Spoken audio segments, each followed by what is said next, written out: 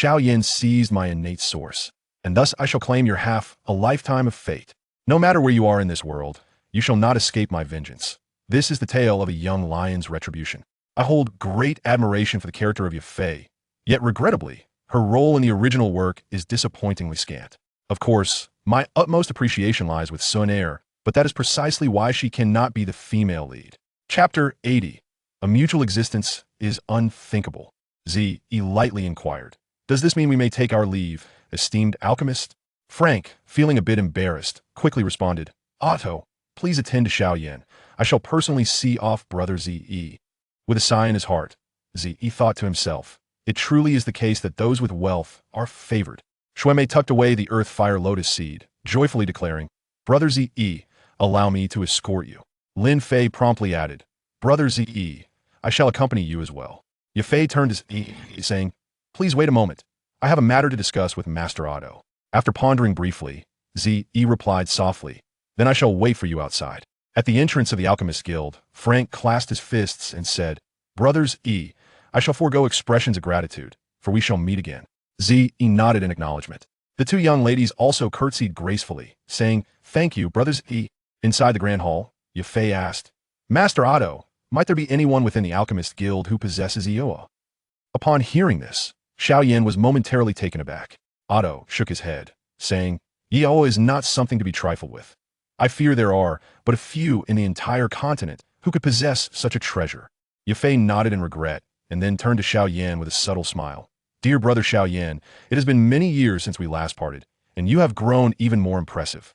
Xiao Yan replied, Sister Yafei, you have become increasingly enchanting as well. Yafei chuckled. Is that so? I have matters to attend to, so I shall take my leave.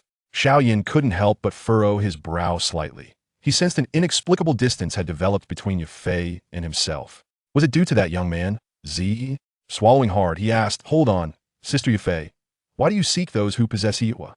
Yafei turned back and softly explained, The patriarch of the Nalan family is gravely ill. It is said that only those who possess Iowa can cure the poison afflicting him, and I was entrusted to seek out such individuals. The Nalan family. Otto nodded. I have heard whispers of this matter. Nalan Jia has been afflicted by poison for 7 years, and now it has flared up. It is rumored that he may not survive this time.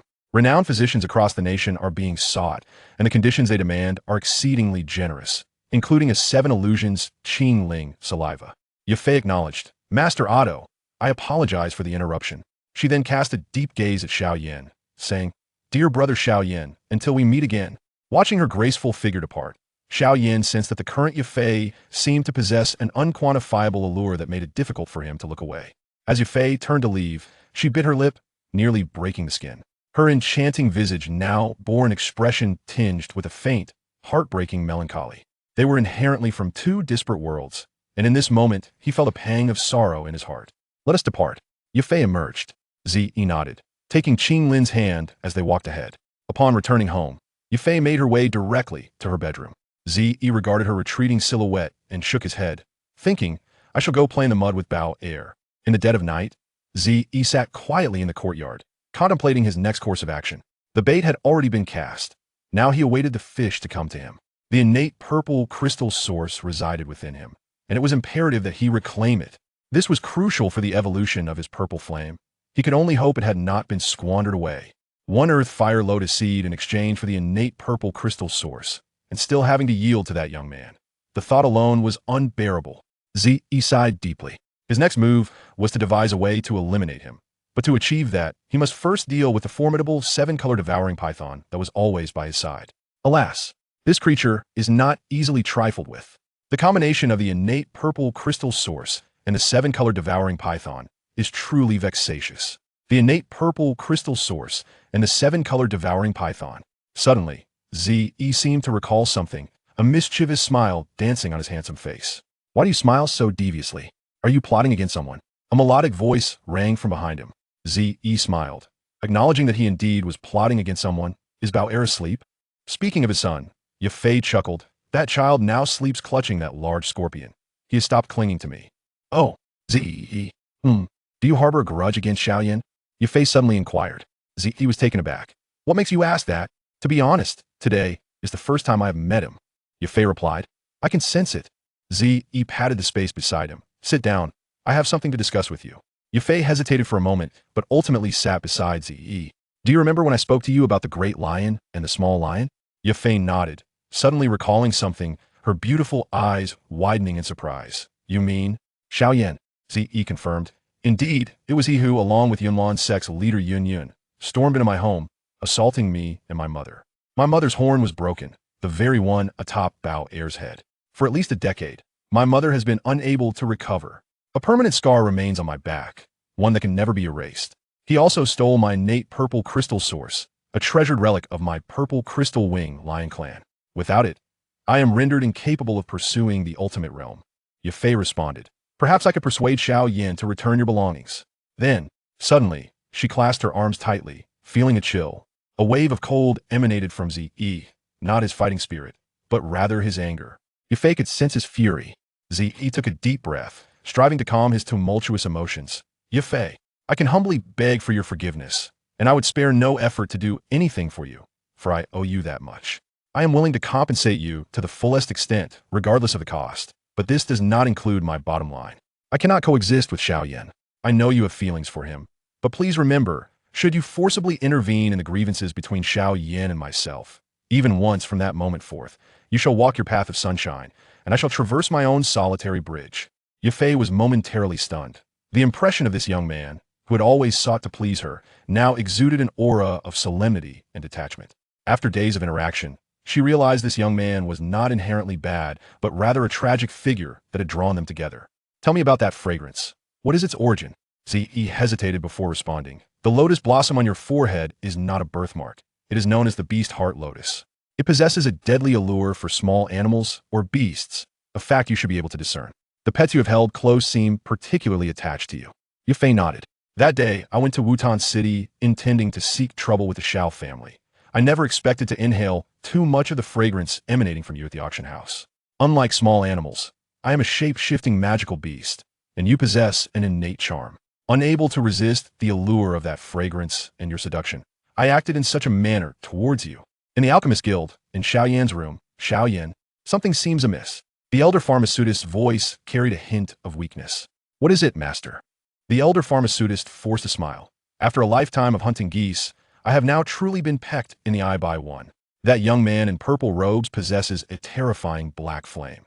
Had it not been for the protection of my bone spirit cold fire, I fear I would have succumbed to him completely.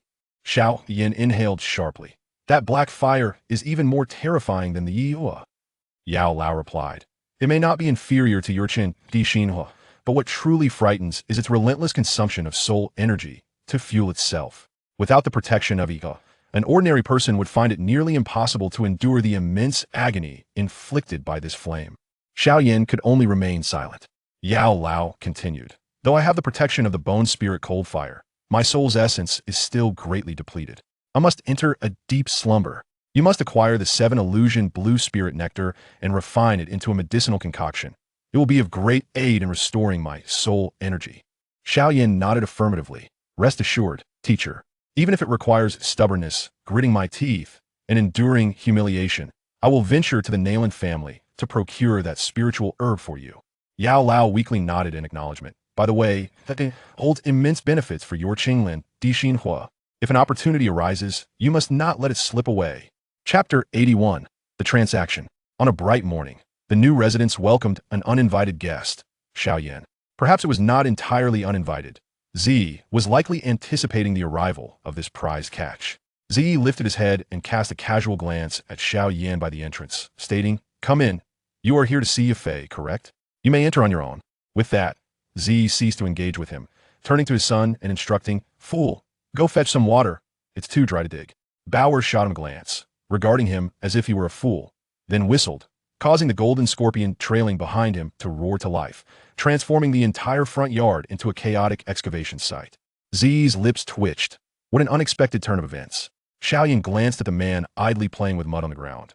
Was this truly a home? He then proceeded into the hall.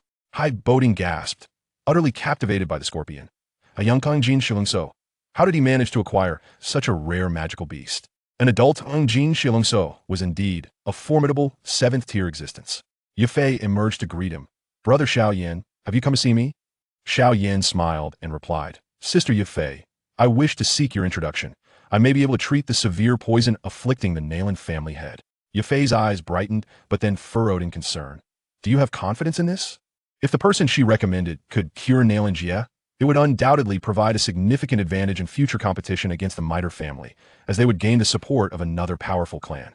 However, if the treatment failed, it would be disastrous. Xiao Yan smiled. It is worth a try. After contemplating, Yafei recalled the mysterious elder beside Xiao Yan. Perhaps he truly could cure Nalan Jie's lingering poison. After a moment of thought, Yafei nodded. Let us go. I shall take you to the Nalan residence. Xiao Yan smiled gently. There is no rush, Sister Yafei. May I inquire about the relationship between that Wang and yourself? Yafei paused, contemplating for a moment before replying. We are partners in collaboration, I suppose. Xiao Yan hesitated before asking. Might I trouble you to inquire if he is willing to part with the he possesses? Yafei was momentarily taken aback. Was this item truly so enticing for those who cultivated fire attribute techniques? But how could Xiao Yan possibly trade for it from him? After a brief moment of astonishment, Yafei approached Zi, saying, Zi, Brother Xiao Yan wishes to purchase the Hindu from you. Would you be willing to part with it? Zi smirked, his eyes narrowing in amusement, though no one could see his expression as he turned his back to them. After calming his emotions, he replied, Certainly. That item is of no use to me. Yafei paused, then looked at Zi with suspicion, sensing that the situation was not so straightforward. Xiao Yan sighed with relief. If it was of no use to him, it would be easier to negotiate. However, the next sentence sent Xiao Yan plunging from paradise into despair. What do you do in exchange for a Hua Xingdan? Hua Xingdan? Won the world.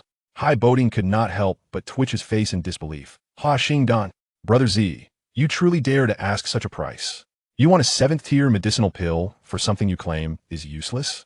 What would you require for something you actually needed a 9th-tier pill? Zi looked at Hai Boding as if he were a fool. Ice Emperor, have you been sealed for so many years that you have become foolish? If I had something useful, I would not trade it for a 9th-tier pill. The Ice Emperor was left speechless. It did seem to follow this logic. Zi set down his shovel, stating, Using medicinal pills to enhance one's strength ultimately weakens the foundation. You must understand this principle. Hai Boding's face flushed. This brat dared to teach him a lesson. Xiao Yan frowned and approached Zi, saying, Sir, do you not think this price is a bit excessive? Zi slowly rose and gazed at Xiao Yan. Is it too high? It forms only once every century. What I possess may well be the only one on this entire continent. Whether you wish to trade is entirely up to you. Zi then squatted down, resuming his digging in the dirt with the small shovel. Xiao Yan felt an overwhelming urge to slap him, thinking, how absurd. Even that little creature has stopped playing in the dirt, and here you are still indulging in such childishness. Xiao Yan took a deep breath. I truly cannot provide a 7th.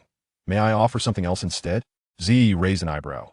What peculiar item do you possess? Zi thought to himself. Aside from the Bansheng Dingyan and the remnants of the Jinglan Yao, what else do you have? Xiao Yan smiled. I heard yesterday that you sought the Bifingyan from Master Gute. Coincidentally, I have a vial with me. I believe this is something you urgently need. How dare you use my Bansheng Dingyan to barter for something? Only you would be so shameless. Zi suddenly stood up, angered. You brat, do you think I am either foolish or naive? A vial of Bansheng Dingyan for a Di Hualend. The door is over there. The further you go, the better. This reaction was entirely within Xiao Yan's expectations. He smiled and said, Dovisha, I believe there is no impossible transaction in this world. I simply wish to know the price you have in mind. I have come with utmost sincerity to negotiate. Zi pondered for a moment before stating, 6 vials of Bansheng Dingyan. Xiao Yan fell silent for a considerable time before replying, I truly cannot provide 6. At most, I possess 2. Within the Zi inquired, Lion Ancestor, given the absorption rate of humans, how long would it take for him to completely refine my... The Lion Ancestor considered. After all, that is a treasure of our Leisure clan. How could a human's physique be comparable to ours? Just a small vial would likely take him 3 to 4 years to fully refine. Zi contemplated and asked, what if we were to feed it to the Chitar Tun Tanmong? The Lion Ancestor was momentarily taken aback, pondering the implications of using this item to nourish the Chitar Tun Tanmong. If it were the Chitar Tun Tanmong, even a single lick would keep it satisfied for several days. Zi calculated. Xiao Yan must still have at least 3 vials left. Zi declared 5 vials. Xiao Yan shook his head, feigning regret. I only possess 2 vials. Whether you choose to trade or not, I can only offer these 2. If you still feel this is insufficient, despite my strong desire for the D, I will have no choice but to forego the transaction. Z, growing impatient, remarked, "Do as you please, just do not disturb me while I play in the mud." Xiao Yan could only remain silent. He suppressed his dissatisfaction, feigning sorrow, and sighed. "Then I shall take my leave. I hope for a chance to trade again in the future." With that, Xiao Yan maintained a composed expression and smiled at Yafei, shrugging his shoulders in apparent resignation. "Sister Yafei, let us proceed to the Nayland family." Yafei gently shook her head. "Z, we need to meet with Nayland Jia. Please watch over Bauer." Z remained silent, continuing his mud play. Afterward, Yafei stepped towards the door, and Xiao Yan turned gracefully, following her out with a confident stride. 1 step, 2 steps, 5 steps, 15 steps. "Wait a moment," a voice called from behind. Xiao Yan let out a slow breath, thinking, "You continue to hold on, and I shall see how long you can maintain this stance." Chapter 82. No one can insult you. Wait. Ziyu brushed off the dirt from his hands and slowly stood up. "You go alone. I'm not at ease. I will accompany you." After saying this, he called out loudly into the house, "Baya, keep an eye on the place." A shadow darted over. Just as it was about to act, upon seeing so many people, it collapsed weakly onto the ground. The 8-winged black serpent. Hailong Hebadong's pupils constricted sharply. The 8-winged black emperor serpent. He could not be mistaken. Although this creature had coiled its body and suppressed its aura, how could he, with his spiritual strength, not perceive its presence? Its powers still surpassed his own, and yet it had fallen to the role of a guardian. Moreover, it appeared exceedingly docile. Hebadong could not help but glance at Ziyu, wondering who this individual truly was. Ziyu spoke softly, "Let us go." He took the lead, stepping past the floral archway, leaving behind a serene silence. Was he leaving just like that? Shouldn't he first negotiate with him? Xiao Yan felt the urge to strike. After all, he was the protagonist of this tale. Where was his halo? Wasn't he the script supposed to depict him coming here to bargain? Was he truly concerned? What was there to worry about with Elder Hai by his side? Where in the Gamma Empire could they not venture? This damned fellow truly looked down upon the accompanying purple crystal source? That shouldn't be the case. A Do Huang would fight to obtain this item from the brother of the Gamma Empire's Pill King. Gu He. Its value in his heart should be immeasurable. He truly cannot comprehend. A crowd poured into the courtyard from the gate, completely blocking the entrance. Ziyu chuckled. "What is the situation?" The third elder. "It is as follows. I saw them enter here yesterday with my own eyes, and they have yet to emerge," a dosher reported to the elder leading the group. The old man glanced at the purple-clad figure before him, and a voice, frail yet filled with fury, rang out. "Yafei, come out this instant, you wretched woman. How dare you seduce a wild man and cause the death of my grandson? Today, I shall have your life." Upon hearing this voice, a layer of frost enveloped Yafei's delicate face, and with a graceful step, she emerged from the floral archway. "Leo, you wretched woman, may you meet a miserable end." Leo's venomous glare pierced through Yafei, who was being repeatedly insulted as a wretched woman. Her countenance grew colder, her fingers whitening as they clenched tightly. Ziyu gently squeezed her small hand, declaring, "No one can insult you in my presence." Yafei was momentarily taken aback, forgetting to withdraw her hand. Leo, filled with uncontrollable rage, sneered at Ziyu. "Young man, given your age, you probably have yet to mature fully, and yet you willingly choose to be a plaything for this woman. I truly pity your mother for giving birth to such a creature." Ziyu was momentarily stunned before bursting into laughter. "Old man, I initially intended to give you a swift end, but your tongue is as foul as that of a dung pit. You may as well return from whence you came." Turning towards the courtyard, Ziyu called out, "Baya, add a dish for today, go." A black serpent slithered from the front yard, coiling atop the shadow wall, raising half of its body to glance disdainfully at the old man, seeking death. "No, too old, not enough meat." Everyone was taken aback. Did that voice just now belong to the serpent? The serpent spoke? Sensing the murderous intent emanating from Ziyu, Baya suddenly stood at attention, its long body expanding dramatically as it transformed into a massive serpent. Hebadong and Xiao Yan quickly retreated. The giant serpent reared up, its enormous mouth gaping open, extending downward, its scarlet tongue flicking out. Leo vanished, and the dosher he had brought stared in horror at the space where Leo had been, looking up to find that a portion of the massive serpent's body was still thrashing about, legs kicking wildly. It's eating someone. The 15 dosher from the miter auction house fled in panic. Xiao Yan's complexion changed dramatically, a 6-tier magical beast. Hebadong gave a bitter laugh. "Indeed, it is the 8-winged black emperor serpent." Xiao Yan inquired, "The 8-winged black emperor serpent?" Hebadong nodded. "This is the 8-winged black emperor serpent. a fearsome, sixth-tier magical beast. Xiao Yan shifted his gaze from the eight-winged Black Emperor serpent back to Ziyu, swallowing hard. He had actually commanded it to devour someone alive. Ziyu seemed to forget to release Yafei's hand, naturally holding hers as they walked out together.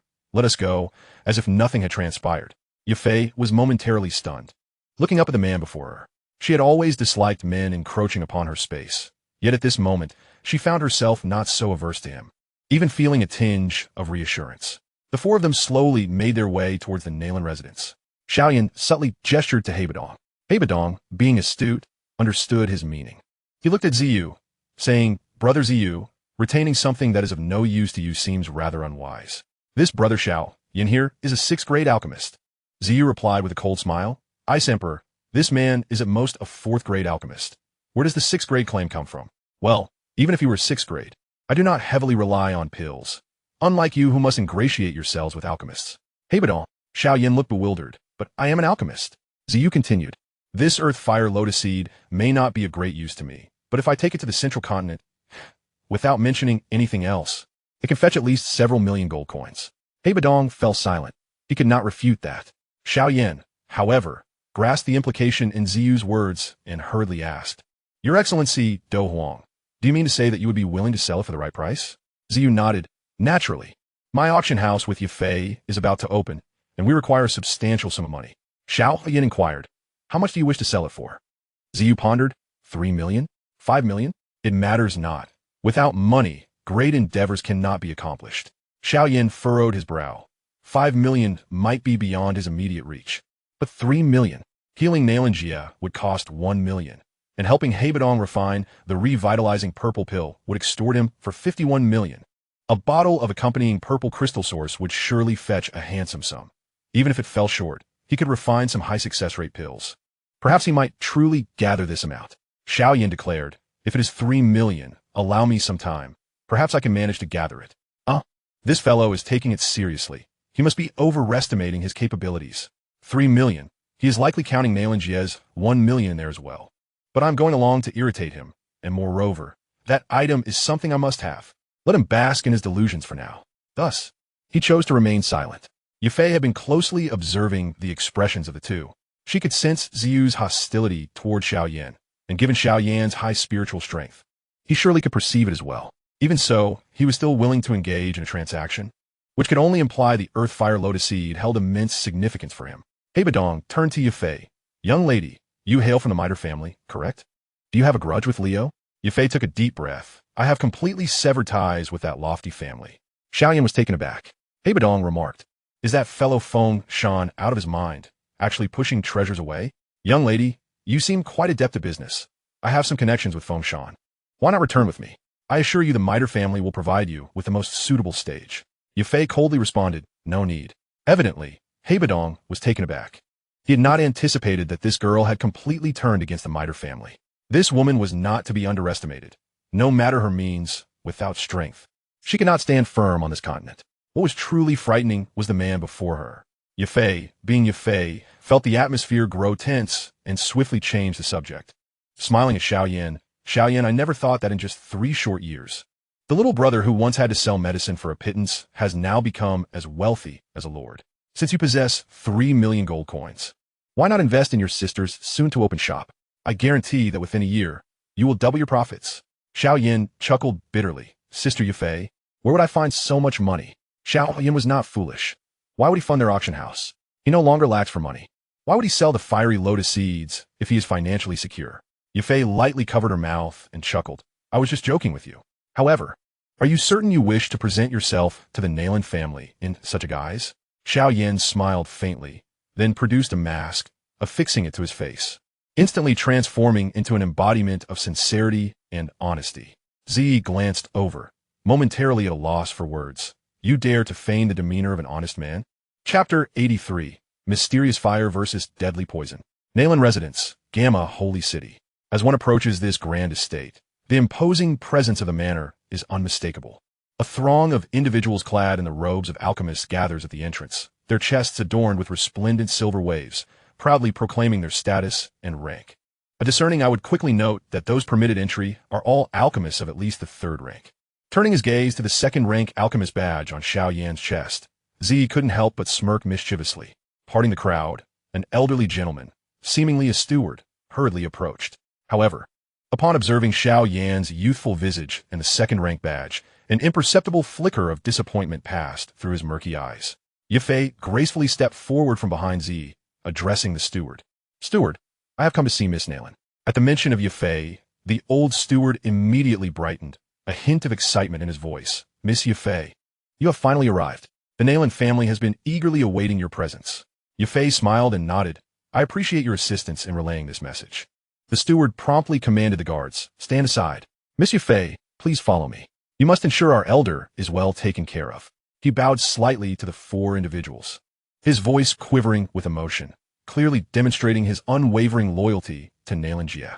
Yifei nodded slightly, and they entered through the grand doors. At a leisurely pace, Z and Xiao Yan followed the steward, their eyes sweeping over the opulent estate. The towering structures exuded an air of magnificence. The Nayland family was indeed one of the 3 prominent families of the Gamma Empire. Upon entering the grand hall, they found a middle-aged man seated with an imposing presence, his tiger-like gaze radiating authority. The middle-aged man appeared slightly taken aback before rising to his feet, clasping his hands in greeting. "I am Nayland Su of the Nayland family. It is an honor to have you in my humble abode. Miss Yifei, I extend my heartfelt gratitude." Yifei returned the gesture. "You flatter me, Master Nayland. I merely hope to assist in alleviating the elder's plight." Nayland Su's expression suddenly darkened as he turned to the steward. "Go summon Yanran. I instructed her to invite guests, yet she has failed to personally welcome you. Such neglect is unbecoming of the Nayland family." The steward bowed deeply. "Master, the young lady has not yet returned." Nayland Su nodded and waved his hand, prompting the steward to exit. He then turned his attention to the 4 of them. "Might you allow Miss Yifei to introduce you?" Yifei gestured toward Xiao Yan. "This is Yin Xiao, an alchemist." Xiao Yan suppressed a wave of inexplicable emotions and slowly raised his hand in salute. "Z, Do Huang." Nayland Su's eyes widened in recognition. "Ah, it is an honor to finally meet you." He turned to Z. "Is this the young Do Huang Miss Yanran spoke of?" Z merely nodded in acknowledgement. Yifei inquired, "And who might this be?" "An old fool, not worth mentioning," Haibuodong replied indifferently. Nayland Su smiled faintly. "Please take a seat." His gaze swept over the young man in purple. Could this 15 or 16-year-old truly possess the strength of a Do Huang? With a chuckle, he continued, "I believe you are aware of the troubles our Nayland family faces. My father was afflicted by the infamous Liao poison, and now the toxin has flared, rendering him unable to endure any longer." Nayland Su glanced at Z. "If this young brother can cure my father, I assure you, the compensation will be beyond your expectations." With a grand gesture, he pointed towards a side room. "He is inside. I kindly request your assistance." Xiao Yan rose slowly. "I will do my utmost." Beside him, Z couldn't help but chuckle inwardly, recalling the saying, "You finish your song, and I shall take the stage." Nayland Su paused, bewildered. Why him? This seemingly honest and unassuming young man, who bears a second-rank alchemist badge, is to treat my father? Did I not hear that this young Do Huang intended to use poison against poison? Nayland Su stared at the advancing young man, disbelief evident in his eyes. This unexpected self-recommendation by the second-rank alchemist had taken him aback. To be frank, he had not anticipated such a turn of events. He held little hope for the capabilities of a second-rank alchemist. Questioning whether this young man could truly expel the poison that even the renowned Dan Wang Gu he could not manage. "Young brother, you stand up. Although I harbor doubts about your hidden abilities." Nayland Su approached cautiously. "Are you confident in your ability to treat my father?" Halting in the center of the hall, Xiao Yan cast a glance at Nayland Su, his tone indifferent. "Pray tell, does Dan Wang Gu he possess such confidence?" Nayland Su momentarily faltered, then awkwardly shook his head. "If Master Gu he could cure him, why would we expend such effort seeking help elsewhere?" In light of the fact that even the esteemed Dan Wang lacked absolute assurance, Nayland Su's words to Xiao Yan seemed somewhat. Xiao Yan's voice, hoarse and laced with sarcasm, interrupted. "Might I suggest that your words to me are somewhat lacking in credibility?" Nayland Su, taken aback by the young man's sharpness, felt a sudden surge of anger rising within him. He chose to disregard Xiao Yan and redirected his attention to Z. "I have heard you possess a method to counteract the Liao poison. I implore you to save my father today." Xiao Yan felt a torrent of frustration surge within him. Was he merely a joke in their eyes? They had been awaiting Z's arrival all along. He glanced at Yifei, who offered him an enigmatic smile. Z responded, "Let me clarify. I can treat the Liao poison afflicting the Nalan Patriarch, but the cost will be a 10-year reduction in his lifespan. Not so forced as might. Do I have any choice left? After all, finding mysterious fire is no simple task. Bowing respectfully, he implored, I beseech you to lend your aid. At that moment, Xiao Yan wished he could storm out in a huff. Yet the 7 illusions' clear spirit saliva was far too crucial for his mentor. Taking a deep breath, he calmly inquired, Are you familiar with this? As he extended his palm, 2 vibrant, ethereal flames danced playfully upon it. Mysterious fire? Nalansu. Sensing the air growing increasingly heated, shot up from his seat, fixated on the swirling azure flames. Is this truly mysterious fire? The astonishment faded, replaced by an uncontainable joy that illuminated his face. Now, do you believe I am qualified to expel the poison from your father? The seemingly ordinary youth, focused on manipulating the azure flames, spoke with a detached demeanor. An alchemist possessing mysterious fire holds boundless potential in the alchemical realm. Even Dan Wanggu, he had never managed to acquire such a treasure. One can only imagine the rarity and value of such a gift. Acquiring mysterious fire requires not only chance, but also significant backing. Thus, it stands to reason that this seemingly youthful second-rank alchemist must have a remarkably powerful mentor behind him.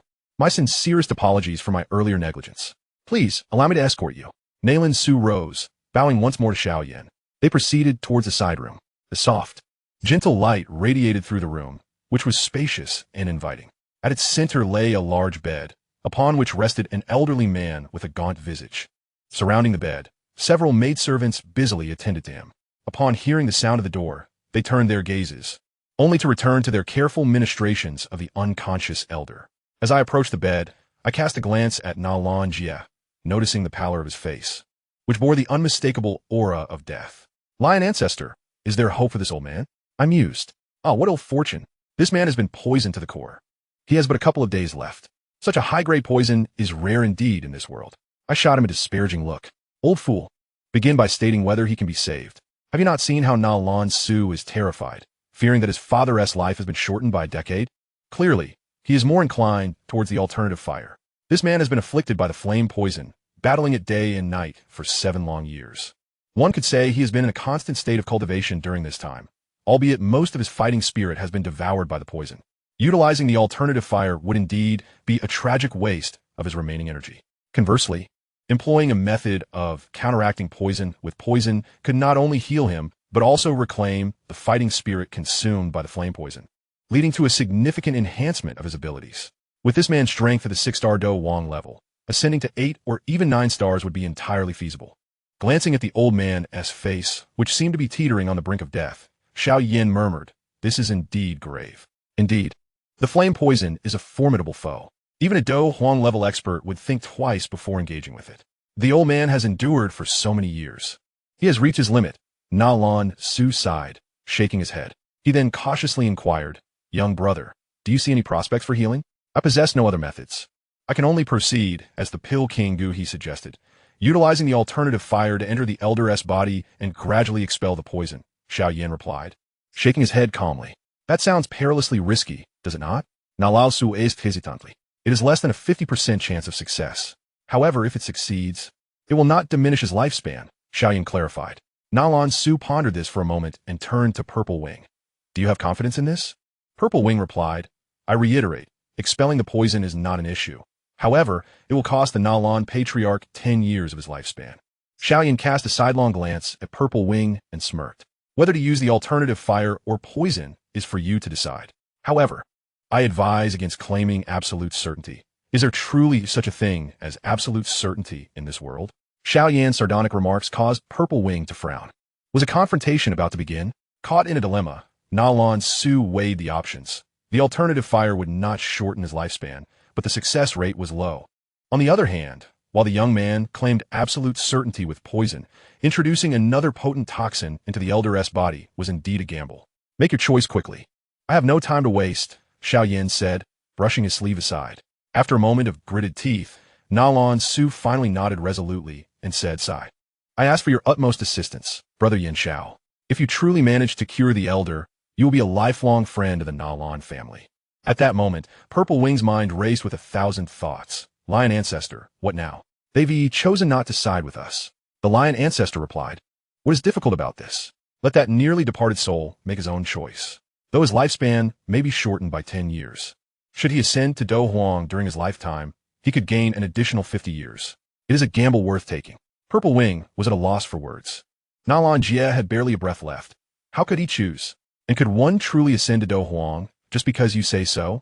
The lion ancestor chuckled. Just because he cannot awaken now does not mean he won't later. Once the alternative fire enters his body, he is certain to regain consciousness. At that point, he can make his choice. Moreover, once both potent poisons are in his system, he will be able to cultivate by consuming toxins. With the Nalan family's resources, acquiring the necessary poisons for ascension to Do Huang would not be difficult. Purple Wing paused, then smirked wickedly. Lion ancestor, I find you delightfully devious. You intend for this brat to work tirelessly to awaken the old man, only to then cast him aside. The lion ancestor replied, Brat, this old man is a treasure trove. Purple Wing was taken aback. Aside from the poison, he is just an old man. Even his flesh is too tough to consume. To waste him would be a pity. I just noticed that this old man is perfect for testing the efficacy of the method for refining the acquired poison body. The lion ancestor said. Purple Wing grinned. Lion ancestor, you are truly insidious. Step aside. Do not disturb me, I said casually, waving my hand as I positioned myself beside the bed. Raising my right hand slightly, azure flames swirled around me, instantly causing the temperature in the room to soar. Seeing Xiao Yan preparing to act, Nalan Su quickly stepped back a few paces, simultaneously signaling the maidservants to leave the room. Purple Wing cleared his throat and said, Wait a moment, I have something to say. Aside from Xiao Yan, Nalan Su looked at Purple Wing bewildered. With a smile, Purple Wing said, Brother Yin Xiao, feel free to proceed. I will not interfere. I see that you have already mastered control over the Azure Lotus Heartfire. The Nalan Patriarch has no cause for concern. I have faith that expelling the flame poison will pose no problem, allowing me to depart with peace of mind. Nalan Su let out a small sigh of relief, trusting that a Do Huang expert would not be mistaken. Purple Wing continued, However, before I leave, I must remind the Nalan Patriarch that while the alternative fire can expel the flame poison, the Patriarch's strength will inevitably diminish as the flame poison is expelled into the alternative fire. His power will be significantly reduced, making future advancements exceedingly difficult. Nalan Su frowned as the voice of Nalan Yin Ran emerged from outside, and soon she entered the room. Purple Wing lightly clasped his hands in farewell. Then, I shall take my leave. Nalan Jie inhaled deeply and said, Yin Ran, please see off Brother Purple Wing on my behalf. Nalan Yin Ran gestured for him to follow and led Purple Wing to the door. Outside, Yafei awaited them. Nalan Yin Ran said, Please follow me. At the entrance of the Nalan residence, Nalan Yin Ran bowed gracefully. Sister Yafei, if grandfather can be saved, the Nalan family will not forget this kindness. Purple Wing took Yafei's hand and stepped forward, then halted. Miss Nalan. Nalan Yin Ran stopped and turned to face him. Purple Wing continued. I must express something that weighs heavily on my heart. I am not after your family's 1 million gold coins, nor am I envious of the 7 illusion crystal tears. I lament the loss of the elder's cultivation. After today, he will be halted in his progression. If my method is employed, counteracting poison with poison, though it may cost him 10 years of lifespan, his strength could at least advance to 8-star Do Huang.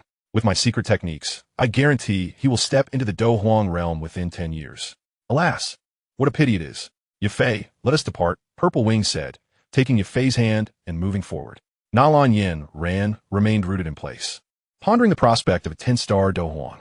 Yafei shot Purple Wing an exasperated glance. You've become rather fond of holding hands. Yafei then asked, What are you plotting? Purple Wing, taken aback, feigned innocence, what do you mean? Yafei shot him a sidelong glance. Your final words to Nalan Yin Ran were certainly not without purpose. Purple Wing chuckled. I was simply digging a pit for your brother Xiao Yan. Yafei fell silent, gently withdrawing her hand. Without the warmth of her touch, Purple Wing felt a pang of loss as he walked ahead. As they passed the door of the Miter auction house, Yafei halted, saying, You killed Leo. The Miter family will not let this slide. Unbeknownst to you, the middle family has a venerable elder, a formidable Do emperor, who has been sought after by the middle family for many years. Zi chuckled, that old man. In fact, you have already met him. Jia Fei Blade. He asked the old man who follows Xiao Yan around. Bing Huang Hai Bo Dong. Jia Fei gasped. It's him. Zi laughed. Rest assured, that old man can't even defeat the snake my sister keeps. The middle family is nothing remarkable. It was then that Zi noticed the grand building opposite the middle auction house. He inquired, By the way, whose hotel is this? It's quite impressive and in a prime location. Yafei replied softly, it belongs to the Nayland family, the largest hotel in Gamma Saint City. See, did. Soon it'll be ours. Yafei shot him a glare. Don't be ridiculous. The Nayland family is not short of money. They would never sell this hotel. Ze chuckled, why buy it? They would be eager to give it to us. Let's go inside and take a look. The hotel was exquisitely designed. 3 stories tall, adorned in red, white, and gold, exuding an air of elegance and comfort the moment one stepped inside. This hotel is quite splendid, perfectly suited for us. Ze commented as he approached the front desk. Excuse me, is this hotel for sale? Yafei was speechless. The attendant behind the counter hurriedly stood up, glancing between Ze and Yafei with a look of confusion. Sir, what did you just say? Ze frowned. I asked if this hotel is for sale. It seemed he had not been mistaken. The attendant's eyes revealed a hint of disdain. I'm afraid, sir, you might be at the wrong place. Ze kid. Not for sale. What a pity. It would make a splendid auction house, not some trivial hotel. The attendant's eyes nearly blazed with indignation, while Yafei helplessly pulled Ze's hand, leading him away, embarrassed by his antics. Chapter 85. The Nayland Family's Troubles. I wish to pay another visit to the Mu family, Yafei stated. Ze shook his head. Not today, perhaps in the afternoon. Nayland Yinran from the Nayland family will come to deliver the hotel to us. Yafei frowned. Are you so certain? Ze smiled. You don't enjoy cultivating. So you want to comprehend the immense allure of enhancing one's strength to a fighter. Yafei sighed softly. It's not that I dislike cultivation. It's just that my constitution is inherently unsuitable for it. Ze paused, taken aback. You enjoy cultivating? Jafei Forstai's might. Who in the Dochi continent wouldn't desire to cultivate and rise above others? At the Nayland family residence, Nayland Su sighed, alas. I never anticipated that someone so young could possess a rare flame coveted even by Master Gu He, and that Ze, appearing no older than 15 or 16, has already attained the rank of Do Emperor. Did he begin cultivating in the womb? Beside him, Nayland Yinran couldn't help but recall that tall figure cloaked in purple. Whispering to Nayland Su, he claimed to have a secret method to accelerate cultivation. It must be due to this method that he achieved the title of Do Emperor at such a young age. Indeed, remarkable. He seems to be of a similar age to you. Wait, what did you just say? Secret method? Nayland Yinran nodded. He also mentioned that if he utilized his poison techniques, not only could he cure grandfather's ailment, but his strength could reach at least 8 stars. More importantly, he is willing to share the secret method, enabling grandfather to break through to Do Emperor within 10 years. Nayland Su chuckled bitterly. Why didn't he mention this sooner? I've suffered because of him. Nayland Yinran was taken aback. Didn't he inform father? Nayland Su's face went pale. It must be because I chose the rare flame over him, leaving him resentful. Nayland Su consoled himself. However, I doubt there is truly a secret method that could help your grandfather break through to Do Emperor. It's likely just a provocation. Nayland Yinran quickly stabbed at Nayland Su's heart with her words. I think it's possible. Hasn't he already attained the title of Do Emperor at just 15 or 16? Nayland Su's expression darkened further. Now, it was too late to say anything. I fear that when your grandfather wakes up, the first thing he'll want is to strike your father dead. Nayland Yinran chuckled. Don't worry, father. If grandfather were to strike you, I would simply take you back to Yinlan's sect. Nayland Su smiled. Indeed, having a daughter is truly heartwarming. As the young master of Yinlan's sect, don't forget to make your father an elder when the time comes. Nayland Yinran shot a glance at Nayland Su. Speaking of Yinlan's sect, it seems that there are less than 2 weeks left until your 3-year agreement with that Xiao family boy. Isn't it? Nayland Su's smile suddenly faded, and he sighed, while Nayland Yinran fell silent. After a moment, she nodded slightly. 13 days remain. Let's conclude today's treatment here. At this rate, it will take at least 7 days to completely expel the toxins. Xiao Yan glanced at Nayland Jia, whose complexion appeared slightly improved, and murmured, Thank you, young brother. As long as you can cure the old master, the Nayland family will ensure you are not disappointed in terms of rewards. Gazing at Nayland Jia's somewhat revitalized, aged face, the heavy weight pressing on Nayland Su's heart finally lifted. Nayland Jia's importance to the Nayland family was immeasurable. Losing this pillar would not cause the family to collapse, but the gap with the other 2 major families would undoubtedly widen. Xiao Yan nodded. I will return tomorrow. For today, I shall take my leave. After seeing Xiao Yan off, Nayland Yinran returned to Nayland Jia's room. Grandfather, do you feel much better? Nayland Jia glanced at his granddaughter. Do not provoke me, and I shall be just fine. Nayland Yinran felt somewhat wronged. This old man had sold her to his friend's grandson in a moment of joy, and now he had the audacity to act aggrieved. Pouting her lips, she chose to ignore him. Nailin Su swallowed hard. Father, do you feel any different? Nailin Jie took a deep breath. I feel much more agile. I can also sense that the poison within me has significantly diminished. This rare flame is indeed extraordinary. Nailin Su swallowed again. Father, I have something to tell you. Let Yinran explain. Nailin Jie looked at the pair with confusion. What? Did you do something outrageous again? Sewer, I'm not scolding you. This girl has been spoiled by you. Never considering others' feelings. Nailin Yinran retorted, Grandfather, I am now the young master of Yinlan sect. Nailin Jie shot her a glance. And I'm still your grandfather. Why can't I scold you a bit? Nailin Yinran endured, Grandfather. After this rare flame treatment, do you feel any other differences? Other differences? Nailin Jie looked at Nailin Yinran. What exactly are you trying to ask?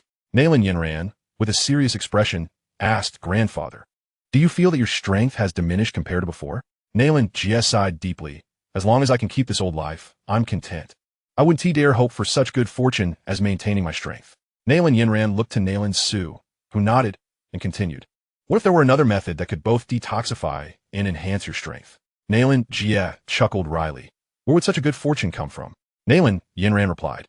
Just now, another esteemed individual mentioned he had a method to counteract poison. Not only could it cure Grandfather's strange poison, but it could also elevate his strength to Do Wang at 8 stars, though the cost would be a reduction of 10 years of lifespan. Nalan Ye et Brets Witzkinet. Nailin Yinran added. And if supplemented with his secret method, he guarantees Grandfather will attain Do Emperor within 10 years. Nailin Jie's eyes sparkled with life as he sprang from his bed, completely shedding his sickly demeanor. Is what you say truly accurate? Nailin Yinran affirmed. I don't know. That is what he claimed. Nailin Jie urged. Who is this person? Where is he now? Nailin Yinran replied. His name is Ze. He has already left, but is currently residing in Gamma City. Nailin Jie took a deep breath. Then why not summon him to me without delay? Nailin Yinran shook her head and said, But father, you dismissed him simply because of his youth. Nailin Jie was momentarily taken aback. How old is this person? Nailin Yinran replied, approximately 15 or 16 years old. Nailin Jie leaned back dejectedly against his pillow. At 15 or 16, he was merely a brash young boy. The attainment of the Do Huang rank is something many spend their entire lives striving for, and your father is right. Nailin Yinran pondered for a moment and said, Grandfather, though he is only 15 or 16, he is indeed a bona fide Do Huang. Nailin Jie suddenly sat up straight in bed, exclaiming, What did you say? Nailin Yinran reiterated, He is a Do Huang, a genuine Do Huang. Nailin Jie turned to Nailin Su, pointing a trembling finger at him, unfilial son. Look what you have done.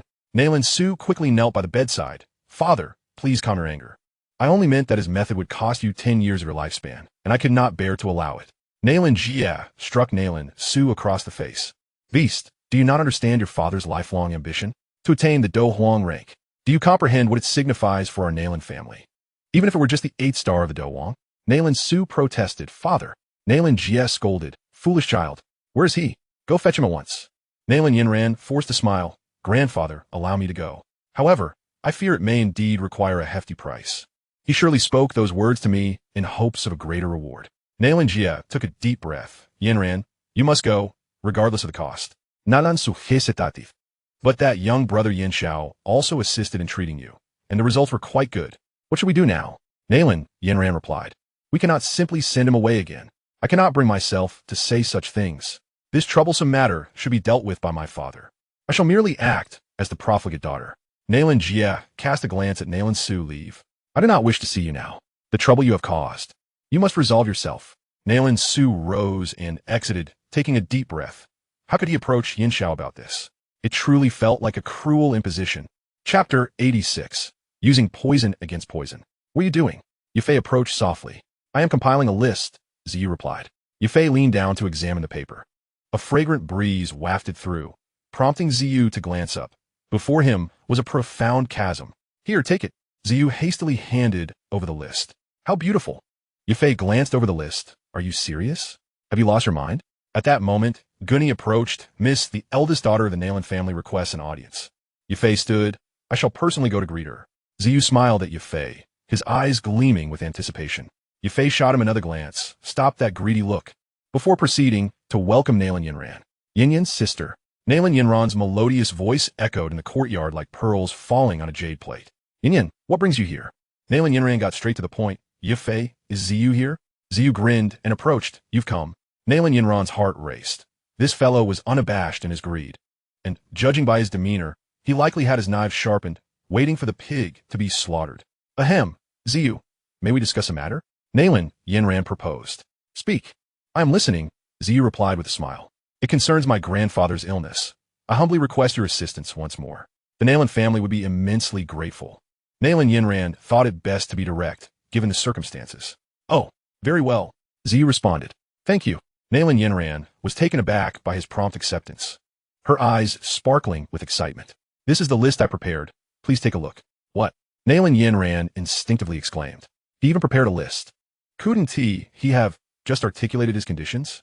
Nalan Yinran was momentarily stunned, then took the list and scanned it quickly, her composure fracturing. Why don't you just seize it? Nalan Yinran shot her head up, glaring at Ziyu with gritted teeth. To be honest, these items are indeed valuable compared to gaining another Do Huang for the Nalan family, Ziyu remarked earnestly. Nalan Yinran examined the list again, struggling to find her words. Yin cannot make this decision.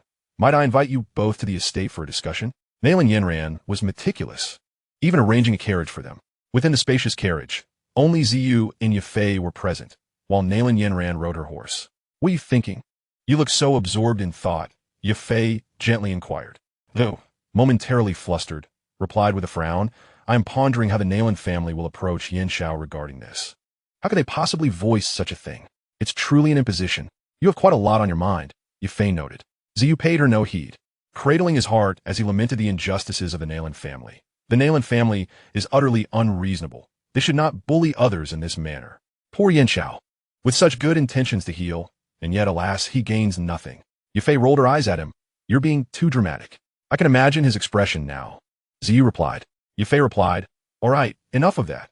Nalan Yinran is still outside. Ziyu's expression suddenly turned serious as he leaned closer to Yifei, whispering, with your brother Xiao Yan's vengeful nature, the Nalan family will find no peace until they settle this.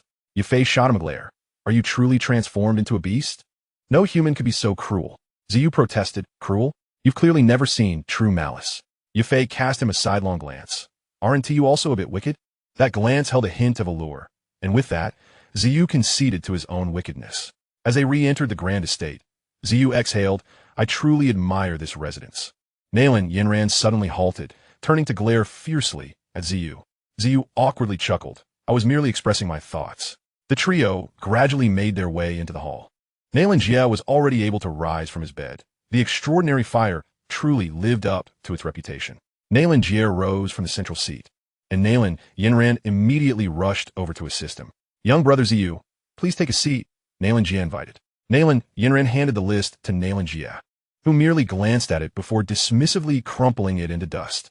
Ziyu and Yifei were momentarily stunned, as was Nalan Yinran, who gazed in shock at her grandfather. Nalan Jia chuckled.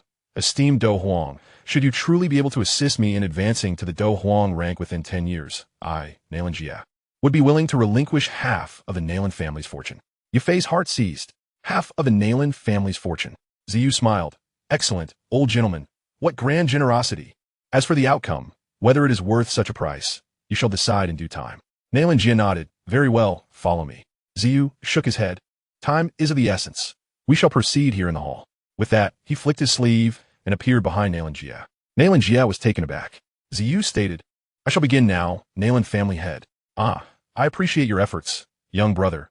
Nalan Jia replied with a slight nod. A surge of dark energy erupted, shredding his garments, revealing a body as frail as a mere skeleton. Within the spiritual sea, Ziyu inquired, what should I do to avoid truly harming this old man? Otherwise, I might have to flee with the child and my wife. The lion ancestor replied, simply follow my instructions. Ziyu took a deep breath, his right hand slightly raised, and at the tip of his index finger, a small, piercing green light began to coalesce, instantly filling the room with a peculiar fragrance. The vibrant flowers adorning the long table withered instantaneously. What a potent poison. Observing the swirling toxic gas, Nalan Yinran's brows instinctively furrowed as she retreated to Yifei's side. The violet fingers of Ziyu sharply pierced into Nalan Jia's back, causing the previously immobile Nalan Jia to tremble violently at that moment. The fingertips gently touched upon Nalan Jia's spine, and the emerald light instantly penetrated into his vertebrae, illuminating one segment like a fluorescent tube. Nalan Yanran could not help but cover her mouth, her eyes suddenly glistening with a hint of redness, as upon that illuminated vertebra. For the 5 mottled shadows became distinctly visible. That was the mark of the scorching poison. A beam of green light swiftly spread towards those mottled shadows. The muscles on Nalan Jia's face gradually twisted, and his withered hands clenched tightly. The veins on his arms throbbed incessantly. Unable to contain himself any longer, Nalan Jia abruptly opened his closed eyes, unleashing a desperate scream from his lips. He could feel his vitality rapidly depleting amidst the mutual devouring of the 2 lethal toxins. To withstand the scorching poison for 7 long years, Nalan Jia's resilience was indeed remarkable. Yet even so, the pain was enough to elicit a cry from him. Grandfather gazed at the elderly man who suddenly screamed upon opening his eyes, and Nalan Yanran hastily called out. Xiao sneered, Nalan Patriarch. If you cannot endure this level of pain, then you may as well abandon any aspirations of becoming a Dou Emperor in your lifetime. Sweat poured down profusely, and Nalan Jia gritted his teeth, declaring, Do as you wish. This level of pain is something I can still endure. Xiao nodded, Rest assured. Your suffering will not be in vain. I guarantee it will be worth it. Ignoring the 2 pale-faced women in the room, Xiao maintained a calm demeanor, and the fingertip embedded in Nalan Jia's back trembled slightly once more as several clusters of emerald light surged into Nalan Jia's body, completely enveloping the corrupted black spots tainted by the scorching poison. As the toxins continuously flowed in, the vibrant emerald glow intensified, and the black spots on the vertebra began to dissolve gradually, accompanied by Nalan Jia's increasingly labored breaths, until the black spots vanished entirely. That segment of the spine regained its pristine smoothness. Upon closer inspection, it was evident that this section of the spine no longer bore its initial emerald hue. Instead, it took on a faint ink green color. As Xiao injected more toxins into Nalan Jia's body, each vertebra appeared as if adorned with a string of lights, pulsating with emerald brilliance. When all the black spots on the spine had been eradicated, the emerald energy began to flow into the ribs, transforming the originally vibrant spine into a deep ink green hue. The agony etched upon Nalan Jia's face gradually eased. The poison of the corrupted heart seeped continuously from Xiao's fingertip into Nalan Jia's back, the emerald energy illuminating every bone in Nalan Jia's body. The black spots scattered across his skeletal frame quietly dissolved. When the last black spot disappeared entirely, Xiao slowly withdrew his finger, and a dark brown fluid followed his fingertip into Nalan Jia's body. Xiao exhaled slowly. Nalan Patriarch, if you do not absorb it now, then when will you? Upon hearing this, a glint of cold light flashed in Nalan Jia's eyes, and a torrent of Dou Qi surged within him. It was observed that a wisp of ink-green mist continuously emanated from his ink-green bones, and the crystal of Dou Qi, shaped like a sea urchin, incessantly devoured this energy within him. Once the final wisp of ink-green mist was consumed by the Dou Qi crystal, the ferocious Dou Qi and the ink-green mist within Nalan Jia began to churn and merge together. At this moment, Nalan Jia was drenched in sweat, his aged visage radiating waves of green light, his body convulsing uncontrollably. As time subtly flowed by, the 2 energies gradually intertwined completely. A more tempestuous surge of Dou Qi erupted from Nalan Jia's body, only to fall into a profound silence thereafter. Little brother, excellent, excellent indeed. His voice was raspy and trembling. Nalan Jia suddenly rose, his fist clenched tightly as he bowed deeply to Xiao. Chapter 87. 7 Illusory Azure Spirit Nectar. Xiao Yan's expression stiffened as he gazed at the golden card left behind by the old steward, nearly choking on his breath, his fingers tightly gripping the card as he coughed. Already filled with rage towards the Nalan family, Xiao Yan felt as if he might explode, his body trembling like a leaf in the wind.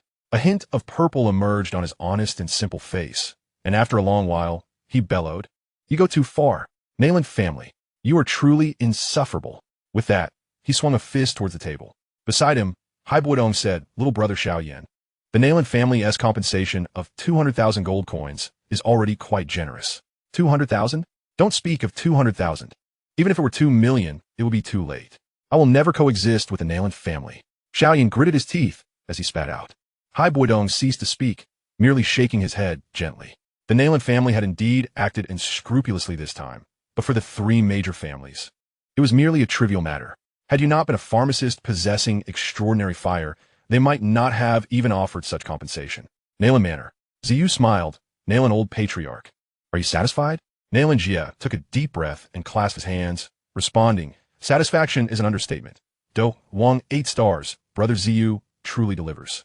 Ziyu shook his head, earnestly stating, I am not entirely satisfied, were it not for a significant portion of Do Qi being entangled by the extraordinary fire.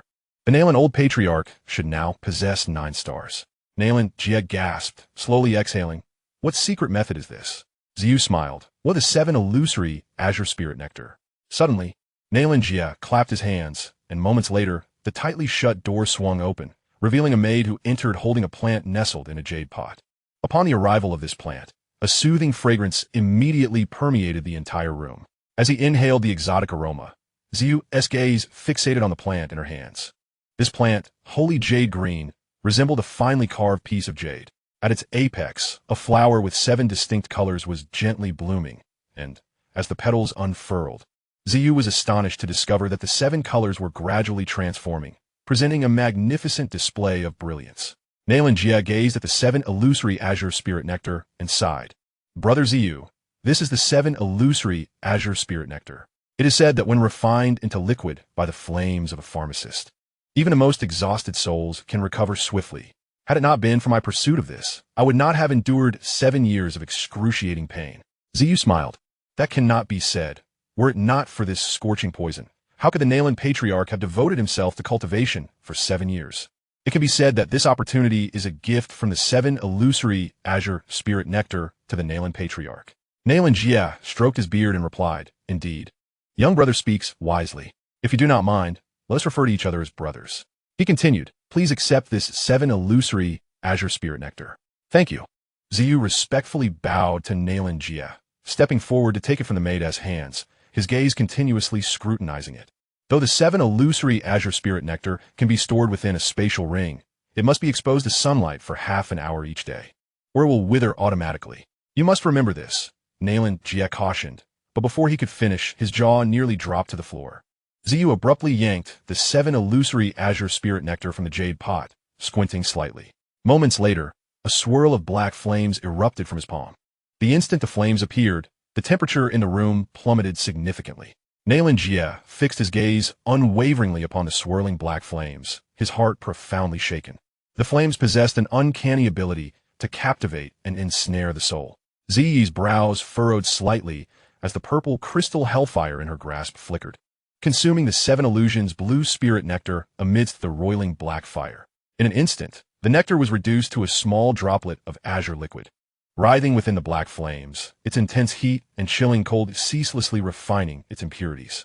The azure droplet shrank further until, moments later, it was no larger than a thumb. This droplet was then drawn into Ziyi's mouth as she closed her eyes in contemplation. The icy blue spirit nectar slid down her throat, prompting a refreshing gasp for air, a sensation of ethereal bliss washing over her as she slowly closed her eyes, her body levitating into a meditative posture in midair. A faint mist of azure water emanated from Ziyi's form. Nalan Jia, noticing this, furrowed his brows and approached Yufei and Nalan Yanran, whispering, It seems the young brother is absorbing the soul energy of the blue spirit nectar. Let us step outside for now. The 2 women nodded in astonishment and followed Nalan Jia out. As Nalan Jia glanced at Yufei, who was peering back into the room, he sighed, Yufei, my dear niece, you are indeed fortunate to have found such a match. It appears the Mitter family is destined for greatness. Yufei, taken aback, replied with a chill in her tone, Nalan family head, I shall not conceal it from you. I have been expelled from the Mitter family. Nalan Jia was momentarily stunned, piecing together the circumstances and immediately grasped the situation, earnestly stating, Yufei, should you ever require assistance from the Nalan family, we are more than willing to lend our support. Yufei was momentarily speechless. Nalan family head? Nalan Jia chuckled. My brother Z, he has rendered me a great favor, and I shall certainly assist you. Yufei, astute as she was, quickly understood the underlying intentions. Without the Mitter family, the Nalan and Mu families could seize the power vacuum left in the Gamma Empire. Just then, Nalan Su approached, noticing his father's radiant expression. He joyfully exclaimed, Father, I congratulate you on your enhanced strength.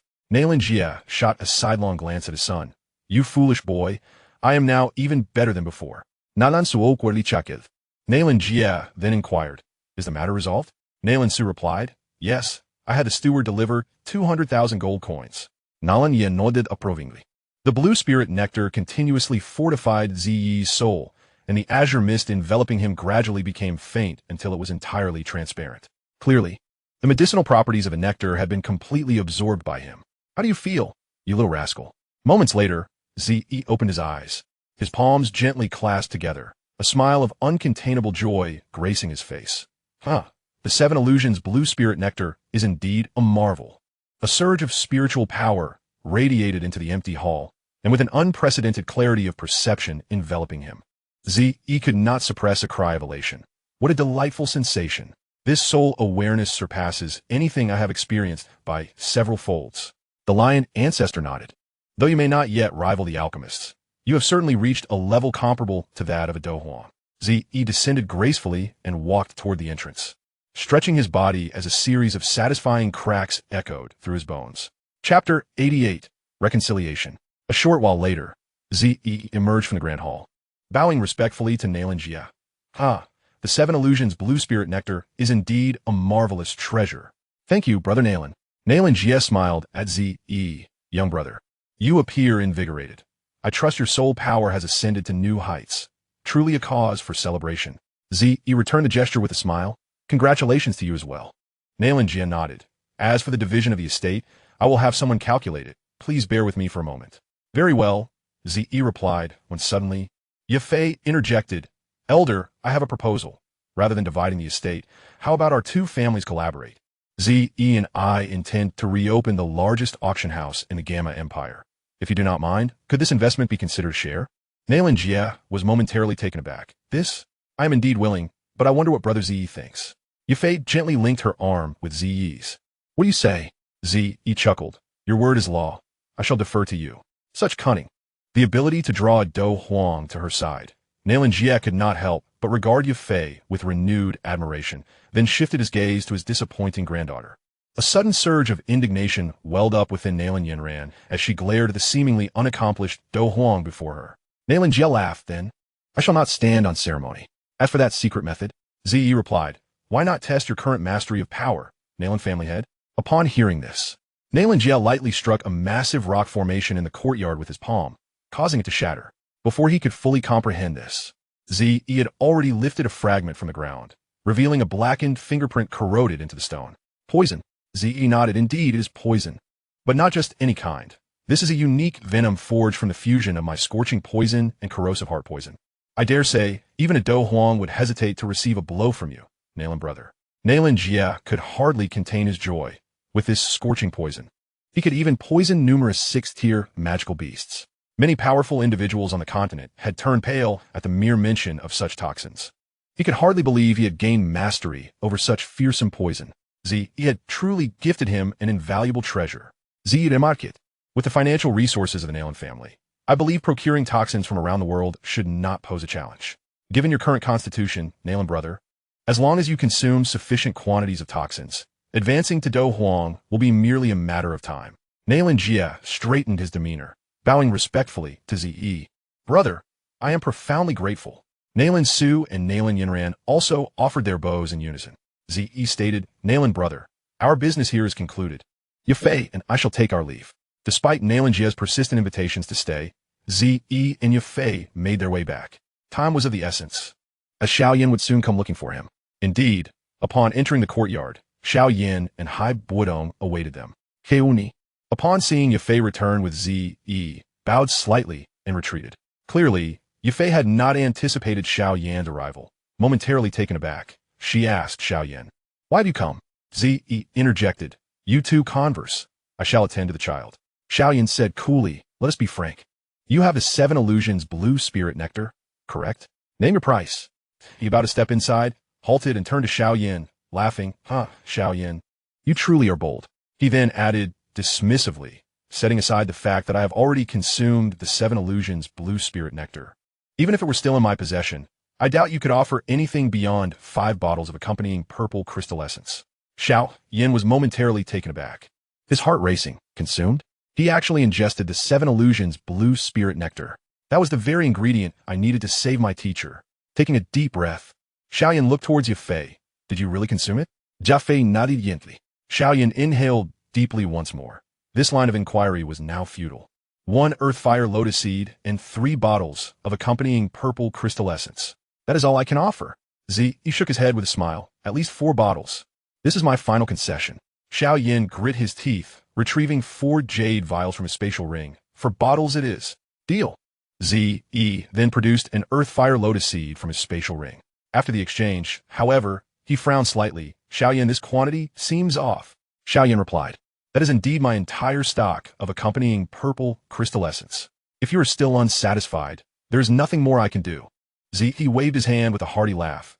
Very well, for Yafei's sake, 3.5 bottles it is. In truth, if you persist a little longer, I would have exchanged 3 bottles as well. Yet you still smile? Xiao Yan felt an overwhelming urge to obliterate him. Farewell. Upon reaching the doorway, Xiao Yan turned back to Yafei and remarked, Sister Yafei, I always believed we would be lifelong friends. It seems I was mistaken. Is this the man you sought? Indeed, you two are well matched. You both excel in business. Yafei was momentarily taken aback as a glimmer of coldness flashed in Xiao Yan's eyes. A pang of hurt pierced her heart, followed swiftly by a surge of resentment. What have I ever owed you? Without my assistance, the Xiao clan would have long since faded into obscurity. What have you ever done for me? You seized what belonged to others and caused me harm. Enough. Casting a glance at the suddenly aloof man beside her, who devoted himself entirely to her. Yafei's face suddenly brightened with a smile as she embraced Zi's arm. Ah, this is my man. I fear there will be no one in this world who treats me better than he does. Zi poset, tuning tuyafi, questing hersingerity. Xiao Yan was momentarily stunned, watching as Yafei's voluptuous form pressed closely against Zi, flaunting their bond. He had never regarded Yafei as more than a beautiful friend, yet in that moment, he felt an unexpected pang of bitterness. Gritting his teeth, he declared, farewell. As Xiao Yan departed, Zi gently extricated his arm from Yafei's grasp, fearing that if this continued, he might succumb to temptation. I'm going to find Bao. Yafei suddenly became incensed, a mixture of fury and delight coursing through her. This big fool truly cared about her feelings. Deeply so. Come back here. Startled, Zi instinctively returned to Yafei's side. She slowly settled onto a stone chair, glaring fiercely at the small lion who was rendered helpless under her gaze. Confused, Zi cautiously asked, did I offend you again? The wariness on his face nearly made Yafei laugh, prompting her to quickly turn away and feign anger. What exactly are you upset about? Yafei saden Ismail de luringly, pointing at the stone chair beside her. Don't you think you owe me an explanation? Sit down. At your towering height, my neck is starting to ache. Zi sat down, his expression darkening. Explanation? What explanation? Yafei shot him an exasperated glance. You violated me. Shouldn't you offer compensation? Zi nodded. I am helping you, aren't I? With a sigh, Yafei lamented, you've sullied my reputation. How will I ever marry now? You must compensate me with a good man. Zi was momentarily taken aback, eyeing the enchanting woman before him. If he were to help her find a man, he might as well strangle one in the process. Yafei's enticing voice continued to tempt him. Hurry and help me find a man, and I'll waive your responsibility. I do not wish to. Zi inhaled deeply, gazing at the woman before him. You neither assist me in finding a man, nor take responsibility? You think you can just shirk your accountability? She taunted, her allure undeniable. Zi began to comprehend that this woman seemed intent on binding him to her. Was that her intention? No. I merely do not understand why you would want to cling to me. Ha! Who is clinging to you? Jafei Tortif. Her cheeks flushed with indignation. It's you who fell in love with me long ago. Nonsense. Thud. A pomegranate struck his head. Did you not? Then I shall seek another man. The stunning beauty rose gracefully, heading for the door. As she swayed away, Zi felt his throat dry. With a sudden leap, he swept Yafei into his arms, rushing back into the room. Jafei exclaimed. What do you intend to do? Zi Griki's breath quickened, his eyes reddening as warmth radiated towards her delicate skin. You dare to entice me. If I am to perish, so be it. Suddenly, Yafei wrapped her arms around his neck, playfully biting his ear and laughing. Do you think you can ravish me and then flee? Zi Griki's yar stingled. At that moment, he felt enveloped in bliss, lifting her towards the interior. I shall never leave you, he declared fiercely as he kissed her passionately. And I shall never let you leave me. For eternity, you shall not escape. If you dare seek another man, I will slay him. The little lion had become quite domineering. Did she truly wish to spend her life with such a fierce man? A faint smile graced her lips. so light and subtle that it was almost overlooked. From this day forth, wherever you go, I shall follow. After their fervent encounter, Yafei felt the weight pressing down on her. He was now her man, for a lifetime. Gently, she whispered in Zi's ear, "Let us name our son. We cannot keep calling him Bao." Zi turned onto his side, lying beside her, as Yafei nestled into his embrace. Naming him? How about we call him Zi? Yafei chuckled softly. Do you think he will still be a lion's cub? Not at all. What I meant was, I am the wing of the Do Chi transformation, and that child is the essence of an unexpected occurrence. The warmth beside him suddenly turned icy. As Zi realized he had misspoken. Chapter 89. The Seven-Colored Sky-Devouring Python. In a courtyard, Zi was unceremoniously expelled, landing unceremoniously on the ground. Fortunately, he had clothes in his spatial ring. Rubbing his backside, he mused how quickly this woman could turn on him. Did she not say that a woman, when left completely bare, could not play any tricks? At that moment, Gu and I approached. Young master. He was taken aback. Uncle Gu, is there something you need? Gu and I replied, please treat the young lady kindly. Though she comes from a prestigious family, she is from a collateral line. Her parents passed away early, and her only brother is now missing. The young lady has had a difficult life. He cast a resentful glance at Gu and I. Uncle Gu, she has always bullied me. Gu and I chuckled, patting his shoulder before departing. Zi gazed towards Yafei's door, a faint smile gracing his lips. It was time to leave. With a flutter of his wings, he vanished from the courtyard. He left his scent upon the earth fire lotus seed, ensuring he could find Xiao Yan no matter where he hid. With the source of Yao Chen's soul severely injured, it was impossible for Xiao Yan, a mere dome master, to sense him. In a secluded and within the Gamma holy city, in a spacious room, Xiao Yan slowly opened his eyes while seated on the bed. Clenching his fists slightly, he murmured, "It is time to absorb the energy of the earth fire lotus seed." He lifted the sky-devouring python, which had been playfully coiled on his thigh, onto the bed. Little one, guard me well. Ensure no one disturbs me, all right? The sky-devouring python, having undergone its first evolution, had undoubtedly begun to gain sentience. Thus, it could comprehend some of Xiao Yan's words. With a blink of its faintly purple eyes, it nodded vigorously. Its tongue flicked in and out, emitting soft hissing sounds. With a smile, Xiao Yan caressed the cool body of the sky-devouring python. He lightly tapped his spatial ring, and a vibrant azure glow enveloped an object that materialized in his palm. Upon closer inspection, it was the diminutive earth fire lotus seed. Xiao Yan contemplated, hoping that this so-called essence of fire truly possessed the miraculous qualities his teacher had described. Gazing at the verdant lotus seed in his palm, he felt a pang of regret. He distinctly remembered Yao Lao's high praise for it. For this earth fire lotus seed, he had been extorted of all his accompanying purple crystal sources by that despicable fellow, gently squeezing the somewhat soft lotus seed between his fingers. Xiao Yan found it hard to fathom how such an unassuming little object could take a century to form. What immense energy must lie within. Shaking his head in astonishment, Xiao Yan swiftly formed the seals necessary for his cultivation. In a fleeting moment of entering a meditative state, Xiao Yan flicked his fingers, and the fiery earth lotus seed was precisely propelled into his mouth. As it entered, it swiftly transformed into a surge of searing energy, forcefully clashing down his throat with an audacious demeanor. On the roof of the inn, Zi could not help but furrow his brow. Was this the fire attribute energy of the earth lotus seed? Indeed, it was incomparable to the fire attribute energy of the accompanying purple crystal source. It seemed that this young man had already begun his absorption. He would not recover anytime soon. Slowly, Zi retrieved half a vial of the accompanying purple crystal source from his spatial ring. It must succeed. The lion ancestor, speechless, remarked, "You little rascal. How generous you are, offering the accompanying purple crystal source that you are reluctant to consume yourself, merely to bait the seven-colored sky-devouring python." Ignoring the old man's words, Zi gently uncorked the vial and set it down. Instantly, a waft of purple energy spiraled upwards, and the temperature in this small space seemed to rise significantly. After the passage of time, equivalent to half a tea brew, that wretched little snake still had not appeared. Zi steeled himself and poured the entire half vial of the accompanying purple crystal source into a jade dish. Immediately, a plume of purple flame billowed forth from the crimson liquid. After another half-tea brew, a diminutive snake, measuring less than 10 centimeters, gracefully approached. Its body was adorned with tiny, iridescent scales, and its pale purple eyes exuded a hint of otherworldliness. An unusual, refreshing fragrance enveloped it, and despite its petite, adorable form, It radiated an air of elegance and nobility. You truly have been lured here. The lion ancestor was momentarily taken aback. The seven-colored python circled the jade dish before emitting a few soft hisses towards Zi, yet it hesitated to approach and lick. Zi was somewhat perplexed. Did this creature not relish this delicacy? He softly coaxed, "Come on, eat. It's delicious."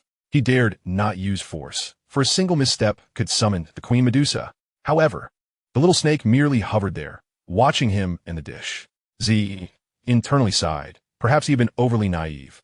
Had the seven-colored sky-devouring python forged a contract with Xiao Yan, only consuming what he provided? If that were the case, he would have to abandon any hope of enticing it. Gazing at the spilled accompanying purple crystal source, Zi sighed. Surely, it could not go to waste. You stubborn creature. If you won't eat it, then I shall. With that, Zi lifted the jade dish and swallowed the accompanying purple crystal source in one gulp. Then placed the empty dish before the seven-colored sky-devouring python, smacking his lips as he did so. Not going to eat? How tempting it must be for you. Observing the now empty jade dish, the seven-colored sky-devouring python suddenly slithered closer, climbing onto the jade dish. Its crystalline eyes, brimming with desire, fixated on Zi's mouth. It lifted its head and emitted a few gentle hisses, this time softer and seemingly more affectionate.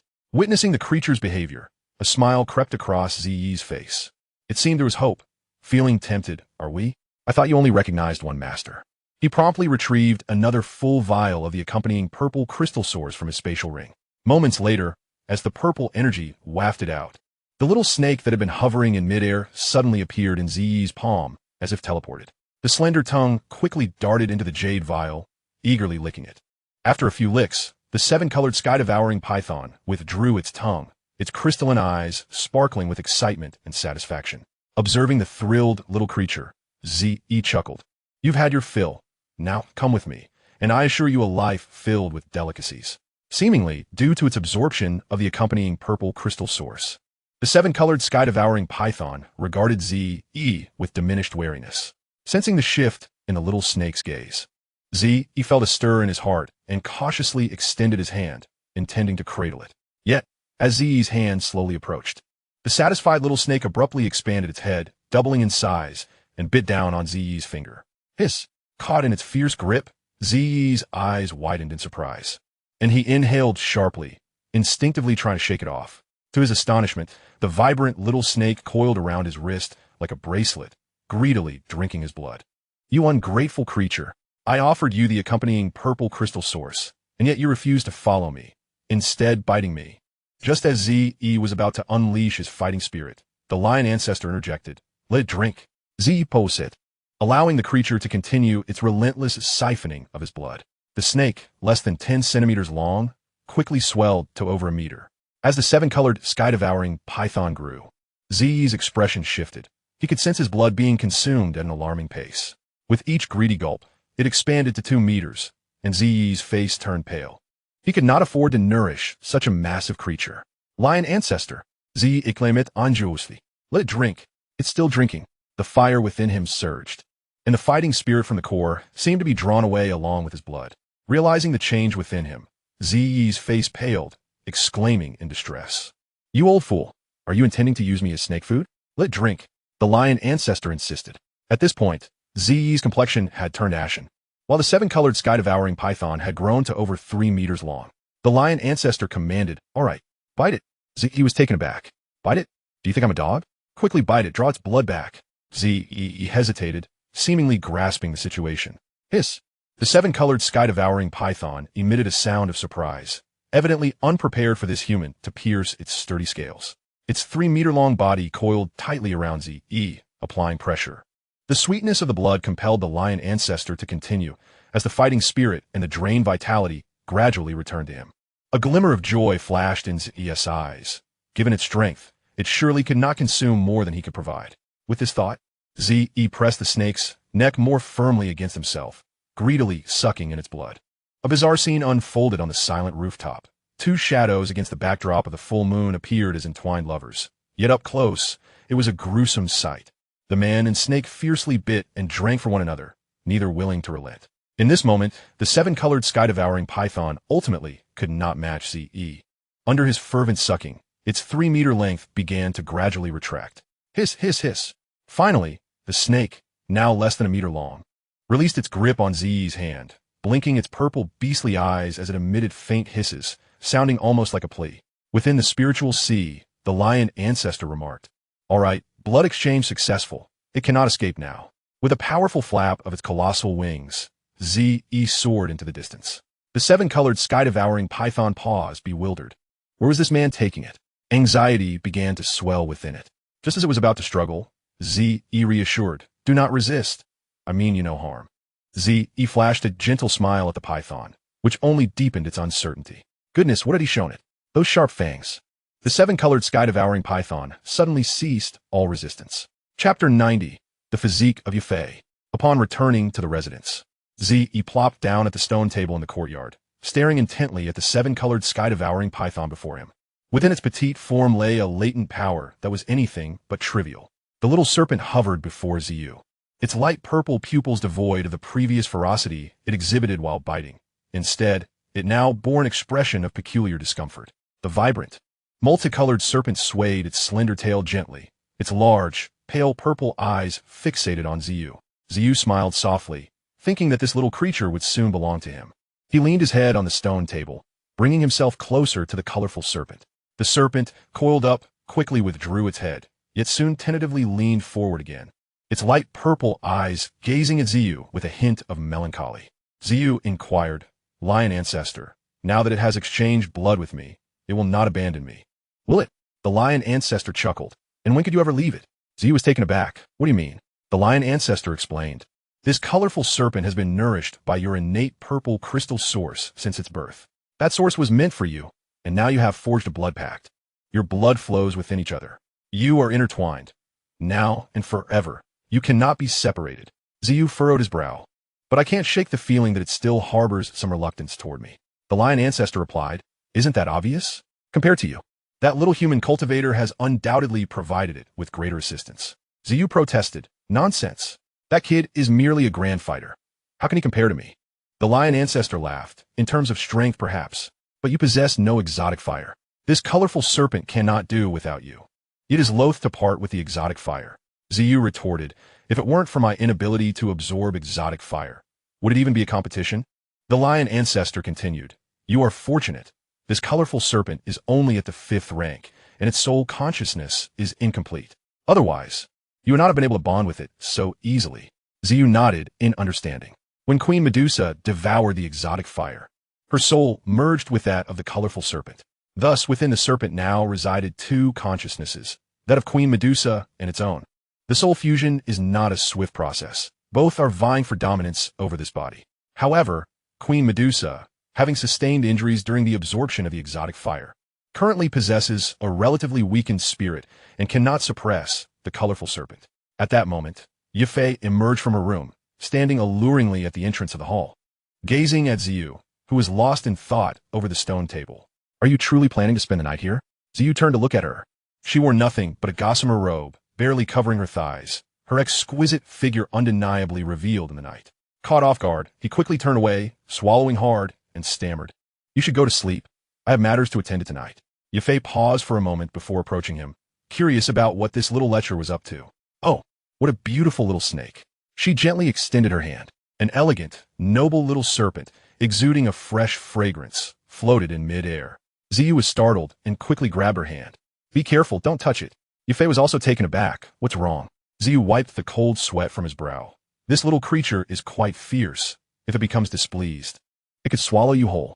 Sensing his anxiety, Yifei smiled gently, wrapping her arms around his neck, her gaze becoming dreamy. "Let's go back to the room," she said, her voice soft and enchanting.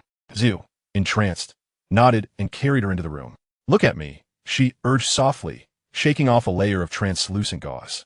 Ziyi raised his head, and they locked eyes for what felt like an eternity. "Look at me, truly look at me." Her delicate eyes and sweet voice bewitched him, igniting flames of desire within him. Ziyi gazed at her with the fervor of a ravenous wolf, his hands wandering over her form, losing his rationality in a haze of passion. Eventually, Yifei succumbed to a deep slumber. Watching her languid figure, Ziyi sighed. "This woman is destined to be my ruin." In the sea of consciousness, the lion ancestor teased, "You brought this upon yourself." Ziyi suddenly recalled something and asked, "Lion ancestor, Is it true that my wife cannot cultivate? The lion ancestor shook his head. Her constitution is indeed unsuitable for cultivation. Xiao pressed, is there truly no way? The lion ancestor replied, there is no other way. However, the path of cultivation has never been singular. Xiao's heart sank. What do you mean? The lion ancestor continued. Do you not have a scroll of secret techniques in your storage ring? The secret technique, Su Nu's gathering technique, is exceptionally suited for her cultivation. Xiao was momentarily stunned. What do you mean?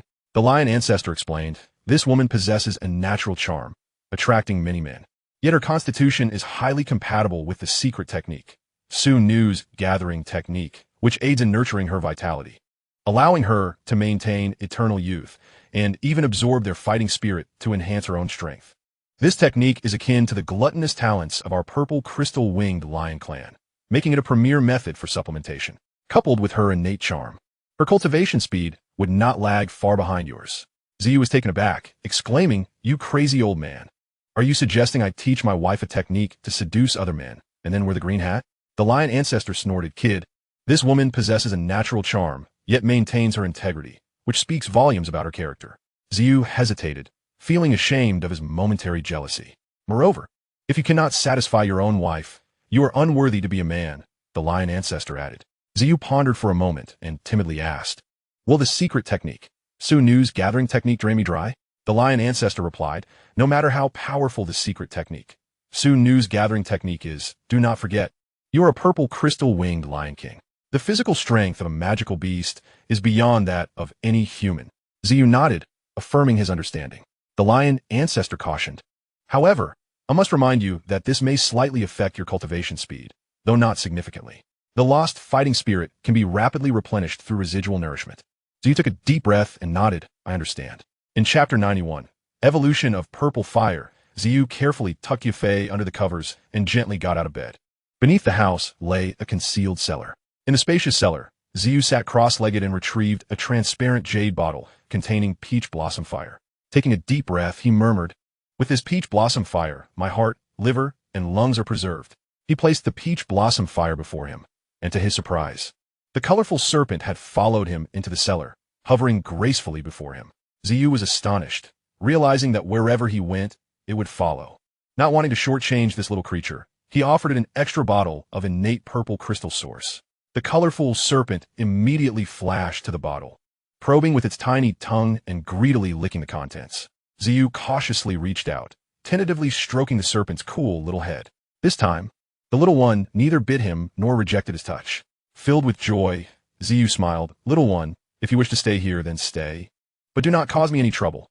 I'm about to absorb the peach blossom fire. The serpent lifted its head to glance at Xiao, cocked its head for a long while, then nodded, hissing twice before diving back into the jade bottle to continue licking.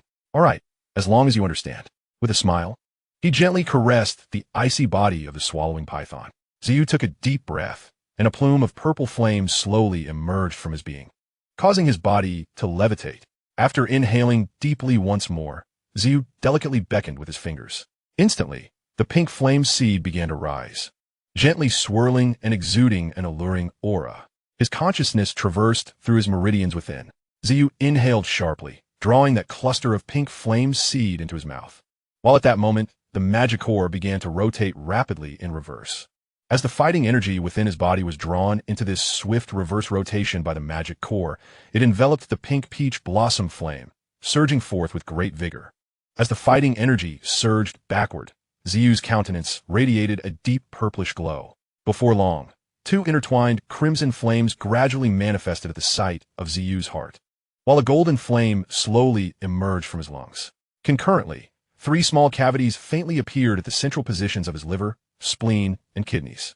At this moment, Xiao's focus was entirely on the fighting energy enveloping the swiftly rotating peach blossom flame.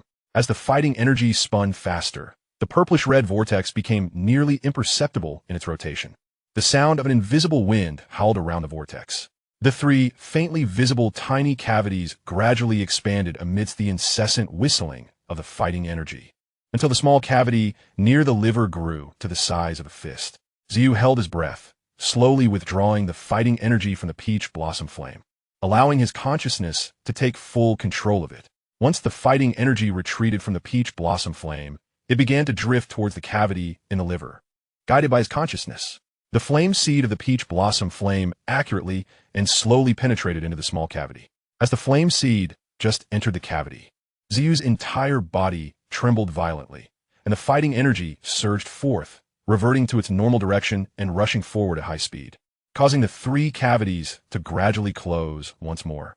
A flicker of pink flame could be seen pulsating at the position of the liver, as wisps of wood attribute flames continuously overflowed from the peach blossom flame, swiftly infusing into the liver, mending its damaged tissue.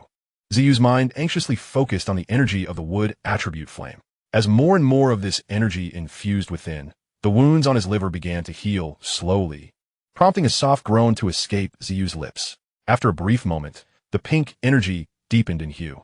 When its color accumulated to a certain extent, Xiao's liver transformed entirely into a pink hue, causing his entire body to shudder violently. Then, a faint pink flame unexpectedly surged forth from within Xiao's liver, rising instantaneously. Within the pink liver, the flame flickered alone, emanating a gentle warmth. Xiao took a deep breath, slowly condensing a wisp of the purple underworld 7 injuries energy. And flames of red, pink, and gold emerged from his heart, liver, and lungs, respectively. Xiao gently exhaled this breath, a rush of euphoria swelling within him. The enhanced beast flames of the purple underworld 7 injuries energy had now advanced from the high level of the Xian rank to the high level of the earth rank. The speed and potency of the energy's condensation had been greatly amplified. The illusionary gold flame, earth fire, and peach blossom flame did not meld into the purple furnace, but existed independently within Xiao's internal organs, requiring the absorption of fire attribute fighting energy from Xiao's vortex to sustain themselves. The fire attribute energy they emitted, in turn, accelerated the vortex's absorption of fighting energy. This meticulous cooperation, wherein each benefited from the other, brought significant advantages to Xiao. Suddenly, Xiao opened his eyes wide. He exhaled deeply, causing 3 jade vials to spring forth from his spatial ring, his fingers incessantly caressing the vials. Now, it is your turn. With a flick of his fingers, the 3 jade vials floated upwards, from which the accompanying purple crystal source poured forth, flowing into Xiao's slightly parted mouth. As the purple crystal source entered, Xiao's pale visage abruptly flushed crimson, akin to a volcano. The purple flames surging from his body swelled exponentially, radiating an incomparably dazzling purple light. Such pure purple fire energy. A torrent of heat surged through his limbs and bones, leaving no part of him untouched. Xiao quickly closed his eyes, forming hand seals to enter a state of cultivation. His consciousness gradually sank into his body, guiding the half-born purple crystal source to fuse with the purple flames. At this moment, the 7-colored swallowing python abruptly lifted its head to gaze at Xiao, sensing the violent purple fire energy. With a whoosh, it abandoned a small vial of the accompanying purple crystal source and flew to Xiao, curling up and resting in his crossed legs, greedily inhaling the turbulent fire attribute energy emanating from Xiao. As the accompanying purple crystal source entered his mouth, it swiftly transformed into a searing energy, flowing down his throat and rapidly coursing through his entire meridians. Instantly, Xiao's entire being illuminated. The kidneys and spleen, injured by the 7 injuries fist, felt as if they had encountered a long-awaited rain, contracting sharply in response. A wave of intense pain surged through Xiao, causing him to grit his teeth, allowing a faint chill to escape between them, trembling slightly. All the pores of his body tightened in response to this excruciating pain. With the nourishment of the accompanying purple crystal source, the initial agony gradually dissipated after a moment. Only then did Xiao's tightly furrowed brow begin to relax. He continued to stabilize his mind, guiding the accompanying purple crystal source to merge into the purple flames. As the energy of the accompanying purple crystal source infused into the purple flames, the 2 fire attribute energies reacted violently, releasing an entirely new and immense energy. Xiao let out a muffled groan as the purple flames and the accompanying purple crystal source repelled each other within his body, yet also gathered closely together. Ultimately, the blazing purple flames rapidly contracted, and when the purple flames had completely condensed, the once vast sea of purple flames transformed into a pool of dark purple lava, thick and viscous like molten rock. Gazing at the transformed dark purple lava pool, Xiao took a deep breath, attempting to harness the dark purple flames, guiding them to circulate within his meridians. The enhanced purple flames had undoubtedly become more ferocious and terrifying.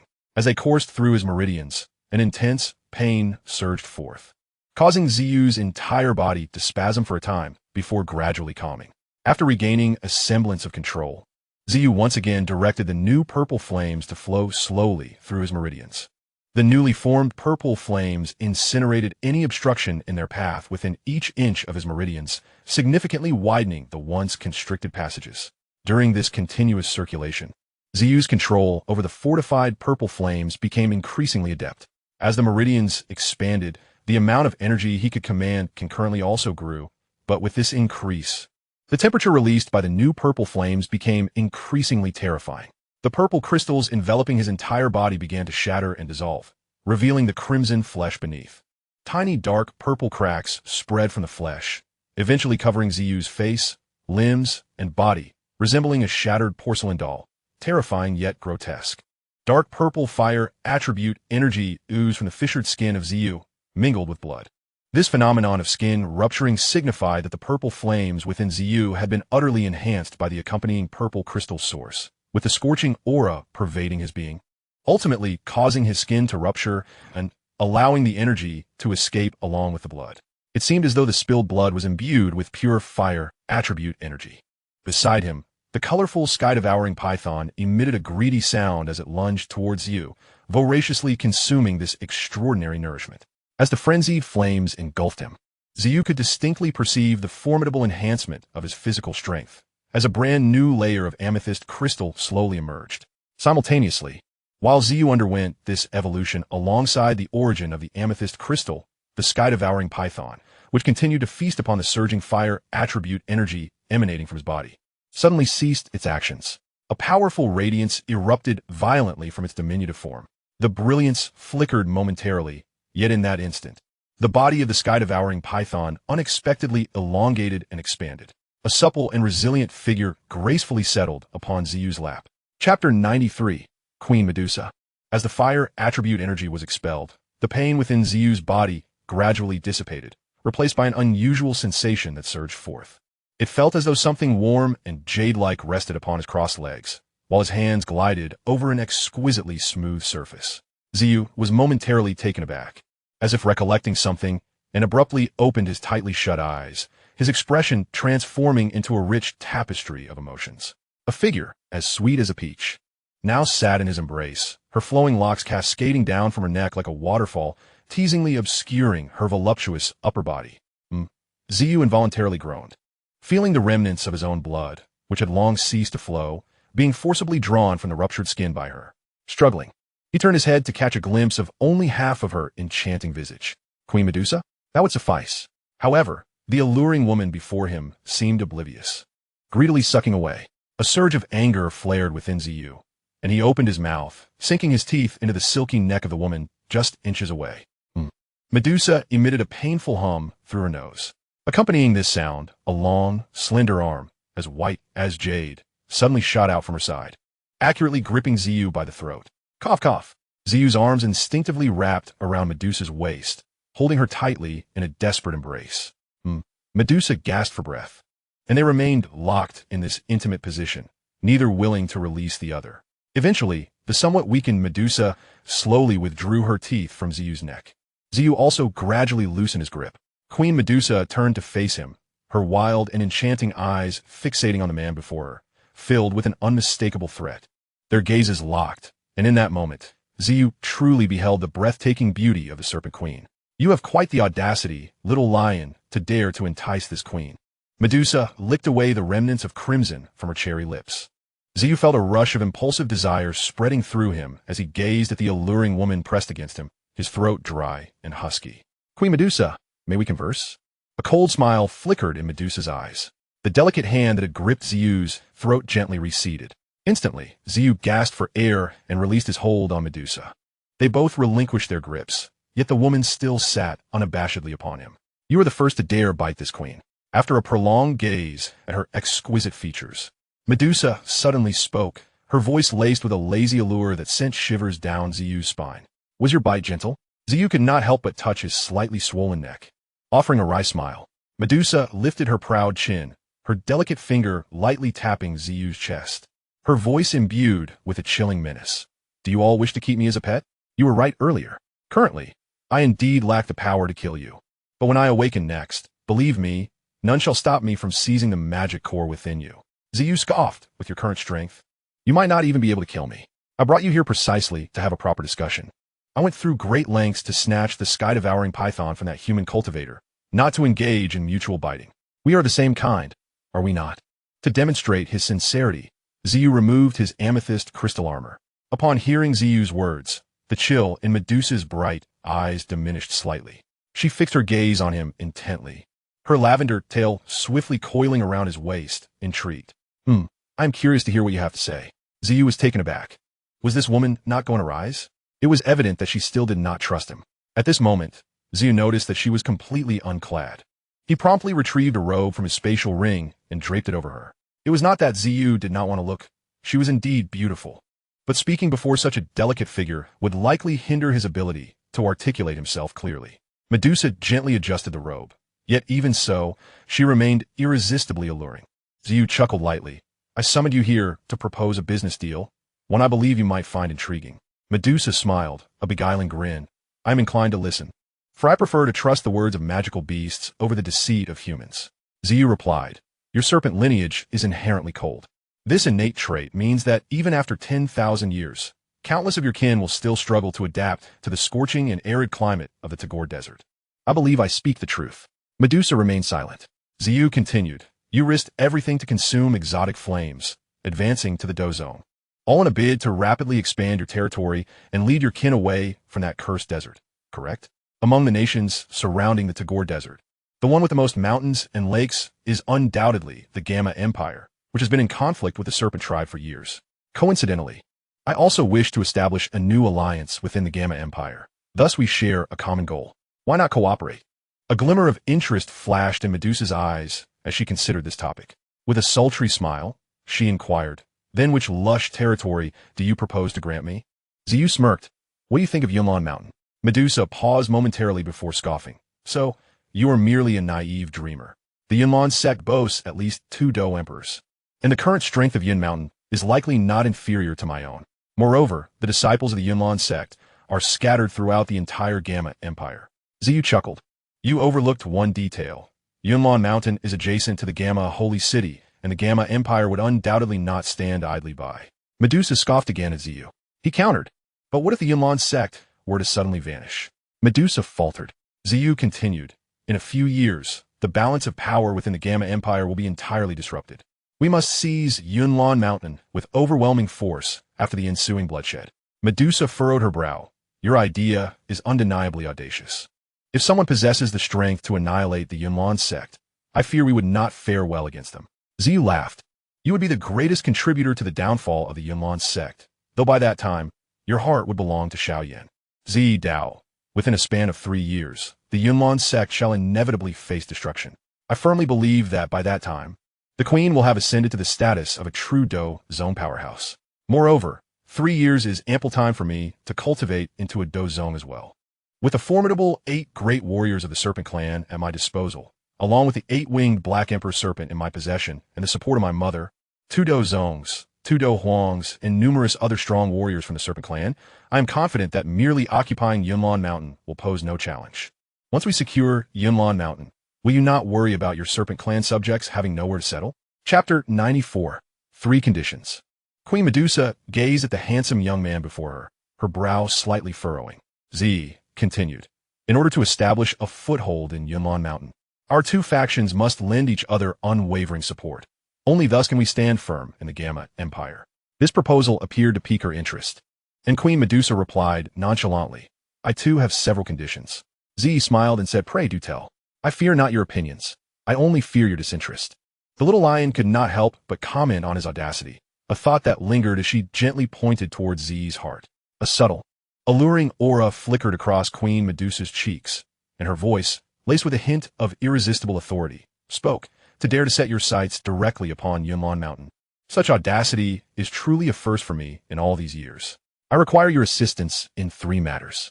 With a delicate flick of her crimson tongue, she lightly licked her luscious lips, an unintentional act imbued with temptation. I sense the fragrance of the heart of earth fire emanating from you. Z was momentarily taken aback as he retrieved a box of earth fire lotus seeds from his spatial ring. Medusa's eyes were irresistibly drawn to the vibrant green lotus seeds. Indeed, these must be the seeds of the heart of earth fire lotus. Had it not been for the grave injuries sustained while acquiring the heart of earth fire, I would never have left behind such treasures. Z chuckled softly, opting for silence. Queen Medusa looked up at him. The seven-colored sky-devouring python, or rather, I require the energy within it. Would you be willing to part with it? Z nodded slightly, gesturing for her to proceed with her second condition. Medusa was momentarily startled, her gaze towards Z softening as she continued. The prize for this alchemist conference is a 6th-grade pill, the Fusion Spirit Pill. This pill enables the fusion of one's soul with their physical form. I initially intended for that human cultivator to procure it for me, but since you have disrupted my plans, you shall assist me in obtaining a Fusion Spirit Pill. I need it to fully merge with the 7-colored sky-devouring python. Z pondered for a moment. The champion of this alchemist conference would likely be Xiao Yan, exchanging a single earth fire lotus seed for it should not pose a problem. But those two are cunning and often enhance their pills with additional ingredients. Having already severed ties with Xiao Yan, seeking his assistance would be perilous. However, since the formula will undoubtedly be presented by the Alchemist Association, its president, Fama, would likely refine it himself. A single earth fire lotus seed should entice him. Z nodded. I shall agree to this. The third condition is that you must assist me in acquiring a different flame. My evolution requires that element. Z furrowed his brow, realizing that he too needed a special flame. Yet the location of the beast spirit flame remained a mystery to all. Z replied, I must be honest. I too seek a special flame, but who truly knows where it resides within this continent? I can only say we share a common goal. If fortune smiles upon me and I obtain the special flame, we may partake in its benefits together. What do you say? Queen Medusa paused. You seek a special flame as well? Z replied coolly. Indeed, my evolution also necessitates a special flame. A faint smile graced Queen Medusa's face. For the sake of this evolution, the suffering I endured back then, if you were to witness it, you would not speak so lightly. Z smiled. I can only imagine the risks and hardships involved, yet for the pursuit of that supreme realm, to avoid being trampled underfoot, all suffering is worthwhile. Is it not? Queen Medusa nodded. Thus, our agreement is settled. Z smiled. Then I wish us a pleasant collaboration. Suddenly, a fierce glint flashed in Queen Medusa's eyes. However, should you dare to regard my evolved form as a mere pet, our agreement will be rendered void. Her sultry voice took on an almost ethereal quality. Z shrugged innocently. I know not how you define a pet. I treat it well, and it willingly follows me. Queen Medusa's elongated eyes curved into a dangerously alluring arc, her form leaning closer to Z until their noses nearly touched. Does this include the blood contract? Medusa's words seemed to be drawn into his slightly parted lips, and Z's face turned awkward. Little lion, in this world, no one is worthy of sharing life and death with me. At least, you are far from qualifying at this moment. With a haunting smile, Queen Medusa gracefully lowered herself, her robe hugging her form in an enticing arc suddenly. A brilliant light erupted as her body gradually diminished, ultimately transforming back into the 7-colored snake. Gently cradling the 7-colored sky-devouring python, she caressed it tenderly, prompting Z to exhale deeply, utterly drained. He plopped down from the sky, sitting on the ground, only to realize that his back had become completely soaked. Z emerged from the depths, and the sun was already setting on the second day. Yafei approached slowly. This morning, Xiao Yan and Ice Emperor Hebedong had come by. He said, cough cough, imitating Xiao Yan's tone. Z, I remember you.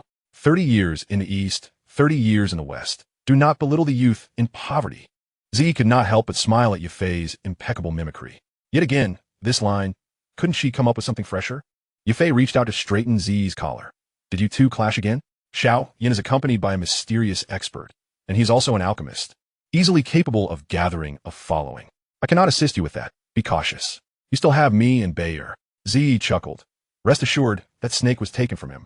By the way, you mentioned wanting to cultivate. I happen to possess a secret method that is perfectly suited for you. Would you care to try? Yafei hesitated. Are you serious?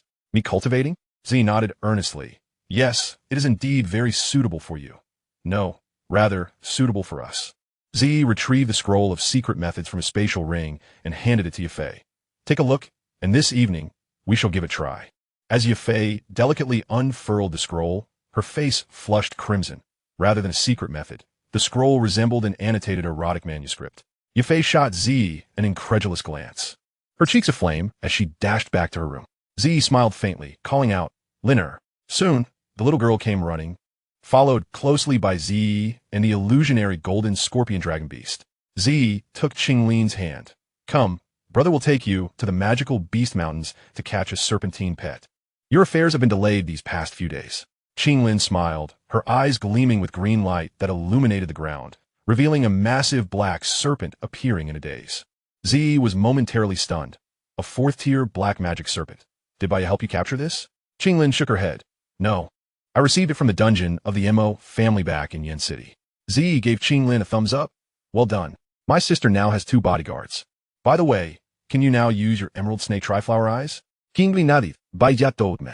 Ziyu suddenly recalled the 8-winged Black Emperor serpent. "Where is it?" Qinglin covered her mouth with one hand while pointing behind Ziyu with the other. Ziyu abruptly turned around and beheld, beside the rainbow-devouring python, a diminutive and delicate little flying serpent that had appeared unbeknownst to him. It was drooling repulsively at the rainbow-devouring python, its eyes having morphed into 2 pulsating hearts. Chapter 95. Xiao Yan's Woman. The rainbow-devouring python, observing the infatuated and disgusting expression of the 8-winged Black Emperor serpent, immediately sought refuge within Ziyu's sleeve. To Ziyu's astonishment, the shameless Baya attempted to dash into Ziyu's sleeve as well, but alas, blinded by desire, he was captured by Ziyu's claw. Baya protested furiously, writhing in Ziyu's grasp. "Hey, what are you doing? Release this emperor.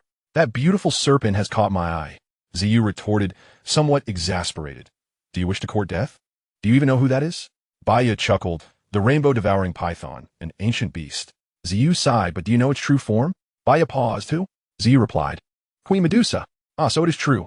Queen Medusa has not perished. She truly is the woman I desire, and I never expected she would have successfully evolved." The 8-winged Black Emperor serpent laughed with some surprise. Ziyu was rendered speechless. "I truly believe you seek your own demise." "Heh, I simply adore her ferocity. It's not as if I haven't endured her wrath before. Release me. I must go find her." The 8-winged Black Emperor serpent persistently shook its lustful head within Ziyu's palm. Ziyu glared fiercely. "If you wish to die, do not drag us down with you. Linnea, quickly, confine this bothersome black serpent into the space." No, please." Baya looked at Ziyu with a mournful gaze. "Little brat, you can't escape my grasp." Ziyu turned to Qinglin, smiling. "Linner, come. Today your brother shall take you on a delightful tour of the imperial city." Qinglin nodded vigorously, her beautiful eyes nearly squinting into crescent moons. Ziyu called out loudly into the house. "Yafei, I'm going to check how our auction house renovations are progressing. Would you care to join me?" Yafei gracefully emerged, her complexion slightly flushed, appearing even more enchanting. Ziyu was taken aback and slightly raised an arm, but Yafei shot him a glance before ultimately placing her hand in the crook of his arm. At that moment, Qinglin felt somewhat superfluous, and as she experienced a twinge of discomfort, Ziyu gently lifted his other arm. Qinglin was momentarily stunned, but her eyes once again narrowed in delight. Ziyu smiled contentedly. "2 stunning beauties accompanying me on a shopping spree. I fear it will incite envy among the men of the street. What a transgression. Oh, Baya, you stay behind to watch the children." In the headquarters of the Maitel family, a group of elders, rarely seen in public, sat nervously on their chairs, casting respectful glances at a gray-haired elder seated at the head of the living room. "Elder Hai, I never expected to see you today. When you departed, I nearly exhausted all my resources to find any trace of you." An elderly man clad in splendid robes spoke, his expression slightly agitated. "Some matters arose, hence my years of seclusion, but fortunately, all is well now." The elder at the head, none other than the Ice Emperor Hebedong, held a warm teacup, glancing at the excited elder with a visage that had softened considerably. "Tangshan, it has been many years. You have also become a Dowang powerhouse. You have done well shouldering the burden of the Maitel family." Nodding slightly, Hebedong spoke softly. "He, Elder Hai's return is undoubtedly the greatest joy for the Maitel family." The elder named Tangshan was indeed the head of the Maitel family and one of the top 10 powerhouses of the Gamma Empire. "Tangshan, what is the situation with that girl named Yafei?" Hebedong slowly set down his teacup. "Elder Hai, that wretched girl Yafei has shamelessly consorted with a magical beast and even birthed a monster, turning my Maitel family into the greatest joke of the Gamma Empire. Furthermore, She has colluded with outsiders to slay our family's third elder. Ao Dehai? She birthed a monster? After a brief moment of distraction, Hebedong seemed to grasp the situation. He once again slowly picked up his teacup. Do not provoke her further, Tangshan said sternly. But Elder Hai, Elder Leo. The hall fell silent. Everyone too afraid to speak, except for Hebedong at the head, who calmly sipped his tea. Tangshan, let go of what should be let go. The young man by that girl's side is someone I would not dare to provoke lightly. Hebedong stood, stating, and that young man named Xiao Yan if possible. Do your utmost to provide him with any assistance he may require. In the future, you will be grateful for today's decision. I must take my leave now. If there is anything, you know where to find me. With that, Hebedong did not linger, walking directly out of the hall and gradually vanishing from the sight of those present. Sighing in relief at Hebedong's departure, Tangshan said, Miss, young master, Xiao Yan has arrived in the capital of Gamma. On the lush, verdant cliffs, the young girl slowly turned around, gazing at the green figure kneeling on one knee. After a moment, a gentle smile graced her exquisitely delicate face as she softly said, It has been more than a year. Brother Xiao Yan has finally arrived there. Observing the girl's gentle visage, the green figure wisely maintained silence. After a while, when the girl's gaze returned to her own body, he began to narrate some of Xiao Yan's recent experiences. Remember, you must not let Brother Xiao Yan know about this. I do not wish to be accused of sending someone to follow him. He dislikes such things. The flush of embarrassment faded from Xiao Sun'er's face as she solemnly reminded. Yes, that woman named Yunji is presumably the leader of the Yunlan sect. Yunyan, right?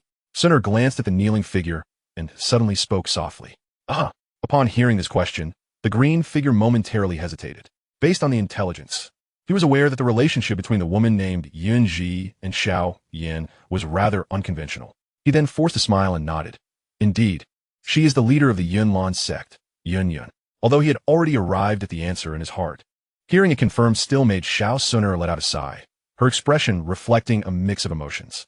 After a moment, she shook her head and chuckled. Brother Xiao Yan truly is quite oblivious. The female Do Huang of the Gamma Empire. How could that not be guessed? Once we reach the Yunlan sect, I wonder how you intend to navigate this complex relationship. Miss, that woman seems to have some unusual interest in Xiao Yan. The green figure said, but before he could finish, he noticed that the girl's delicate face had slightly hardened, prompting him to swiftly swallow his words. You misunderstood. The girl's calm voice, however, held an undercurrent of discernible resentment. Yes, I see. The green figure quickly nodded, daring not to mention the matter again. Although he knew the girl before him held an extraordinary identity, no matter how exceptional, she was still merely a woman. Jealousy was an innate trait that could not be erased. Send a message to Masterling, instructing him to secretly protect Brother Xiao Yan when he visits the Yunlan sect. The old stubborn ones of the Yunlan sect will surely not allow him to leave easily for the sake of their reputation. Suna a fool slightly. By the way, according to what you said, the rainbow-devouring python by Brother Xiao Yan's side should be Queen Medusa, right? She casually tucked a strand of hair behind her ear. Indeed, but it appears the rainbow-devouring python has been seized by a purple-clad Do Huang. Xiao Sun'er paused for a moment and smiled. It's perhaps for the best that she is not by Brother Xiao Yan's side. If she were to ascend to the Do Zone level, that would indeed pose quite a dilemma. Chapter 96, The Gathering. Women are indeed a formidable species. Do they never tire after shopping all afternoon? The feet of the orcs could hardly withstand the pressure. Only in her heart did Z dare to grumble. And it was not until the twilight began to settle that she and Yafei finally made their way into Nalan Jia's establishment, which had now transformed into their auction house. At that moment, a young man clad in the attire of the Nalan family's servants approached them. Your Grace Z. Miss Yafei, my lord has sent this invitation for you. We sincerely hope you will grace us with your presence. Upon reading the invitation, Z realized it was a celebratory feast arranged by the Nalan family in honor of Nalan Jia's recovery from serious illness. She turned to Yafei, who pondered for a moment before addressing the servant. Please convey our heartfelt congratulations to my lord. We shall certainly attend. The servant bowed respectfully and withdrew. Their relationship with the Nalan family had grown exceedingly close, as it was customary for either Nalan Su or Nalan Yenran to personally see them off during each visit. Now, whenever the members of the Nalan family caught sight of them, they would bow respectfully. The Nalan residence was brightly lit, resembling daylight, and the air was filled with laughter and melodic sounds emanating from the grand hall.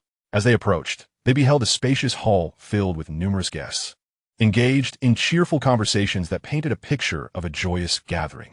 Today, Yafei was undoubtedly the most resplendent, adorned in a form-fitting red qipao that accentuated her elegant and captivating curves, complemented by a luxurious white fox fur shawl that added an air of grandeur. Beside this graceful woman stood a young girl of about 13 or 14, equally striking, with a delicate visage lightly adorned with powder and enchanting, lively eyes.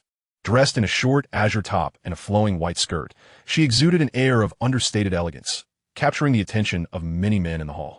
Suddenly, a gentle voice broke through from his side. "Sister Yafei, you finally arrived. Why didn't that fellow accompany you today?" Yafei elegantly gestured behind her, and Nalan Yanran then noticed a pitiful man sitting alone outside, massaging his sore feet. He appeared quite forlorn, but Yanran inwardly thought he deserved it, glancing at Qinglin. "And who might this be?" Yafei softly replied, "This is my sister, and also Z's." "Sister Nalan, how beautiful you are!" Qinglin exclaimed.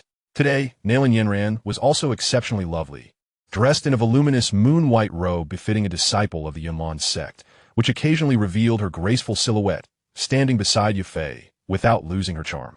However, their temperaments were entirely distinct. "Please follow me, Sister Yafei.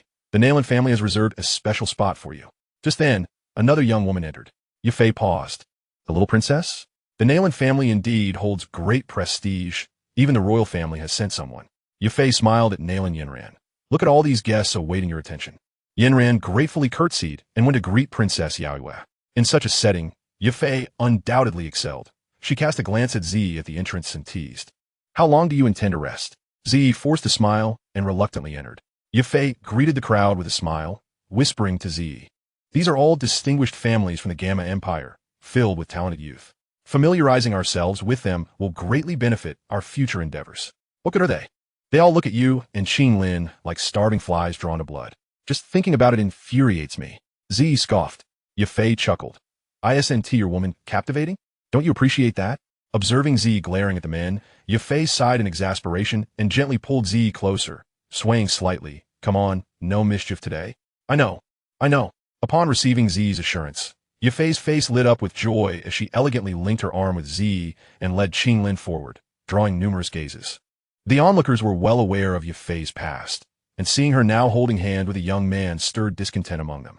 What was more disheartening was that this young man seemed to have a hold on two beauties, given Yafei's beauty and demeanor. It was no surprise that some of her former admirers were present, but due to her circumstances and their statuses, they chose to observe from a distance. Nonetheless, their gazes towards Z were laden with jealousy and ire.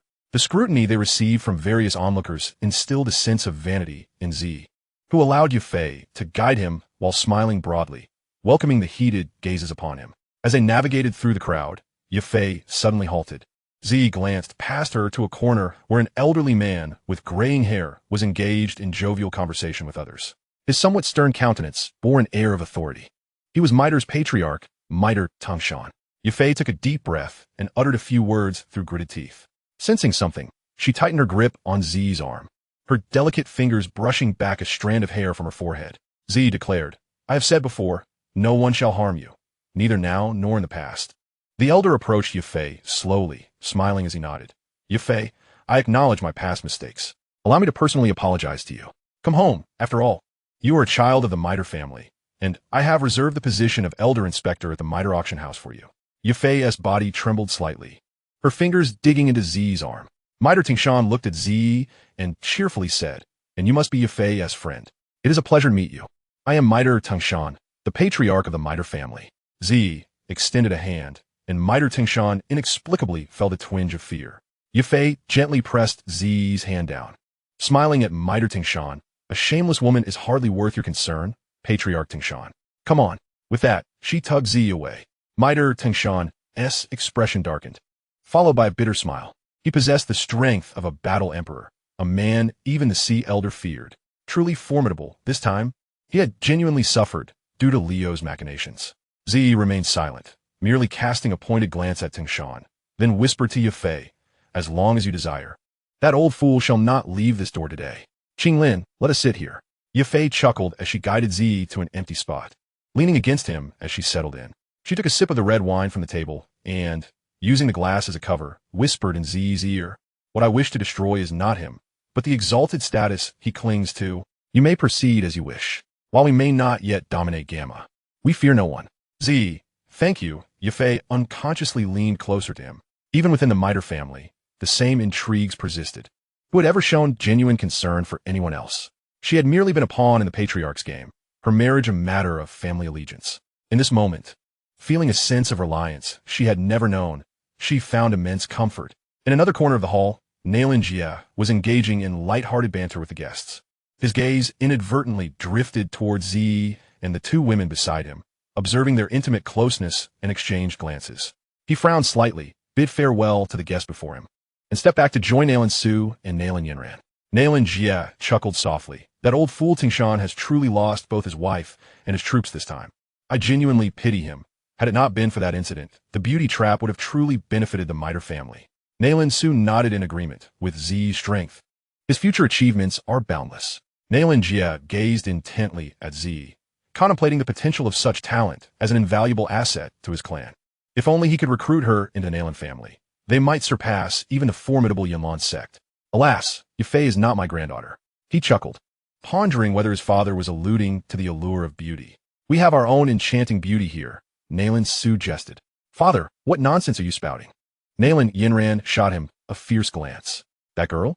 Perhaps we should reconsider. If she possessed Yafei's abilities, even the old man would awaken from his slumber in delight. Nailan Jia retorted, curling his lips in disdain. You disrespectful old fool.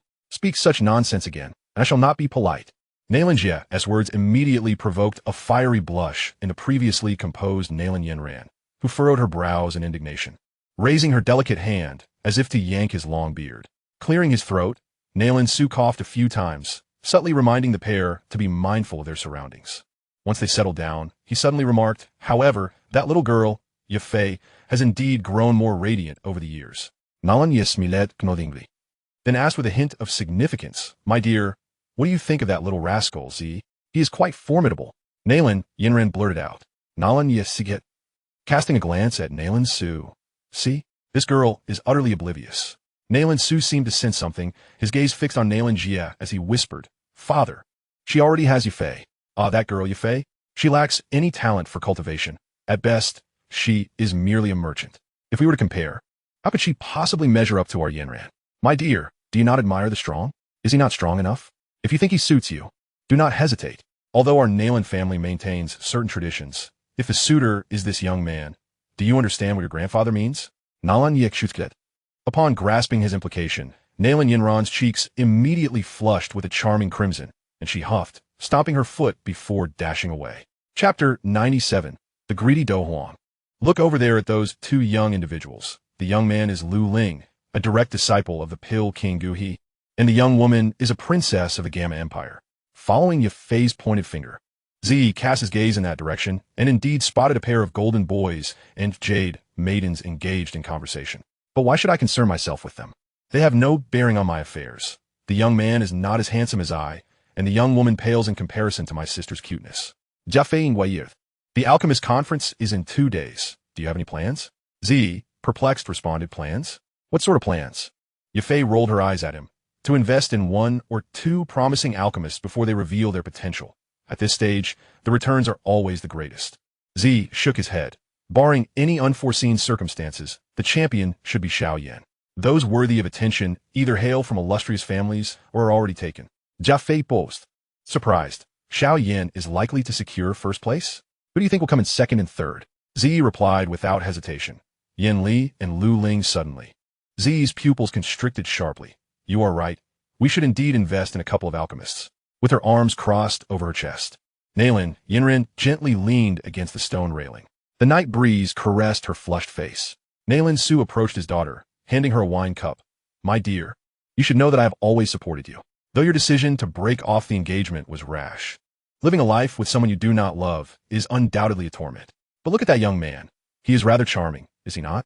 Nailan Yanran took a delicate sip, a rosy hue blooming on her captivating cheeks. She leaned against the stone railing, gazing up at the luminous moon in the sky. After a long pause, she turned to look toward the corner, where Z and Yafei were sharing an intimate moment. A surge of inexplicable anger welled up within her, perhaps a reflection of every woman's innate tendency for comparison. I do not care for him, she thought, observing his daughter. Nailan Su sighed and shifted the topic. By the way, why have the Mu family not yet arrived? I recall sending an invitation. The Mu family, one of the three most powerful families in the Gamma Empire, holds significant military influence. Today, I heard that Mu Zhan has returned from the northwestern border. Nalan Yinran suddenly remarked. Mu Zhan has returned? Nalan Su glanced at Zi and Yafei, wary that he might have arrived. For that fellow seemed to harbor a particular interest in Yafei from the Miter family. When leaving the Gamma Holy City, he had boasted that anyone who dared to lay a hand on Yafei would meet their doom. If he arrives, it could spell trouble, Nalan Yinran chuckled. A series of rapid hoofbeats echoed, followed by a resounding neigh from a robust steed at the entrance. And then a figure clad in azure burst into the hall with the ferocity of a tiger. Nalan Su couldn't help but chuckle at the irony of his own words. Nalan Yinran, however, squinted her beautiful eyes in amusement, remarking, "It seems something interesting will unfold tonight." Nalan Su sighed. "Let us hope it does not escalate too far. Zi is a Do Huang. If he loses his temper, it could be catastrophic. There is no one here who can contend with him." Suddenly, Nalan Su turned to his daughter. "Why do you look so eager to witness the chaos? Hurry and go inside to manage things." "Hee, I will be cautious." Nalan Yinran replied with a smile before rising to enter. In the bustling hall, the young man in azure scanned the room anxiously, seemingly searching for something. After a moment, a smile broke across his face, but it quickly morphed into a fierce glare as he strode toward a corner with a murderous intent. "Is that Mu Zhan?" The majority of the attendees, young nobles, instantly recognized the fierce-looking youth. "Looks like we have a show to watch. That lad certainly has his fair share of fortune. But I wonder if he will live to enjoy the company of a beauty such as Yafei." Do. A man who had once been severely reprimanded by Mu Zhan for attempting to pursue Yafei remarked gleefully. The little princess took a delicate sip of red wine, lazily glancing at Mu Zhan. "How amusing," she mused. "What do you mean?" Lu Ling asked, bewildered. The little princess merely smiled mysteriously, downing her glass of wine in one gulp.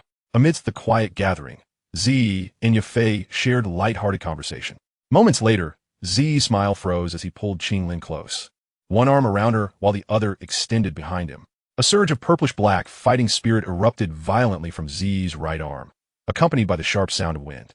He unleashed a powerful strike towards the threatening energy emanating from Qinglin's direction. Boom! A dull thud resounded as the wall behind him was obliterated by the force of his purplish-black energy, creating a massive hole. The azure-clad youth stared in disbelief at the slowly rising figure in purple before him. Had he not dodged in time, the fierce energy would have surely obliterated both him and the wall behind. The hall fell utterly silent. The ferocity that once adorned the azure youth's face faded away. Zi approached him coldly, hands slightly bent, flames flickering menacingly from his palms. The energy fluctuations were overwhelming, causing Miter Tingshan's face to blanch with fear. Had it not been for Yafei's intervention, he might have met his end tonight. Clink! The wine glass slipped from the little princess's hand. If she had been eager for entertainment a moment ago, she was now genuinely frightened. The numerous young talents in the hall, who had been waiting to witness the spectacle, swallowed hard, fortunate that their upbringing had taught them not to provoke Yafei. This young man was both ruthless and relentless, had he not sensed the impending danger. Qinglin would surely have fallen victim to that tempest of fighting spirit. "You seek death." Zi radiated a chilling aura of malice. A flicker of dread coursed through Mu Zhan's heart. He felt as if before him stood not a person, but a furious beast. "Mu Zhan, do not retreat." A thunderous roar rang out, and a vivid crimson shadow shot across the hall like lightning, appearing before Mu Zhan after a few peculiar floats in midair. "Nalan Yi, what is the meaning of this?" It was evident that Nalan Jie was protecting Mu Zhan, as Ziyu narrowed his eyes at Nalan Jie. "Brother, for the sake of our friendship, you must let this young man from the Mu family go, should he perish here. The Mu family will surely seek vengeance against my Nalan family," Nalan Jie said, his face a mask of insincerity. "Si you replied, Nalan Ye, while our friendship is cherished, brother, this is truly a misunderstanding. I will provide an explanation. Xiao Yan, why don't you escort Mu Zhan home?" At that moment, Yafei's expression shifted slightly as she hurriedly rose to grasp Ziyu's arm. If Mu Zhan were truly killed, it would spell disaster for Gamma Sacred City. "Ziyu, let it go," Yafei implored, pulling down Ziyu's hand. "Mu Zhan, you madman, why aren't you leaving?" Feeling embarrassed, Mu Zhan could no longer remain and begrudgingly followed Nalan Yao ran out. In the distance, a group of talented youths finally regained their composure. The little princess swallowed hard. "How terrifying." Lu Ling sighed. "Even the imposing aura of my teacher, a 7-star Do Wang, pales in comparison." This person's strength has likely reached Do Huang. A chorus of gulping sounds arose, and the atmosphere became exceedingly oppressive. All right, everyone, please take your seats, Nalan Jie announced. Outside the Nalan residence, Mu Zhan silently mounted his warhorse. Nalan Yao Ran stated, for the sake of your Mu family, it would be wise not to provoke him. Mu Zhan stared in astonishment at Nalan Yao Ran. She sighed, he is a Do Huang, a greedy Do Huang, and that is all there is to it. Chapter 98, Preparations to Capture. Shortly after the banquet began, Ye Fei took Xiu's arm, leading Qing Lin away from the gathering. It seemed the little lion had once again caused a debacle. Was she angry again? Xiu was perplexed as to what had upset her. What on earth are you angry about? It's just a spoiled brat. He nearly harmed Qing Lin, and he should be grateful I didn't beat him to a pulp. Xiu lamented with a glum expression, cautiously inquiring. Ye Fei replied, Mu Zhan didn't truly wish to harm Qing Lin. That's obvious. If I couldn't perceive that, I would be a fool. Xiu exclaimed incredulously. He thinks he can kill me? Huh. He needs to open his eyes. He is merely a doe sure. Suddenly, Ye Fei said coquettishly, he once declared that anyone who dared to touch me would pay with their life. Xiu paused, realizing he had a romantic rival. Feeling dejected, he thought, why does no one see my merits? I am also quite exceptional, noble in character and unparalleled in skill. Before he could finish, Ye Fei covered his mouth. Yes, you are noble in character, and you also assaulted someone. Xiu halted, his expression frozen. Woman, hasn't that matter been put to rest? I cannot continue with you. Ye Fei stepped forward, noticing Xiu had not followed her. Aren't you returning to your room? I still wanted to try that secret technique. Xiu quickly plastered a charming smile on his face and followed her eagerly. As the morning sun rose, Xiu lazily awakened, instinctively reaching out only to grasp a pillow. Slowly opening his eyes, he beheld Ye Fei curled up by the bedside, hugging her knees, tears streaking down her cheeks, her eyes swollen and glistening like peaches, lost in thought. What is this? Xiu was startled and quickly sat up. What happened? Ye Fei suddenly lunged at him, wrapping her arms around him and bursting into tears. The sight of her bare, delicate form stirred not a hint of desire within Xiu, only a profound ache in his heart. What is it? He gently inquired while caressing her smooth back. I have finally reached 3 stars as a fighter. Xiu breathed a sigh of relief. He had thought something grave had occurred. With his current Do Huang strength, a mere touch of his energy would suffice to elevate her by a star. Thank you. Ye Fei wiped her tears away. Is this all the gratitude I receive? I sacrificed countless amounts of my energy for this, Xiu remarked with a hint of displeasure. Ye Fei smiled, lifting her knees to cradle his face, planting a gentle kiss on his lips. Xiu felt even more dissatisfied. This was hardly enough. At that moment, a voice came from outside. Miss, young master, the Mu family is here to pay a visit. Xiu kicked the floorboards in frustration, rolling around in bed, lamenting, I should have dealt with Mu Zhan last night. The Mu family are all worthless scoundrels. The Mu family had sent several assets, along with a chest brimming with gold coins. Under Xiu's menacing gaze, they exchanged a few words before hastily departing. Observing Xiu's sour demeanor, Ye Fei chuckled lightly. Tomorrow is the alchemist conference, and our auction house is nearly ready. What shall we do next? We currently possess nothing. No herbs, no pills. Seeing he paid her no mind, merely sulking with the child as he dug in the mud to vent his frustrations, Ye Fei called out to him, her tone commanding. Come here. Reluctantly, Xiu set down his tools and sat across from her, maintaining a stoic demeanor, his eyes fixed on the ground. Why won't you look at me? Ye Fei teased, fully aware of his intentions. I have decided to become a monk. Puffed. Ye Fei responded lightly, elegantly, yet with a hint of mockery. You little lecher. Xiu could no longer contain himself. Is there anyone more unreasonable than you? What? I made you a bowl of aromatic kidney soup. Xiu adopted a meditative stance, silently protesting. Ye Fei playfully punched his shoulder. Why are you sitting there so stiffly? Am I going to eat you? You could do that, but you'd better not come near me. I'm afraid of you. Xiu exclaimed helplessly. Ye Fei rested her head on his shoulder, savoring their warm closeness. Now, tell me, what do you plan to do next? This peaceful embrace was quite pleasant. Xiu subtly wrapped his arms around her slender waist, whispering, let us capture an alchemist. Ye Fei was taken aback. Capture? You can't seriously be thinking of taking Dan Wang Guhi's brother, are you? Xiu chuckled. Isn't he the one? That old man sought to rob me. I want to let him off easily. However, there is suddenly another suitable candidate, Ye Fei inquired. Who? Xiu replied. Yin Li, an alchemist from the Outcloud Empire. He seems to be a 4th tier. Ye Fei raised an eyebrow. That is still a long way from the Outcloud Empire. Xiu laughed. He is practically delivering himself to our doorstep. That old fool 1T be able to return. If we intercept him, we'll be saving a life and doing a great deed. Yafei frowned. If you save him, can he be of use to us? Ziyu replied. Didn't I mention I would train alchemists? Yafei, incredulous, asked. You can't seriously be considering locking him up and forcing him to keep concocting pills, right? Ziyu smirked wickedly. Why not? We save him, and his life becomes ours. Once he is in my grasp, he won't have a say in the matter. You only need to manage the auction house. I'll handle the rest. Ziyu called out, Baya, come here. Yafei rose from Ziyu's side and sat aside. The little black snake flew in reluctantly. What do you want with me? Ziyu spoke in a serious tone. I need your help. Not helping. I'm busy. I need to go with my queen, Baya scoffed. Ziyu's tone turned soft as he said, You really want to help? Lin Ea. Qing Lin dashed in. What is the matter, brother? I'll help. I'll help. Just you wait, you little brat. Baya's tail began to wag excitedly. Ziyu smiled. Drink some soup. Silly girl. You're so thin. Eat more. Yafei promptly served Qing Lin a bowl, and she obediently accepted it, sitting down to savor it. Ziyu turned to Baya. Can you bring someone back while avoiding the dangers of Famajia and Haibo Dong? How could it be? That old man, Jia Xingtian, is beyond my capabilities. I did not ask you to engage him. Oh, so there is no need for confrontation? Then what could possibly be difficult about this? Do not underestimate the old man. Although the title of Peak Do Emperor sounds imposing, when it comes to speed of flight among those of the Do Emperor rank, none can rival me. The 8-winged black serpent emperor flicked its tail at the purple wing and boasted with pride. The purple wing nodded in satisfaction. Tomorrow, after the conclusion of the alchemist conference, assist me in capturing someone. Chapter 99. The Three Agreements.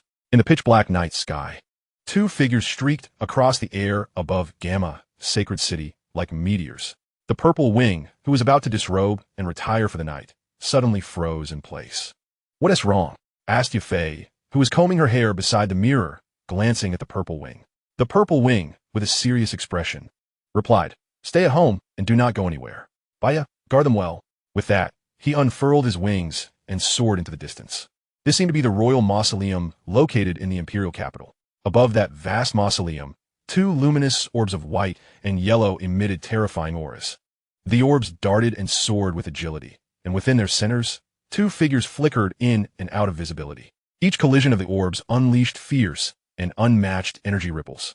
The darkness of night was nearly expelled, and the brightness illuminated the surroundings as if it were daylight. The white orb carried an unparalleled chill whenever energy rippled. The water in the air surrounding the orb would solidify into hard ice. In contrast to the white orb, the yellow orb exuded a solid and weighty presence akin to a great mountain. Though the attacks from the white orb were exceptionally fierce, they were effortlessly evaded by the yellow orb, indicating that the opponent's attacks posed little threat. Ha! Ice old man, who would have thought that after decades apart, your strength has regressed instead of progressed? Back in the day, your icy onslaught would have made even me wary, yet now its power has diminished significantly. A gray-robed elder laughed hoarsely. Old monster, have you not made little progress yourself over these years? Considering your age, it seems you are nearing your limits.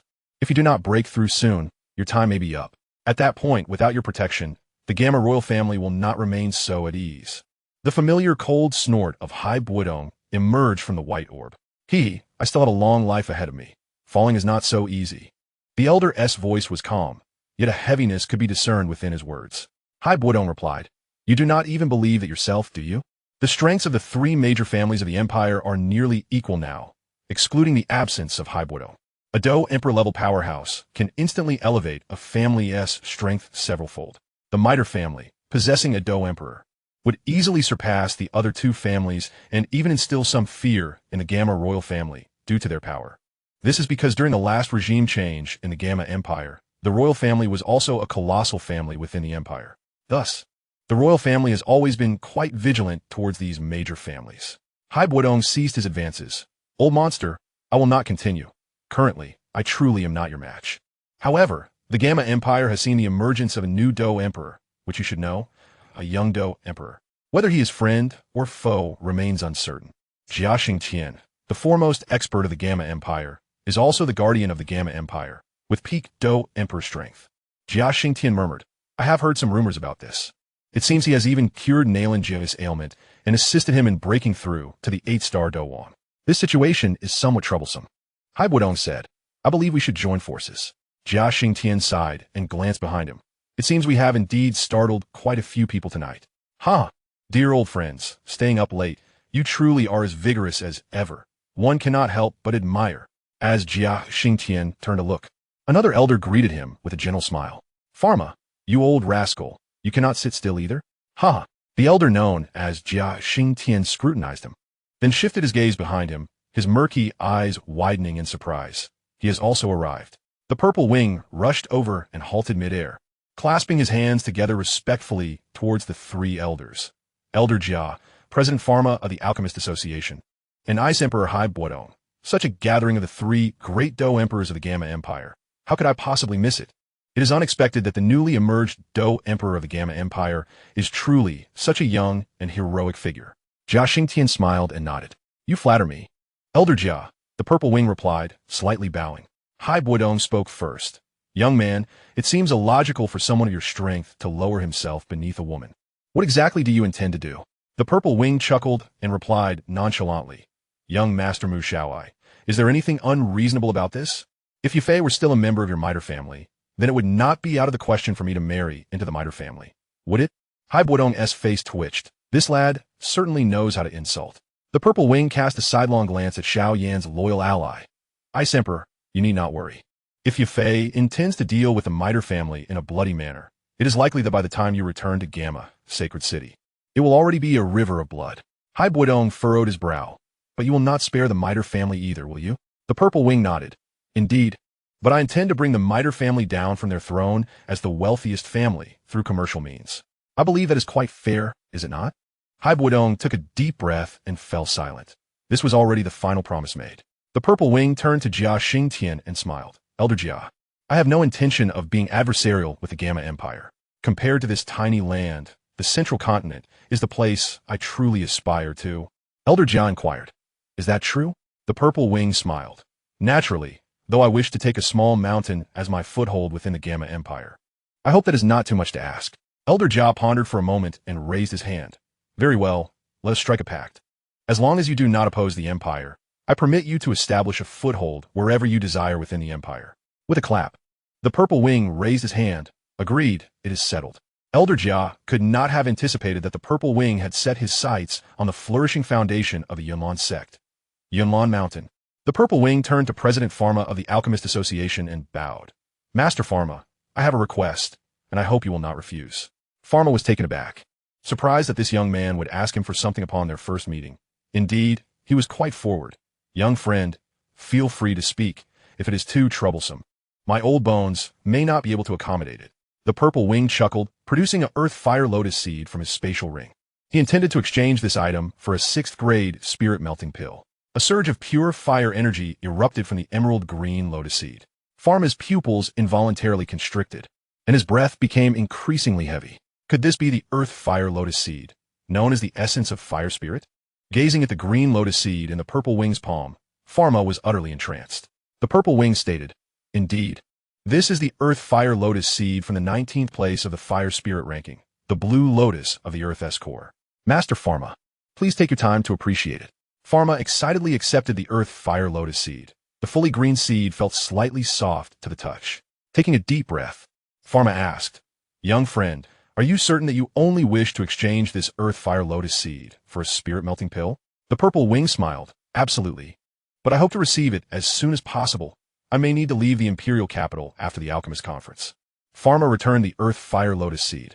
Old man will need at least 3 days. With a deft motion, Ziyu pushed the earth fire lotus seed back, saying, In 3 days, we shall await Master Pharma's spirit fusion pill. For now, let this matter rest with the master. Given his esteemed position as the president of the Alchemist Guild and his prowess as a 6-star Do Emperor, I harbor no concerns. Pharma paused momentarily before chuckling. Young one, you are quite amusing. Very well, I shall accept this for now. Chapter 100, The Alchemist Conference. Today marks the grand event of the Gamma Empire. The Alchemist Conference, held once every 8 years. On this momentous occasion, Ziyu hardly slept a wink the previous night. After indulging in intimacy, he found himself gazing at the woman who had been meditating on the bed for nearly 6 hours. As she fully absorbed the qi emanating from him, dawn began to break. Yufei slowly opened her eyes. Ziyu inquired, How do you feel? Yufei languidly stretched, draping her arms around Ziyu's neck. Her beautiful eyes sparkled with joy as she exclaimed in a voice that was both sweet and tantalizing. I've reached 4-star dough fighter. How shall I express my gratitude to you? Xiao pretended to unfasten his clothing once more. Yafei shot him a playful glare, realizing he was merely teasing her, and proceeded to dress, saying, let us visit the Alchemist Guild. This is a grand occasion held once every 8 years. Xiao nodded in agreement, and the two rose to leave. Qinglin, brother, sister-in-law, breakfast is ready. Qinglin had already prepared a delightful breakfast awaiting them at the table. Wow, is today's breakfast prepared by Liner again? It's all my favorites.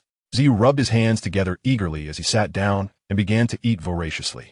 Qinglin watched with satisfaction from his side, observing Xiao's relentless appetite. Yafei rolled her eyes at the glutton, then approached Qinglin, taking her hand. Qinglin, come here. Let me redo your hair. The little girl still wore her twin buns, a hairstyle typically reserved for affluent maidens. However, Xiao found this adorable style quite charming. Yafei gently untied Qinglin's hair, carefully styling it anew. As she gazed at Yafei in the mirror, Qinglin couldn't help but exclaim, sister-in-law? What is it, Liner? Yafei smiled, noticing the girl's expression through the mirror. Sister-in-law, you seem even more enchanting today than yesterday. Is that so? Yafei's cheeks flushed slightly as her sparkling eyes darted toward Qinglin, continuing her work. Indeed, your skin appears even more radiant, Qinglin remarked with a hint of envy. Such sweet words. No wonder your brother dotes on you so. Yafei teased, her lips curving into a playful smile as she pinched Qinglin's cheek gently. All right, take a look. Do you like it? At that moment, Qinglin had transformed entirely.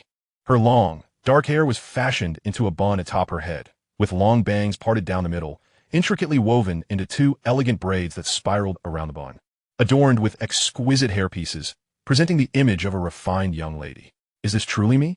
Qinglin rubbed her eyes, astonished by her own beauty. It seems like something is still missing. Yafei pondered for a moment before fetching a delicate outfit from the wardrobe. When Yafei led Qinglin back in front of Xiao, he was momentarily taken aback, halting his meal. Whose little princess is this? Have you wandered in the wrong house? He surveyed her from head to toe, a satisfied smile gracing his face. Indeed, our Qinglin is the fairest of them all, like a true princess. Just wait, if we step outside, she will surely captivate the entire city. Qinglin shyly smiled, her fingers nervously clutching her garment. Look at you. You've made Qinglin blush, Yafei remarked. Now we must be off. Today is the grand event held once every 8 years. Yafei linked her arm with Qinglin's, smiling. Suddenly, Xiao interjected, bring Bauer and Little Scorpion along. I need to attend to some matters with Baya. Under the azure sky, unmarred by clouds, the sun radiated warmth without scorching heat. A gentle breeze swept through, carrying away the city's clamor, leaving an invigorating sensation in its wake. As the first rays of sunlight broke free from the earth's grasp and illuminated the ancient city, silhouettes of alchemists clad in long robes began to appear on the tranquil streets.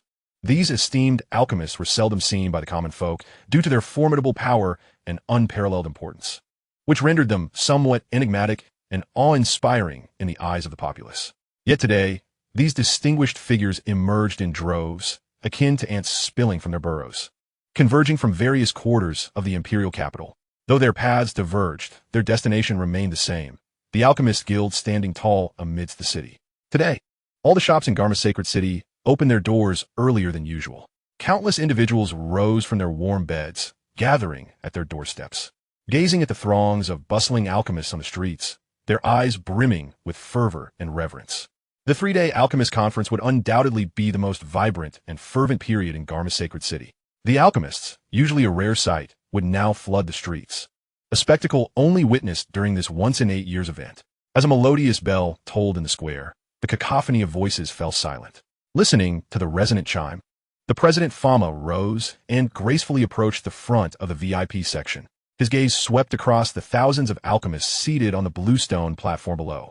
In response, multitudes of alchemists lifted their heads, casting respectful glances toward this venerable elder who held unrivaled prestige in the alchemical realm of the Garma Empire. I, Fama, in the name of the president of the Garma Empire Alchemist Guild, hereby declare the commencement of the 7th Alchemist Conference. The crowd erupted in fervent cheers, their excitement soaring to the heavens. Xiao surveyed his surroundings, unaware of Yan Li's appearance. Little Xiao sat obediently in his mother's embrace, while Yafei reclined languidly in a comfortable chair, her figure accentuated by the snug qipao, drawing the attention of many who forgot to admire the competition. their gazes surreptitiously drifting toward her. Suddenly, a brilliant green light burst forth, instantly capturing everyone's attention. As they turned to see the source of the radiant beam, they were astonished to find it emanating from a figure cloaked in gray, huddled in a secluded corner. Moments latte. A dazzling green pillar erupted from the stone platform before the gray-robed individual, its brilliance nearly eclipsing that of Xiao Yan's green glow. It's him. Is he truly more formidable than Xiao Yan? Yafei leaned forward, her eyes fixated on the cloaked figure, while subtly glancing toward Fama and his companions nearby. With her honed perception over the years, she discerned that Fama's expression had soured slightly since the appearance of the green light. That fellow is indeed our target, Ziyu murmured. Nodding slightly, he turned to Yafei, whispering, "You two stay here and enjoy the show. I'll step out for a moment." As Ziyu prepared to rise, the gray-robed figure suddenly had its conical hat disintegrate into a cloud of dust, revealing a youthful visage hidden beneath. Gasps of astonishment echoed from the audience and VIP sections alike. No one had anticipated that the individual achieving the best score in the first round would be such a young boy. Chapter 101, Reunion with Gyuder. The youth clad in a gray robe, possessing azure eyes, reached out to touch the now-vanished brim of his hat for a brief moment before abruptly raising his head, piercing his icy gaze towards the trio of Hai Buodong seated at the VIP podium. Such keen perception of my position, he thought, narrowing his eyes as he regarded the gray-robed young man. Hai Buodong, stroking his chin, let out a cold chuckle. Though I cannot fathom why he bears such a youthful visage, if he truly is merely 17, then I, Hai Buodong, might as well retreat into seclusion for the remainder of my days. Fa Ma and Jia Lao exchanged furtive glances, slowly nodding in agreement. After the conference concludes, it would be prudent to seek an opportunity to eliminate this scoundrel as soon as we exit the imperial capital, Jia Lao murmured, hands tucked within his sleeves. If he manages to leave the Gamma Empire alive, I shall no longer have need to serve as president. Fa Ma's lips quivered slightly, his voice barely a whisper, fraught with an unmistakable chill of murderous intent. It was clear that the usually genial Fa Ma had been genuinely provoked. Z discreetly addressed his companion, the White Fang. Do you see that gray-robed youth ahead? The White Fan nodded. For the next 3 days, keep a constant watch on him. Once the conference concludes and he exits the imperial capital, apprehend him without delay. The White Fan retorted, for mere doling, you summon me personally? Such a waste of talent. Moreover, should I act, that old frostbite will surely sense my presence. Z pondered for a moment. After today, Fa Ma will forge the spirit-melting pill for me. As for Jia Lao and the old frostbite, I will find a way to entangle the latter. As for Jia Lao, it will be up to you. So long as you are not caught in the act, even if they discover what transpired, we can simply feign ignorance. What can they do to me? I must secure this individual. Capture me? Huh. That old monster lacks the capability. What is a mere 4th-tier alchemist worth? Do you truly lack funds? The White Fang sneered. Z replied with a smile.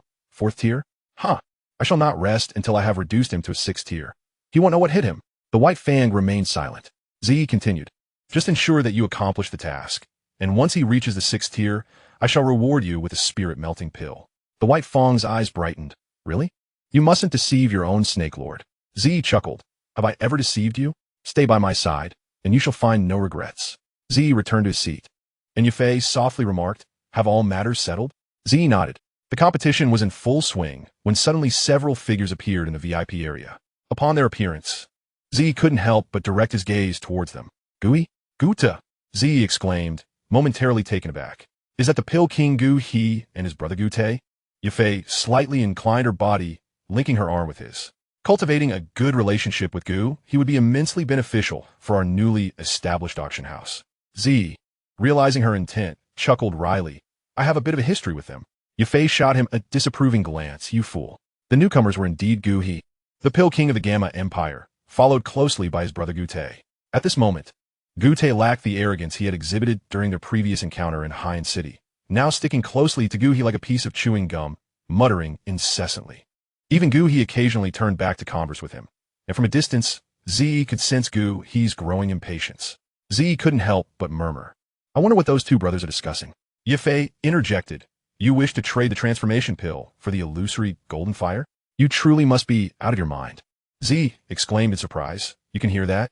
Yafei replied with a faint smile, lip reading. I've been able to do it since childhood. Z urged, quick, help me translate. Yafei said, you acquired that transformation pill by trading half of my fortune. Why should I not have a share? But my half of the fortune is also at stake. Z responded, momentarily taken aback. Are you certain he just mentioned the transformation pill? Yafei nodded affirmatively. Absolutely. Z took a deep breath. Gute was evidently still fixated on his illusory golden fire.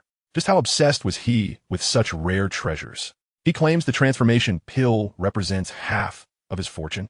Things are becoming interesting, Z mused, upon sighting the man dressed in a light blue robe, whose face bore a hint of handsomeness. F.A. Ma, Jia Tian. And the others were momentarily taken aback, quickly followed by waves of cordial greetings. This reaction illustrated Gu He's esteemed status within the Gamma Empire, as even figures like Jia Lao and F.A. Ma treated him with such deference.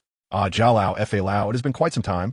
Gui greeted the two with a courteous nod, equally cautious not to show any disrespect towards these pinnacle figures of the Gamma Empire. And who might this be? His gaze suddenly rested upon Hai Buodong, revealing a moment of hesitation on his face. With his exceptional soul perception abilities, he could sense the formidable aura emanating from the latter. Hai Buodong replied with a slight bow, his typically indifferent demeanor unexpectedly softened by a somewhat stiff smile. Though he held a higher status than Gu He, in this world, it was those with strength who truly commanded respect and equality. Despite being a Do Huang, he understood that even a Do Huang must treat the finest alchemist with equal regard, for everyone recognized the immense influence wielded by a sixth-tier alchemist. Hai Buodong. Gu He was momentarily stunned, his expression shifting to one of surprise. After a brief pause, he regained his composure and smiled politely at Hai Buodong. When I was still honing my skills, I had long admired your reputation, Elder Hai. It is a pleasure to see that your grandeur remains undiminished. Hai Buodong Ziplit. Pil King, you flatter me. Gui's gaze swept across the other dignitaries at the podium before abruptly landing on Z, his pupils contracting sharply. Z, it's you. Z rose and approached with a smile. Ah, Pil King, it is a pleasure to see you again. Gui replied coldly. Z, how dare you show your face in Gamma's sacred city? You thwarted my efforts previously. We must settle this score. Gui, confident that Jia Lao and F.A. Lao stood behind him, harbored a deep-seated animosity towards this young man. Z chuckled lightly. Pil King, my intention was to assist you. Surely you haven't forgotten that? Unfortunately, your subordinates failed to adhere to decorum and harm my sister. If I cannot even protect my own kin, what worth does my cultivation hold? Gui hesitated. Z spread his hands. If I were to injure your brother in front of you, could you truly forgive me? Gute interjected. If we're to discuss the grievances between us, it wouldn't necessarily lead to our mutual destruction. Gui inhaled deeply. As for Zhao Sui's death, I shall not hold it against you, but you killed the old lion. Z replied with a smile. This world operates on such principles, since we are enemies. It is either I kill him, or he kills me. One cannot blame others for lacking strength. Such reasoning was reminiscent of the tyrannical theory. Yet, it undeniably reflected the survival laws of this continent. Gu He, a man of refinement, found himself momentarily at a loss for words. Z then turned his attention to Gute. Master Gute, I trust you are well? Gute retorted, you brat, return my innate purple crystal source to me. Otherwise, or else, Z interjected, when I took the innate purple crystal source, you dispatched assassins after me. Let's consider that matter settled. Now, regarding the exchange of illusory golden fire for the transformation pill, have you given it any thought? I am still quite willing to complete the transaction. Gu He could no longer contain his anger. So it was you who incited my brother to come here demanding the transformation pill. Z, do you think the world is filled with fools? One illusory golden fire in exchange for a transformation pill? With a cold smirk, Z remarked, though the 7th grade transformation pill is indeed precious, do you think my illusory golden fire derived from a 7th tier magical beast is merely a commonplace item? Gui let out a disdainful snort. Gute hesitated for a moment, ready to speak, but Gui shot him a fierce glare. After pondering, Ziyu took a deep breath and said, Master Gu He, I understand that you have not acquired the Green Lotus Earth Heart Fire, and your indignation is palpable. How about I offer you a clear path? Gui merely huffed in response. Ziyu chuckled. Do you see that young man below named Yin Xiao? When I was healing Brother Nalan Jia, I witnessed his Green Lotus Earth Heart Fire with my own eyes. In other words, all the effort we exerted in the Tagore Desert resulted in that brat reaping the benefits. Gui couldn't help but turn toward Xiao Yan, his eyes blazing with fury. Although he harbored resentment towards Ziyu, his anger towards Xiao Yan, who had used him as a pawn, was even more intense. Ziyu sneered inwardly. If he could instigate more enemies for that boy, he would not hesitate. Ziyu casually retrieved a fire lotus seed from his spatial ring and placed it in his palm. Do you recognize this? Gu, he gasped. Such pure fire attribute energy. Is this the fire lotus seed of the green lotus earth heart fire? Xiao nodded. Would a combination of the illusory golden fire and a fire lotus seed suffice to exchange for the transformation pills you hold? Fama was momentarily taken aback, but then vigorously nodded. The illusory golden fire, sourced from a 7th-tier magical beast, was a rarity to hunt even in the entirety of the Gamma Empire. The fire lotus seed was an unparalleled treasure. The combined value of these two items had undoubtedly surpassed that of a 7th-grade transformation pill. Xiao continued. With this fire lotus seed, not only will your fire type, Do, Qi, significantly enhance, but you have long desired an unusual fire, haven't you? If you're fortunate enough to obtain a trace of the green lotus earth heart fire from that Yen Xiao, you could nurture it into your very own green lotus earth heart fire. Gu, he inhaled deeply, his chest rising and falling with agitation. Gu Ti's eyes were glued to the fire lotus seed, nearly leaping forward in excitement. Xiao smiled. So what do you think? Is my sincerity sufficient? If you find this transaction agreeable, let us complete it before President Fama today. Chapter 102. The Amethyst-Winged Lion King. Undoubtedly, the transformation of magical beasts into human form signifies the pinnacle of combat prowess. Xiao was well aware of this. Yet he dared not reveal his true form before achieving the strength of a Dohuang. While defeating foes is commendable, should any escape, such secrets would undoubtedly attract countless formidable adversaries seeking his demise. High-tier magical beasts are treasures in their own right. Would the Dohuang powerhouses of the Gamma Empire truly let a lone young beast slip away? Now that he had finally attained the rank of Dohuang, he possessed at least some means of self-preservation within the Gamma Empire. Gazing at the transformation pill in his hand, Xiao couldn't help but exclaim at last, I have acquired this item. If his mother could also successfully transform, they would possess 3 Dohuangs, firmly establishing their footing in the Gamma Empire. Even in future battles, what fear would they have? As for the Queen Medusa, she was far too enigmatic, though Xiao Yan had a connection with her, and she spared his life. He could not guarantee that he would be so fortunate in attempting to coerce her. Ye Fei, observing Xiao's trance over the pill, inquired, is this item truly so invaluable? Xiao, brought back to reality by Ye Fei's voice, took a deep breath and replied with a smile. This item can transform magical beasts into humans. Would you not deem it precious? At that moment, Baya had ceased his pursuit of the colorful swallowing python, drooling and fixated solely on the transformation pill. Grandpa Xiao, are you planning to give this transformation pill to your son? Though the boy has potential, he is still far too weak. You should give this to Snake Grandpa instead. He will honor you as his ancestor. Get lost. Who wants you as my snake descendant? Ye Fei gasped. Is this transformation pill intended for Bayer? Xiao slightly shook his head. This item is meant for my mother. While Bayer also needs it, at present, our priority is my mother. It is something I owe her, and once she transforms, the Gamma Empire will be truly invincible. Ye Fei appeared visibly disappointed. Xiao reassured her, rest assured, Bayer is my son. I would never shortchange him. Not just him, but even the little illusory golden scorpion dragon beast and this black snake with a dubious expression will also have their share in the future. I promise. The Dochi continent is vast, and the Gamma Empire pales in comparison. Soon, we shall venture beyond. After a moment of shock, Ye Fei nodded slightly, understanding the weight of priorities. Baya exclaimed, damn it, Snake Grandpa has sold his life to you. Just don't go back on your word. Xiao declared, the alchemist competition is in 2 days. I plan to take this opportunity to return to the magical Beast Mountain Range. Ye Fei asked, do you wish to see your mother? Xiao smiled, no, you should come along too, along with Bayer and Qinglin. We should all go as a family. With Baya, we should reach in half a day's time. To see his mother? Or rather, a magical beast mother. Ye Fei's heart skipped a beat. The magical Beast Mountain Range. Having been away for nearly 2 years, he was finally returning, sitting atop Baya, feeling the exhilarating rush of speed. Ye Fei was overwhelmed with the impulse to scream into the vast expanse of the sky. Xiao's thoughts, however, were far more complex. Once just a little lion sheltered beneath his mother's wings, he had now grown into a 6th-tier magical beast capable of standing shoulder to shoulder with her. As they soared over the tranquil forest, countless birds took flight in their wake. Suddenly, a violent surge of energy reverberated like distant thunder. Ye Fei instinctively tightened her embrace around Bayer, trembling in response to the energy's presence. Do not fear, it is my mother. She senses an intruder in her territory. Xiao reassured her, wrapping his Dochi around them protectively. Baya continued to race forward unabatedly. Watching the trees blur beneath them, Yafei felt the oppressive force drawing nearer, her face paling with trepidation. Skimming along the treetops, Baya flew at incredible speed, and after a minute or two, they finally approached the source of the gathered energy. In the sky, amidst the violent energy fluctuations, a colossal magical beast loomed, hovering in midair. This beast was immense, measuring 7 to 8 meters in length. Its body covered in a layer of purple crystalline substance that shone brilliantly under the sunlight, dazzling to behold. Despite Ziyu's protective presence, Yafei could not shake the feeling of unease.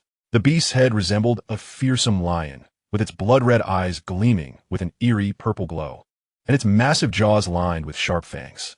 Adorning its lion head were fiery red spiral horns, with clusters of purple flames swirling around their tips. Its enormous lion body sported a pair of purple wings, which, when unfurled, unleashed waves of pale, purple flames akin to a firestorm. Each of its robust claws was encrusted with purple crystals, and each step reverberated with an earth-shaking force, an unimaginable display of power. Why do you dare to provoke the territory of this king, the 8-winged black snake emperor? The enormous amethyst-winged lion king thundered, its voice echoing through the skies. Ziyu gently patted Yafei's hand before leaping from Baya's back, declaring, "Mother, it is I."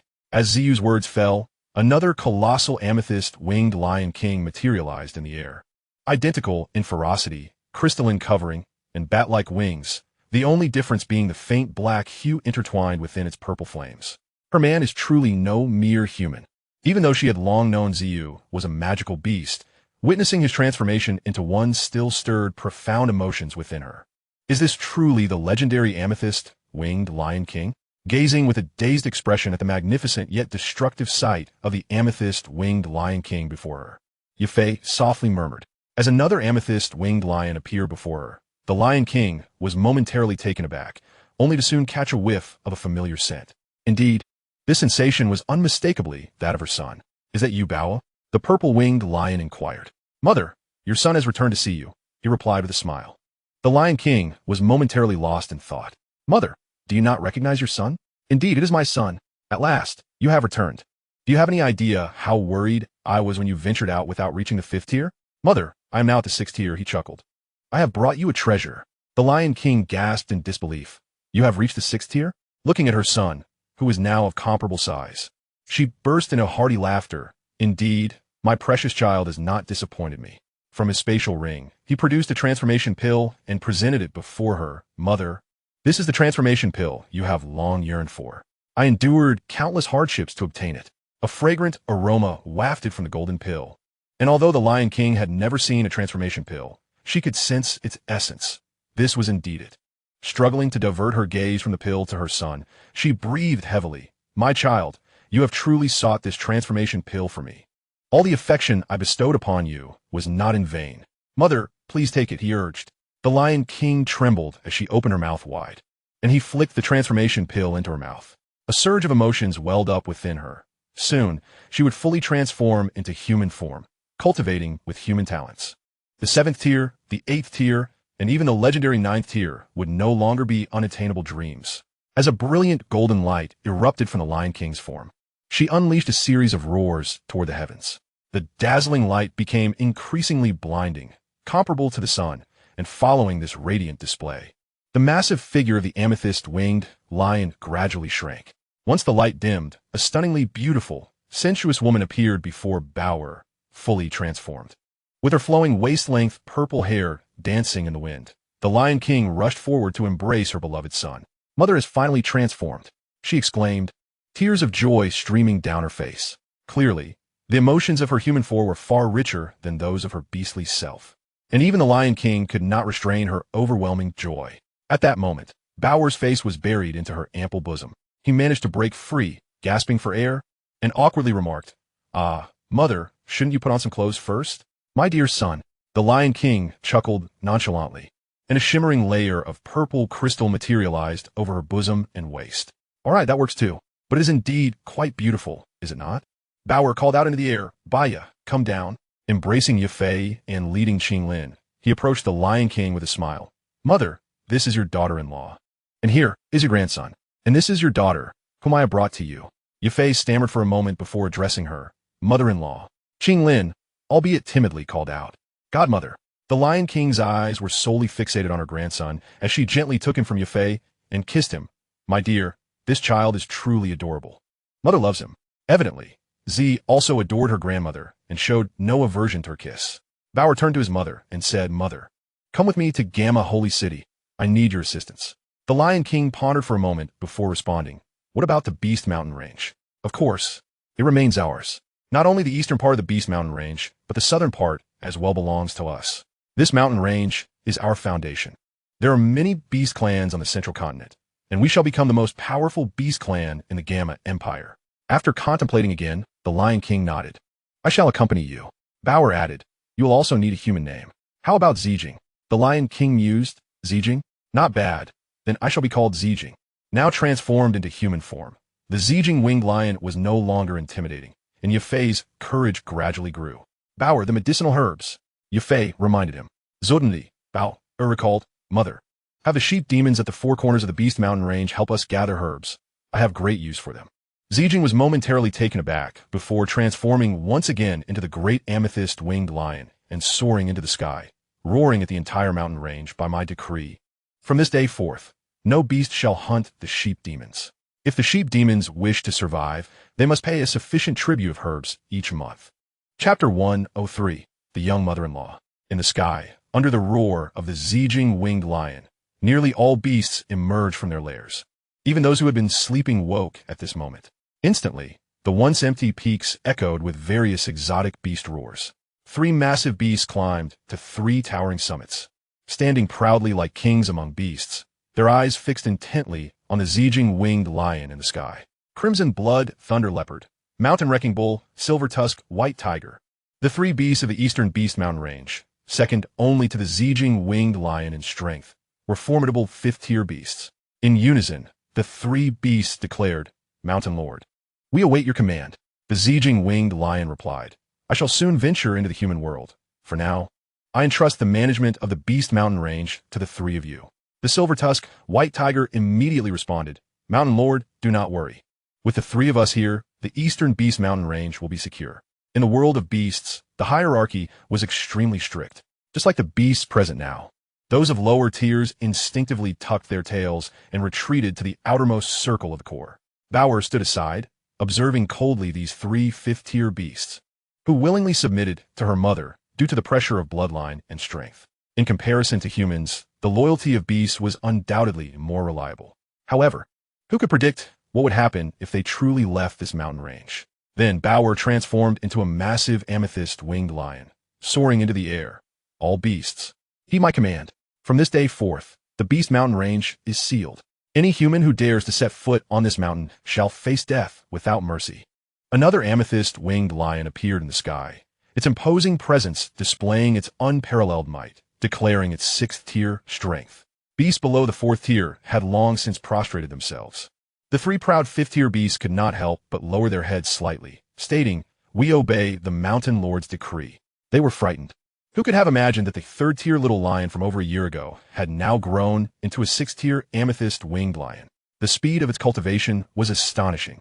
With 2 6th-tier amethyst winged lions emerging from the eastern Beast Mountain Range, what could they do? Even combined, they could not contend with 1, let alone 2. A cold sweat broke out on the backs of the 3 beasts. Seeing that they had completely submitted, Bauer circled in the air and declared, Manage the mountain range well. And I promise that the one among you who shows the most loyalty to us shall be rewarded. We obey the Mountain Lord's decree. Bauer had only 2 spatial rings left on her fingers. The others had been taken by Yafei and Qinglin to store treasures and herbs. The sheep demons were continuously bringing in the herbs they had gathered, and gazing at the mountain of herbs before her, Yafei's heart raced with excitement. Was this the survival rule of the beast world? Compared to humans, these sheep demons are undoubtedly far more industrious. And when it comes to the ability to forage for medicinal herbs, even the most seasoned human herbalists would pale in comparison. The sheep demons possess an intimate knowledge of the precious medicinal materials found within the Monster Mountain Range. The transformed figure of Amethyst once again led her son into the Amethyst tomb. As a stream of purple light surged from her form, a radiant violet energy erupted from her mouth, causing Ziyu to instinctively squint his eyes. Once his vision adjusted to the blinding brilliance, Ziyu cautiously opened his eyes to behold a hexagonal purple spirit stone, sizable as a fist, its beauty transcending description, lying quietly in Amethyst's hand. The moment this exquisite purple stone appeared, Ziyu's magical core began to spin uncontrollably and at an alarming speed. Is this the purple demon crystal? His heart felt as if it were ablaze. Amethyst smiled and said, "Indeed, this is another purple demon crystal left by your father. You may take it." Ziyu paused and inquired, "But mother, do you not want it?"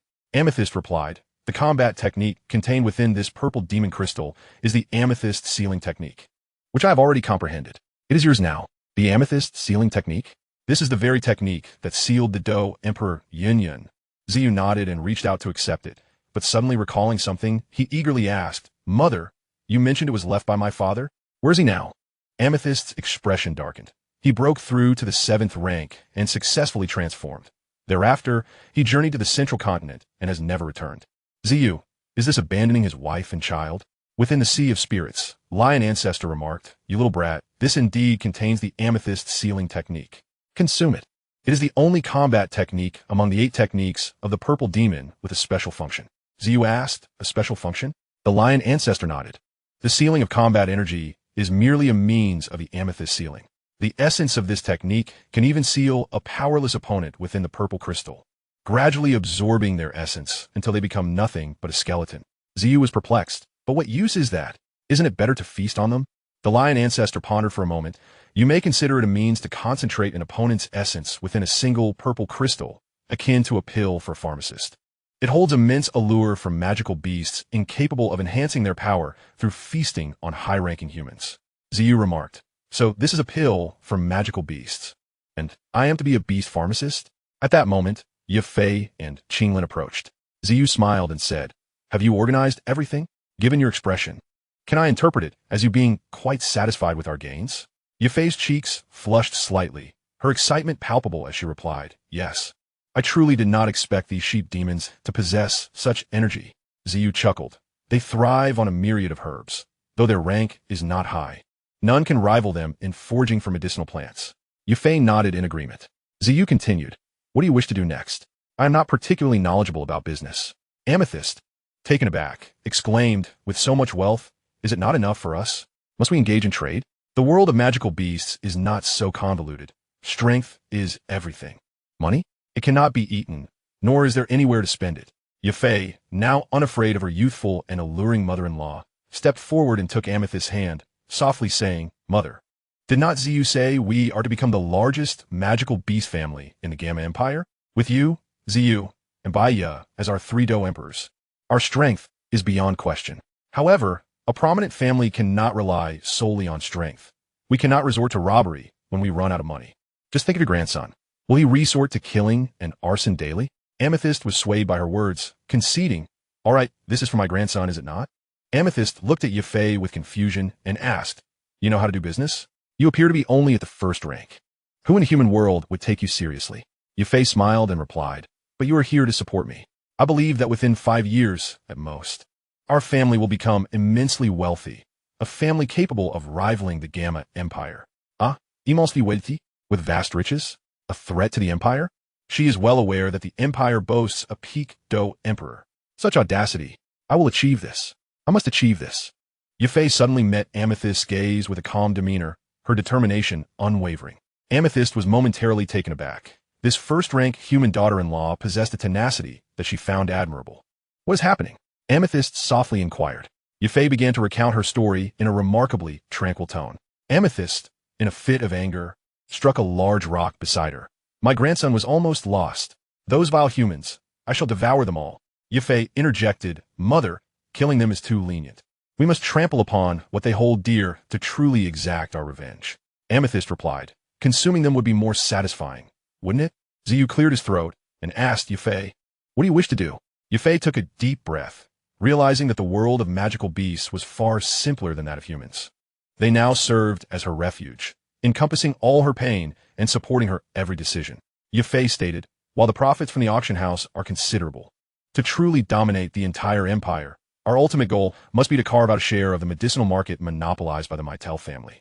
Nearly all pharmacists and prominent families in the Gamma Empire rely on the Meitel family supply of medicinal materials.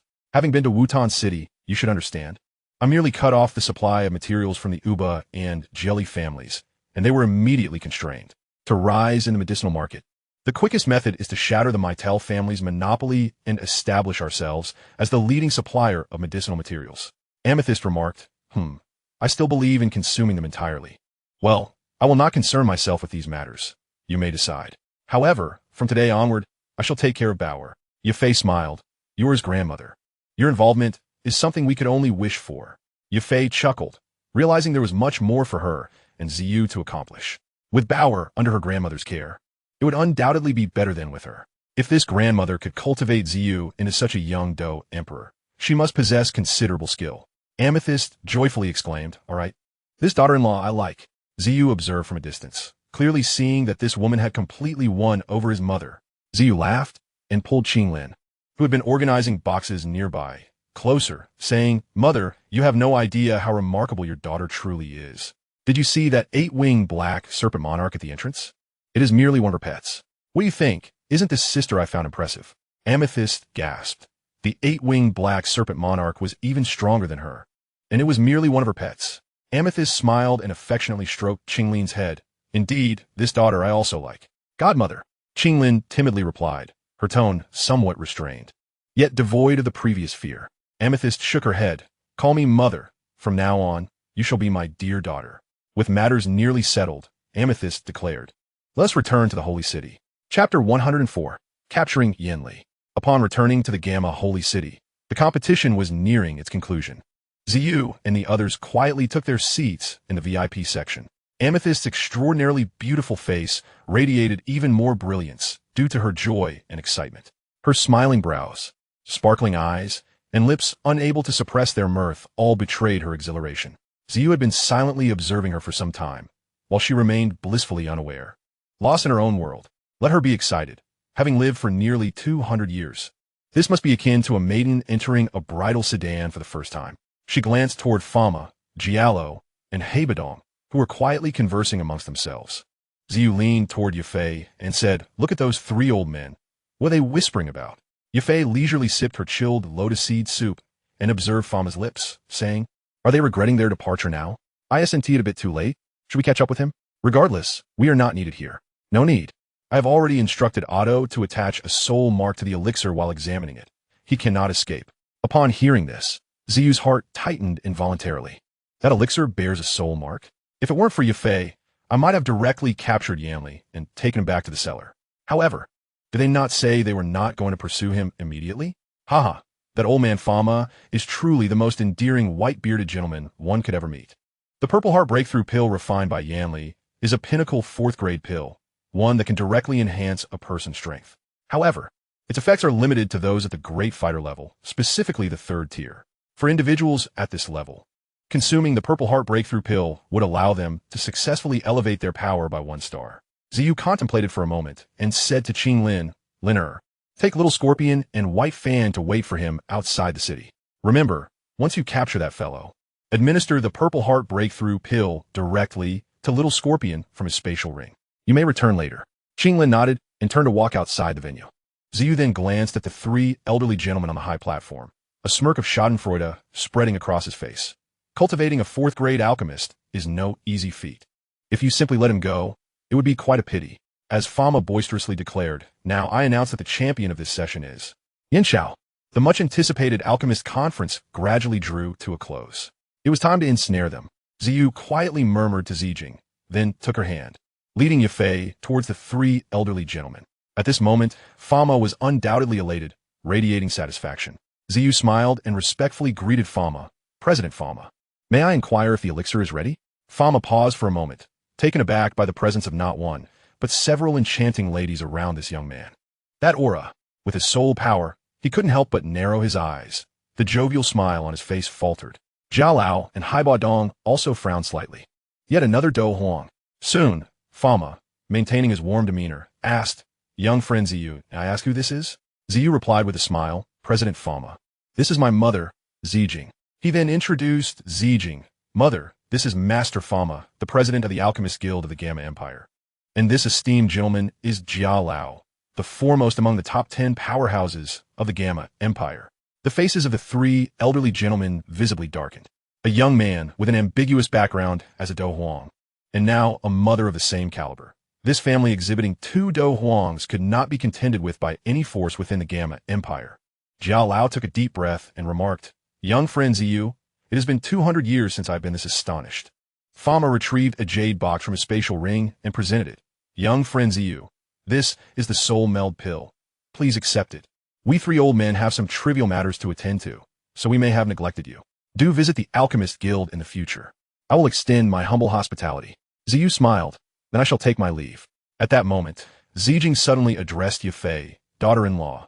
"Where's the Miter family? How dare they treat you this way? Take me there. I shan't let them off lightly." Aiba Dong abruptly halted, a chill running down his spine. "Mother, let it go," Yafei said hesitantly. Zijing retorted angrily, "Let go? Take me there. I want to see who dares to stop me." Aiba Dong exchanged a bitter smile with Fama and Jiao Lao. Ziyu, a one-star Do Huang. His mother was likely a two-star, and here he was, merely at 2 stars. "Madam Zijing, could there be some misunderstanding?" Fama thought, finding himself at a loss before the alluring, yet somewhat domineering woman before him. Just then, Otto rushed over, his expression frantic. Ziyu, maintaining a calm demeanor, couldn't help but reveal a hint of a peculiar smile at Otto's slightly plump figure. "President." Fama furrowed his brow. Otto's demeanor alarmed him. "We've lost track of him." The soul mark vanished in the small forest outside the city gates. "What?" Fama exclaimed. "Young friend Ziyu, I truly have urgent matters to attend to today. Regarding the enmity between Yafei and the Miter family, could you, for the sake of Jiao Lao and me, postpone this matter?"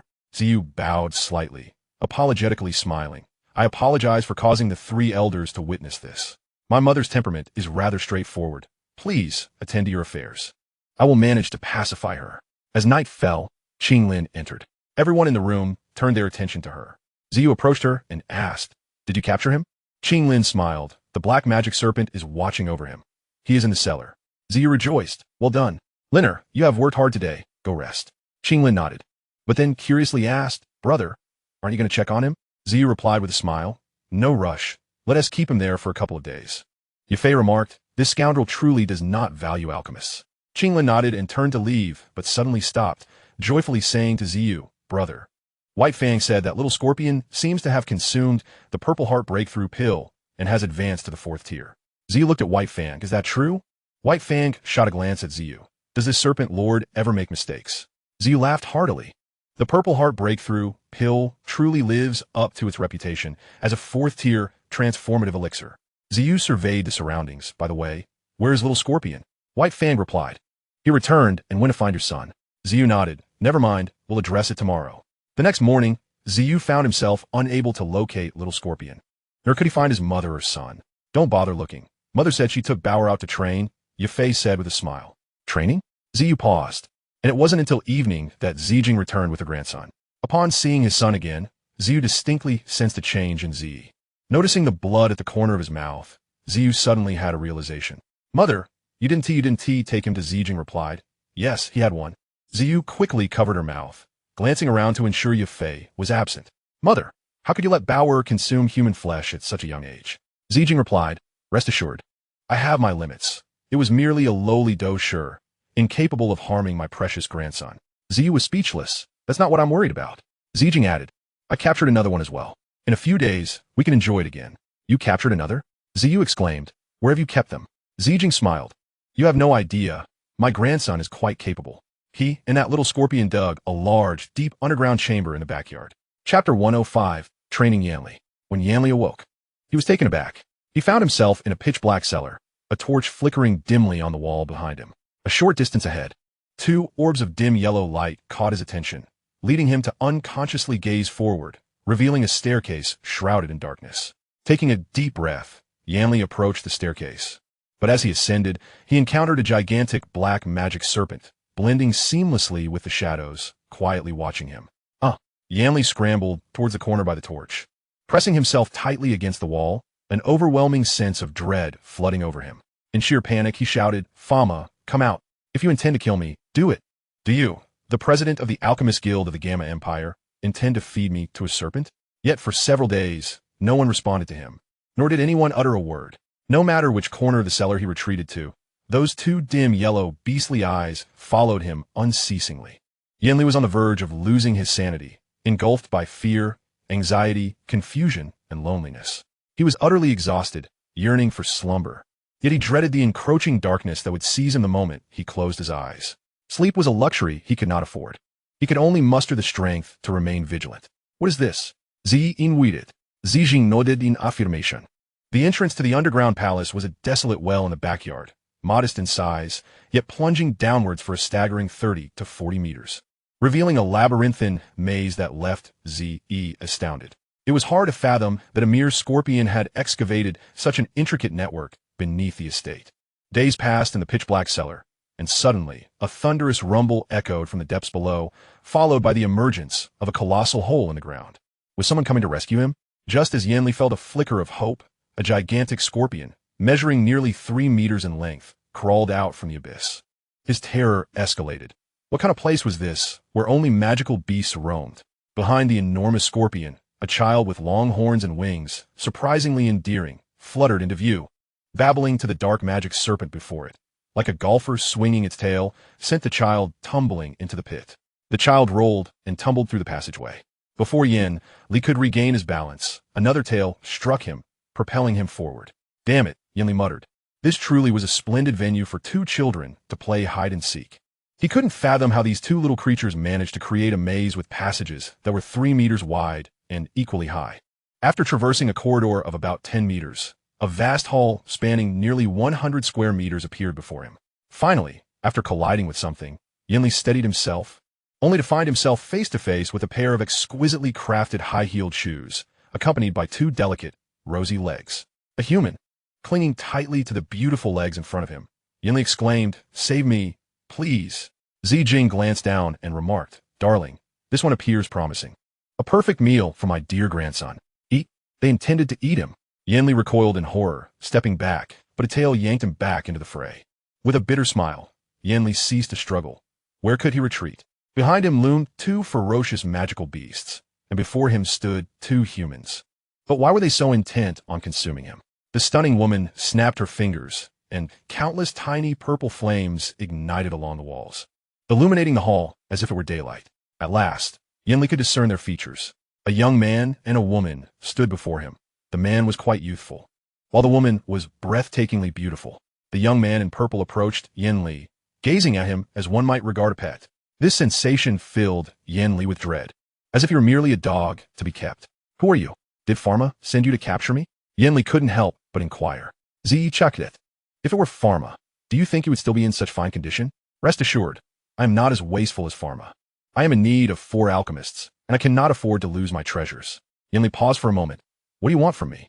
Zi replied with a smile. Yen Li, Vice President of the Alchemist Guild of the Yuyun Empire, a 4th-grade alchemist.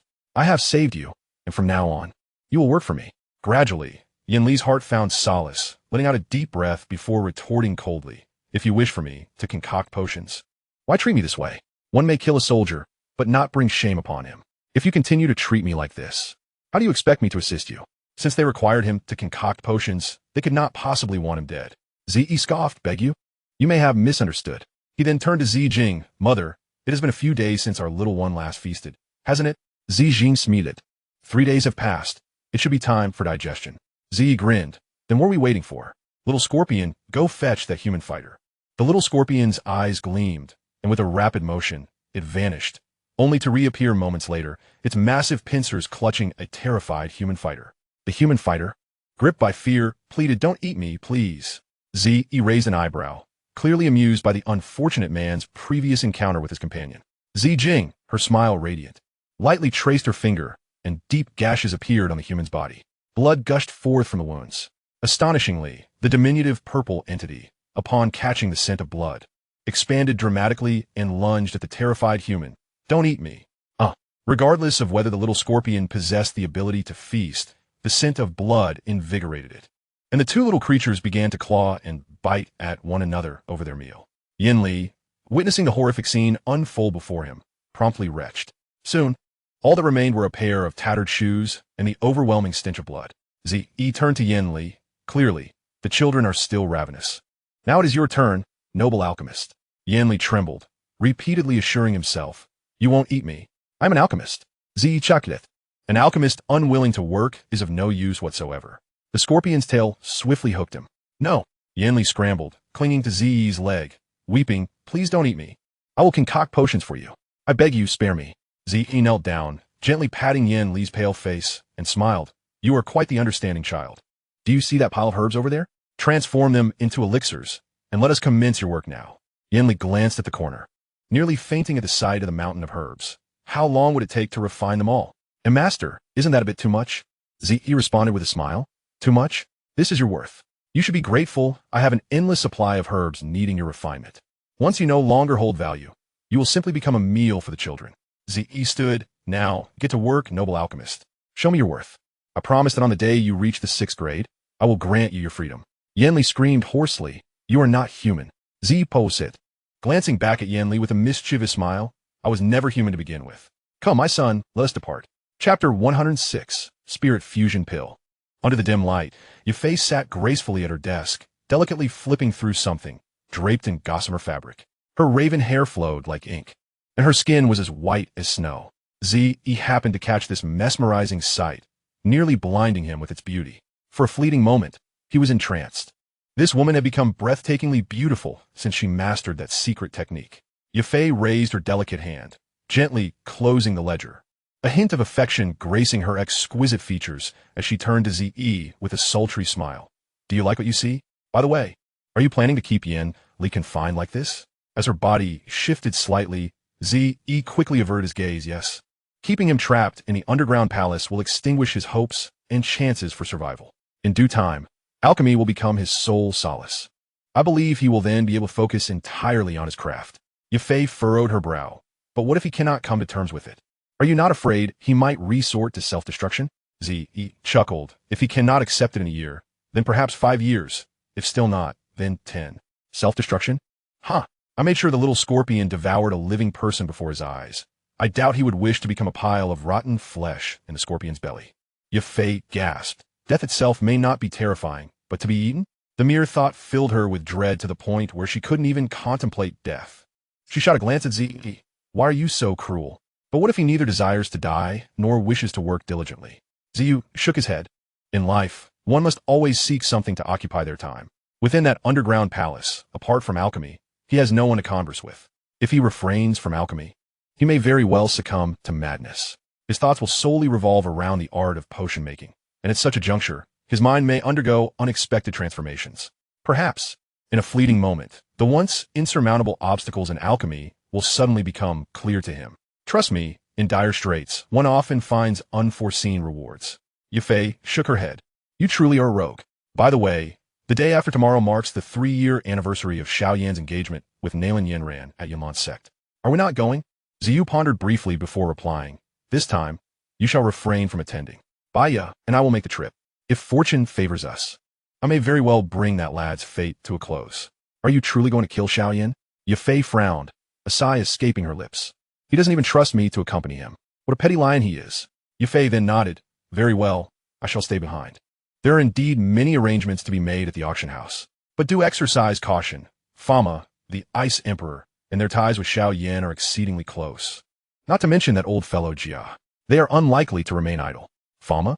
Ziyu was momentarily taken aback. Indeed, the soul-melding pill for Medusa was already refined. He had nearly forgotten about it. Yet, should he truly give it to her? Ziyu hesitated. For although they had established certain terms, once she ingested the soul-melding pill, she would undoubtedly merge entirely with the 7-colored sky-devouring python. Would she still conspire with him against Yanlan Mountain? However, to withhold it would likely incite her wrath, leading to mutual destruction. Alas, what a headache!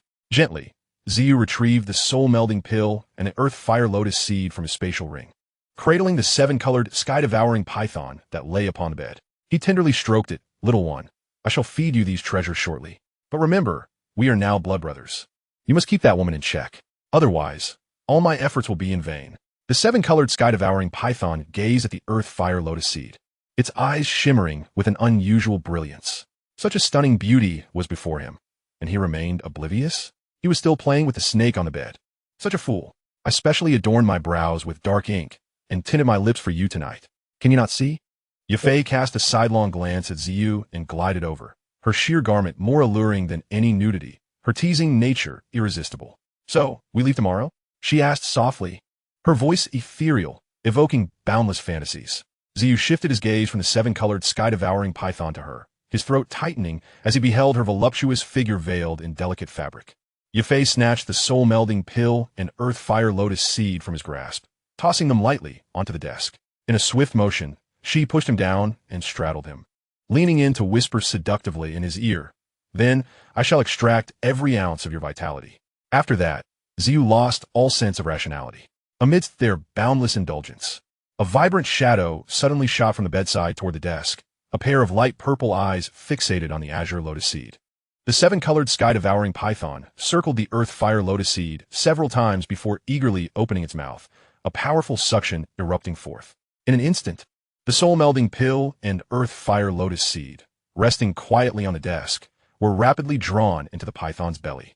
A surge of azure light emanated from the seven-colored sky-devouring python, intensifying until it transformed into azure flames that engulfed the creature entirely, causing its body to swell increasingly. The precious desk was ignited in that very moment. As the seven-colored sky-devouring python's form gradually expanded, the azure flames enveloping it began to wane. After a brief interval, when the final flicker of azure flame departed from the python's body, its 3-meter-long serpentine form shifted, the upper half transforming into an extraordinarily alluring human shape before reverting back to its serpentine form, incessantly alternating between the two. Moans echoed through the air. Was it the pained cries of the seven-colored sky-devouring python merging its soul with Queen Medusa? Or perhaps the sounds of Xiao and Yafei entwined in their own union? With a resounding crack, the precious desk collapsed, and Queen Medusa, having completed her fusion with the seven-colored sky-devouring python, fell heavily onto the cold floor. The entwined figures abruptly froze, turning to witness the radiant form of Queen Medusa on the ground, once again engulfed in searing azure flames. Xiao's eyes widened in astonishment as he beheld Queen Medusa. As the azure flames completely consumed her, her body trembled violently, and she collapsed weakly onto the frigid stone surface. Queen Medusa struggled to prop herself up on her elbows, only to collapse once more under the relentless heat of the flames. Xiao sprang into action, moving toward her. Yafei hastily wrapped herself in a blanket, her expression one of fear as she gazed at Queen Medusa. Time and again, Queen Medusa attempted to rise, yet each time she succumbed to the fierce flames. Meanwhile, her serpentine tail constricted until at last it transformed into 2 slender legs.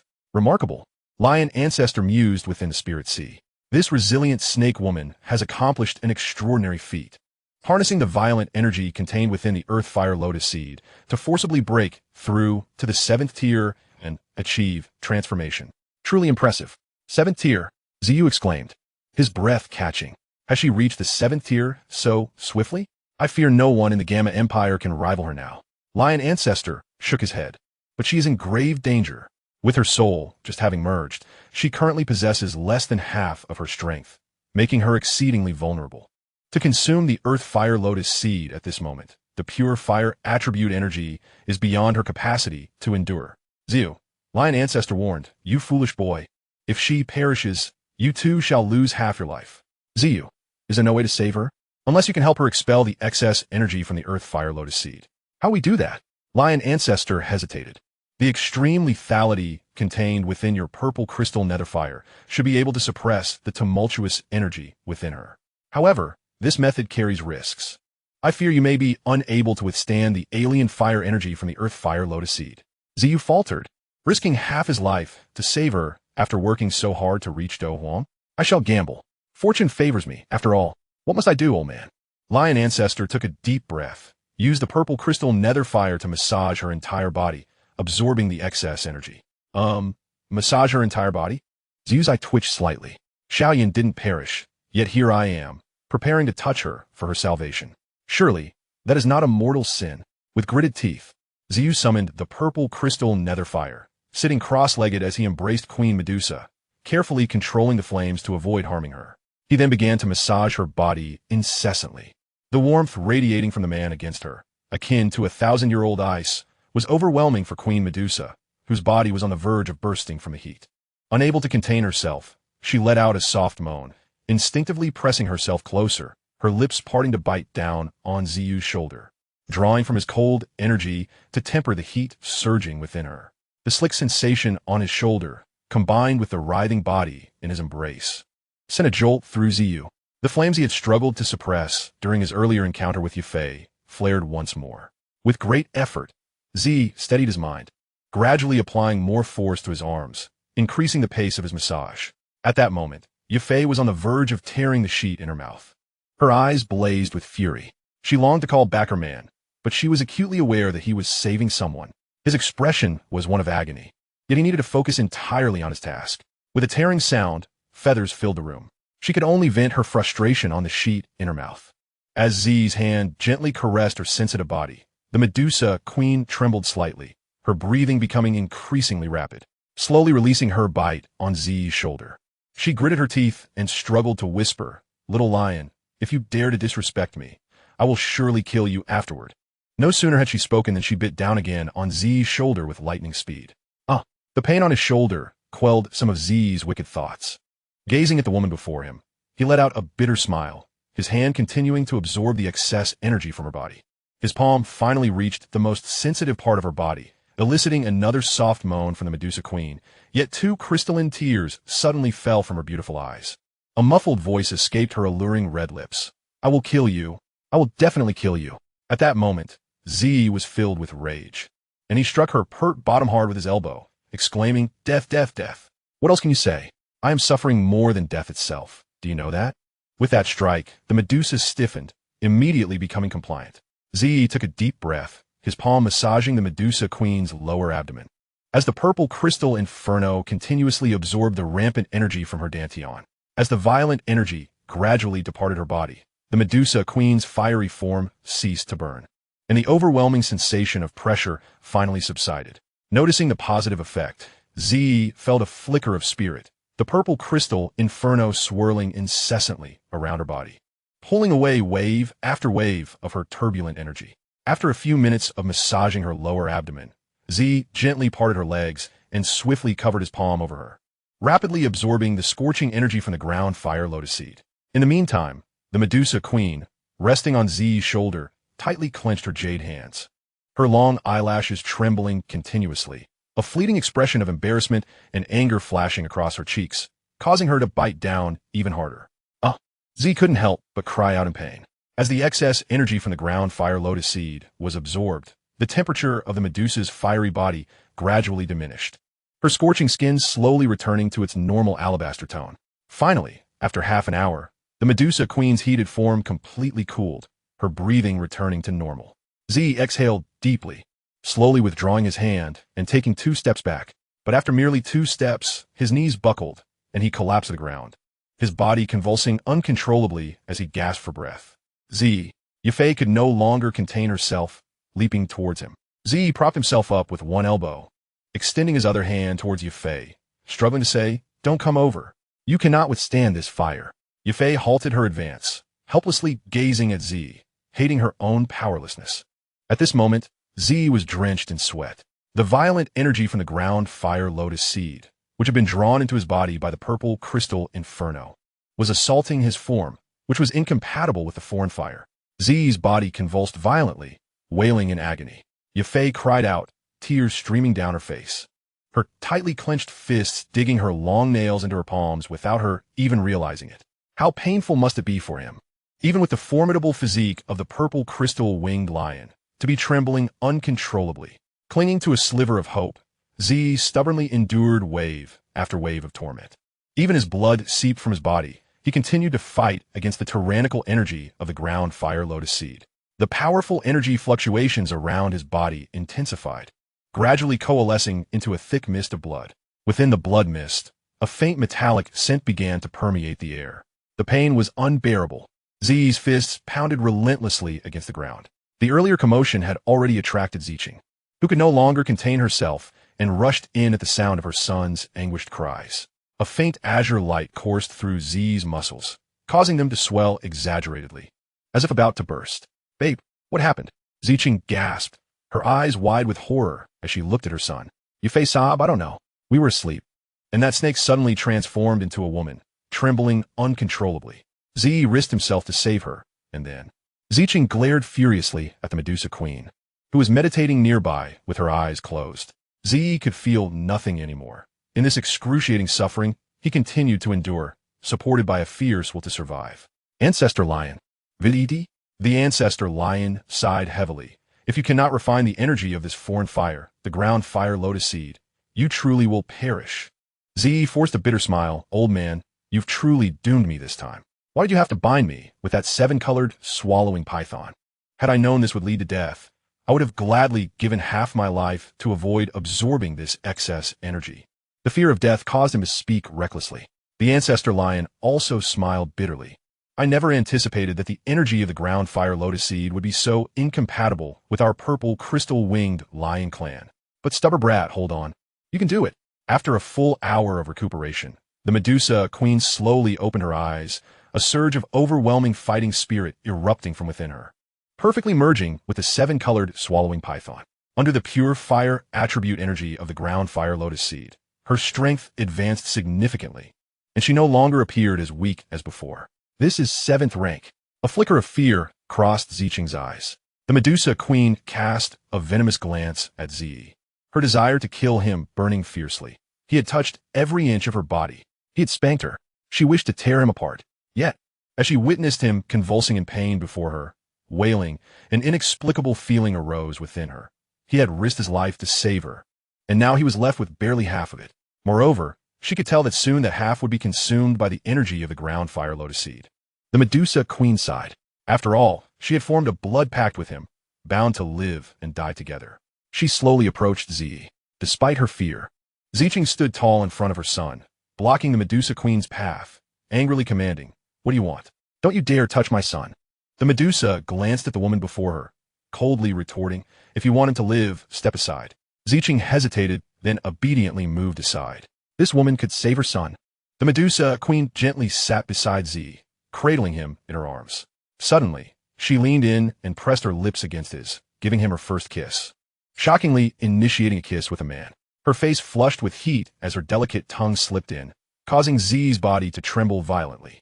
The azure light coursing through Zi's muscles surged towards his head, flowing into the Medusa Queen's body through their connected mouths. The tension in his muscles gradually subsided, and the pain within him significantly diminished. Zi's arms tightened around her soft waist, as if fearing she might escape. A wave of excruciating pain coursed relentlessly along the slippery tongue, and as the intense suffering dissipated entirely, an indescribable sense of relief enveloped his entire being.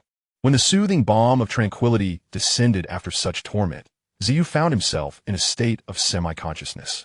Upon regaining awareness, he discovered himself sprawled in the embrace of Queen Medusa, his hands tightly wrapped around her slender waist, their bare bodies intimately entwined.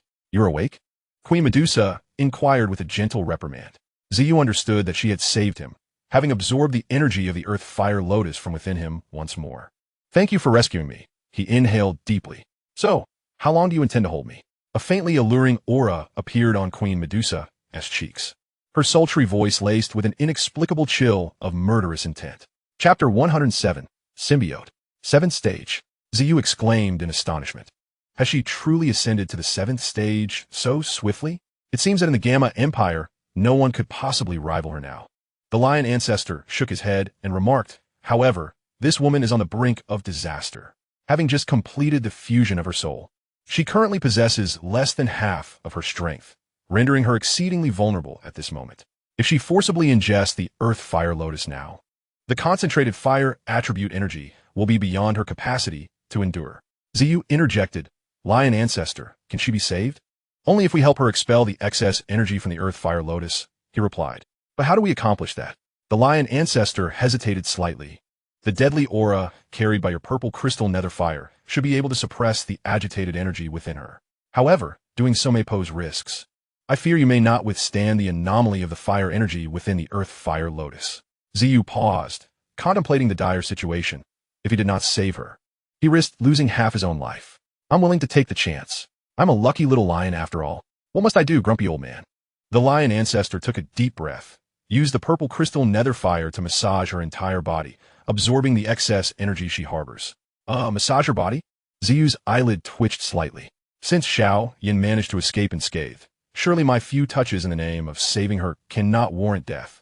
Gritting his teeth, Zi summoned the purple crystal nether fire, sitting cross-legged as he held Queen Medusa in his arms, carefully controlling the flames to avoid injuring her.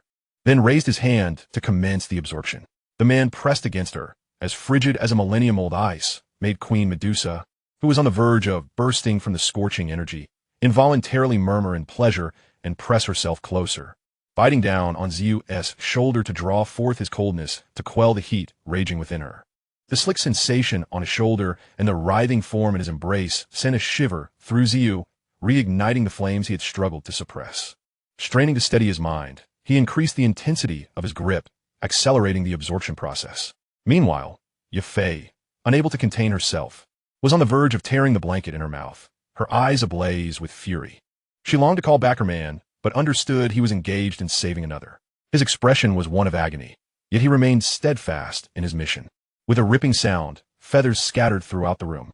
She could only vent her frustration on the blanket in her mouth.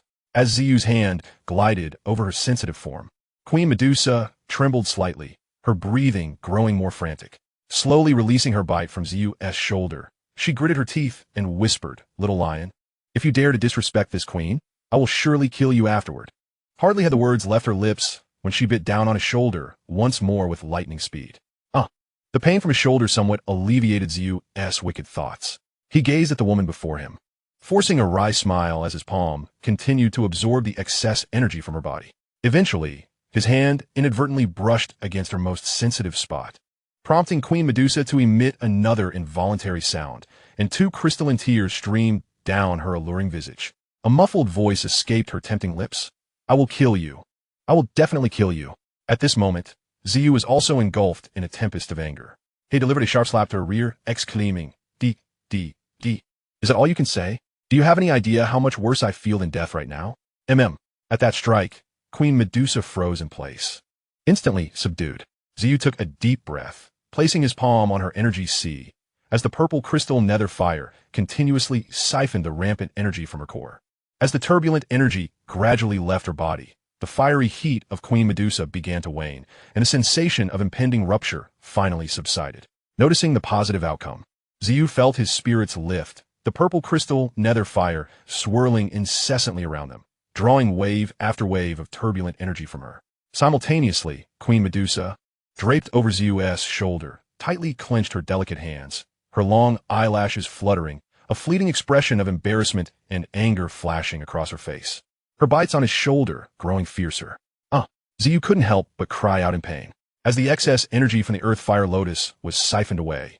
The temperature of Queen Medusa's heated body gradually diminished, her once scorched skin returning to its normal fair hue. Finally, after half an hour, the intense heat of Queen Medusa's body had completely subsided, and her breathing returned to a steady rhythm. Xiao exhaled deeply, slowly withdrawing his hand and stepping back 2 paces. But scarcely had he taken 2 steps when his knees buckled, and he collapsed to the ground, his body convulsing uncontrollably as he gasped for air. Yafei could no longer remain passive and rushed towards him. Supporting himself on one elbow, Xiao extended a hand towards her, struggling to say, "Don't come near. You cannot endure this flame." Yafei halted, helplessly gazing at Xiao, hating her own impotence. At this moment, Xiao was drenched in sweat. The violent energy from the Earth Fire Lotus, infused by the purple crystal nether fire, surged within his body, clashing violently against his form, ill-suited to such flames. Xiao's body convulsed violently, wailing in agony. Yafei cried out, tears streaming down her face, her tightly clenched fists revealing her long nails digging into her palms without her realizing it. How excruciating must it be, for even Xiao's robust body was trembling uncontrollably. With sheer willpower, Xiao tenaciously endured wave after wave of torment. Despite blood seeping from his body, he continued to resist the tyrannical energy of the Earth Fire Lotus. The formidable energy fluctuations surrounding him intensified, gradually coalescing into a thick mist of blood. Within that crimson haze, a faint metallic scent permeated the air. The pain was unbearable. Xiao's fists pounded against the ground relentlessly. The earlier commotion had already drawn the attention of the purple crystal, and amidst his son's anguished cries, it could no longer contain itself and rushed in. A pale blue glow coursed through Xiao's muscles, causing them to bulge dramatically, as if they might burst. "Babe, what has happened?" The sight of his son in such distress made the purple crystal's eyes widen in alarm as it turned to Yafei. "I don't know. Jia Fei so bith." We were in the midst of slumber when that serpent suddenly transformed into a woman, trembling incessantly.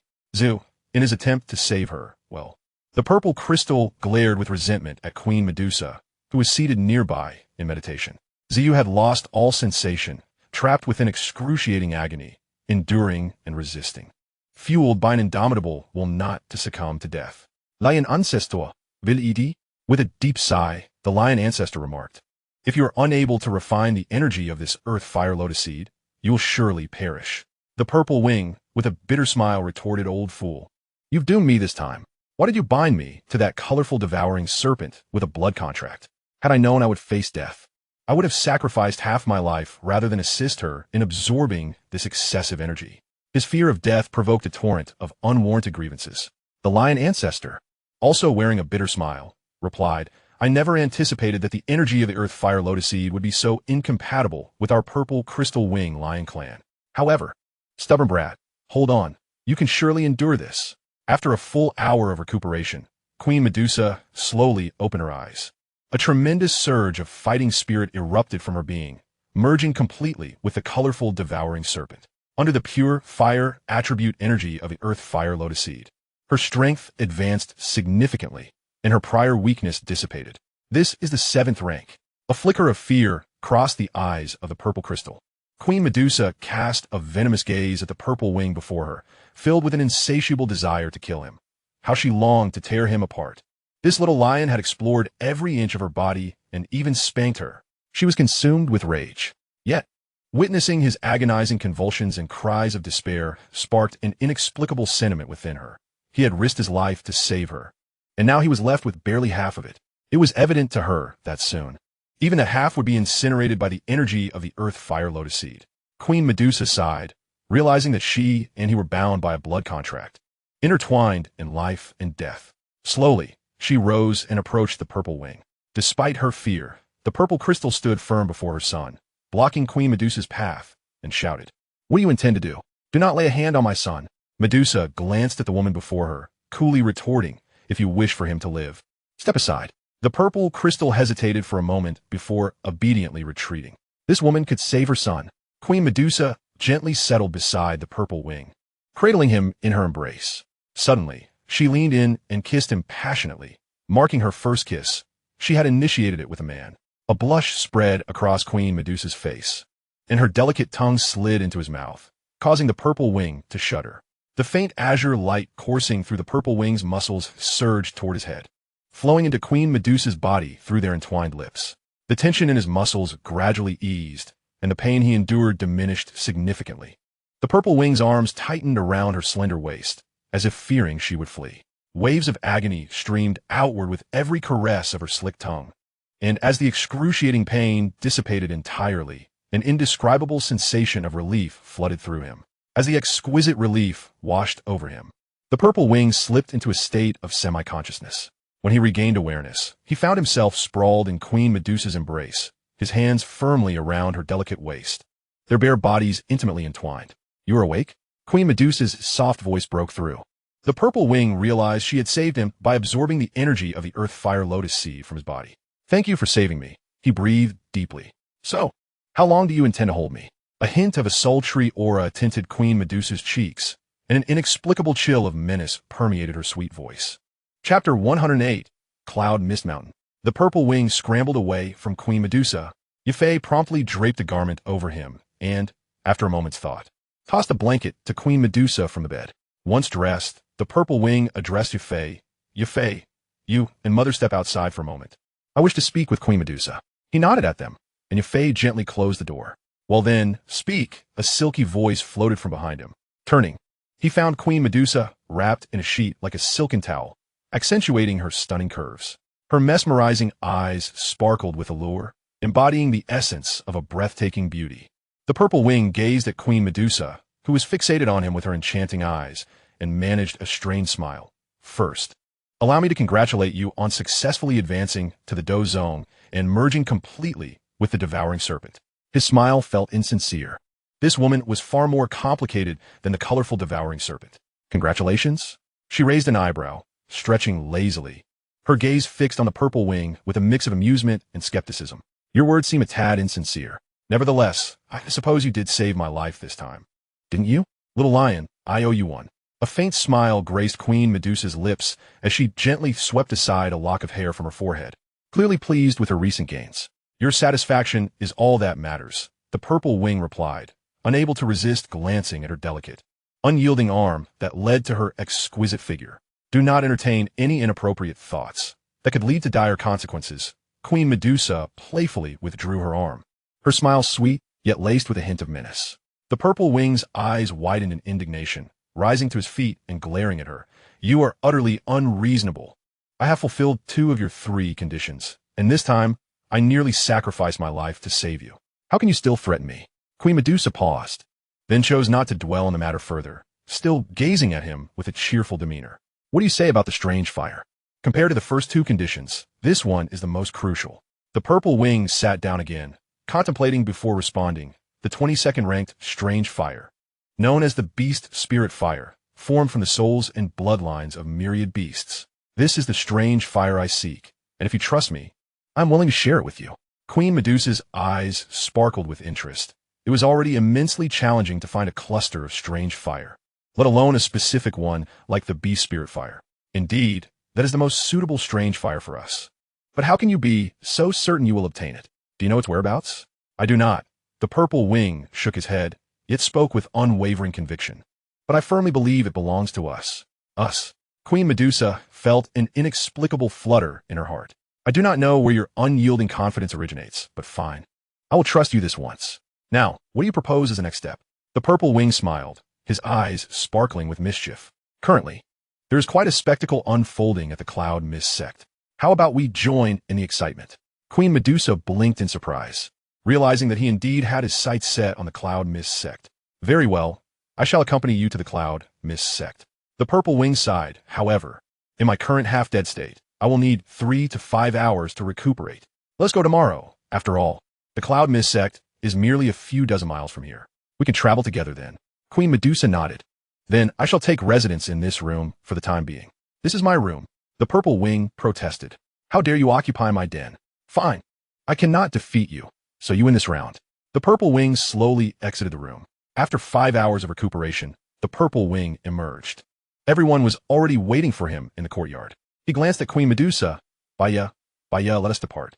Queen Medusa frowned, expressing her distaste.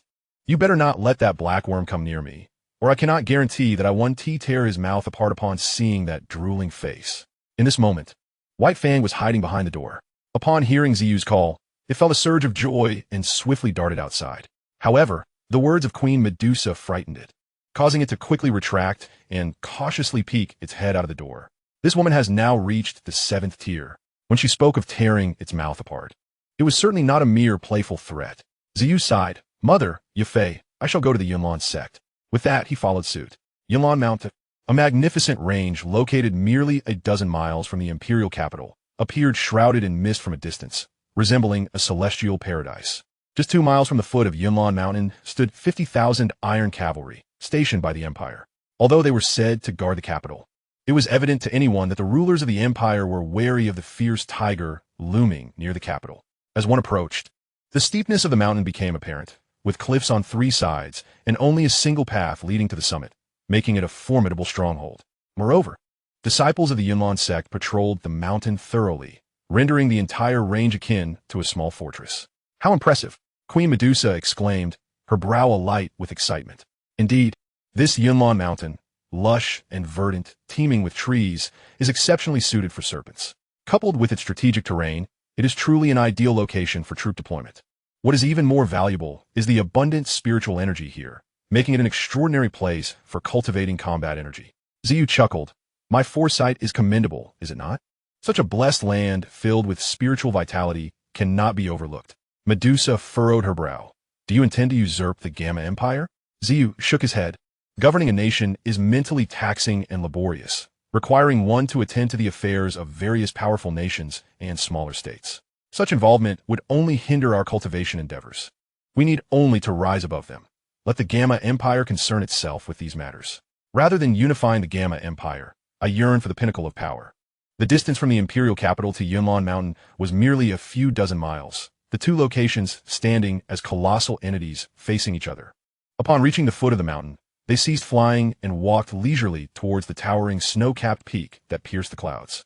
The stone steps stretching to the horizon resembled a celestial ladder. At the end of the lengthy stone steps, shrouded in mist, lay a vast plaza entirely paved with colossal stones, exuding an ancient and grand aura. Surveying the plaza, one could see nearly 1,000 individuals seated in a semicircle, all clad in moon-white robes, with cloud-patterned long swords fluttering at their sleeves, as if alive, imbued with a faint sword intent. At the top of the plaza, some elevated stone seats emerged, with the steps gradually ascending. The elder members seated there appeared to be of increasing age as one moved upward. The highest stone platform was empty, while beneath it sat a dozen white-robed elders, eyes closed in meditation, though they seemed unremarkable at first glance. The steel-like robes that remained motionless against the wind hinted at their extraordinary nature. These elders were far from ordinary. Suddenly, a rush of wind heralded the arrival of two figures atop a towering tree. Glancing up, they noticed several silhouettes standing on the branches of the grand trees surrounding the plaza, including the three Do Kings, Heibadong, Fama, and Jia Xingtian, as well as Nalan Jia and several other family heads. It seemed this battle had indeed attracted many notable figures. Standing atop the tree, Ziyu's gaze swept over the tranquil plaza filled with nearly 1,000 Yunlan sect disciples, their breathing synchronized in perfect harmony. Any disturbance would unleash a relentless barrage of attacks, as if they were a single entity. Truly impressive, the Yunlan sect. Queen Medusa sighed, then looked back at Ziyu.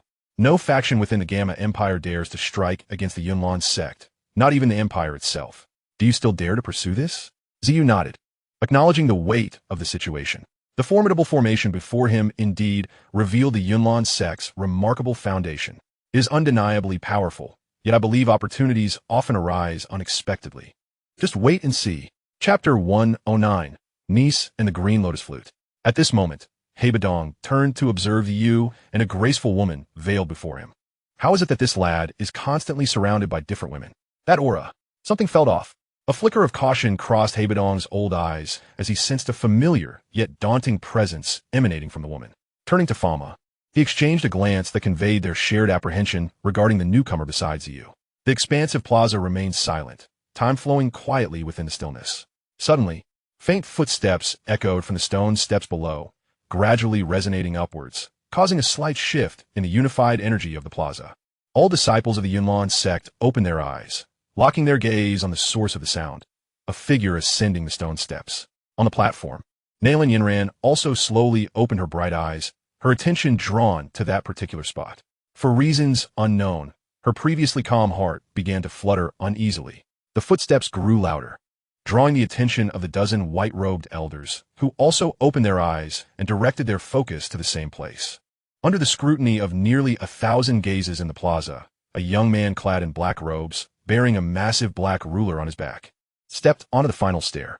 His expression remained neutral as he scanned the vast plaza, eventually resting his gaze on the beautiful woman on the stone platform, who returned his penetrating stare. With 3 strides, the young man raised his head, fixing his gaze on the woman, speaking calmly. Xiao Clan, Xiao Yan, Nalan Clan, Nalan Yinran. Gradually rising to her feet, Nalan Yinran stood tall like a proud snow lotus, her bright eyes fixed on Ziyu, her voice calm and composed like his. Hey, old man Nalan, is this the Xiao lad who nearly became your family's son-in-law? He doesn't seem like the waste that rumors suggest. His demeanor and character are exceptional among the youth I have encountered. Mu Chun turned to Nalan Jia, who had been gazing at Ziyu, a smirk on his face. Relishing the irony, a man deemed a waste and abandoned, now outshone many so-called geniuses. Nalan Jia, his expression darkening, shot a fierce glare at Mu Chun, who was fortunate enough to engage in idle chatter. With a scoff, he redirected his focus to the handsome young man, his mind swirling with thoughts. I am the grand elder of the Yunlan sect, Yunling. Before Xiao Yan could respond, the elder continued, Today, as the sect master has yet to return, I shall preside over this 3-year agreement. This contest is meant for exchange and learning, not for life and death. Each shall embrace their fate. A gentle voice suddenly interrupted Yunling's speech. All eyes shifted towards the source, landing on the quietly standing young man in black robes. Expressions varied among the onlookers. Many were surprised that Ziyu would dare to speak such words, knowing his opponent was the Yunlan sect's highly cultivated successor. What a bold lad. Some eccentric old men atop the trees couldn't help but chuckle, even giving Xiao Yan a thumbs up. Nalan Yinran raised her gaze slightly, fixing her eyes upon the young man clad in black. After a moment of contemplation, she gave a subtle nod, her voice cold and detached. As you wish. Young man, one should always leave a thread of hope in all matters. However, since you insist upon this demand, so be it. Life and death are fated. With a wave of his hand, Yunling spoke indifferently. His palm gradually tightened around the handle of the mysterious measuring ruler, and with a sudden pull, the Xuanzhong ruler released a wave of oppressive wind, pointing diagonally towards the ground. The force of the ruler stirred up dust from the earth, and faint azure fighting spirits swirled around his form. Ziyu fixed his gaze upon Nalan Yenran. 3 years have passed as promised, and today, let us resolve the grievances of the past. You have brought shame upon the Xiao family. It is time for you to repay it. Extending her jade-like hand, a glimmering emerald ring sparkled, revealing a slender light blue sword that appeared with a flash. The blade tilted, reflecting the sunlight and casting a chilling gleam. Nalan Yinran's beautiful eyes met those of the dark-eyed youth, and with a hint of regret, she sighed softly and replied, I shall determine my own marriage. Even though 3 years have elapsed, I do not believe I was wrong back then. I have the right to choose my own fate.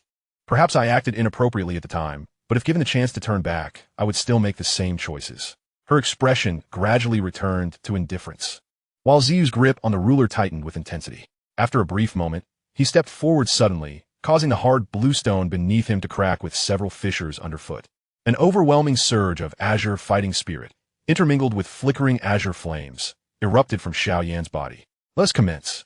Sensing the formidable fighting spirit rising from Xiao Yan, Nalan Yinran's eyes flickered with surprise. The boy who once endured scorn and ridicule of the Xiao family was now truly transformed. Her jade hand firmly grasped the light blue sword, as a gentle breeze swirled around the blade, causing sharp wind blades to extend and retract, occasionally shooting out and leaving shallow scratches on the hard blue stone. The sword gradually lifted, pointing towards Ziyu, its keen edge reflecting a cold light in the sunlight. As the fighting spirits of the two ascended, the atmosphere in the vast square became dense, silence enveloping the surroundings once more, with all eyes fixed upon the pair. Many spectators were eager to discover how far the once deemed worthless boy had progressed after 3 years of cultivation. Hold on, a resounding voice cut through the tension, abruptly halting the imminent clash. All eyes turned towards the source of the sound, revealing a pair of individuals quietly perched atop the treetops. Yunling was taken aback. Could he be mistaken? The young man's aura seemed remarkably potent. What brings you here? Ziyu chuckled lightly. I dare not presume. I am merely a friend of Nalan Jia from years past. Today marks the day of battle between his granddaughter and her fiancé after 3 years, and I have come uninvited. I hope the elders will excuse my presence. With that, Zhu gracefully descended to Nalan Yinran's side, nearly brushing against her face, causing her cheeks to flush crimson as she prepared to chastise him. In her ear, Ziyu whispered softly, This lad is beyond your reach. He is the Yin Xiao you should remember, possessing extraordinary fire. Nalan Yinran shuddered involuntarily, her beautiful eyes widening as she gazed at Ziyu.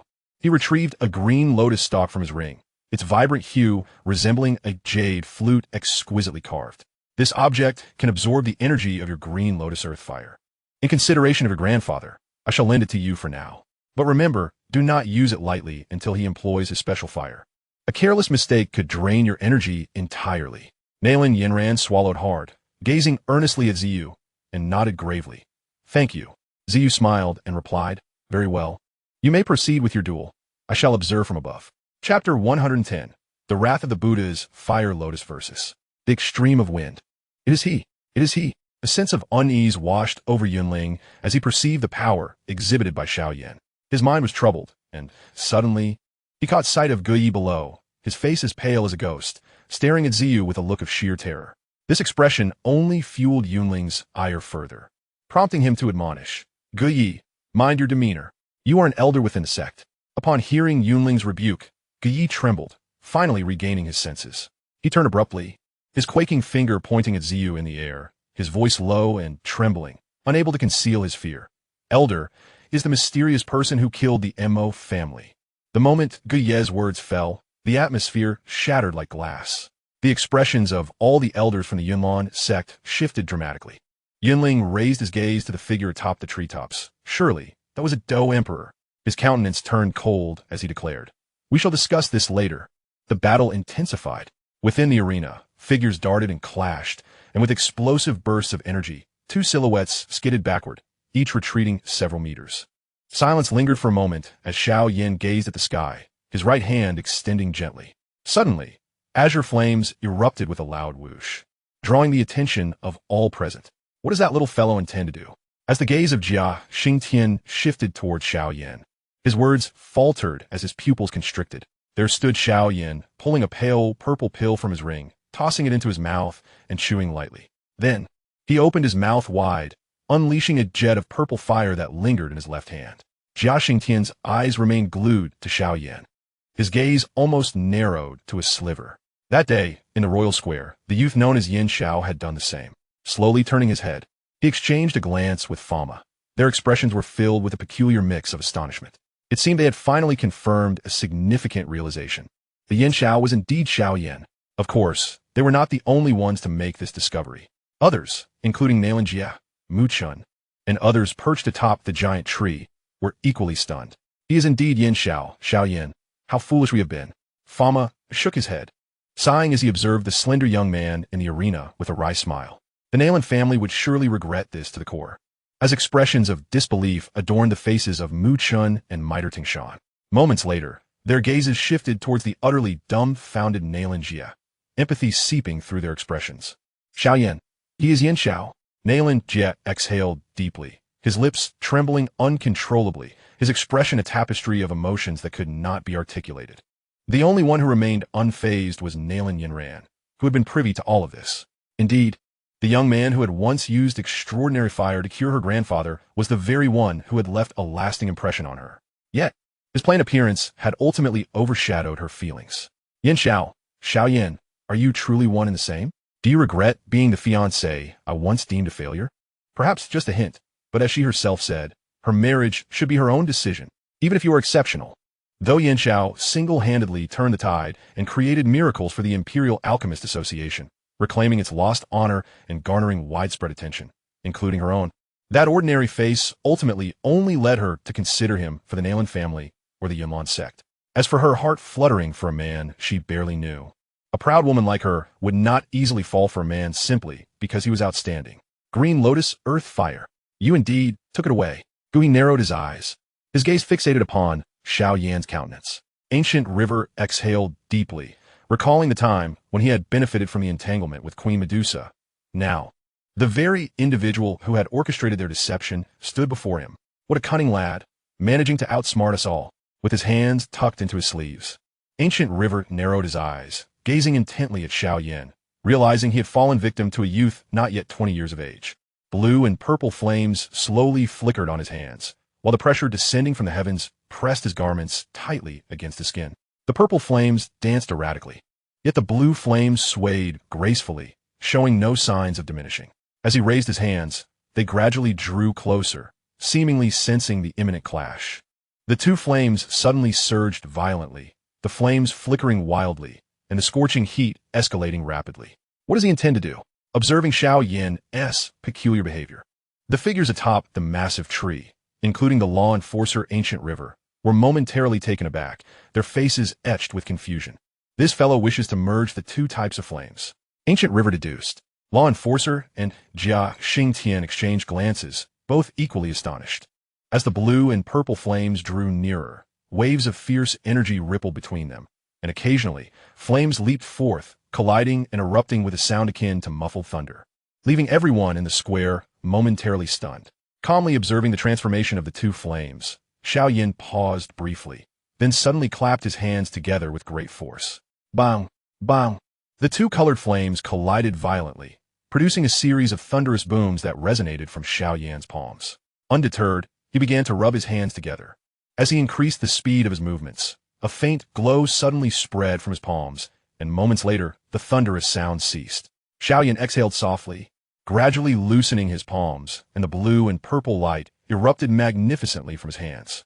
As the radiant glow began to subside, the crowd's gazes shifted, their expressions morphing into astonishment as they beheld the floating blue-purple-red lotus that slowly revolved above Xiao Yan's palms. Ancient River stared in disbelief at the two-colored red lotus, his pupils abruptly constricting.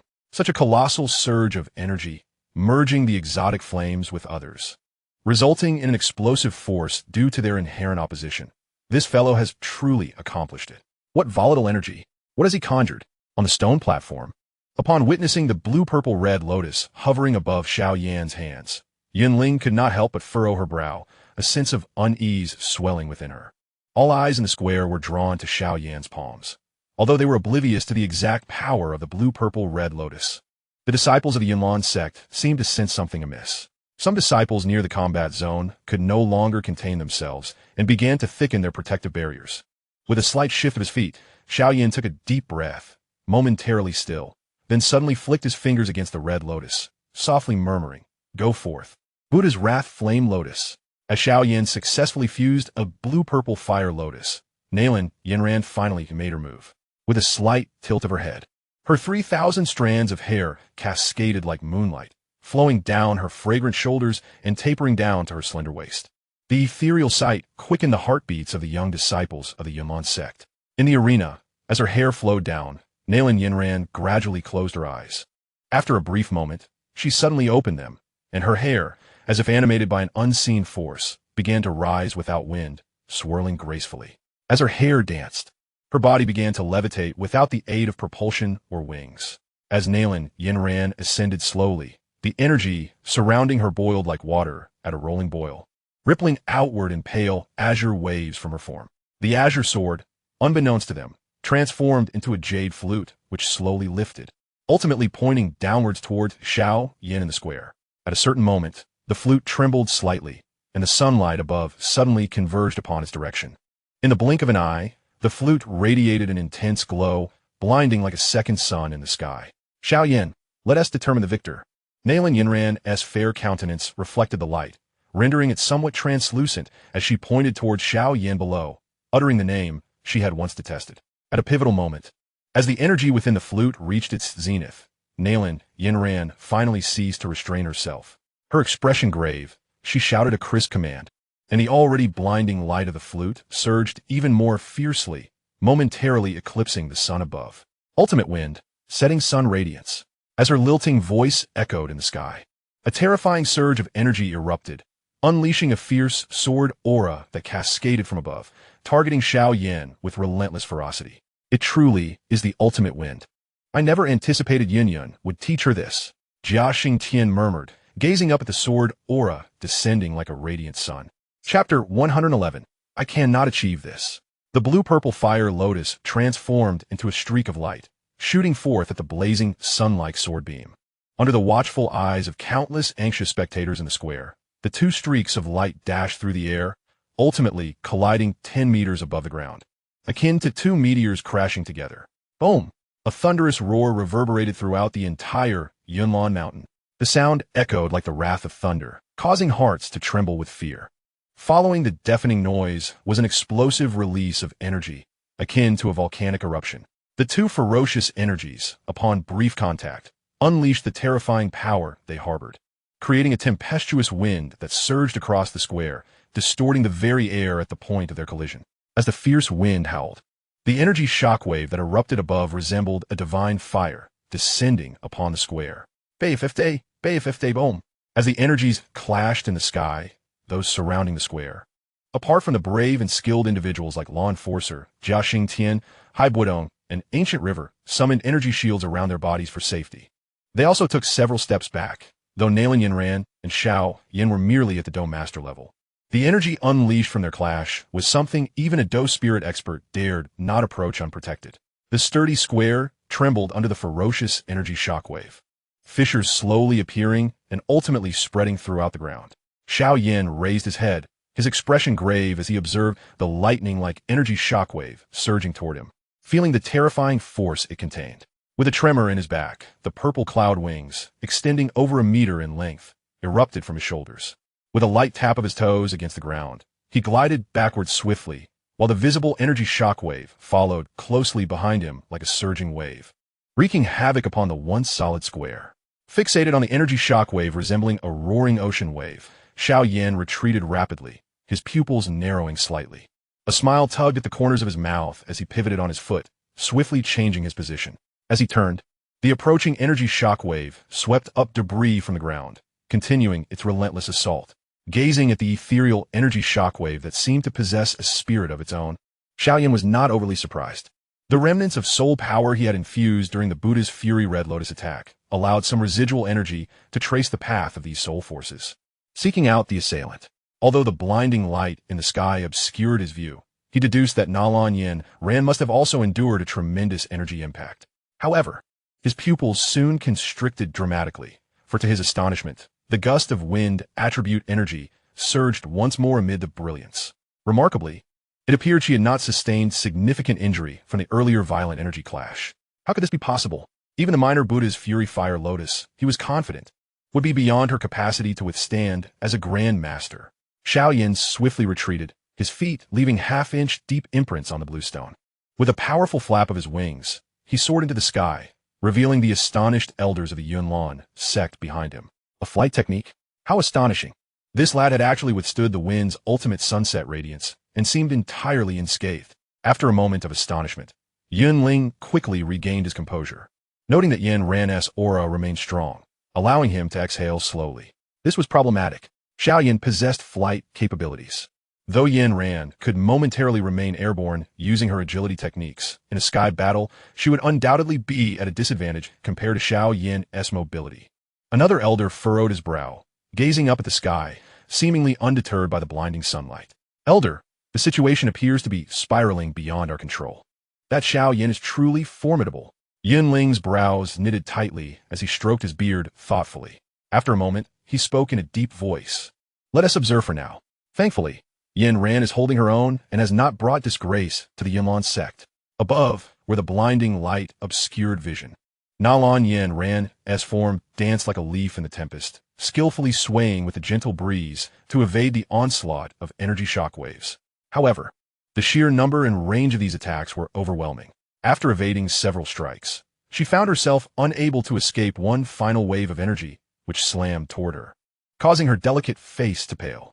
Yet, just when she believed she would be gravely injured, the energy mysteriously zipped into the jade flute glowing with a verdant light in her hand. In response, a surge of azure energy erupted from the flute's tip. Na Yan Ran pressed her palm to her chest, her eyes widening in disbelief. This jade flute had the ability to absorb Xiao Yan's fire attribute energy. Although she had still sustained injuries from the impact, it was evident that without this flute, she would have been rendered unable to continue fighting. Taking a deep breath, she turned her head sharply, spotting the young man in black robes not far behind her, arms crossed, purple wings gently fanning, his dark eyes reflecting a look of astonishment. Wind push. Their gazes locked in the air. Na Yan Ran bit her lip, her delicate hand thrusting toward Xiao Yan. Instantly, a multitude of pale azure wind blades materialized before her and surged toward him. Utilizing the recoil, she plummeted toward the ground, aware that in aerial combat, Xiao Yan's wings would grant him a significant advantage.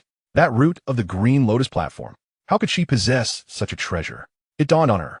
It was the purple wings. He must have acquired the Earth Fire Lotus seed, and this Green Lotus root must also be something he took. The Green Lotus root absorbs the violent fire attribute energy from the Earth's core to nourish the Green Lotus platform.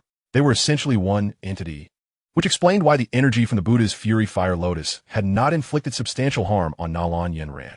That wretched fellow. Yet, even without the strange fire, I shall defeat you. And this Na Yan Ran.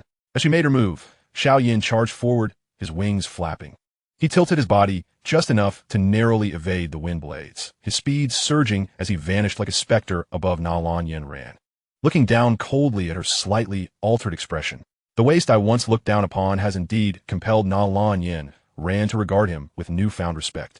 Xiao Yan, I admit, I once underestimated your strength. This has proven my short-sightedness. Raising her exquisite face, Na Yan Ran met the descending Xiao Yan's palm with determination, her firm expression echoing that of the Xiao Yan of old. However, I have also declared that even if time could rewind, I would still renounce the marriage to the Xiao family. My life shall not be dictated by others. I cannot live as a stranger's companion. The 3-year pact has come to an end, Na Yan Ran. With those words lingering in the air, Xiao Yan's hand shot toward Na Yan Ran's chest, his hidden power ready to erupt. Thousand winds blast. Na Yan Ran chuckled softly, her arm trembling as a tempestuous force erupted from her palm. Boom! Finally, it has come to an end. Xiao Yan sighed lightly as his wings fluttered, following the trajectory of Na Yan Ran's descent. Just before touching the ground, a white figure suddenly floated upwards with the wind, swaying like a fragile willow in the breeze. Xiao Yan's eyes widened in shock. Realizing that Na Yan Ran had somehow managed to neutralize his 8 extremities burst, he bitterly smiled to himself. Against her wind attribute agility, he feared he truly could not match her. Coughing, he felt the residual force of the 8 extremities burst still affecting him. Grasping his chest, he coughed violently, blood seeping from the corner of his mouth. Na Yan Ran flicked her hair back defiantly, raising her head to produce a piece of white paper, which she slowly tossed toward Xiao Yan.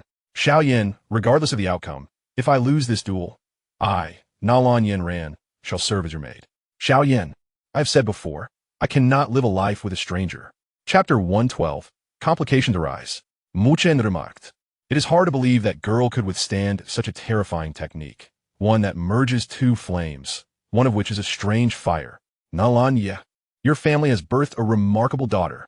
Wait, that jade flute given to Na Yan Ran must have something unusual about it. Gui shook his head. Na Jie sighed deeply. The purple wings, do we continue fighting? If this goes on, it will surely be a fight to the bitter end. Fa Ma sighed and descended. Young friend Xiao Yan, Miss Na Lan, let me mediate. How about we call this a draw?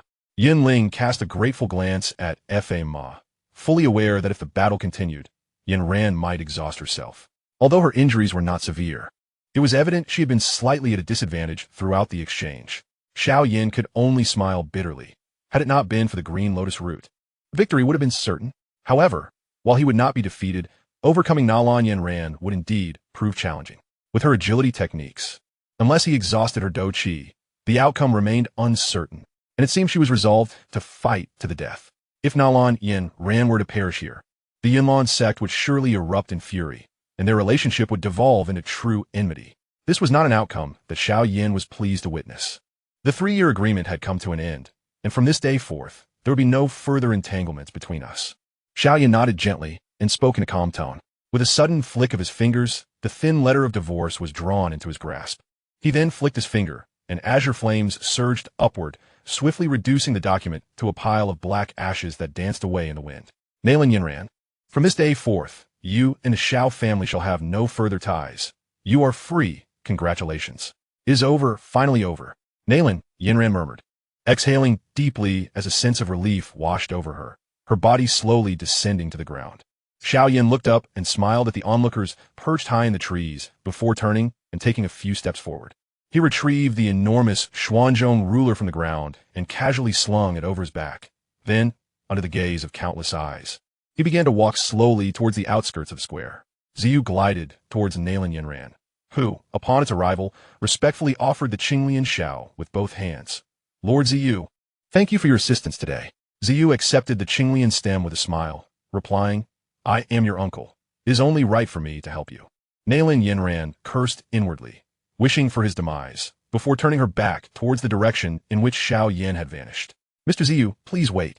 Upon hearing the voice that gradually resonated through the square, Ziyu halted his movement.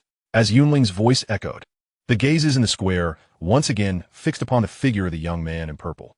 Nalin Yinran wiped the blood from the corner of her mouth, glanced up with a complex expression at Ziyu's back, and then turned to Yunling and the others, saying, Elder, if it were not for Ziyu lending me his treasure during today's contest, Yinran, I understand, but this concerns the honor of our sect. Please stand aside for now.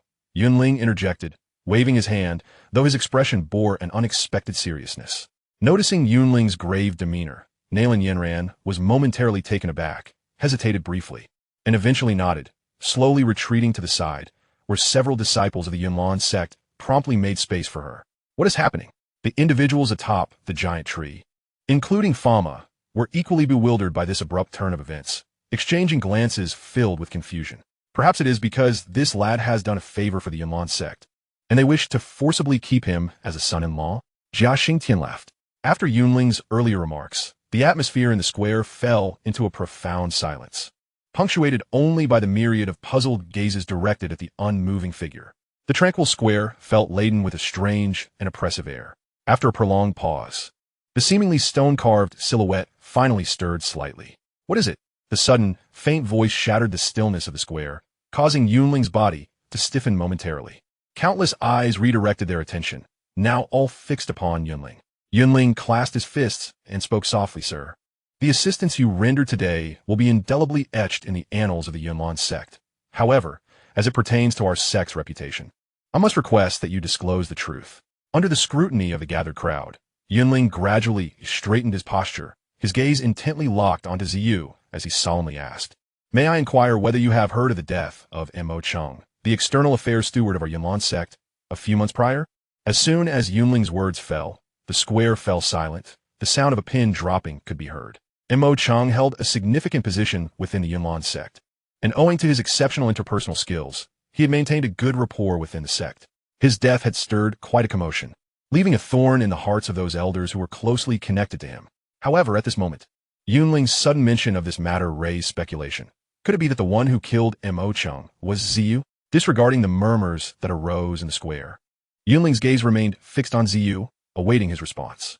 Ziyu pursed his lips, slowly turning to face the vast square and the multitude of Yunlan's sect disciples within it. His voice as calm as a gentle breeze resonating throughout. "Indeed, I'm the one who killed Mo Cheng." Silence. An absolute silence. The immense square seemed to freeze in that moment, the expressions on everyone's faces becoming rigid. So was him. On the giant tree, Jia Xingtian was equally stunned by Yunling's words, yet a sense of joy welled within him. Ziyu's close association with Nalin Yanran of the Yunlan sect was not a favorable circumstance, and now that Ziyu had killed Mo Cheng, it was undoubtedly a significant boon for the empire. Yet, how could this mere youth, barely in his teens, possess the strength of a Do Huang? Had he truly been honing his skills since birth? The atmosphere in the square remained frozen for several minutes, and Ziyu glanced at Yunling with a cold smile, stating, "Elder Yunling, Mo Cheng kidnapped my sister. He deserved death. This matter can be verified, but I have urgent business to attend to today, so I shall take my leave." There was no time to engage with him further. Xiao Yan was about to flee. With that, Ziyu turned and descended the stone steps. "I apologize, but Mo Cheng is the external affairs steward of our Yunlan sect, and this concerns our sect's dignity. I must ask you to remain here for a time until the sect master returns to make a determination," Yunling declared, waving his hand with a commanding tone. "Enforcement team, detain him," he commanded. From the side, Nalin Yanran hurriedly stepped forward. "Elder, please temper your wrath. He is a Do Huang." "Yanran, step aside. This concerns the honor of our Yunlan sect," Yunling insisted, though his countenance bore an unexpected seriousness. The sect master of Yunlan, Yun, rarely intervened in internal matters. The substantial wealth that Mo Cheng contributed to the sect each year was largely pocketed by him and several elders. Now that the Mo family was no more, their benefits had vanished. Even though this youth was a Do Huang, he did not intimidate Yunling. The three elders behind him would not hesitate to ensure he could not escape easily. Moreover, despite the fact that this young man possessed Do Huang strength, he seemed to be somewhat disoriented. It was likely that he was merely a 1- or 2-star Do Huang, with the strength of 3 elders combined. Even if they were to confront a Do Huang, it should not pose a significant challenge. Indeed, at this moment, Ziyu had just endured the trial of the Earth Fire Lotus, and while his energy was indeed disordered, his strength was not to be underestimated. Chapter 113. The war is about to erupt. As Yunling's command echoed from among the nearly 1,000 disciples of the Yunlan sect in the square, a dozen white figures suddenly shot forth, their Do Chi surging as they swiftly surrounded Ziyu. Without a moment's hesitation, these cold-faced members of the enforcement team swiftly drew their swords, the shimmering blades forming a myriad of sword shadows that enveloped Ziyu. The Yunlan sect's enforcement team, selected from among the sect's most capable disciples by the elders, ranked among the upper echelons of the Yunlan sect in terms of strength. Their cooperation was seamless, and even against opponents whose strength exceeded theirs, a dozen of them working together could prove challenging to resist. The enforcement team members launching the interception against Ziyu were clad in Do Chi armor, clearly at the level of Great Do Shi. With a cold laugh, Ziyu remarked, "Yunling, if you think that I would hesitate to kill the disciples of the Yunlan sect over mere words, or that a few Great Do Shi could impede my path, you are sorely mistaken." 13 figures exchanged glances, their expressions mirroring a mixture of disbelief and trepidation. The 3-foot-long azure blades in their hands struck against an unyielding surface, akin to steel. Zi turned his attention to a young man before him, extending a hand to caress the youth's face, who belonged to the Yunlan sect. The disciple, faced with the slowly advancing hand, found himself devoid of escape. Ze sighed, lamenting, what a pity. He possesses such striking features. Clang, clang, clang. The terrified enforcer suddenly swung his sword, delivering several swift strikes upon Ze. No! Nalan Yinran cried out in anguish, for those were his brothers and disciples. A circle of black light emanated from Ze's feet, swiftly enveloping the surrounding 13 figures. Abruptly, black flames erupted from the ring, causing the air to grow dense and heavy.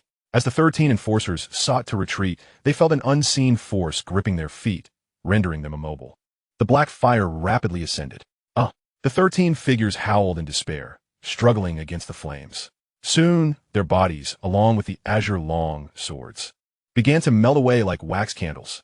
Stop! Yunling exclaimed, rushing forward, his eyes ablaze with fury. Ze chuckled, old man, you've hindered my affairs. You shall face the consequences. Nalan Yinran slowly closed her eyes, feeling powerless to intervene. That man, even if met with cold words, would not hold grudges unless it was a matter of principle. Yet if truly provoked, his heart was merciless. With a series of muffled sounds, the figures left only a handful of dust beside Ze. Zhao Lao's nostrils flared with disbelief. Such ruthless methods, burning them to ashes. Fama inhaled deeply. This boy. He appears harmless, yet when it comes to killing, he is as effortless as lighting a candle. Yunlan's sect is doomed. This lad has a formidable mother, a Do Huang. Hai Buodong glanced at the Medusa Queen perched atop the treetops, exhaling a long breath. And that's not all. He possesses a pet, the 8-winged black serpent king. Furthermore, the masked woman atop the tree is no simple character.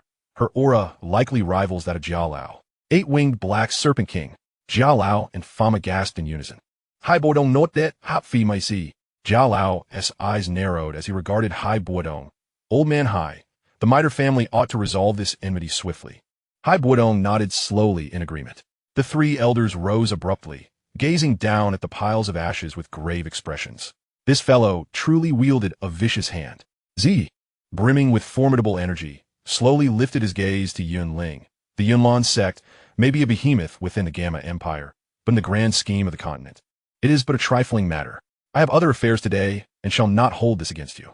Stop him. Those who insult the Yunlan sect shall die. Yunling's countenance darkened as he barked. As his voice fell, fighting spirit surged from within, and he propelled himself forward like an arrow released from a bow, crossing half the square in an instant. His gnarled hand curled, unleashing sharp gusts of wind that entwined around Ze, subtly sealing his escape route. Such swift and fierce tactics were indeed befitting a Do Wong-level powerhouse. The sharp energy slicing through the air caused Ze's brows to furrow deeply. Was this never-ending? Ze, you shall not escape. Upon the stone platform, the 3 eldest white-robed elders trembled slightly, their forms becoming ethereal. When they reappeared, they had formed a triangle, completely obstructing Ze's retreat.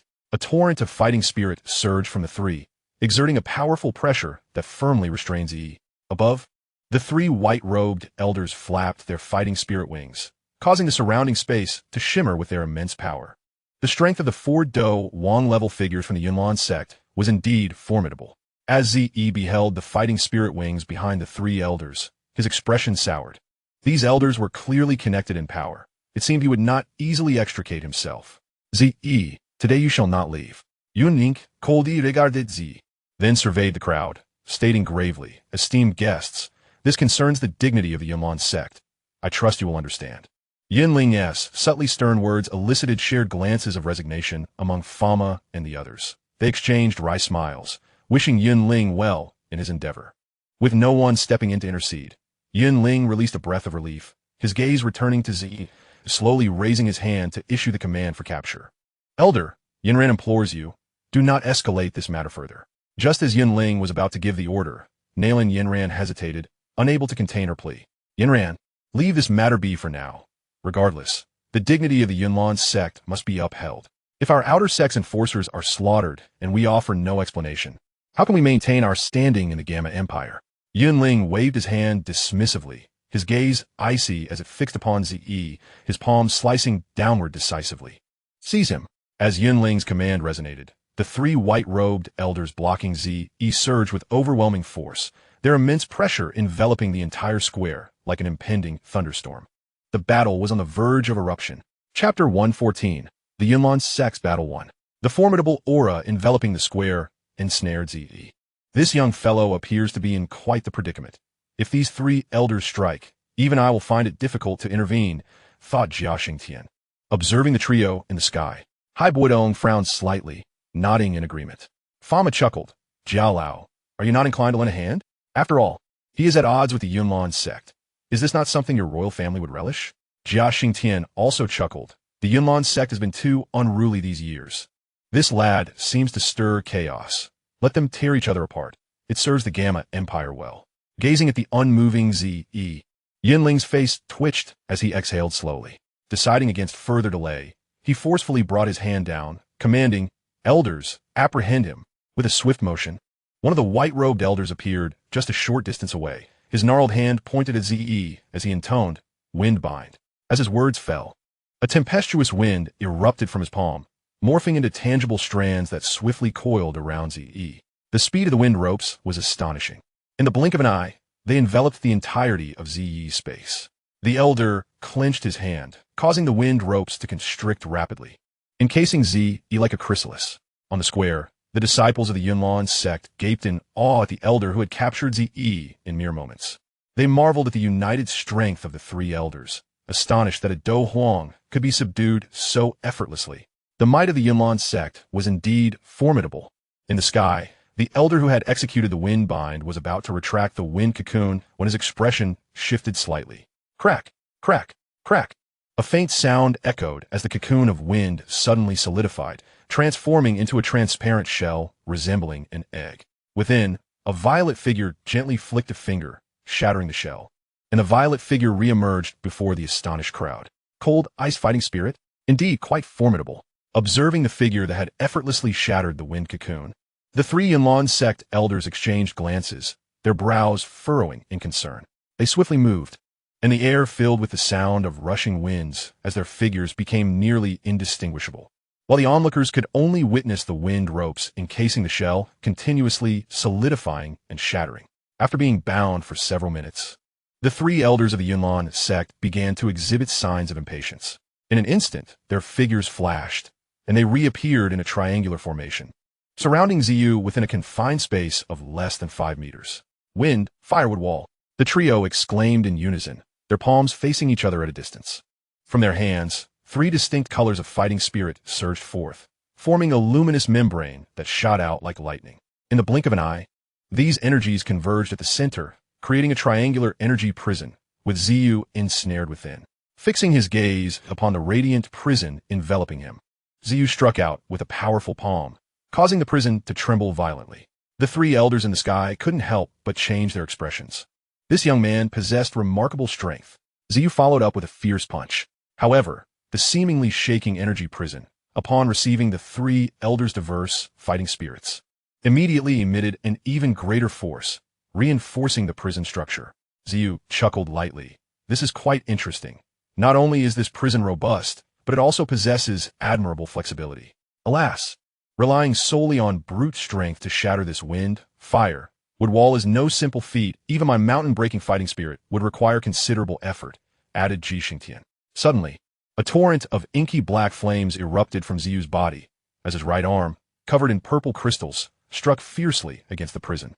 A glimmer of 7-colored radiance flickered at the fist's tip. The black flames surged forth, adhering to the light wall, while the frigid aura of the icy malevolence began to coat the surface with a layer of frost. As the 7-colored light momentarily flashed upon the wall, an intense chill rapidly descended within the prison. Sensing the sudden drop in temperature, the 3 elders of the Yunlan sect were momentarily taken aback, their expressions shifting drastically as they quickly scanned the energy wall. As the cold surged within the wall, it appeared as though a layer of frost had settled upon the resilient energy barrier. The elders' faces suddenly grew grave. This was not good. The prison trembled incessantly. Powerful energies emanating from the 3 elders' hands thickened the wall further. Yet, while the icy barrier became increasingly rigid, it lost the previous flexibility it had possessed. Ziyu bellowed, "Break for me." 7 distinct forces, some fierce, some subtle, some horizontal, and others vertical, exploded against the thickening energy prison. The elders' faces turned ashen. The eldest elder, Yunli, shouted urgently, "Be cautious, retreat." As soon as his voice fell, The seemingly indestructible prison could no longer withstand the overwhelming pressure, and with a thunderous crack that resounded through the skies, the energy prison formed by the three formidable Do Wang elders was forcefully shattered. Elder Fama's face twitched. This young man executed that move with remarkable swiftness. This lad is quite clever. He froze the wind, fire, wood wall with cold energy, and then destroyed it from within with his dark force. I am genuinely impressed. Elder Habadong remarked. This technique must be of no low grade. This boy inspires a sense of dread, even within me. Ji Xingtian shook his head, unable to conceal his astonishment. How could someone under 20 possess such extraordinary fighting techniques? Countless gazes were fixated in awe upon the rapidly retreating figures of the three elders, before shifting abruptly to the spot where the energy wall had exploded. There, a purple figure emerged once more. Below, Yunling's expression darkened considerably at that moment. In the sky, the three elders, regaining their composure, steadied themselves and gazed at Ziyu, their faces betraying a palpable seriousness. After a moment, the eldest Yunli sighed. 7 fist techniques? Young man, I admire you. Achieving the rank of Do Huang at such a young age is indeed remarkable. Ziyu, you are truly astonishing. Yunling's grim expression softened slightly as he looked up at Ziyu, who coldly retorted, bullying 3 old men nearing their graves holds no glory for me. Fixated on him, Yunling took a deep breath and commanded sharply, Yunli, you 3, hold him back. Yunlan sect enforcers, form the Yunlan mist formation. As soon as Yunling's voice fell, the 3 elders in the sky shifted into a semicircular formation, locking Ziyu in place.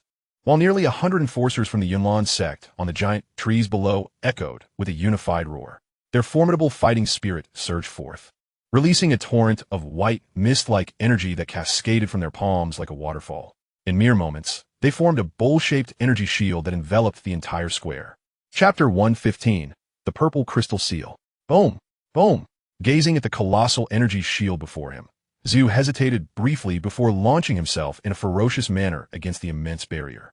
Purple Underworld 7 Wound Strike. With a punch that carried the unmatched might of the purple crystal wing Lion King, he struck heavily against the thick shield, causing it to tremble, yet it stubbornly remained unbroken. Zu's brow furrowed deeply. I refuse to believe you are truly unbreakable. As Zhu prepared to continue his assault, the 3 Yunlan elders unleashed 3 fierce energies once more, which began to merge mid-flight, their combined force swelling exponentially.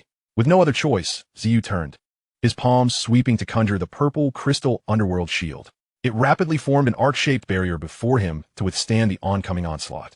Zhu squinted at the 3 elders. Although they appeared to be at the pinnacle of the Do Wang level, the techniques they practiced complemented one another, making their combined combat strength formidable. Perhaps it was time to test that technique.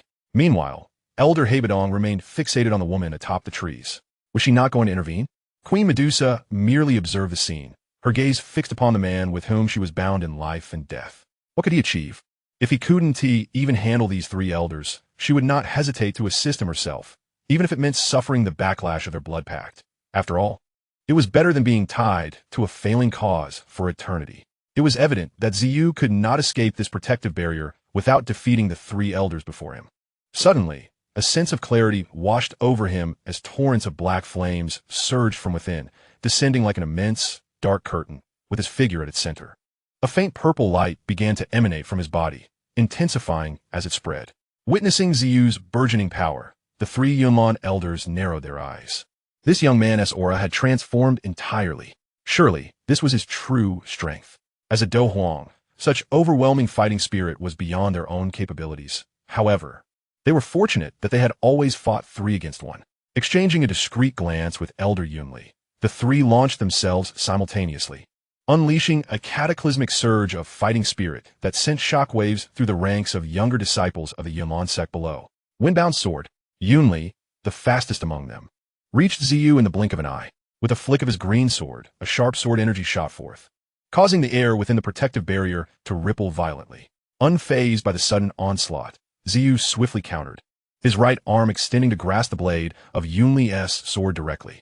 The green sword twisted grotesquely, and the broad wings behind it flared, wrapping around Zhu's arm like a pair of handcuffs. The 2 elders behind him, akin to sharp arrows, launched a direct assault on both sides of Zhu.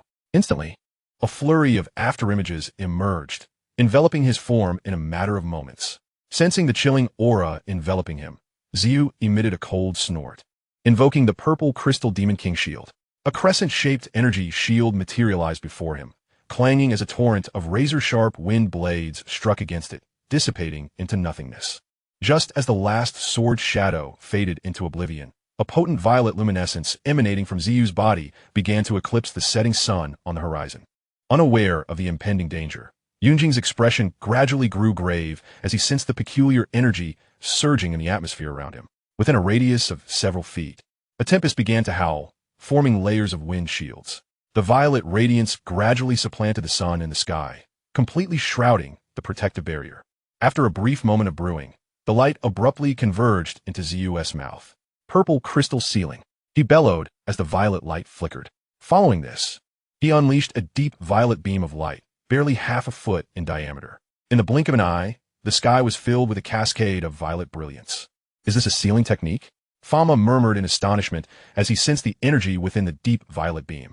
He couldn't help but marvel at Xiu's comprehension of such profound combat skills. Yunjing was in for a significant loss. The deep violet beam shot forth like lightning, its speed terrifyingly swift, almost flickering as it appeared before Yunjing. At the moment the deep violet beam manifested, Yunjing's face shifted dramatically.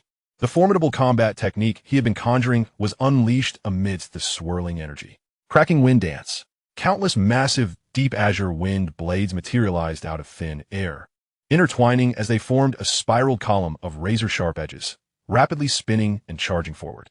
Boom! Where the violet beam collided with the wind blades, the space slightly warped, and in an instant, it collided with a thunderous force akin to a meteor strike. As the violet beam and the wind blades clashed, the latter clearly found itself at a disadvantage. In mere moments, the wind blades erupted in a deafening explosion, while the violet beam remained undiminished, piercing through Yunjing's wind shield with an unstoppable force, ultimately entering his body. As the violet beam struck, Xiu swiftly appeared before the visibly sluggish Yunjing. His gigantic fist, adorned with purple crystals, ruthlessly hammered against his chest. Bang! With a successful strike, a radiant flash illuminated the air as the second elder, Yunzhu, raised his sword to block, only to be violently sent crashing down along with his weapon by the fierce fist wind that tore through the air with a sharp sound. Ha! The Cloudlon sect is nothing but this, Xiu exclaimed joyfully, witnessing Yunjing's severe injuries and the sealing of his combat energy, while the second elder lay wounded, leaving only one elder of the Cloudlon sect capable of further combat. His eyes sparkled with delight as he laughed heartily.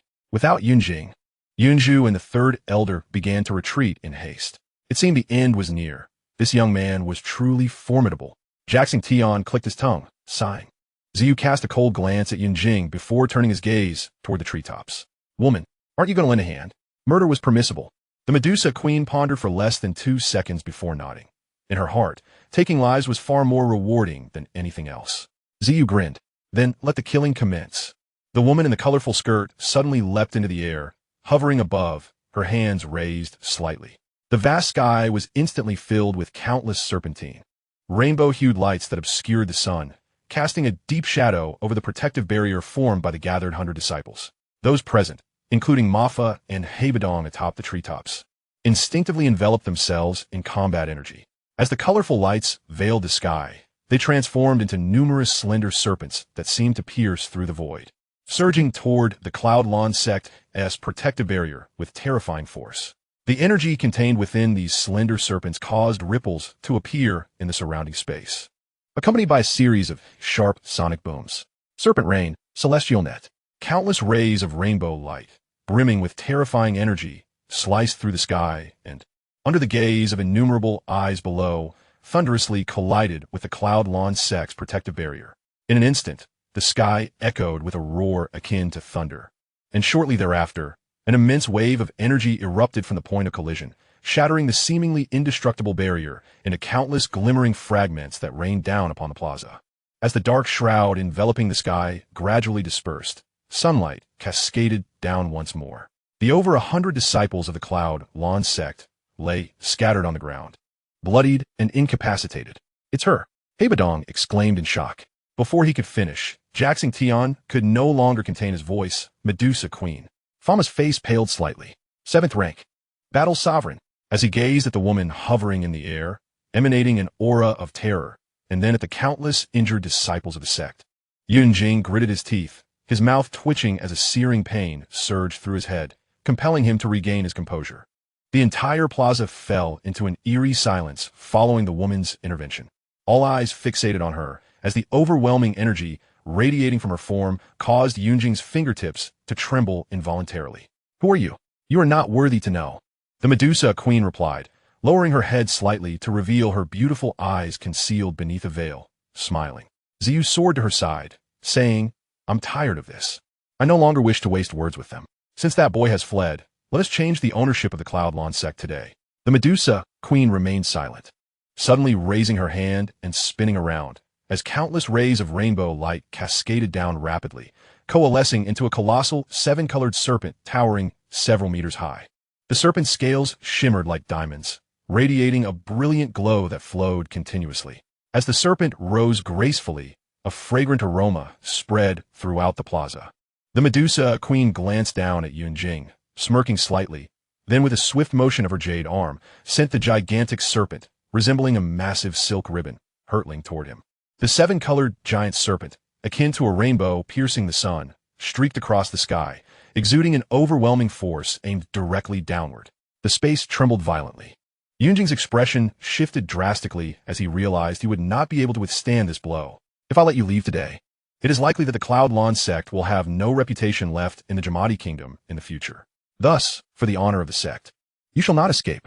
Suddenly, Yunjing produced a cloud-white flute from his storage ring, bringing it to his lips and blowing forcefully. Instantly, a peculiar sharp tone resonated from the flute, echoing throughout the entire Cloudlawn mountain, lingering endlessly.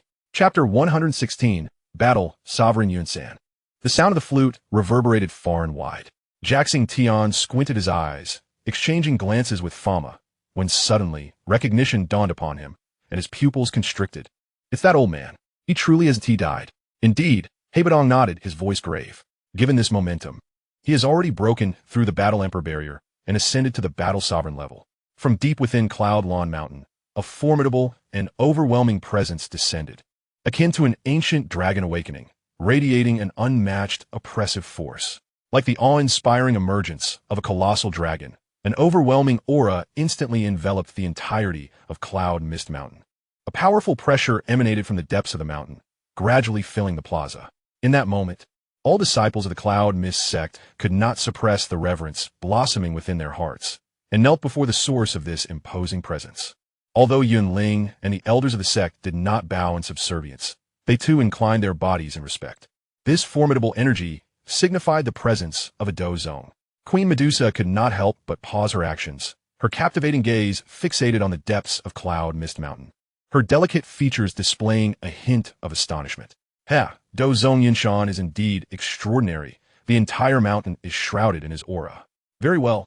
Today I shall meet this old man. This journey will not be in vain." A sense of unexplainable pride surged within Zi. For even in the face of a Dozong, they had Queen Medusa on their side. Even if she were to transform at a crucial moment, it would be different from the past.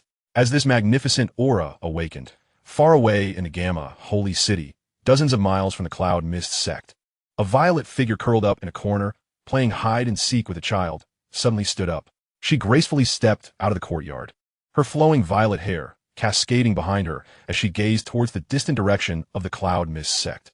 A look of shock spread across her mature and alluring face. Such a powerful energy fluctuation. This is troubling. Bow, or maybe in danger.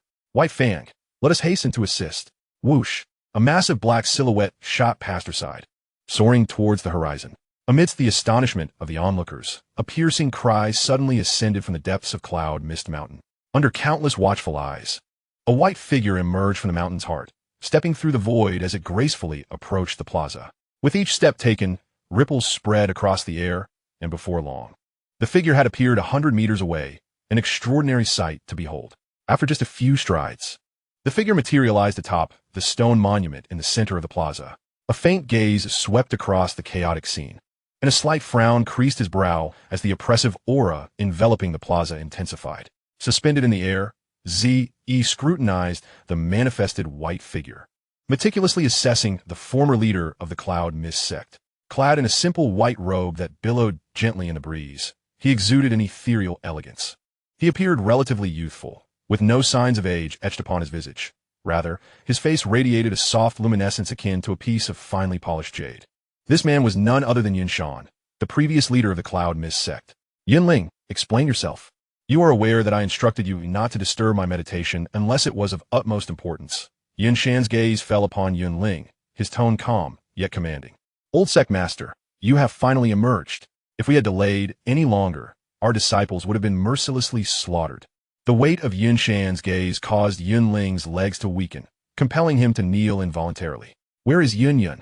Yinshan inquired, his brow furrowing slightly. The sect master has gone out and has yet to return, Yunling quickly replied. Briefly recount the situation. In all these years, this is the first time our Cloud Mist sect has suffered such devastation, Yinshan remarked, his hands tucked within his sleeves. Upon hearing this, Yunling's spirit revitalized.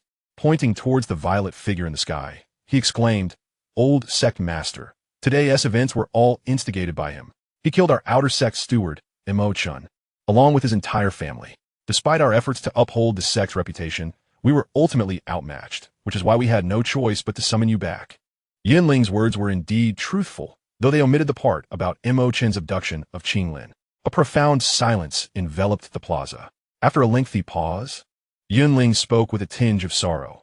Old sect master, while Imo-chun may have merely been a steward within our sect, his contributions over the years have been immense. If we allow him to be so easily slain without a response, who would dare to serve the sect in the future? Would that not chill the hearts of our people? Listening to Yunling's appeal, Yunshan's expression remained inscrutable as he slowly raised his head, his gaze sweeping across the plaza before finally resting upon Queen Medusa. At this moment, Queen Medusa, draped in a light purple cloak, had her long, dark hair cascading down her shoulders, accentuating her curvaceous figure reminiscent of a perfectly ripened peach, radiating an intoxicating allure.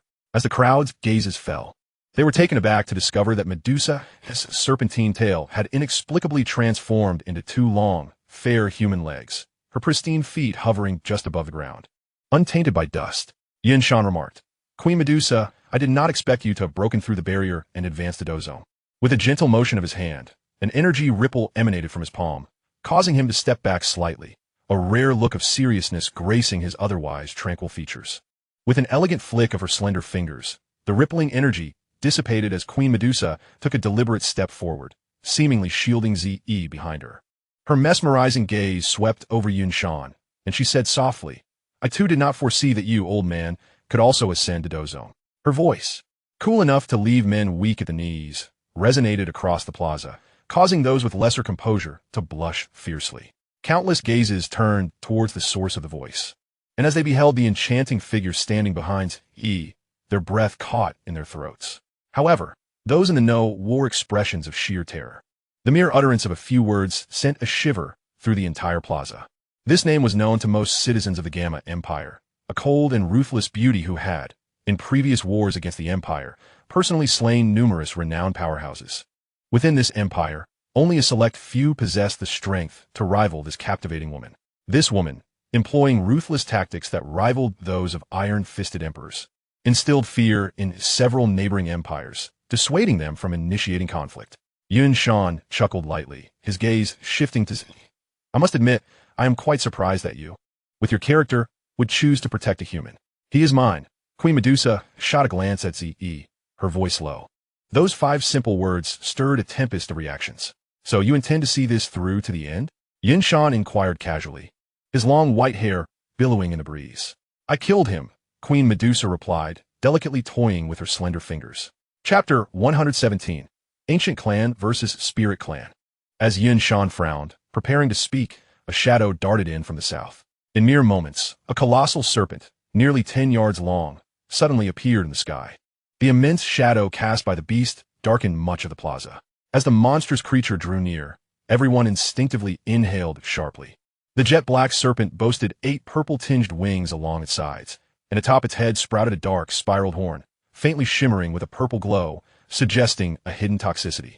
Subtle patterns on its head vaguely formed a crown-like shape, and its triangular pupils contained a cunning intelligence rather than mere beastly instinct. The 8-winged black serpent emperor? Gazing at the enormous serpent, even Yinshan's expression shifted. Baoya. A woman clad in purple stood atop the serpent's back, calling down to those below. Zi was momentarily taken aback. How did they arrive here? Mother, I am here. What a spectacle. The serene peaks of Yunshan reveal the current Medusa Queen, whose prowess is arguably on par with his own. Should a confrontation arise, it would be difficult to predict the victor. Accompanying him are two formidable Do Emperors. Such a formidable lineup could easily extinguish the Yunlan sect. With a deep breath, Yunshan's expression darkened as he coldly commanded, Yunling, elucidate the matter at hand, and do so truthfully. Yunling, sensing the intensity in his voice, felt his legs tremble involuntarily. Mo Chun has abducted the sister of the esteemed Ziyu. Ziyu avenged his family by slaughtering Mo Chen's clan. Ultimately, Mo Chun is a disciple of our Yunlan sect, and the disciples could not bear the indignation, which is why they sought to capture him. Leave. Yunshan exhaled slowly, fixing his gaze upon the Medusa Queen. Suddenly, he waved his hand and spoke in a low tone. Yunling, nearly 50 of our esteemed elders have perished. Silence. Yunshan turned his attention to Ziyu and declared, Today, our Yunlan sect acknowledges its faults. Indeed, Yunling has acted impulsively. You may depart, but I hope this remains a solitary incident. Should such matters arise again, despite the Medusa Queen's protection, our Yunlan sect shall not hesitate to respond. Master Yunshan, until we meet again, Ziyu said, cupping his hands and offering a faint smile. Begone. With a wave of his hand, Yunshan's demeanor darkened slightly. The Medusa Queen cast a sidelong glance at Ziyu, choosing not to utter any further words, and gracefully ascended into the air, heading down the mountain. Ziyu surveyed the Yunlan sect one last time before mounting the 8-winged Black Emperor snake, departing under the watchful eyes of the multitude.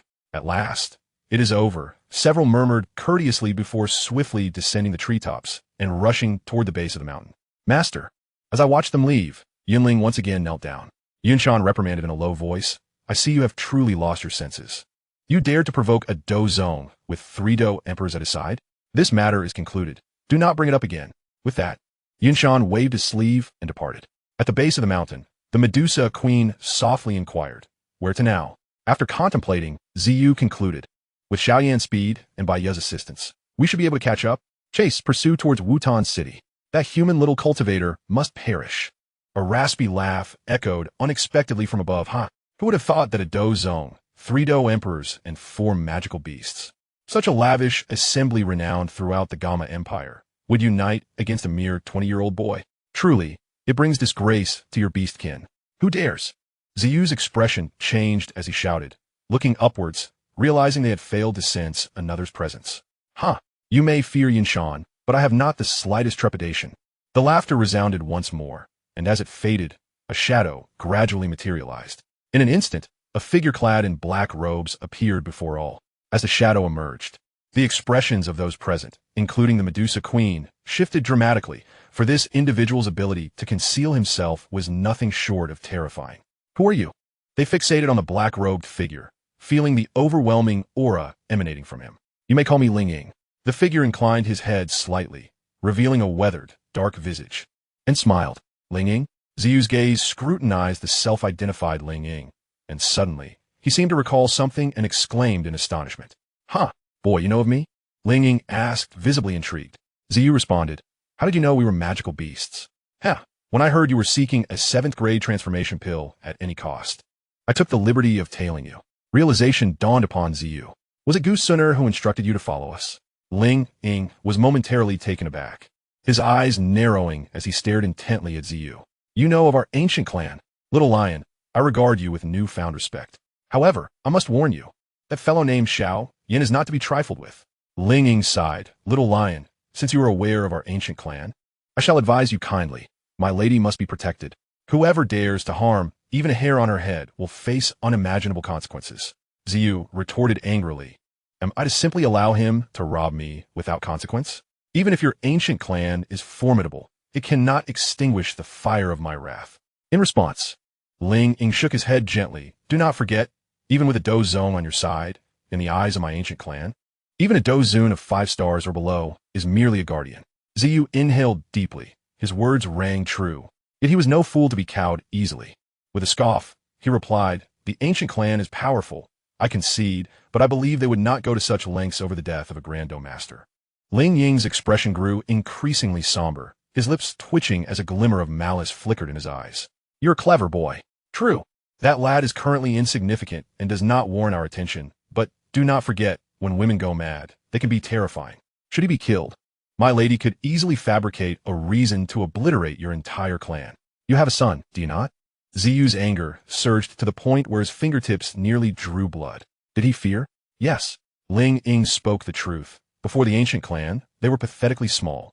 As long as Gu Suna harbored feelings for Xiao Yan, should he act against him, she would undoubtedly annihilate his entire family without hesitation. In contrast to Ziyu, the Medusa Queen was unaware of the ancient clan's significance and harbored no such reservations. Witnessing the man being threatened ignited an inexplicable hatred within her. The Medusa Queen stepped forward, her hand poised to strike, only to be firmly grasped by Ziyu. She turned to Ziyu, who, with a pained expression, shook his head in dissuasion. Ling Ying sensed a murderous intent in the Medusa Queen's eyes. She wished to kill him. Ling Ying's own demeanor grew increasingly dark. Ziyu took a deep breath, gritting his teeth, and declared, "You may leave, until I have grown stronger. I will not take the life of that boy for my own sake." Ziyu turned, taking the Medusa Queen's hand as they leaped onto Bai Yu's back. Ling Ying chuckled ominously. Ziyu, from his elevated position, addressed Ling Ying slowly. "The ancient clan is indeed an entity I dare not provoke. However, I believe the Soul Palace will be quite interested in acquiring more allies." Ling Ying's pupils constricted. "Boy, your thoughts are perilous." With a firm grip on the Medusa Queen's hand, Ziyu returned to Yunlan's sect. The Medusa Queen glanced back at Ziyu, sensing the anger and restraint radiating from him. "Feel free to let it all out," she gently urged. Ziyu could no longer contain himself, transforming into a purple crystal wing Lion King, unleashing a primal roar that echoed across the vast expanse. Chapter 118. The first intimate encounter with the Soul Palace. At the Yunlan sect's council hall, a dozen figures were seated around a grand table. Most were clad in white robes, adorned with unique emblems that signified their esteemed status within the Yunlan sect. "Yunling, for a mere Mo Chung, you have brought about the demise of over 50 valiant members of our Yunlan sect." A woman's voice, imbued with a delicate yet authoritative chill, pierced the silence of the hall. "Master, I acted for the sake of the sect's reputation," Yunling replied hastily, his hand tightening slightly at the elder's head of the table. Following his gaze, they beheld a woman seated in the center, clad in a moon-white gown. Her noble and resplendent visage bore traces of anger, for she was none other than the current leader of the Yunlan sect. "Yun Yun, is it not merely due to your depleted coffers?" She scoffed, her disdain evident. Yunling faltered, attempting to defend himself. "Master, if any disciple of the Yunlan sect could be slain without consequence, would that not lead others to believe they could trample upon our sect in the future? Let's put this matter to rest for now." With a wave of her hand, Yun Yun rose to her feet, her gaze imbued with authority as she scanned the hall. "I shall reiterate," she declared, "the farce of that day has come to a close. To offend a purple wing for the sake of a mere Mo Chung is not worth it." The elders nodded in agreement upon hearing her words.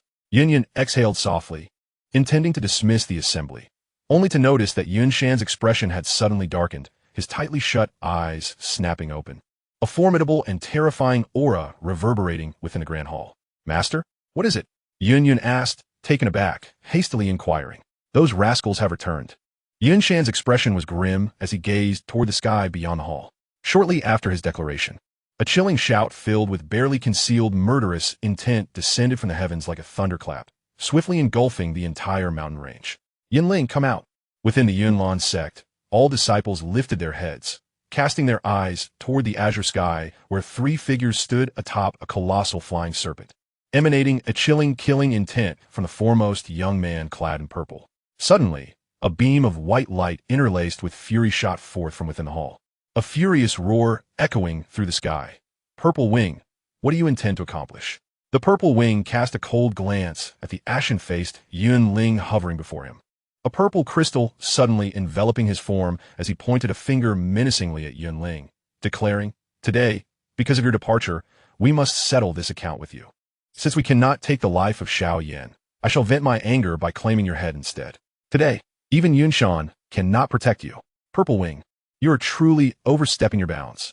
Yun Ling retorted through gritted teeth, a cold laugh escaping his lips. As a renowned strongman, he could hardly endure such humiliation. "Yun Ling, be silent." A chilling voice suddenly resonated from the sky. Upon hearing this command, the disciples of the Yunlan sect all involuntarily bent slightly. And even Yunling had no choice but to resentfully shake his hand and step back. In a flash of white light, Yunshan and Yun appear before the Purple Wing and his companions. Upon seeing Yun, the Purple Wing's eyes nearly blazed with fury. Yunshan, taking a deep breath, the Purple Wing's voice was tinged with barely concealed indignation. Sect leader Yunshan, if you do not surrender this person today, we shall have a showdown. You truly believe you can intimidate us? Yunshan replied coldly. Do you think I fear the three of you, including a Dozong? The Purple Wing sneered. Then let us kill him. With the four of us, I do not believe we cannot annihilate your Yunlan sect. Yunshan inhaled deeply, bellowing toward the depths of Yunlan Mountain. Friends, if not now, then when? A surge of overwhelming power emanated from the depths of Yunlan Mountain, and a dark figure gradually materialized, stepping through the void and appearing beside Yunshan. A Dozong. The Purple Wing gasped in astonishment. Yunshan chuckled ominously. Boy, do you truly believe my Yunlan sect is easily bullied? The Purple Wing cast a wary glance toward the shadow hovering in the sky, which appeared somewhat ethereal. What is this? His mind raced to recall memories, and in a moment, his pupils constricted as he involuntarily exclaimed, Soul Hall. The shadow trembled slightly, its voice dripping with malice. Boy, you know quite a bit. Today you cannot be allowed to leave. As the words fell, an overwhelming surge of black mist erupted from the shadow, rapidly coalescing in the sky into a vast, deep-hued fog. The Purple Wing's expression turned grave as he gazed at the swirling black mist. Purple Wing, be careful, Queen Medusa warned, her voice low, perhaps the first time she had expressed concern for another. The Purple Wing nodded slightly, his eyes fixed intently on the dark mist. Is that a soul entity? Ha! Foolish boy, you are quite fortunate, the lion ancestor remarked within his spirit. The Purple Wing was momentarily taken aback. Fortunate? This individual's power is formidable. Consuming him would greatly benefit your soul strength. The Purple Wing fell silent. Did you not see he is a Dozong? What a Dozong? He is merely a soul entity. Under your nether fire, he will be reduced to ashes. The Purple Wing's heart raced. Lion ancestor, are you saying I need not fear him? Why fear him? If he were to possess a human, you might not stand a chance. But this soul entity clearly is not human. If he dares to assault you with his soul, it is the perfect opportunity to use your nether fire against him. The Purple Wing inhaled deeply. No, Lion Ancestor, rather than devouring him, I would prefer to collaborate with them. I was just about to seek you out at the Soul Hall. Dare seek us? A sinister chuckle echoed amidst the black mist, reverberating like crows cawing in the sky. The Purple Wing smiled. I believe we could be friends? Huh, boy, we at the Soul Hall have always been the ones seeking friends. This is indeed a novelty, someone coming to us. The Purple Wing raised an eyebrow. So you look down upon me? You know too much, boy. It would be wise to disappear.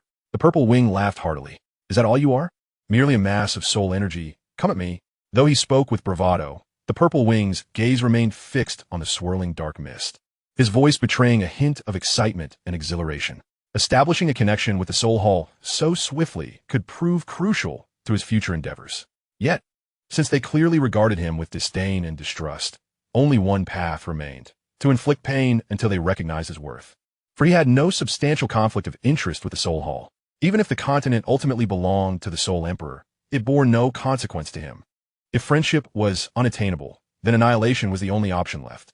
The Purple Wing spoke softly. Mother, I leave Yun to you. Yun Jing's eyes were already crimson, her fists clenched, poised for action. After all, it was only natural to feel a fiery animosity upon encountering an enemy. The Purple Wing turned to Queen Medusa.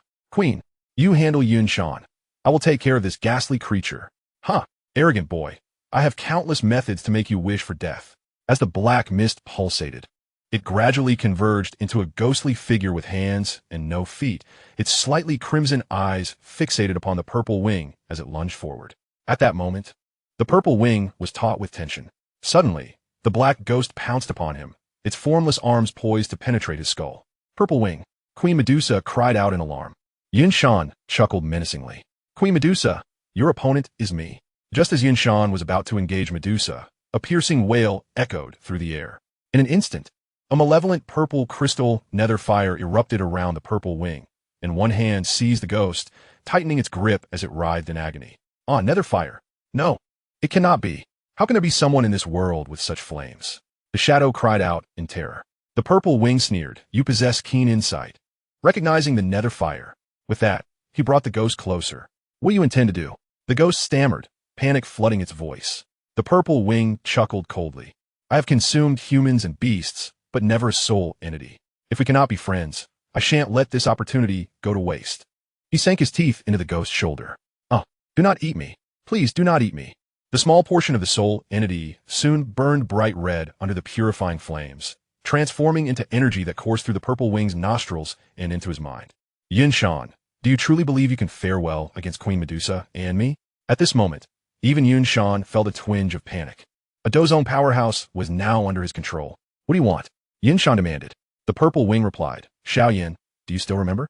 I initially sought his life, but since he is gone, I must now demand your people. Xiao Yan? Very well, all I require is his head, and I shall consider our debts with the Yunlan sect settled. Upon uttering this, Zi grasped the soul entity once more, preparing to take another bite. The shadow quickly interjected. Hold on, my lord, allow me to speak. Zi scoffed. Isn't it too late for such words now? The shadow insisted. Not at all. Not at all. Are you referring to Xiao Yan from the Xiao family in Wutan City? Zi confirmed, indeed. The shadow inquired.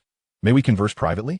Zi glanced at the two women who were increasingly retreating and pondered. With Yun present, there were indeed some matters unsuitable for discussion. He nodded. Queen Medusa declared, I shall accompany you. This was within the caverns of Yunlan Mountain, where Yun Shan was in seclusion. The shadow remarked, Our soul palace is also searching for him. We should not be enemies. We share a common objective. My lord, we could be allies.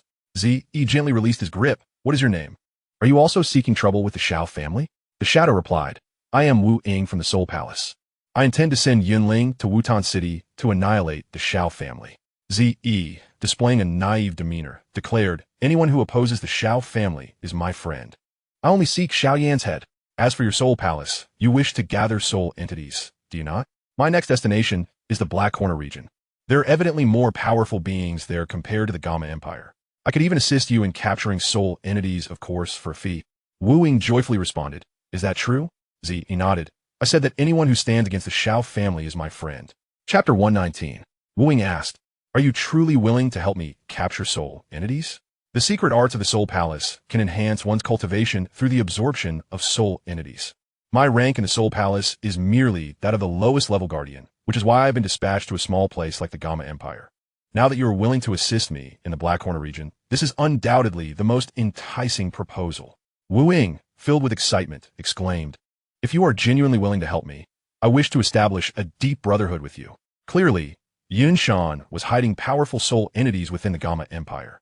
And with Zi's assistance in the Black Corner region, he had unwittingly gained a formidable ally, one whose power even surpassed that of Yun Shan. Zi similed. Very well, brother Wu Ying, allow me to pay my respects. He bowed slightly, prompting Wu Ying to think he was about to kneel, and he quickly supported him. Brother. What a good brother.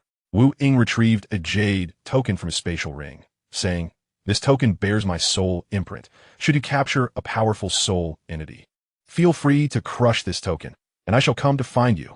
Zi accepted the jade token into his spatial ring, assuring, Rest assured, brother. I shall not fail you. Wu Ying took a deep breath, uncertain if this young man spoke truthfully, but he felt he had not made a poor investment. Thank you. Zi turned to Yun Shan, smiling. Sect Master Yun Shan, I apologize for any offense today. Consider it a favor owed to you. In the future, should you have any requests, regardless of the distance, I shall be sure to repay you. A misunderstanding, merely a misunderstanding, Yun Shan chuckled with Brother Z's words. This skirmish was not in vain. Zi clasped his fists. Then I take my leave. Please, outside the cavern. The transformed figure of Zi Jing hesitated to use the sealing technique on Zi, finding himself at a loss against Yun Yun's many exquisite combat skills. Having been steadily pushed back, Yun Shan commanded, Yun, cease. Zi called out, Mother, do not strike. I've already become friends with Sect Master Yun Shan. Yun halted, gazing in disbelief at the amicable gathering of the four behind her. Zi Jing, shaking off his hand in frustration, shot a glare at Yun and leaped onto the back of Baya. Zi clasped his fists. Brother Wu Ying, Sect Master Yun Shan, I bid you farewell. Farewell. A shadow swiftly vanished into the horizon. Yun flew to Yun Shan's side, frowning. Master. Yun Shan replied, Do not say anything. This person is someone to be won over, not antagonized. The events that transpired at the Yunlan sect had taken everyone by surprise, arriving in a fury. They departed in harmony, and once word spread, the entire Gamma Sacred City was thrown into turmoil, even though it was already midnight. In a room of the Alchemist Guild, the lights remained bright, figures reflecting in the glow, some furrowing their brows deeply, others sipping quietly. The night was calm. The Yunlan sect had transformed an enemy into a friend. This was exceedingly troubling. As the Tingshan family head had mentioned, the strength of the Yunlan sect was now immeasurable. And with their alliance with Zi, they had become a force no family or even royal family could contend with. Only Nailan Jia chuckled sinisterly. You are overthinking it. That lad is cunning, and they merely wish to avoid mutual destruction. This truce is simply a temporary measure. That lad is greedy and lustful, easily swayed. Mu Chen remarked. Old fool, you have lost a talented son-in-law. Are you now setting your sights on Zi? Nailan Jia shot him a glance. I would like to, but unfortunately, my granddaughter lacks the means of my Tel's Yufei. Sigh. My Tel Tangshan glared angrily at Nailan Jia. Hai Buodong remarked. That Xiao Yan seems not to be simple. I always feel a terrifying aura surrounding and protecting him. Old man, if Zi is unattainable, perhaps we should ingratiate ourselves with him. Jia Xingtian fell into contemplation. At the Zi estate in Gama's sacred city, all were gathered in the hall, with only Queen Medusa leaning against the windowsill. She gazed out at the faint moonlight, saying, Are you not planning to target Yunlan Mountain? If so, I shall return to the Serpent People clan. Zi he considered for a moment, replying, Very well. You may return to the Serpent People clan for now. Queen Medusa's alluring gaze slowly shifted from the window to Zi, causing him to feel an inexplicable chill down his spine. Did he say something wrong? Zi swallowed hard. Queen Medusa, you may not be aware of the ancient clan. What Ling Ying said is not without merit. The ancient clan can indeed eliminate all of us, all of our kin and clansmen with but a beckon. I'm still too weak. I must grow stronger. I must venture to the Black Corner region, to the central state. As for Yunlan Mountain, should they truly act against the Xiao family, it will surely lead to an irreconcilable conflict. Within 3 to 5 years, Xiao Yan will undoubtedly return for revenge. That will be our best opportunity to profit from the chaos. As for Wu Ying, he is the key to our approach to the Soul Palace. It is not a loss to treat him as a brother. So you truly wish to assist him in gathering soul entities? Zi nodded. Indeed, not only do I wish to assist him, but I aim to provide substantial help. His status in the Soul Palace is not high. If we prove valuable to him, he will be even more reliant on us. Queen Medusa frowned slightly, evidently disliking the notion of soul entities, and it was clear she harbored some fear of them. This was certain, considering her rank of 5 stars in Dozong against a mere 1 star. Zi added, By the way, I have 3 Earth Fire Lotus Seeds. Take them with you. With your current strength, you should have no issue consuming them again. Queen Medusa's expression softened a bit as she reached for the Earth Fire Lotus Seeds in Zi's hand. Then I shall return to the Serpent People clan. When you decide to take action against the Yunlan sect, inform me. Zi smiled, certainly. In the next moment, Queen Medusa's figure vanished from the windowsill. Yufei sighed in relief, looking at Zi. What shall we do next? Zi responded solemnly. We head to the Black Corner region. You will accompany me. As for your revenge, it may need to be delayed slightly. I need to grow stronger, immensely stronger, strong enough that no one can threaten our existence. Yufei gently grasped Zi's hand. I understand. Mother has told me. When shall we depart? Zi nodded. We shall leave tomorrow. Bring as much money as you can carry. I will leave this place for Mother to guard. Qing Lin suddenly chimed in. Brother, I wish to go with you. Ziyu was momentarily taken aback. Qing Lin, did you not express a disinterest in cultivation?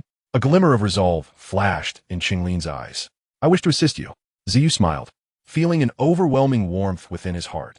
There could be no more caring sister than this. Very well, accompany your brother. Wherever I go, I shall take you with me. Qing Lin beamed, her round, sparkling eyes narrowing into crescent shapes. Zijing, having lived alone in the Beast Mountain for over 2 centuries, had surprisingly grown fond of this familial feeling. Bayer, you may go. I will take good care of my dear grandson. Ziyu nodded. Mother, as for the auction house matter, you may not fully understand it. Leave it to Gunny, and remember to send the medicinal herbs arriving monthly from the Beast Mountain to that fellow in the underground palace. Should he become lazy, you know what to do. Zijing chuckled, rest assured. On the bed, beneath Ziyu's weight, Yufei suddenly radiated a rosy glow. What is this? Yufei's eyes shot open, astonished and elated as she gazed at Ziyu. As strands of fighting energy were gradually absorbed by Yufei, the energy swirling within her began to merge peculiarly with the cyclone. Is a breakthrough imminent? Ziyu inquired. Indeed, Yufei could not contain her ecstatic delight. Nodding vigorously, she was on the verge of advancing to a Dome Master. She could now truly affirm one thing. Through the Sinu Kaijian Shu, she had ascended from a 2-star Do fighter to the brink of breaking through to Do master in just over 10 days. Sensing the rapidly surging energy within her body, Ziyu smiled and said, "Break through. If you do not, I might just weep." Yafei nodded excitedly, wrapping her legs around Ziyu's waist, closing her eyes to immerse herself within. As Yafei entered a state of cultivation, the poor bull continued to toil, with the energy coursing through her body, growing ever more vigorous. Ultimately, Yafei's form transformed into a radiant orb of rosy hues, continuously absorbing the energy flowing into her from Ziyu. Under Yafei's careful guidance, the gathered energy circulated through her meridians before being fully refined into her own fighting energy, which was ultimately infused into the rosy cyclone. With this infusion of robust fighting energy, it was as though a massive stone had been cast into a tranquil lake, creating monumental waves. The previously leisurely swirling cyclone began to spin rapidly as the fighting energy surged within, unleashing a fierce pull from its center. As the cyclone rotated at an increasing speed, Yafei's body blossomed like a peach blossom, a dazzling pink radiance emanating from her skin. The cyclone spun wildly, and the absorbed energy intensified, flowing through her meridians and pooling in her lower abdomen, transforming into droplets of pure liquid energy that nourished the cyclone. The cyclone's size gradually diminished, yet the fighting energy it contained grew ever more potent. As her consciousness wandered within, Yafei could distinctly feel her cyclone undergoing a sublime transformation under the nourishment of this pure energy, eliciting pleasurable sounds from her lips. Ziyu, observing the mischievous smile on Yafei's face, finally let out a sigh of relief, shaking his head with a wry smile. It seemed she was truly enjoying herself. Within the cyclone, liquid-like substances began to faintly appear. As the cyclone's rotation gradually ceased, it fully transitioned into a gaseous form. Yafei abruptly opened her eyes, her gaze now even more alluring as it fixed upon Ziyu. Perceiving the change in Yafei, Ziyu smiled gently and said, "Congratulations, my lady. You are now a Dome Master." Chapter 120. The Frenzied Gutu. On a bright morning, just as 3 individuals and a serpent were about to set out, they were unexpectedly confronted by a scruffy old man, Gutu. With bloodshot eyes, Gutu fixated his gaze on Ziyu, causing the latter to feel quite uncomfortable. Had this fellow been lurking at his doorstep all night? "What do you want?" Gutu suddenly lunged forward, kneeling and sliding over to cling to Ziyu's legs. "Ziyu, please. Grant me another earth fire lotus seed. I will offer you all my treasures." Ziyu was at a loss for words. "Old man, what are you thinking? You know how rare that item is. If the companion-born purple crystal source is a once-in-a-century find, then the earth fire lotus seed is undoubtedly a once-in-a-thousand-years treasure. Enough of this chatter. I have matters to attend to." Ziyu attempted to walk away, but Gutu clung stubbornly to his leg, exclaiming, "Ziyu, I beg you, just one exchange." No matter how much Ziyu kicked, this stubborn attachment remained. Yafei couldn't help but chuckle. Ziyu, exasperated, finally relented, saying it's not impossible to exchange, but Gutu's eyes lit up, looking at Ziyu with desperate hope. "Really? You're not deceiving me, are you?" Ziyu nodded towards the backyard. "There's a dungeon in my backyard. If you're willing to stay in there and refine medicine for 5 years, I will give you an earth fire lotus seed." Gutu cautiously released Ziyu's legs. No sane person would agree to such terms. Ziyu sighed in relief. "Baya, prepare to leave." "I agree." "What?" Ziyu abruptly halted, questioning his hearing. "I said I agree." Gutu reiterated. Ziyu could hardly believe his ears. Was this old man truly insane? A dungeon? In darkness for 5 years? Constantly refining medicine? The very thing you loathe? Do you truly comprehend this? Ziyu emphasized several key points. Gutu took a deep breath. "I understand. Help you refine medicine for 5 years. And you give me 1 earth fire lotus seed." Ziyu inhaled sharply. This old man was relentless. What kind of obsession drove him to such extremes? Ziyu exhaled deeply, reaching out to touch Gutu's forehead, shaking his head. "You're not feverish. You must be mad. I refuse to trade with a lunatic." He turned to leave. Gutu immediately lunged forward again, clutching Ziyu's legs. "You are a Do Emperor. How can you be untrustworthy?" Ziyu sighed in resignation. "You truly are insane." "Fine, I agree." Gutu cautiously asked, "May I request a small favor?" Ziyu paused, sensing the audacity. "What is it?" Gutu swallowed hard. "Could I see the earth fire lotus seed once a day?" Ziyu chuckled coldly. "You should return from whence you came." Gutu clung tighter to Ziyu's legs.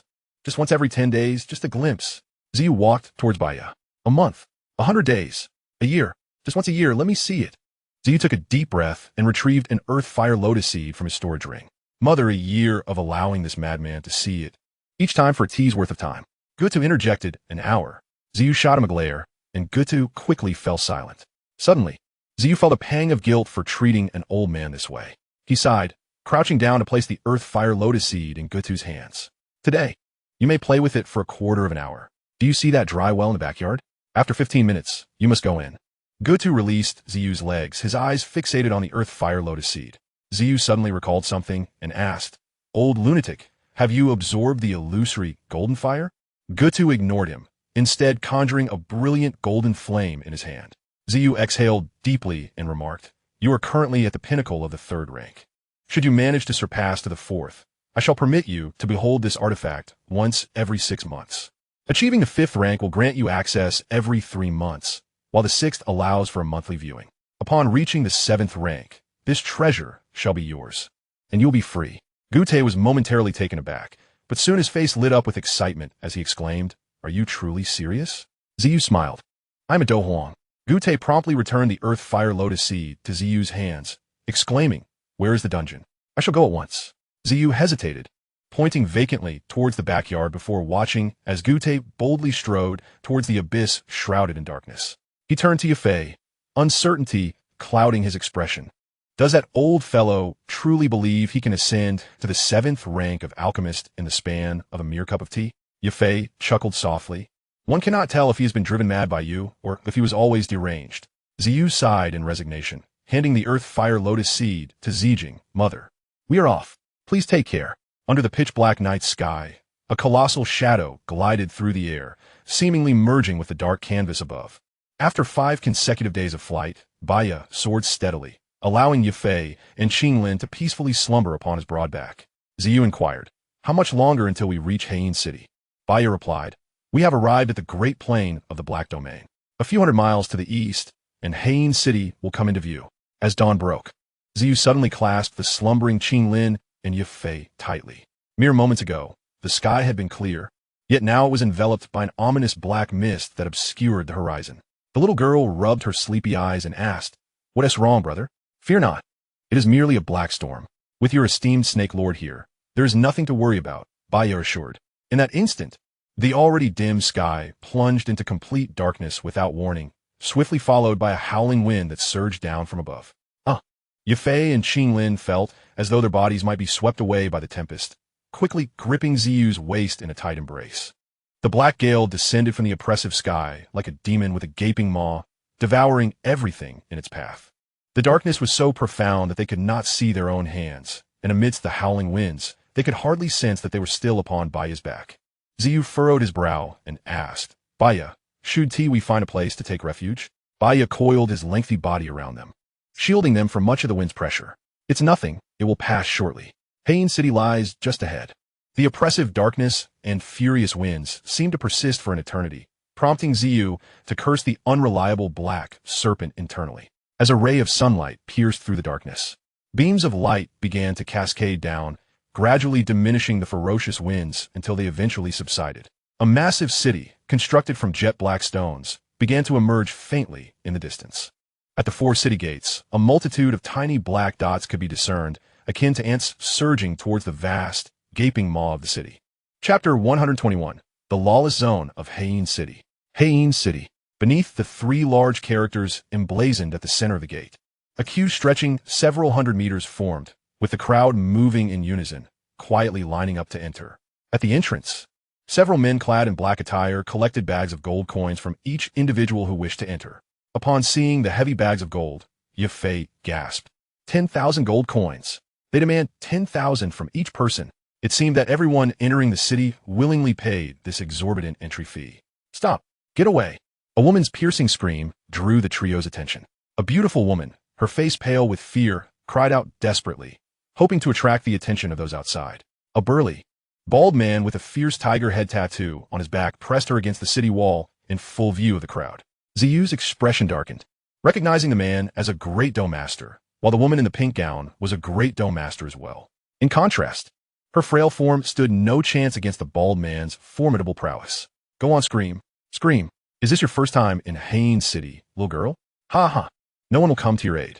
Even if someone did, I, Tiger Lord, fear no one.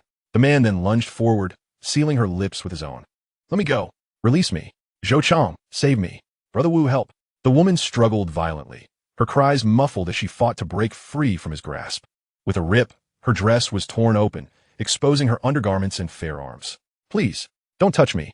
Yet the two men she called for, Zhou Chong and Brother Wu, merely lowered their heads, paralyzed by the bald man's intimidating glare. Ha, are these your men? A pair of cowards. You should just yield to me. If I, Tiger Lord, take a liking to you, you will be well protected in Hain City. Please, get away. Don't touch me. I beg you. The woman's desperation grew as she exerted all her do chi, yet she remained trapped in his hold. Her tear-streaked face reflected her utter hopelessness. With another tear, her gown was reduced to mere tattered strips, barely clinging to her. A heart-wrenching cry escaped her lips as she closed her eyes in anguish. Tears cascading down her cheeks. The bald man continued his assault, unrestrained in front of the crowd. Yafei and Qinglin pressed themselves tightly against Ziyu, who could feel their trembling forms. Is this truly the lawless realm of Hain City?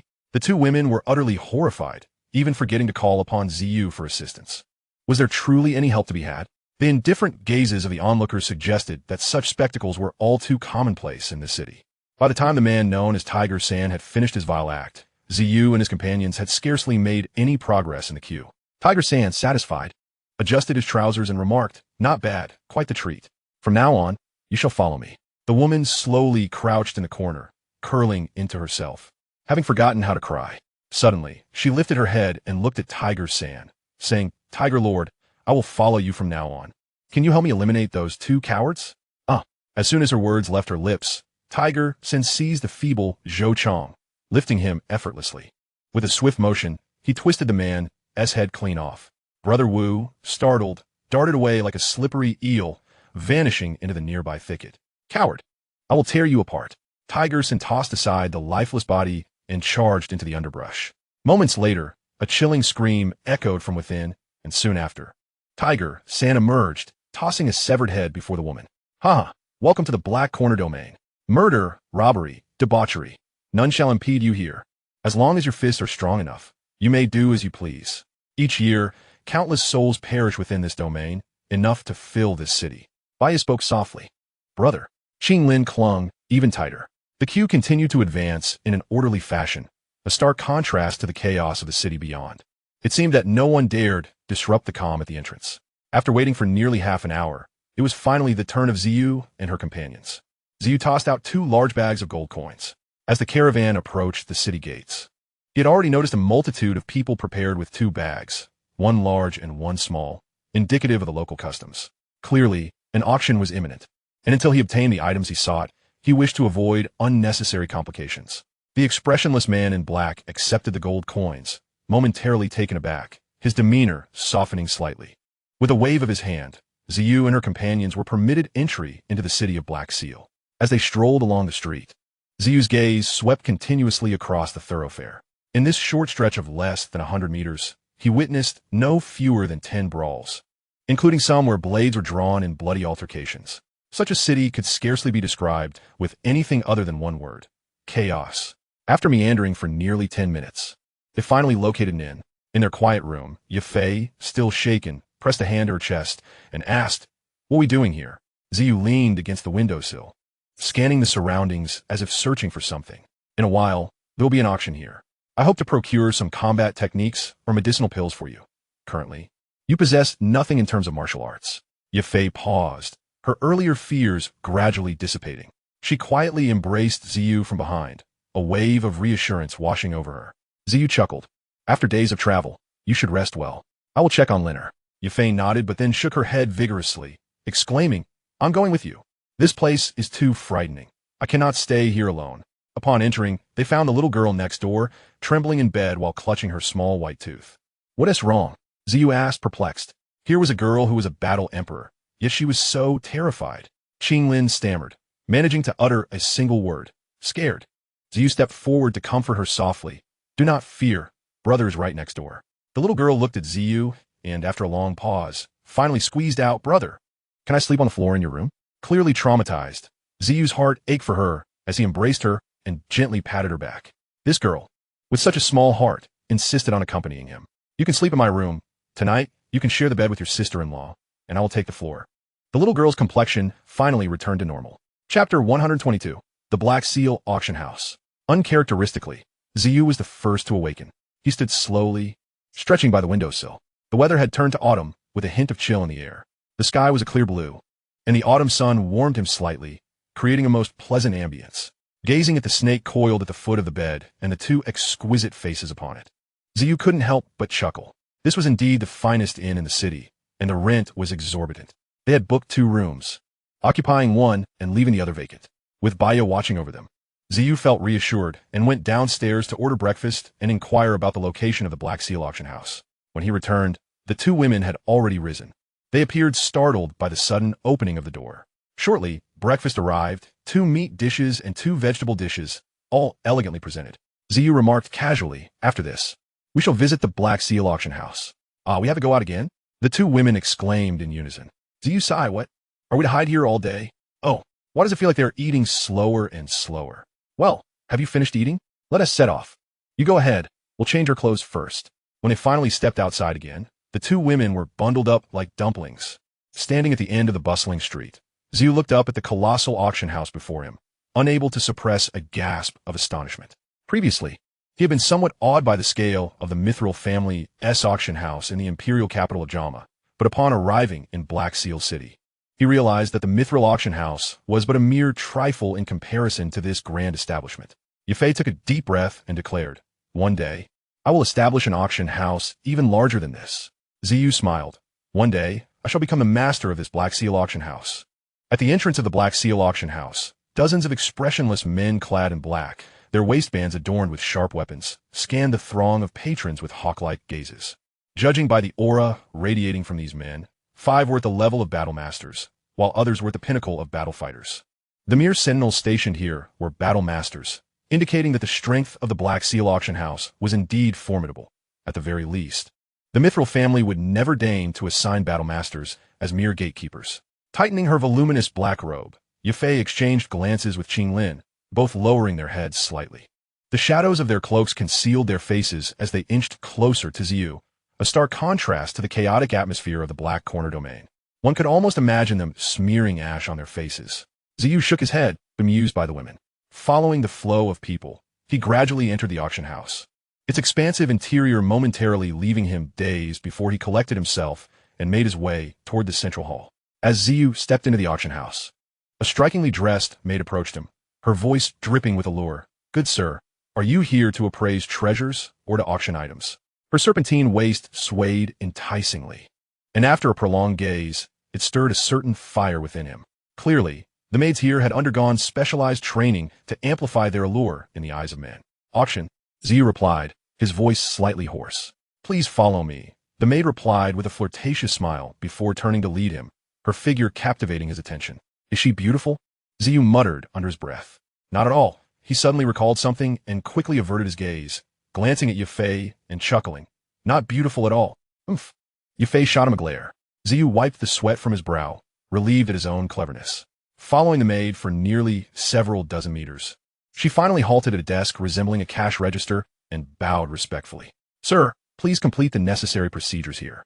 A young woman behind the desk leaned slightly and said, "Sir, our Black Seal auction house has strict requirements regarding client identity. If you are a seller, simply present your items to the masters inside for evaluation and review.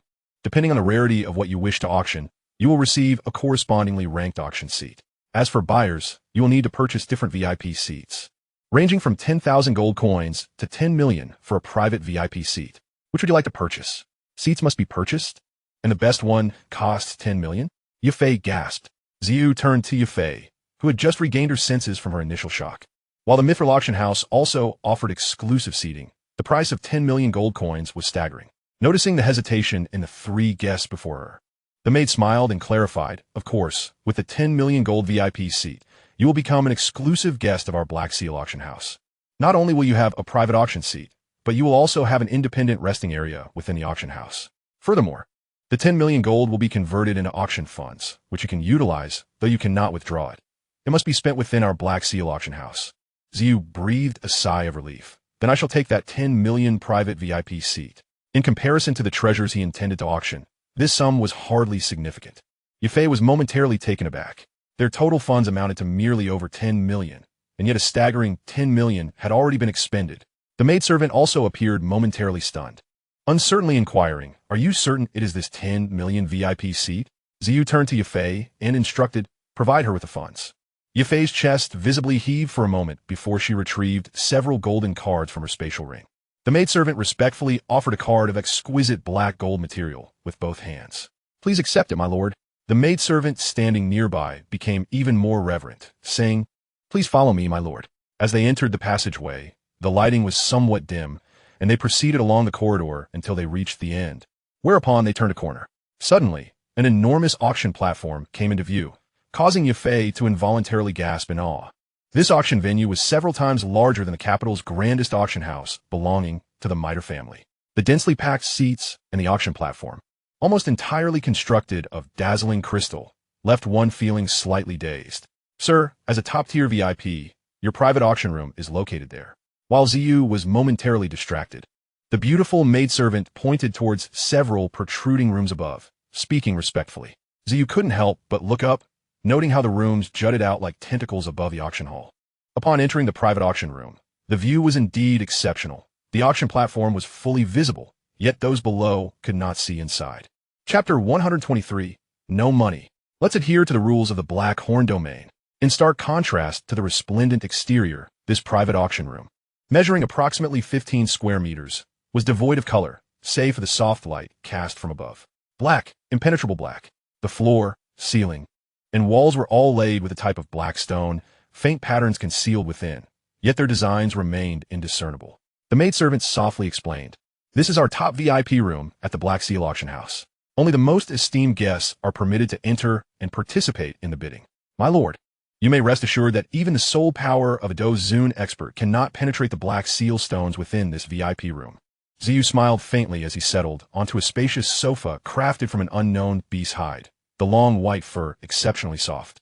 Sitting upon it, one felt a comforting sensation of sinking in. At this moment, the alluring maidservant remained in the VIP room, asking, "My lord, do you have any further instructions?" Yafei replied, "You may leave for now." The maidservant glanced at the two women bundled up like rice dumplings, then offered Zhu a sweet smile. "Very well, I shall wait outside. Should you require anything, do not hesitate to call for me." The woman's flirtation ignited a flicker of irritation in Yafei. "Leave?" The maidservant appeared momentarily astonished, then curtsied and began to exit. Suddenly, Zhu called out, "Wait a moment." The maidservant turned back with a seductive smile. "What can I do for you, my lord?" Yafei's fist clenched tightly, nearly drawing blood. Zhu inquired, "Are there any noteworthy items at today's auction?" The maidservant paused for a moment before responding, "My lord, as a VIP of this caliber, we can disclose today's highlight item to you." "Oh," Zhu nodded, "is that so? This 10 million VIP status truly proves its worth. Please, tell me more." The maidservant performed a graceful bow. "Today's highlight item is an egg of the fire-scale crocodile." "Ah," the jealousy-ridden Yafei involuntarily exclaimed. "What is it?" Zhu was taken aback. Yafei eagerly asked the maidservant, "Did you just say it is an egg of the fire-scale crocodile?" The maidservant nodded and smiled. "Indeed.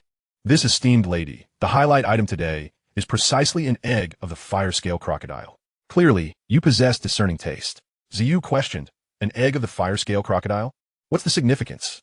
Yafei took a deep breath. "The egg of a 6-tier magical beast, the fire-scale crocodile. Such a thing actually exists." Zhu furrowed his brow. "And what of it?" Yafei's chest heaved twice before she explained, "The Mitre auction house once auctioned this very item. I recall the appraiser stating that if the egg successfully hatches, it will be born as a naturally 5th-tier magical beast." Born as a 5th tier. Upon hearing this, Zhu's face reflected profound astonishment. To hatch as a 5th-tier Do Wong in an instant was truly terrifying. Whoever obtained that egg could, in a short span, acquire a being capable of contending with the top 10 strongholds of the Gamma Empire. Even the members of the Zijing Winged Lion clan and the illusionary Golden Scorpion Dragon Beast are born no higher than 3rd tier. Yafei stated solemnly, "Yes. Moreover, with proper nurturing, it will eventually reach the Do Huang level." Zhu asked, "How much did it auction for back in the Gamma Empire?" Yafei pondered for a moment before replying, "I believe it was over 500,000. However, I heard that the person who purchased it was later exterminated, and the egg subsequently vanished. Such a treasure could not be missed." Initially feeling a tinge of disappointment for the absence of the Yin Yang Xianlong Dan at today's auction, Xiao suddenly smiled. He tossed a bag of gold coins to the maidservant. Thank you for informing me of this. I am very grateful. You may leave now. The maidservant joyfully accepted the gold coins. She then added, My lord, if you are not in a hurry, you might consider staying until the Black Seal Grand Auction on March 28th next month. I believe you will be pleasantly surprised. Xiao raised an eyebrow, inquiring, The Black Seal Grand Auction? Indeed, every year on March 28th, the Black Seal City hosts its grandest auction, where many high-tier treasures are featured. Thank you for sharing this information. I shall take my leave for now. Should you require anything, do call for me. The maidservant bowed and exited. Xiao returned to the sofa, incessantly toying with the ring on his finger, realizing he had arrived too early.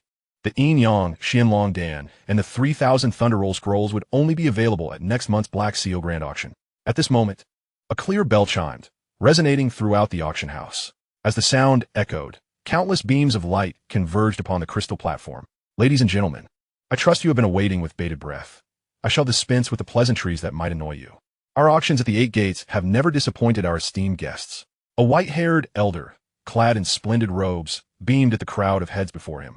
I hereby declare the Black Seal City auction is now officially underway. As the elder's voice rang out, the colossal crystal platform erupted with blinding brilliance. After a moment, the dazzling light diminished, revealing in front of the elder an auction item, a blade measuring 4 feet and 5 inches. With the widest part of the blade being an inch, presenting a distinctive Z shape, the hilt adorned with a skeletal motif. The guard glimmered with a silvery light, unmistakably housing a magical core within. Distinguished guests, please behold the first item of today's auction, the Silver Roan Soul Refining Blade. This blade is embedded with a 5th-tier magical core.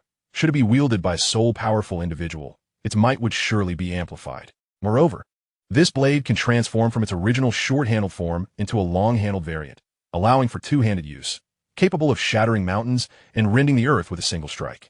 The broad blade shimmered with a chilling, blood-like glow. Xiao cast a longing glance at it. Indeed, it was a fine weapon. Ye Fei chuckled. Are you enamored? Xiao shook his head. I do like it, but I would only collect it at most. The Silver Roan Soul Refining Blade, starting bid, 300,000 gold coins. Now, esteemed guests, please begin. The elder in splendid robes smiled amiably. 350,000, 400,000. Ultimately, the Silver Roan Soul Refining Blade was auctioned off for a staggering 860,000 gold coins.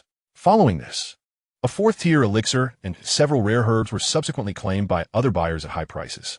Xiao has merely acquired a 5th-level magic core. By consuming the energy contained within this core, he can enhance his own power.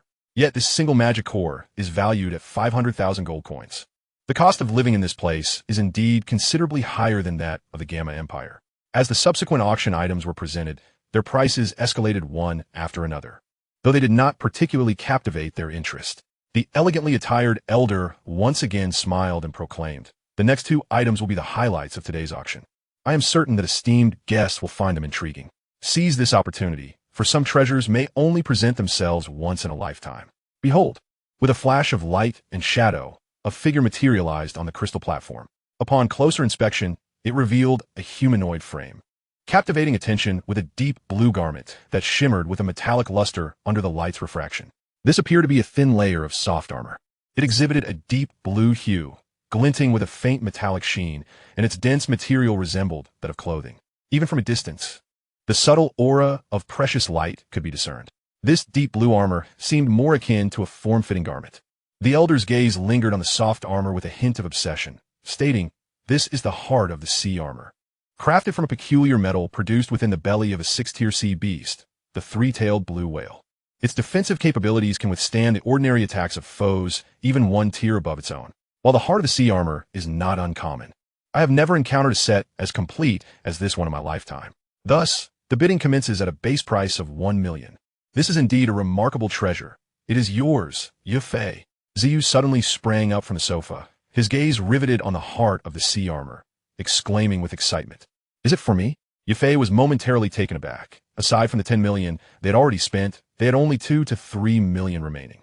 If they were to acquire this, they would surely find themselves unable to contend for the fire-scaled crocodile, Dragon's Egg. Ye Fei cautioned softly, Buy it. Xiao shot her a glance before retorting with a sardonic smile. If we lack funds later, We shall adhere to the customs of the Black Corner domain once we exit this auction house. Chapter 124. The 12 Monarchs of the Black Domain. As the white-haired auctioneer's words fell, the crowd below ignited with fervor.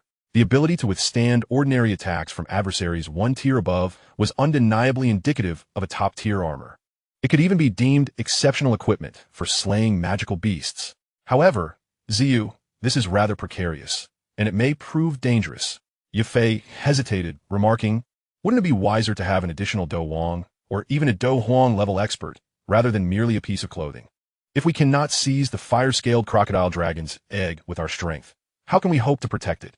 In the Black Corner domain, to possess everything in hand, one must possess sufficient strength. Otherwise, all that we hold, even if tightly grasped now, will ultimately belong to someone else." Xiao cast a fleeting glance at the densely packed crowd below, uttering softly. Sighing, Yafei reluctantly conceded, "Alas, starting at 1 million is exorbitant." She shook her head in resignation, falling silent. "Huh, exorbitant? This is the heart of the sea armor. It is worth this price. You may not know, but your younger brother Xiao Yan possesses a similar piece, albeit his is quite small, merely sufficient to cover a woman's bosom, rather than armor. It is more akin to a woman's undergarment. Indeed, he must have the courage to wear such a garment daily." Xiao chuckled suddenly. Xiao Yan's younger brother? Yafei shot him a glare, noting that this petty man still harbored grievances about her past assistance to the Xiao family. Suddenly recalling how he had been staring at the young ladies 4 moments ago, she couldn't suppress her irritation and pinched his thigh. "And how much do you intend to contribute to help your sister procure this garment, Xiao?" "Hiss." Xiao inhaled sharply, the pain stinging. "You have a final say. You have a final say. 130,000. Just as Xiao was about to call out a bid, Yafei interrupted him. "Allow me." Her gaze swept across the hall, where a young man clad in red made his debut bid, instantly causing a stir as he raised the price by 300,000, clearly intending to assert his claim over the heart of the sea armor. Such an audacious tactic could hardly intimidate Yafei, who had grown up in the auction house. Under this price, the hall fell silent, all eyes turning toward the young man in red. Yafei shook her head, perceiving that he was still rather petty. If he wished to make an indelible mark, he ought to bid higher. A sultry voice, enchanting and irresistible, then echoed from the VIP room. 2 million. Gasp. The crowd below could not help but direct their gazes upward toward the VIP chamber.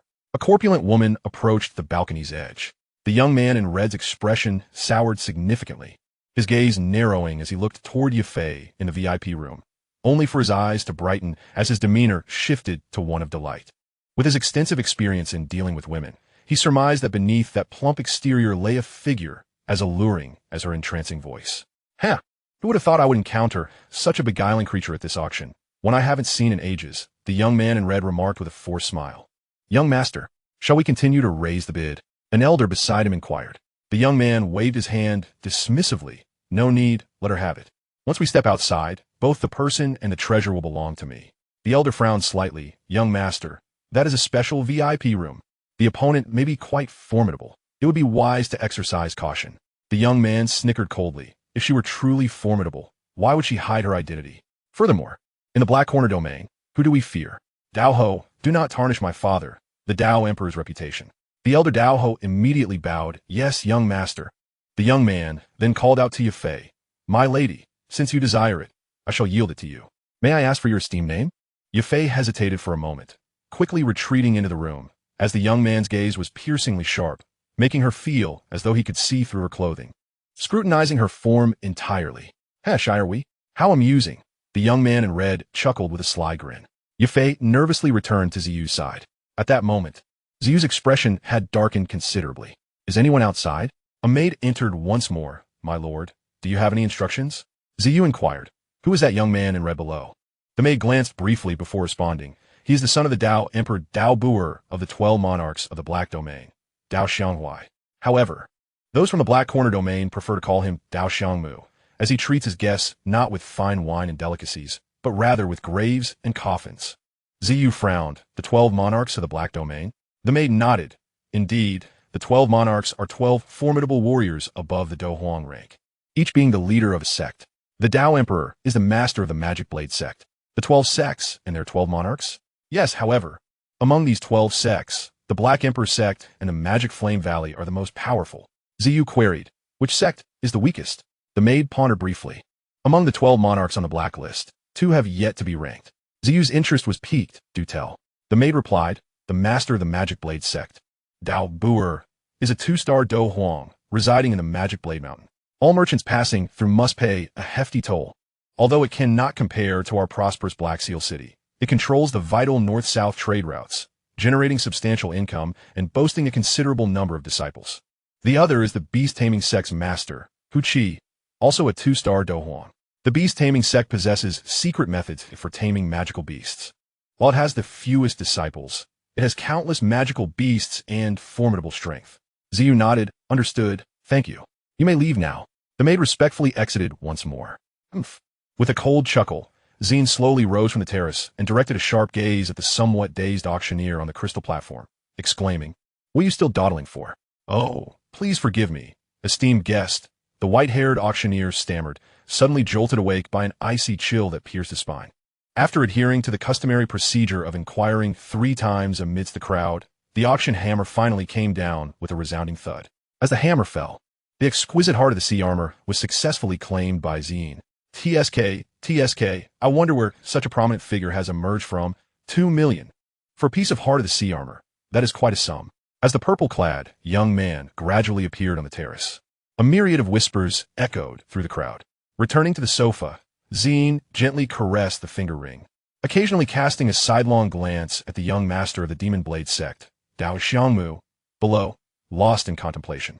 Noticing Zine's demeanor had shifted, Qinglin delicately offered him a piece of fruit. Zine accepted with a smile. It's nothing. Brother is merely pondering. Yefei gently grasped his hand and inquired, have I caused you trouble? Zine shook his head. I am considering that in order to establish ourselves in the Black Corner region, we must also assert our influence. The 12 emperors? Soon to be the 14 emperors, and we have the Lion Emperor and the Serpent Emperor among us. Baya cast a glance at Zine, remarking, Snake Lord is already the Serpent Emperor. He doesn't require your endorsement. Qinglin stuffed a piece of fruit into Baya's mouth, admonishing, can't you see that brother is troubled? Eat quietly, don't make a fuss. Chapter 125, The Emperor of Attire and the Emperor of Beasts. Next, we shall unveil today's piece de resistance. The entire crystal platform radiated a resplendent golden light, and as the brilliance gradually subsided, the elderly gentleman in splendid attire addressed the esteemed guests. Today, our final auction item is of unparalleled rarity. Frankly speaking, in the decades I have presided over this auction house, I have encountered this item only twice before. Its rarity can only be described as a once-in-a-century phenomenon, truly irreplaceable. Its value should not be measured in mere gold. However, you are fortunate. For today, it shall be auctioned in gold coins. As he spoke, the elderly gentleman gestured with his right hand, and a burning nest of grass appeared on the crystal platform. This burning nest exuded warmth without any intense heat. Upon closer inspection, it revealed a colossal egg engulfed in flames, within which a swirling stream of black-gray energy danced restlessly. This mass of black-gray energy coiled tightly, appearing to struggle to break free, while the nest below continuously radiated a faint golden glow, enveloping the egg and preventing its escape. Esteemed guests, I am certain you are curious as to what this is. The first time I encountered it was over 30 years ago. To witness it today is a true privilege. As an auctioneer, it may be slightly disrespectful to say so, but I cannot find a more fitting way to express its preciousness and rarity. This is the legendary egg of the 6-stage, fire-scaled crocodile dragon. The auction hall fell into a profound silence. The egg of the fire-scaled crocodile dragon. It is said that should one succeed in hatching this creature, it would emerge as a naturally born 5-stage combatant, and with proper care, it could eventually ascend to the ranks of the Battle Emperor. Upon hearing this, astonishment swept across the faces of the crowd. To hatch a 5-stage Battle King from the outset is indeed terrifying. Whoever acquires this item will undoubtedly gain a powerful companion of Battle King caliber in a short span of time. The fact that such a treasure is being auctioned for gold coins indicates that it is likely illicit, with its current owner eager to divest themselves of it. This item has no starting price, but our auction house will charge a 20% handling fee. Seize this opportunity, for it could grant you a Battle King, or even a Battle Emperor-level magical beast companion. With it, you shall become a formidable force, and your sect will undoubtedly rise to greatness. Do not let this chance slip away. Silence reigned once more in the auction hall. Every attendee fell quiet, their breaths growing increasingly labored. Just as the tension became palpable, a burly bald man suddenly leaped into the air, unfurling his wings and soaring toward the crystal platform. Gasps of disbelief erupted among the crowd. Was he attempting a brazen theft? Soon, many, flushed with excitement, sought to join in. Zine was taken aback. It's him, Husan. However, just as the man was about to reach the crystal platform, a piercing sound sliced through the air, and a pitch-black arrow descended ominously from above, striking the bald man squarely in the shoulder blade. The force of the arrow embedded Husan into the solid floor beneath the crystal platform, the quivering arrow tail emitting a sharp sound as it swung rapidly. This arrow, infused with immense battle energy, had pierced a battle king. It was the Emperor of Attire. The sudden arrival of the arrow brought clarity to the previously frenzied factions, their eyes darting warily around the auction hall, retreating back to their places in fear. The auction hall grew quiet once more, save for Husan's anguished cries. Zine's gaze shifted back from the commotion, following the trajectory of the arrow to the second-floor corridor of the auction hall, where the unsettling black arrow had originated. The elderly gentleman in splendid attire cleared his throat and addressed the crowd. Esteemed guests, the 8 gates have been hosting auctions in this black mark city for quite some time, so I kindly ask for your cooperation and respect. Suddenly, the black arrow embedded in Husan's body began to tremble violently. Moments later, it, along with Husan, shot toward the back of the auction hall. A towering figure rose from the back row, gracefully catching Husan mid-flight. Beast Emperor, Hu Qi. Those nearby quickly stepped back. Hu Qi glared at the elegantly dressed middle-aged man on the second floor, shouting, Yuan Yi, return the fire-scaled crocodile dragon egg to me. That is property of my beast-taming sect. Yuan Yi let out a cold laugh. Hu Qi, this is my 8 gates black mark city, not your beast-taming city. In my black mark auction house, no matter who you are, you must abide by our 8 gates rules. Though Yuan Yi was also a 2-star battle emperor, the 8 gates wielded far greater influence than his beast-taming sect, and Yuan Yi had deep connections with the medicine emperor, Han Feng. He certainly could not afford to offend him. Hu Qi took a deep breath. Then give me Go Air. Yuan Yi glanced at Hu Qi. I'm afraid that as long as Go Air remains in my black mark auction house, I cannot hand him over to you. Of course, once he leaves this venue, he is no longer my concern. Yuan Yi nodded to the elderly gentleman below, who then spoke. Let us continue the auction. Please place your bids. An elder beside Hu Qi shouted 1 million. With Hu Qi's opening bid, the atmosphere in the auction hall plunged into a somber state. Who would dare contend for something that rightfully belonged to his beast-taming sect? 1,500,000. As the elderly gentleman called the price for the 3rd time and reached for the auction hammer, a sudden voice erupted from Dao Xiangmu's direction. Hu Qi frowned slightly. Although today the Magic Flame Valley and the Black Emperor sect were absent, the Demon Blade sect had fortuitously arrived. 2 million. The auction witnessed a fierce bidding war, the most intense of the day, as the Demon Blade sect and the Beast-Taming sect clashed in a frenzy of offers. In an instant, the price skyrocketed to an astonishing 2 million, with increments of 50,000. This rapid escalation was something Yafei had never witnessed in her years as an auctioneer. 2,500,000. The sound of the knife-sounding tomb always resonated just before the elegantly attired elder was about to strike. This elder, clad in finery, seemed to be in perfect synchrony, consistently dragging out the time. The price continued its relentless ascent, yet the atmosphere within the auction house remained profoundly tranquil, devoid of a single moment's respite. Each time a new price was shouted, a voice would follow suit. Despite the exorbitant price, those who had long since abandoned the notion of acquiring the fire-scale crocodile eggs remained reluctant to depart, choosing instead to witness this heart-stopping competition for wealth, including none other than Ziyu. The price, which soared infinitely higher, culminated in a dizzying 9,500,000 after a bloody hour of contention. However, the battle raged on. Tiger Banner abruptly rose and declared 10 million. Time seemed to freeze. Such a colossal sum.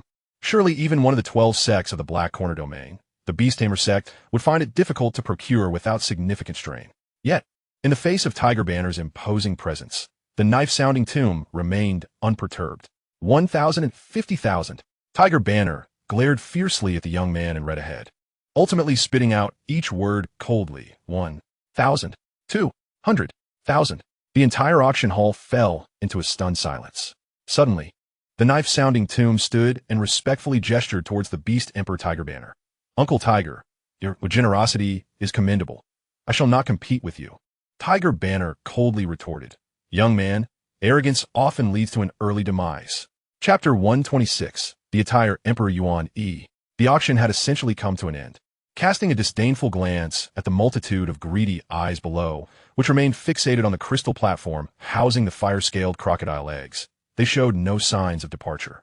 "Let's leave." Xiao slowly rose, feeling a tinge of excitement himself. As he walked out of the VIP room, he intertwined his arm with Yafei and turned to the maid at the door, instructing, "Take me to collect the auction items." "Please follow me, my lord." The maid replied with a graceful bow, leading the way.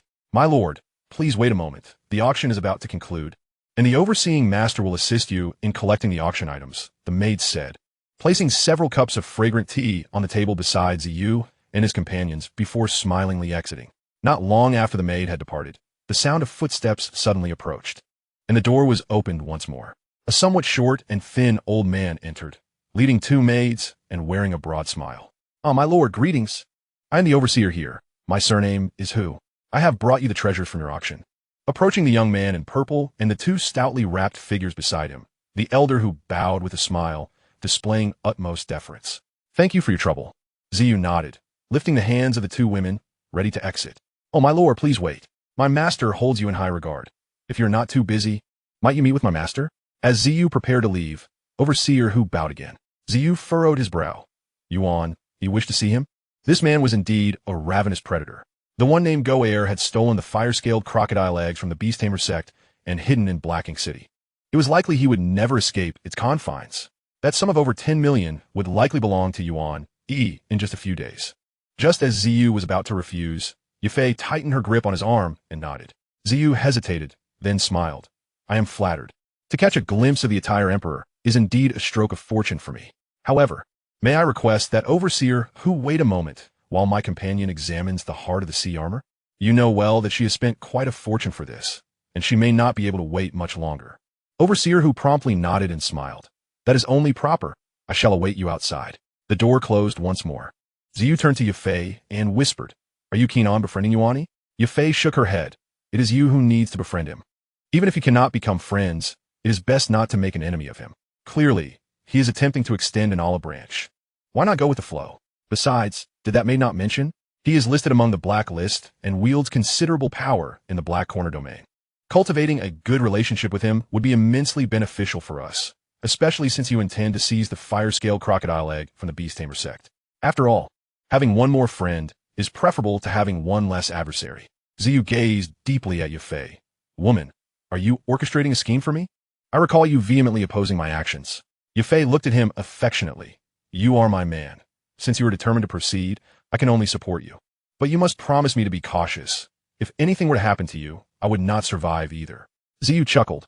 "Rest assured, with the 12 emperors of the Black Domain and a sect for each, with me and by your present, we are more than a match for them." Yafei nodded then, before Xiao began to undress, donning the heart of the sea armor. Qing Lin gasped, hastily turning away to shield by Yu's eyes. Under Xiao's astonished gaze, the plump and round figure transformed into an alluring, queenly elegance. "Aren't you going to wrap yourself up?" Xiao swallowed hard. Yafei flashed him a captivating smile. "No need to wrap up. My man is by my side. What have I to fear? The Lion Emperor? I am the Lion Emperor's woman. Besides, if you cannot even protect your own wife, I shall simply find another man." Xiao let out a cold laugh, casting a scathing glance at her proud figure. "You wish to find a new man? Dream on." Yafei covered her mouth, gently raising her exquisite brows. Qing Lin hesitated, then removed her own wrapping as well. Xiao shot her a glance. "Qing Lin, you are not afraid?" Qing Lin smiled, revealing her petite and delicate figure. "I am no longer afraid. With my brother here, while I would not trade him for another if he were to leave, I would follow you." Xiao ruffled the hair of the silly girl, now transformed into the epitome of a refined lady. No longer the anxious and hesitant girl from their first encounter. "Let's go."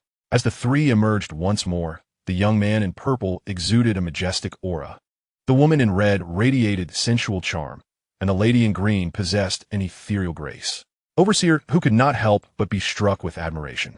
This young man truly knew how to captivate. Meanwhile, the two beautiful maids behind him lowered their heads in humility. Within a lavish hall of the Black Ink Auction House, "Master, your esteemed guest has arrived." Overseer Hu bowed even lower. Before them sat a brawny middle-aged man in the center of a grand chair. The atmosphere in the hall seemingly crushed under his presence. Yafei and Qing Lin instinctively tightened their grip on Xiao's arm, as a purple glow radiated from Xiao. instantly dispelling the faint aura of intimidation that permeated the room. Yuan Yi's pupils contracted. Indeed, a fighter emperor. He had merely cast a fleeting glance from the terrace. Thinking he had misperceived, Yuan Yi slowly rose. Young brother, you truly are a hidden gem. At such a young age, you have already reached the level of fighter emperor. Ziyu clasped his fist with a smile. Compared to the entire emperor, I am hardly noteworthy. I am but a mere one-star fighter emperor. Yuan Yi laughed heartily. You flatter yourself. At your age, I was hardly even a great fighter. Ziyu chuckled lightly. Attire emperor, you appear to be in your 40s. Why then call yourself old? Yuan Yi indeed appeared to be in his 40s, yet the graying of his beard suggested he was at least 60. Yuan Yi shook his head. Young brother, please take a seat. Ziyu gently pulled out 2 chairs, and to the astonished eyes of Yafei and Qinglin, he seated them before merely resting his hands on the backs of their chairs. Yuan Yi paused for a moment before quickly inquiring. And these 2 ladies are? Ziyu gestured toward Qinglin and Yafei with a smile, saying, younger sister, virtuous wife. Yuan Yi's soul perception had reached the 5th rank, with spiritual power comparable to that of a Douwang.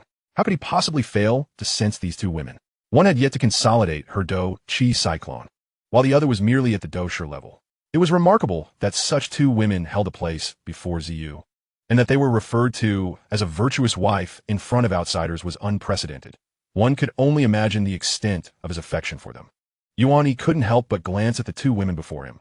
Their beauty was indeed exceptional, yet on the Do Qi continent, beautiful women were as abundant as the sea, and many were formidable experts, including the alluring Empress Su Mei from the 12 Emperors of the Black Domain, who was a Do Huang level powerhouse. So it turns out they're the esteemed wife and the esteemed sister. A pleasure to meet you. At this moment, Yafei had once again transformed into the formidable businesswoman commanding the marketplace. Your words are too kind, Master Yuan. Chapter 127, The Agreement. Yuan Yi nodded slightly, and then turned his gaze back to Ziyu, saying, little brother, this is your first visit to the Black Corner domain, isn't it? Ziyu nodded gently. Indeed, I just arrived from the Gama Empire not long ago, hoping to make a name for myself here in the Black Corner domain. Yuan Yi raised an eyebrow, intrigued by his straightforwardness. In the Black Corner domain, strength was paramount. He was merely a footnote in the blacklist, overshadowed by those ranked 3 stars, 4 stars, or even 5 stars. If it weren't for his excellent relationship with the medicine Emperor Han Feng, Blackmark City might have long since changed hands. However, should he acquire the egg of the fire-scale crocodile, the situation could change dramatically. If the 8 gates were to gain another 6th-tier magical beast, even the blood sect would have to show him some respect. Yuan Yi sighed. Little brother, you possess great ambition. I have wandered this Black Corner domain for 30 years to carve out this small foothold. Now, it can be said that the territory has been nearly divided, and for the time being, it is relatively peaceful. Ziyu remained silent. Yuan Yi continued, but if you wish to establish a foothold in the Black Corner domain, it will undoubtedly require a bloody struggle. Moreover, with your current strength as a 1-star Do Huang, you may find it somewhat lacking. Furthermore, if your actions attract too much attention, the Black Emperor sect and the superpowers of the Mo Yin Valley will not remain indifferent. Ziyu nodded in agreement. For an emerging force, it was evidently easier to manage a small sect that posed little threat. Upon noticing Ziyu's expression, Yuan Yi remarked, to expand one's territory while risking life and limb, especially for a newcomer like yourself, you will inevitably find yourself isolated. If you're interested in Blackmark City, I would be willing to share its governance with you, based on your talents. Ziyu was taken aback. Was he being courted? Yafei furrowed her brow slightly. There must be some ulterior motive behind such a generous offer. Her eyes suddenly widened. Could it be for that coveted item? Gently placing her hand on the back of Ziyu's hand on her shoulder, Ziyu immediately understood that she had something to say. In terms of perceptiveness, he certainly could not rival her. When it came to negotiations and communication, she was undoubtedly far more adept. Ziyu fell silent. Yafei took a sip of fragrant tea and smiled at Yuan. Master, I have a few words that I hope are appropriate to share. Yuan Yi was taken aback. This woman wished to converse with him? Could she represent him? His expression became slightly grim. Yafei gently caressed Ziyu's hand, smiling softly. Does Master Yuan look down upon women? Or perhaps my Do's sheer strength? Yet, I am capable of making decisions on his behalf. Yuan Yi stared in surprise at Ziyu, who merely smiled and dismissed the matter. Master, I am not particularly ambitious. My family is governed by her. This woman was clever. Entrusting matters to her was undoubtedly a wise choice. Yafei smiled. I believe, Master, you hold my family SCU in high regard, which must mean you have a request. Likely concerning the egg of the fire-scaled crocodile. Yuan, he was momentarily stunned. This woman was astute, quickly discerning his intentions. He decided to be forthright, indeed. The egg of the fire-scale crocodile is a coveted prize for the 8 gates, but due to our business dealings, it is inconvenient for me to pursue it openly. If you can assist me in obtaining the egg, I am willing to offer the position of Deputy Master of the 8 gates, and we shall be brothers henceforth. What do you say? Ye Fei smiled. The egg of the fire-scale crocodile is exceedingly precious. However, I wonder what sort of compensation Master E is willing to offer. As for half a Black Mark City, we dare not accept. Yuan pondered for a moment. If you help me acquire the egg, I can publicly support you as the new masters of the beast-taming sect once you have conquered it in the Black Corner domain. Ye Fei frowned slightly. Yuan continued. You should understand that in the Black Corner domain, once a new force like yours emerges, it is very likely to attract the combined wrath of other sections. If you assist me, I will be willing to rally support for you in the Black Corner domain. With my relationship with the Medicine Emperor, your foothold here will be as smooth as a wide road. Ye Fei hesitated. She knew Ziyu was determined to obtain the egg of the fire-scale crocodile. The lion ancestor in the Sea of Spirits said, "Foolish boy, agree to him." Ziyu frowned. Agree to him? That was the egg of the fire-scaled crocodile. The lion ancestor continued, I have seen the egg. It is on the verge of hatching. With you by her side, as long as you seize the egg before it hatches, the fire-scale crocodile will be yours. Even if you hand it over to Yuan, it would merely be a matter of entrusting it to him for care. Ziyu gasped. This approach could indeed work.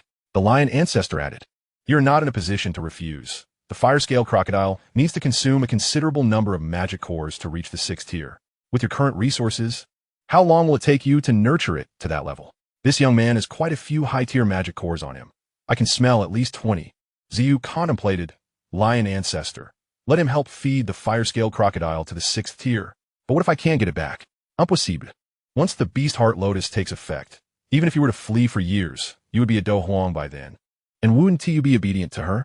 The lion ancestor continued, of course, if you don't want to give it to him, that's fine. But can you afford to feed it yourself? Ziyu's lips twitched. Wasn't this a bit excessive? The lion ancestor retorted, excessive? Woman's racing magical best. I wish I could slaughter them all. As Ye Fei hesitated, about to turn to Ziyu, a voice entered her ear. Agree to him. Taking a deep breath, as if making an incredibly difficult decision, she said to Yuan Yi, I accept your terms. Yuan Yi was taken aback. This woman actually agreed to such conditions? He looked towards Ziyu, uncertain. Little brother, do you agree? Ziyu smiled and nodded. Did she not just agree to you? Yuan Yi inhaled sharply and then laughed heartily. I have never encountered a person like you. Little brother. How interesting. Very well. If you can procure the egg of the fire-scale crocodile for me, henceforth, we shall address each other as brothers, and you may claim half of Black Mark City. However, I must warn you, if you abscond with the egg, the 1 million gold coins in my auction house will belong to me, and I will rally the 12 sects to hunt you down. Ye Fei laughed, Master E. There is no need for such formalities. You have graciously offered your goodwill to my family SZU, and for those of us just arriving in the Black Corner domain. That is already the best of intentions. If we wish to establish ourselves here, we will undoubtedly rely on your support in the future. Yuan Yi nodded. Younger sister is indeed perceptive. I have been somewhat overly cautious. Ye Fei smiled. Moreover, I believe that since we are willing to undertake this task, why not form a private alliance? A private alliance? Ye Fei smiled and remarked, with 8 doors open for business, there are many matters best kept hidden from the spotlight. Since we dare to engage in this transaction, we naturally have no such concerns. I believe that such fortuitous opportunities will arise often in the future, and our collaboration will undoubtedly become more intimate. However, for our future dealings, what do you think about increasing our stake to 5? Yuan Yi laughed heartily. Ah, little sister-in-law. You truly are a clever one. Ye Fei continued with a smile. Who wouldn't relish a risk-free venture? Yuan Yi agreed. Very well. Let's indeed raise it to 5. Ye Fei then added, There's another matter, brother Yuan Yi. You must be aware that today I was accosted by members of the Demon Blade sect. My husband may lack certain skills, but he is certainly sharp-witted. It seems we have forged a grudge against the Demon Blade sect, and it would be unwise to overlook them alongside the Beast Tamer sect. I wonder, brother Yuan, would you be willing to lend us your support when the time comes? Yuan Yi's expression grew serious.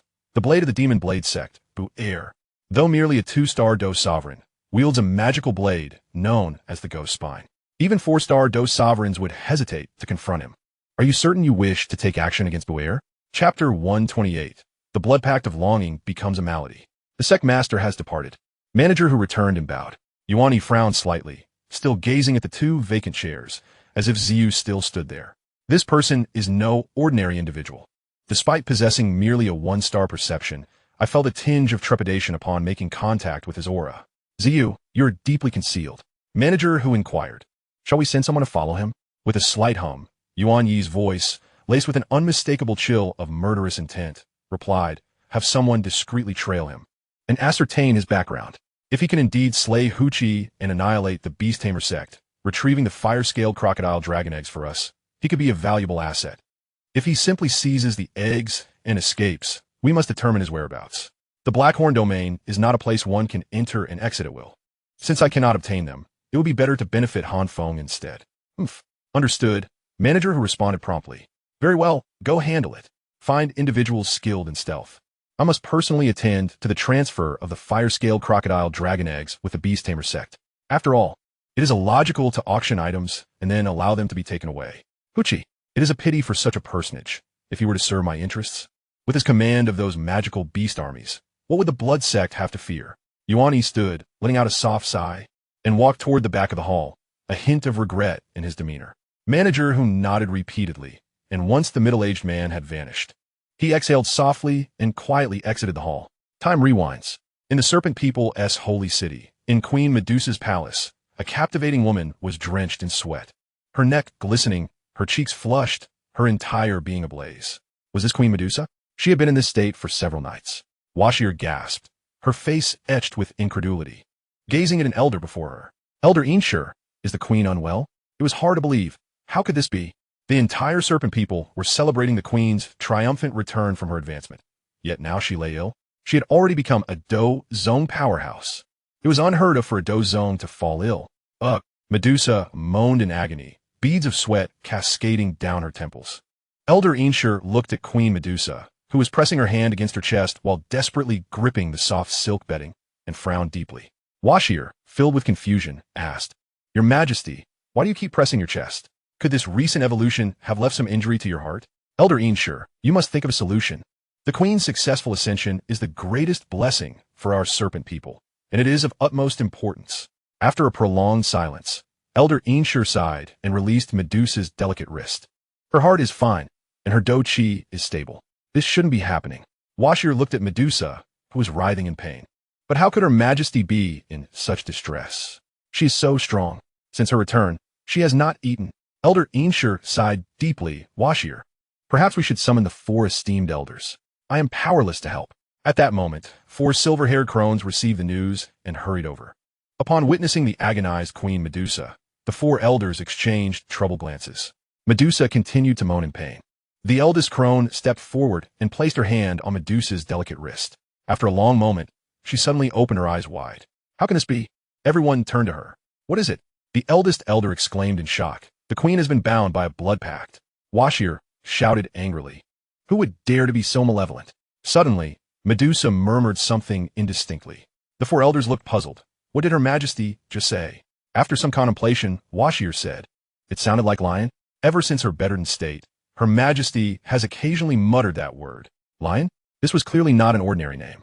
Looking at the flushed, moaning Queen Medusa, the 4th elder suddenly asked, Your Majesty, is the lion a person? Lion. Medusa's eyes widened as she murmured the word. The 4th elder perceived a flicker of madness, despair, confusion, and agitation crossed Medusa's gaze. Suddenly slapping her forehead, she spoke helplessly. So, it is this cursed virus. What? A virus? Everyone was taken aback. Elder 4, do you know what illness it is? The eldest elder asked urgently. Yes, Elder 4. I feel so unwell. Will I die? Queen Medusa turned, looking at the 4th elder. Oh, you might die. The 4th elder replied seriously with a sigh. What? This is not the time for jokes, Elder 4. The eldest elder yelled at the 4th elder. Queen Medusa is the hope for the rise of our Serpent People. The 4th elder sighed heavily and stated, Have you forgotten the Queen Medusa of over 200 years ago? She perished from this very virus. The eldest elder's eyes widened. You mean? The 4th elder nodded gravely. Indeed, she fell in love with a human man. The Queen Medusa of that time also succumbed to this virus after loving a human man and ultimately withering away in grief. Washir could hardly believe it. But how could this be? The queen could never fall for a human. She could, the 4th elder replied. I have watched her grow. she is not heartless. But after the death of her beloved, she sealed away all her emotions. Washir interjected, our serpent people's women only love one man in their lifetime. The former Queen Medusa loved a human man, but she could not break through to the 7th rank to take human form, and thus they had to part ways. Soon after, the queen fell ill from longing, and her spirit withered. Washir's face turned pale. Is she truly going to die? Is she really going to die? What shall we do? Elder 4, you must save the queen. The 4th elder sighed bitterly. How can I save her? The paths of humans and serpents are divergent. Washir shook her head, but her majesty has already broken through to take human form. The 4th elder's eyes widened. Indeed, the queen has transformed into human form, and is no different from human now, but her expression dimmed again. However, the bloodline of our serpent people as Queen Medusa is not easily managed. The eldest elder pondered for a moment and said, if you have a solution, then save her first. Very well, you all may leave for now, the 4th elder sighed, casting one last glance at Queen Medusa. Upon hearing this, everyone nodded in agreement and gently exited the sick room. In the blink of an eye, the vast palace was left with only the 4th elder and Queen Medusa. A glimmer of cunning curled the corners of her lips as the 4th elder leaned slightly forward and spoke, Your Majesty, the lion has arrived. Shall we meet him? Upon hearing this, Queen Medusa sprang up from her bed with startling agility. The large, glistening eyes that previously bore the semblance of illness now sparkled with life. Is that so? I shall personally greet him. In an instant, a charming and graceful figure donned in a semi-transparent veil was seated at the vanity, meticulously attending to her waist-length hair. Observing the rejuvenated Queen Medusa, one could hardly believe she was the same ruler who moments ago had languished in bed, consumed by apathy. The 4th elder managed a bitter smile and replied, Your Majesty, forgive my jest. I merely sought to amuse you. With a gentle thud, the hairbrush was set down on the vanity, and a voice colder than ice pierced the 4th elder's ears. What did you say? The atmosphere suddenly grew oppressively tense. The pressure emanating from the formidable combat master forced the 4th elder to bow low, nearly prostrating himself upon the ground. Queen Medusa rose slowly and approached him. As he beheld her delicately painted toes, the chill running down his spine intensified. Your Majesty, I beg for your pardon. I acted out of desire to protect you. I had no choice but to resort to such tactics. Protect me? Queen Medusa's voice cut through the air like a blade. Indeed, Your Majesty. You must be aware that you have formed a blood contract with a human male. If you do not return to his side, I fear you may truly perish. What do you mean? Queen Medusa inquired. I fear you may not even realize it, but your current affliction can be simply described as lovesickness. Queen Medusa scoffed. Lovesickness? Nonsense. There is no man in this world worthy of my affection. The 4th elder sighed. Perhaps he is not worthy, but it is evident that you have been ensnared by this blood contract. Queen Medusa was taken aback. To develop feelings for that lion seemed utterly absurd. She could never admit to such a thing. Yet, ever since returning from the holy city of Gamma, his visage had inexplicably surfaced in her thoughts, particularly the moment when he saved her amidst the flames of the Earth Lotus. But how could one as proud as she ever confess to having feelings for a lion? The severity of her lovesickness was simply preposterous.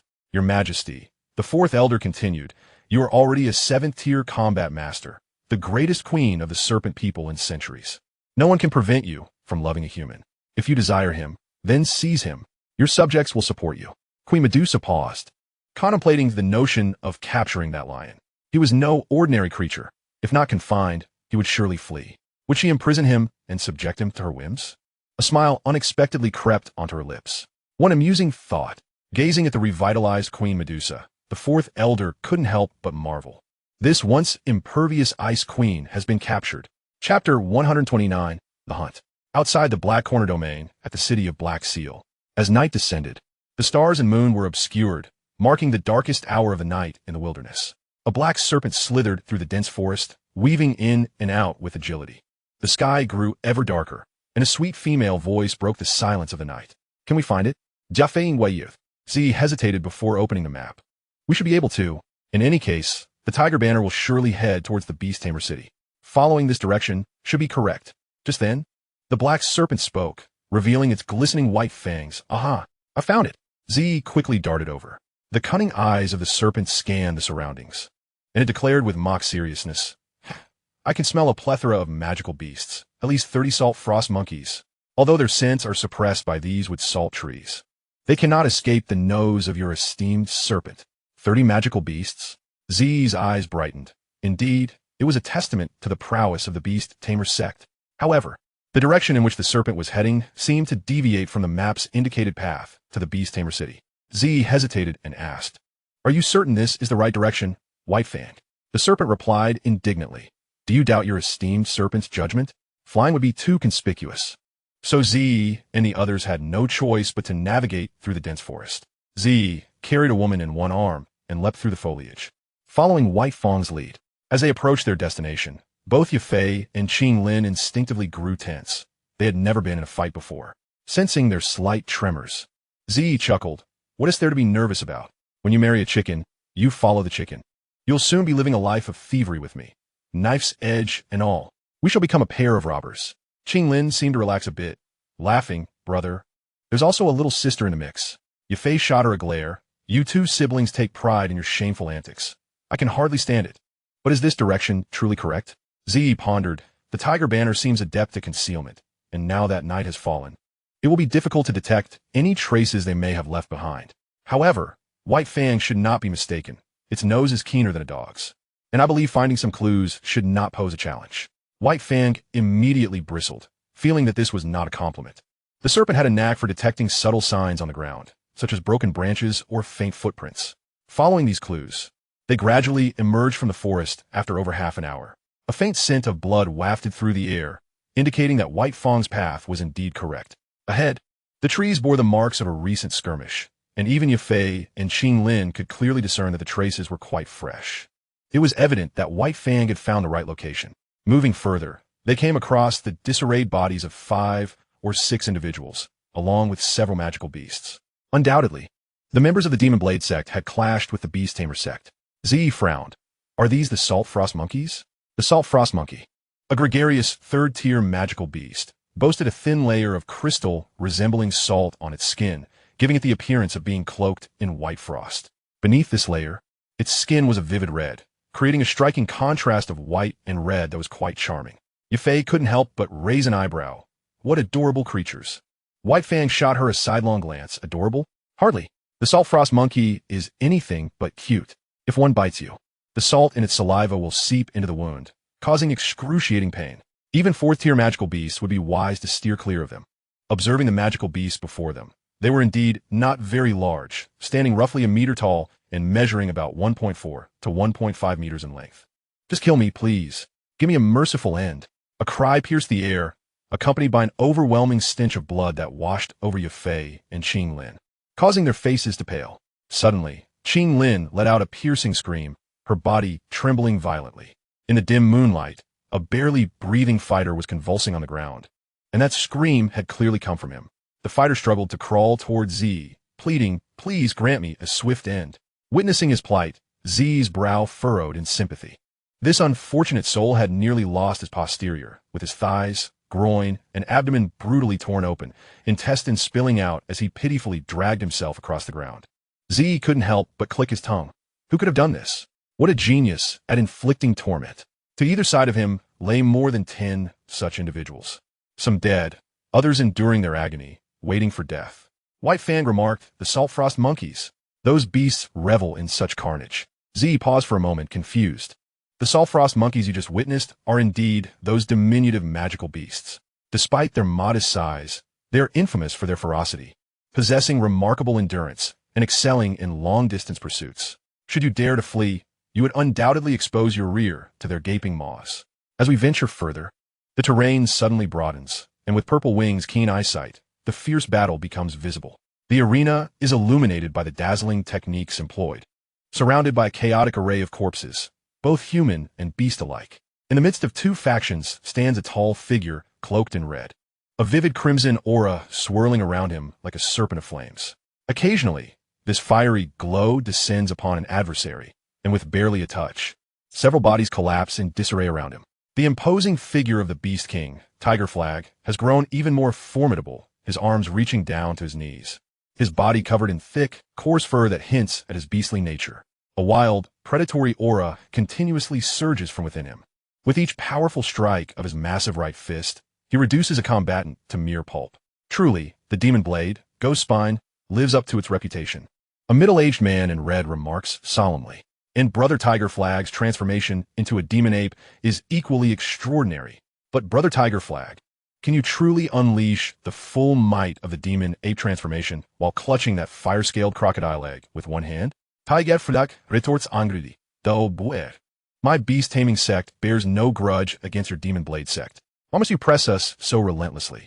Feeling the dangerous aura emanating from Tiger Flag, Dao Buers expression gros grave. After all, his opponent is a 2-star Do Huang, and any lapse in concentration could prove disastrous. Observing the unfolding spectacle, it is evident that Tiger Flag is prepared to employ his true killing techniques. Mere mortals bear no guilt when in possession of treasure. Hail, eliminate them all.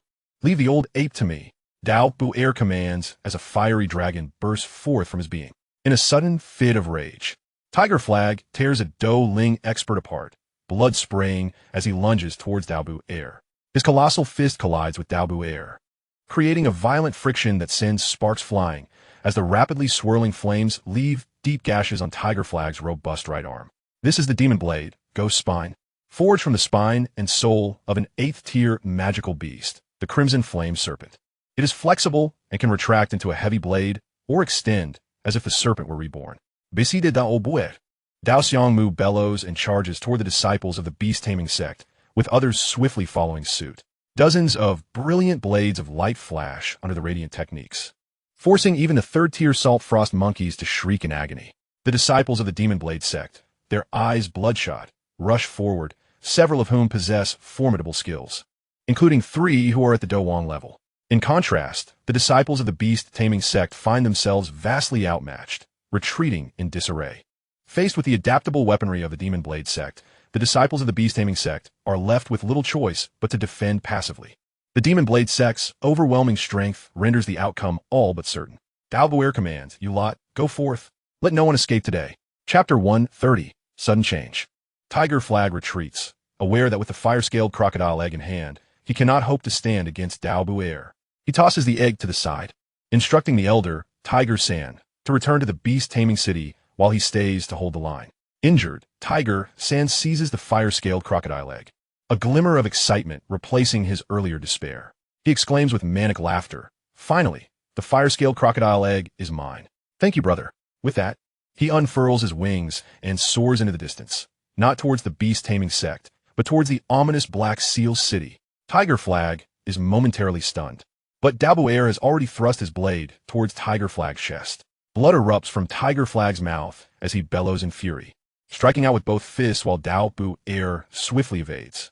Tiger Flag clutches his chest, watching Tiger San vanish into the distance, a bitter smile forming on his lips. Good. Guia, Tiger San. Truly my brothers. Suddenly, Tiger Flag's expression turns serious as he places a finger to his lips and emits a sharp whistle. In response, deep within the distant forest, a chorus of low, beastly roars arises, sending flocks of birds scattering. A dozen enormous, fearsome magical beasts, the tiger eagles, take to the skies, their massive wings generating fierce winds as they charge towards this location. Children, Tiger Flag commands the tiger eagles, bring that creature back to me. I shall tear him limb from limb. The dark mass of magical beasts hurtles towards them, leaving Dao Buer momentarily dumbfounded. 10 tiger eagles. The Beast King Tiger Flag truly has grand designs. Tiger eagles, 4th-tier magical beasts, are known for their ferocity and adeptness in long-distance flight. Yet, their wild nature makes them notoriously difficult to tame, with the beast-taming sect possessing merely 20 of them. Dao Buer shouts, Dao Ho, hide. Take 10 of the tiger eagles and pursue Tiger San. We must reclaim the fire-scaled crocodile egg. Tiger Flag chuckles coldly, releasing a piercing howl. You think you can escape?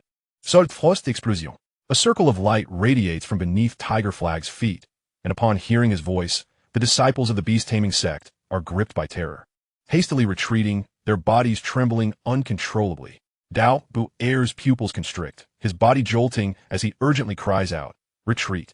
As the light spreads, the corpses of the fallen Salt Frost monkeys tremble before rapidly expanding and turning crimson. Then unfolds a shocking scene that leaves Purple Wing utterly speechless. Boom! Boom! Boom! The violent detonations resonate, a terrifying explosion scattering flesh and blood in all directions. Vivid red blood, white brain matter, and bizarrely colored liquids splatter everywhere. Dao Buer manages to shield his son, Aside from him and 3 other Do Wong experts, the majority of the Demon Blade sect disciples suffer grievously. Caught at the epicenter of the corpse explosions, despite Dao Bu Er's timely warning, many still instinctively attempted to defend themselves, but the sheer might of the explosions proved overwhelming. The bones, muscles, and blood of the salt frost monkeys became weapons in the aftermath. The entire forest trembled as if the very ground were shaking. The explosions roared for a full 10 seconds before gradually subsiding. Dao Bu Er could hardly fathom this sudden turn of events, astonished that the corpses of mere third-tier magical beasts could yield such terrifying power. The explosive sound had surpassed the defensive capabilities of a 4th-tier Doling. Nearly half of the 10 Tiger Eagles were lost, along with several Do Shi and a Do Shi disciples of the Demon Blade sect. However, the explosion was not the most terrifying aspect. The liquids within the salt frost monkeys proved highly corrosive, akin to hydrochloric acid. Wherever they splattered, whether ground or tree, the sound of sizzling corrosion echoed ominously. Numerous disciples of the Demon Blade sect were flung aside, missing limbs, their bodies covered in acid that continued to erode them as they screamed in agony. Yet, they were not the most unfortunate. The explosion had come as a complete and utter surprise. Countless individuals bore gruesome wounds on their chests, abdomens, and legs, with smoke still billowing from them. Some were even blown apart, leaving them beyond salvation. This chaos arrived far too suddenly, leaving even those at a distance, including Purple Wing and others who remained unscathed, utterly stunned. Ziyu was utterly astonished. He had never anticipated that the shockwave produced by a mere third-tier magical beast could achieve such a magnitude. Gazing at the distant, shattered remains, Ziyu instinctively recoiled and glanced back at the 2 women behind him, filled with trepidation. Huchi cackled maniacally. How does the scent of corpse explosion from my beast-taming sect strike you? Unless one possesses the strength of a battle king or above. They are undoubtedly doomed in the face of my chain of corpse explosions. At that moment, the central area had been blasted into countless craters. The bodies of the previously slain disciples from the Magic Blade sect or the beast-taming sect lay either entirely obliterated or in tatters due to the violent explosion. The entire forest was suffused with a thick, iron-like scent of blood. Even Ziyu, hiding at a distance, could perceive the air thickening with a heavy, wet plasma of blood. This corpse explosion spared no one. Not only the disciples of the Magic Blade sect, but also some from the beast-taming sect had perished. However, they seemed somewhat prepared, as most had swiftly taken cover behind the massive trees, thus avoiding total annihilation. Monster! A furious roar suddenly echoed, causing the entire forest to tremble violently. A fierce crimson light instantly filled every corner of the woodland. Dao Bu, blood-soaked in rage, bellowed. What are you all lingering for? Why aren't you pursuing Hu-san? In a flash, a red figure surged before Huchi. Dao Bu lifted his right hand, and an aura of terrifying battle energy emanated from the magical blade in his grasp. Dao Xiangmu quickly responded, leading Dao Ho and the remaining 11 blade attendants towards the direction of the Tiger Eagle Beast. Dao Bu, do you really think I fear you? Huchi roared back defiantly. Lunging forward, with the fire-scaled crocodile egg already taken, there was nothing left worth cherishing here. Moreover, judging by the direction Hu-san was fleeing, it was evident he had been bribed by Yuan Yi. The fire-scale crocodile egg could be given to Yuan Yi, but only after Yafei had signed a contract with it. Ziyu contemplated briefly, then gestured to Baya and set off in pursuit of Hu-san's fleeing form. Chapter 131. Jiao Jiao. After Dao Xiangmu and the others had given chase, a dark battle aura enveloped the 3 of them completely, stealthily trailing behind like specter. Dao Xiangmu, Hu-san, if you can seize the fire-scale crocodile egg under the watch of my 2 battle emperors, I might as well return to the Monster Mountain range to plant sweet potatoes. A shadow flitted through the forest, the corners of Ziyu's mouth curling into a faint smile. The Daoho evidently possessed the strength of a battle king, and the 11 blade attendants all held the rank of battle spirits. Coupled with Dao Xiangmu being a battle spirit himself, if they truly caught up to them, Hu-san would certainly have no chance of escape. Dao Xiangmu, you go ahead and hold him back. Dao Xiangmu commanded. Dao Ho shook his head. It's no problem. The flight speed of the Tiger Eagle Beast far exceeds that of Hu-san, a mere 2-star battle king. Young master, he cannot escape. Dao Xiangmu nodded, urging, then let us hasten. The speed of the Tiger Eagle Beast was indeed remarkable, quickly closing the gap with Hu-san. Trapped by 10 Tiger Eagle Beasts, Hu-san found himself unable to break free, clutching the fire-scaled crocodile egg with his left hand, while his right arm swung wildly in defense. Tearing sounds echoed as a Tiger Eagle Beast's claws raked across his back, leaving a gash. Damn it. Husan gritted his teeth. This damned egg cannot be stored in the spatial ring. What a hassle. And that old bastard Yuan E, his strikes are too heavy.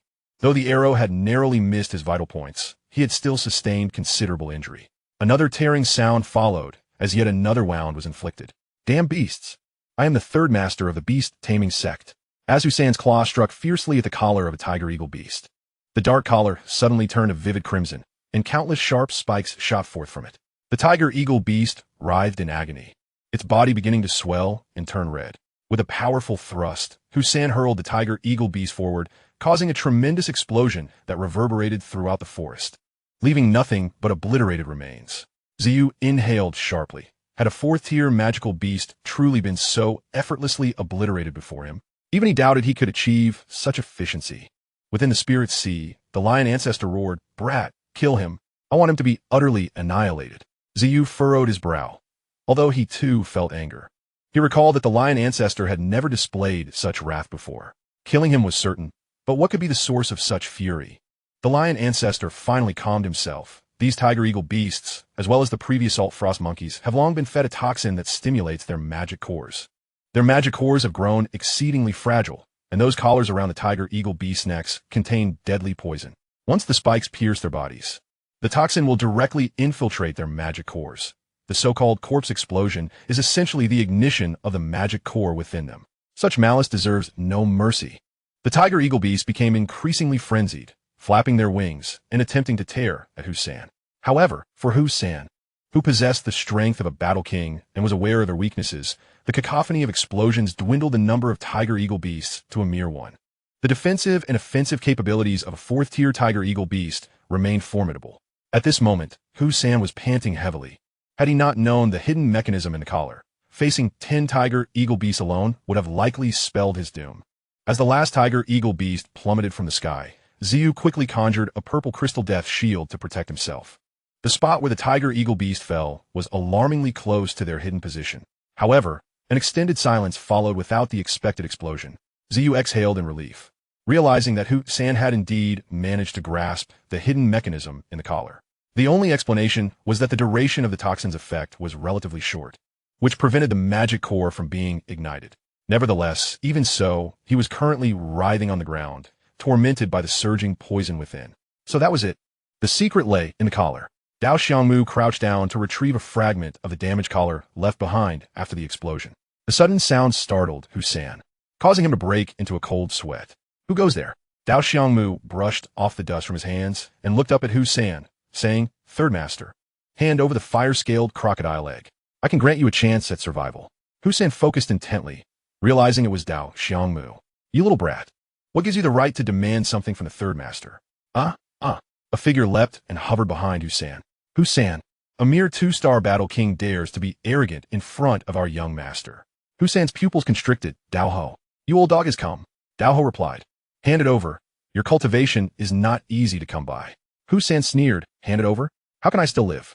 Dao Xiangmu grinned. "If you don't surrender it, you will surely die." Husan warned, "Don't push me. If you do, I'll shatter this egg. None of you will get it." Dao Xiangmu replied with a chuckle, "If it breaks, then it breaks. No one will gain from it. But you have betrayed Hu Qi and failed to return it to Yuan Yi. Even if we don't kill you in the Black Corner domain, there won't be a place for you to rest in peace." Husan appeared momentarily taken aback. Indeed, without returning the egg, he will be left with no burial ground. Dao Xiangmu exchanged a knowing glance with Dao Ho, and in that fleeting moment of hesitation from Husan, Dao Ho lunged forward with a chain blade, almost sealing off all his avenues of retreat. Husan, in disbelief, realized that the opponent did not even care about breaking the egg in his hands, but he did. Yet, precisely because of this, his defensive action was slightly delayed, and his right hand merely grasped at the dancing chain blade. The blade's tip bypassed his chest and struck his already wounded back, exacerbating his injuries. "Damn it!" Husan roared.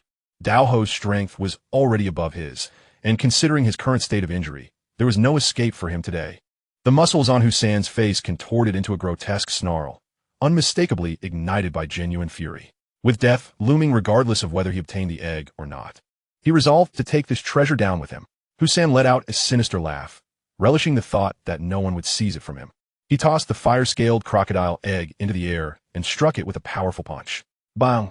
Crack, crack, crack! Countless fissures erupted across the eggshell upon impact, and the fire-scaled crocodile egg plummeted downward.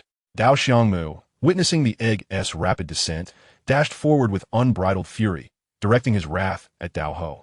Dao Ho sees it. I want him to experience the taste of the demonic blade's endless torment. The direction of their pursuit was far from the demonic blade sect, yet it led directly to the path of Zi and her companions. Everything transpired too abruptly. Zi gently caught the fire-scaled crocodile egg and meticulously examined it.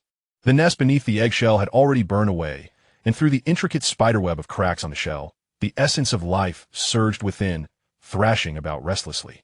Each impact intensified the cracks, hinting that whatever resided within was on the verge of breaking free. Zi exhaled in relief. Thank goodness. She slowly placed the eggshell into Yafei's hands, urging her to cradle it carefully until it hatched. At that moment, Dao Xiangmu had rushed over, closing the distance to less than 30 meters. Upon seeing a pair of flawless, delicate hands cradling the fire-scaled crocodile egg, he felt an immense sense of relief. His attention then shifted to the woman holding the egg. Clad in a form-fitting red qipao, her figure was exquisitely alluring, and as she crouched there, the smooth, long leg exposed by the dress's slit shone like jade, sleek and tantalizing, a sight that could be fatal. It's you. You are the woman from the VIP room. Ha ha. I knew you must be enchanting beauty. Such a figure, such a visage. Tut tut tut. A woman like you must be delectable. To his astonishment, another girl beside her was equally exquisite, possessing an ethereal grace and beauty. Dao Xiangmu couldn't help but add with a chuckle, hee, a pair of sister flowers. I'm truly fortunate today. As his gaze shifted from the two women to Zi, he noted the boy beside her, his aura weak, appearing no older than 15 or 16, a mere child yet to fully mature. The woman seemed to be in her 20s. Surely, he must be her younger brother. Ha! I am Dao Xianghuai, the young master of the demonic blade sect. Might I request that you hand over that magnificent egg? Dao Xiangmu struck a rather dashing pose. Jiao. Zi's demeanor soured as she slowly turned to face Dao Xiangmu. A surge of purple light began to emanate from his chest. Gritting his teeth, Zi spat. Jiao, you dare to covet my woman before my very eyes. How infuriating. I cannot let this stand. I shall devour you whole. I haven't had a good meal in ages. Chapter 132. The Purple Crystal Seal. Just as Zi prepared to transform into the purple crystal-winged Lion King and consume this audacious interloper, Ling Hai's voice echoed within. Child, someone has been observing you. Their strength should be at the 4th tier. Zi's expression darkened. The force of the soul was something alchemists could typically advance by 1 tier, while fighters generally remained 1 tier lower. Thus, a normal Do Huang soul power should equate to that of a Do Wang level. Yet, Xiao Yan soul power was likely only at the Do Ling level, which was quite pitiful. At present, it might barely reach that of a Grand Do Shi. And that was after consuming the 7 illusions of clear spirit saliva. Prior to that, it was even less commendable. He had to find a way to rapidly enhance his soul power. Otherwise, he wouldn't even notice a mere Do Ling lurking in the shadows. As Zi stepped forward, his face still grim, appearing as if he would swallow Dao Xiangmu whole. Dao Xiangmu sneered. A mere Grand Do sure dares to protect a flower? Well, you dare to look down upon me. Zi roared. How dare you brazenly covet my woman? Ha ha ha. You pitiful creature, you have truly enraged me. A roar, imbued with a lioness might, erupted from Zi's mouth, shaking the entire forest.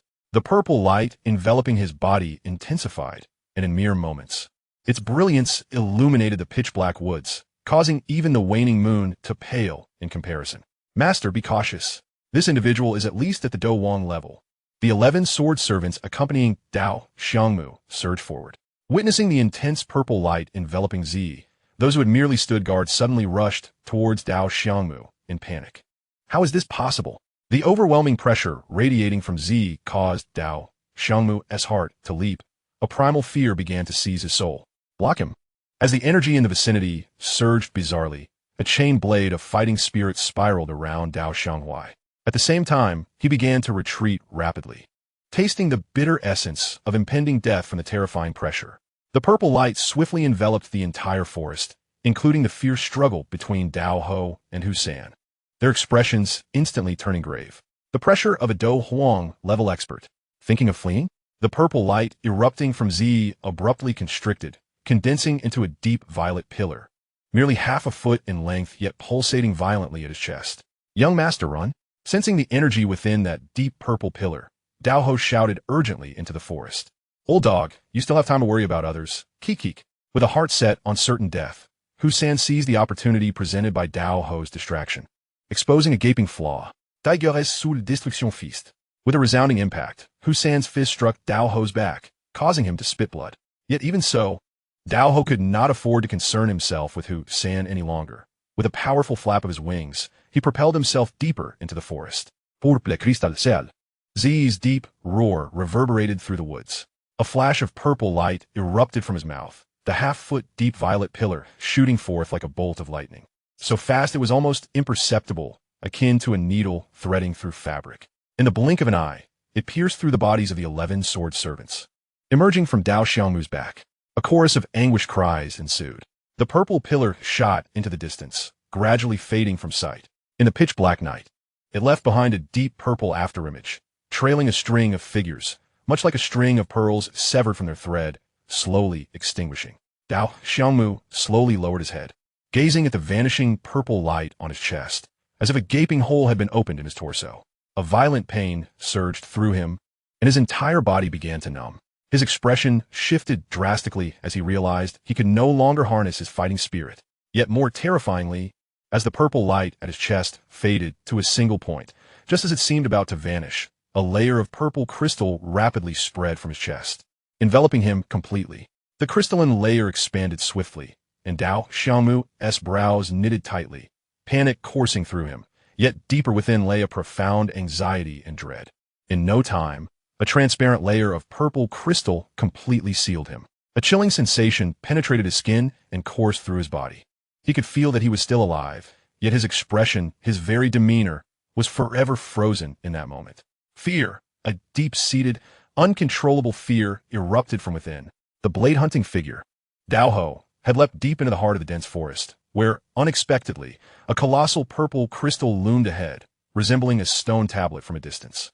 As he approached, a chilling sight met his eyes. The transparent purple crystal encased a young man adorned in a resplendent crimson robe. His head tilted slightly backward, his eyes wide with terror, arms outstretched, and long hair billowing as if caught in a tempest. It was the young master. What has transpired? Dao Ho's eyes brimmed with anguish as he turned to face Yi. It was you.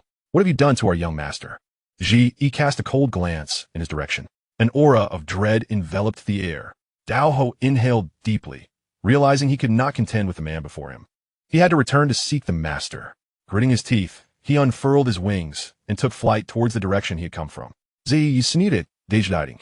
If you come, you might as well stay. At that moment, Husan also arrived in pursuit, gazing at the 12 purple crystals, each sealing a figure radiating profound terror. He too broke into a cold sweat. Forgetting Dao Ho, he turned and soared away. Ji's voice rang out, "Do not flee, Baiya."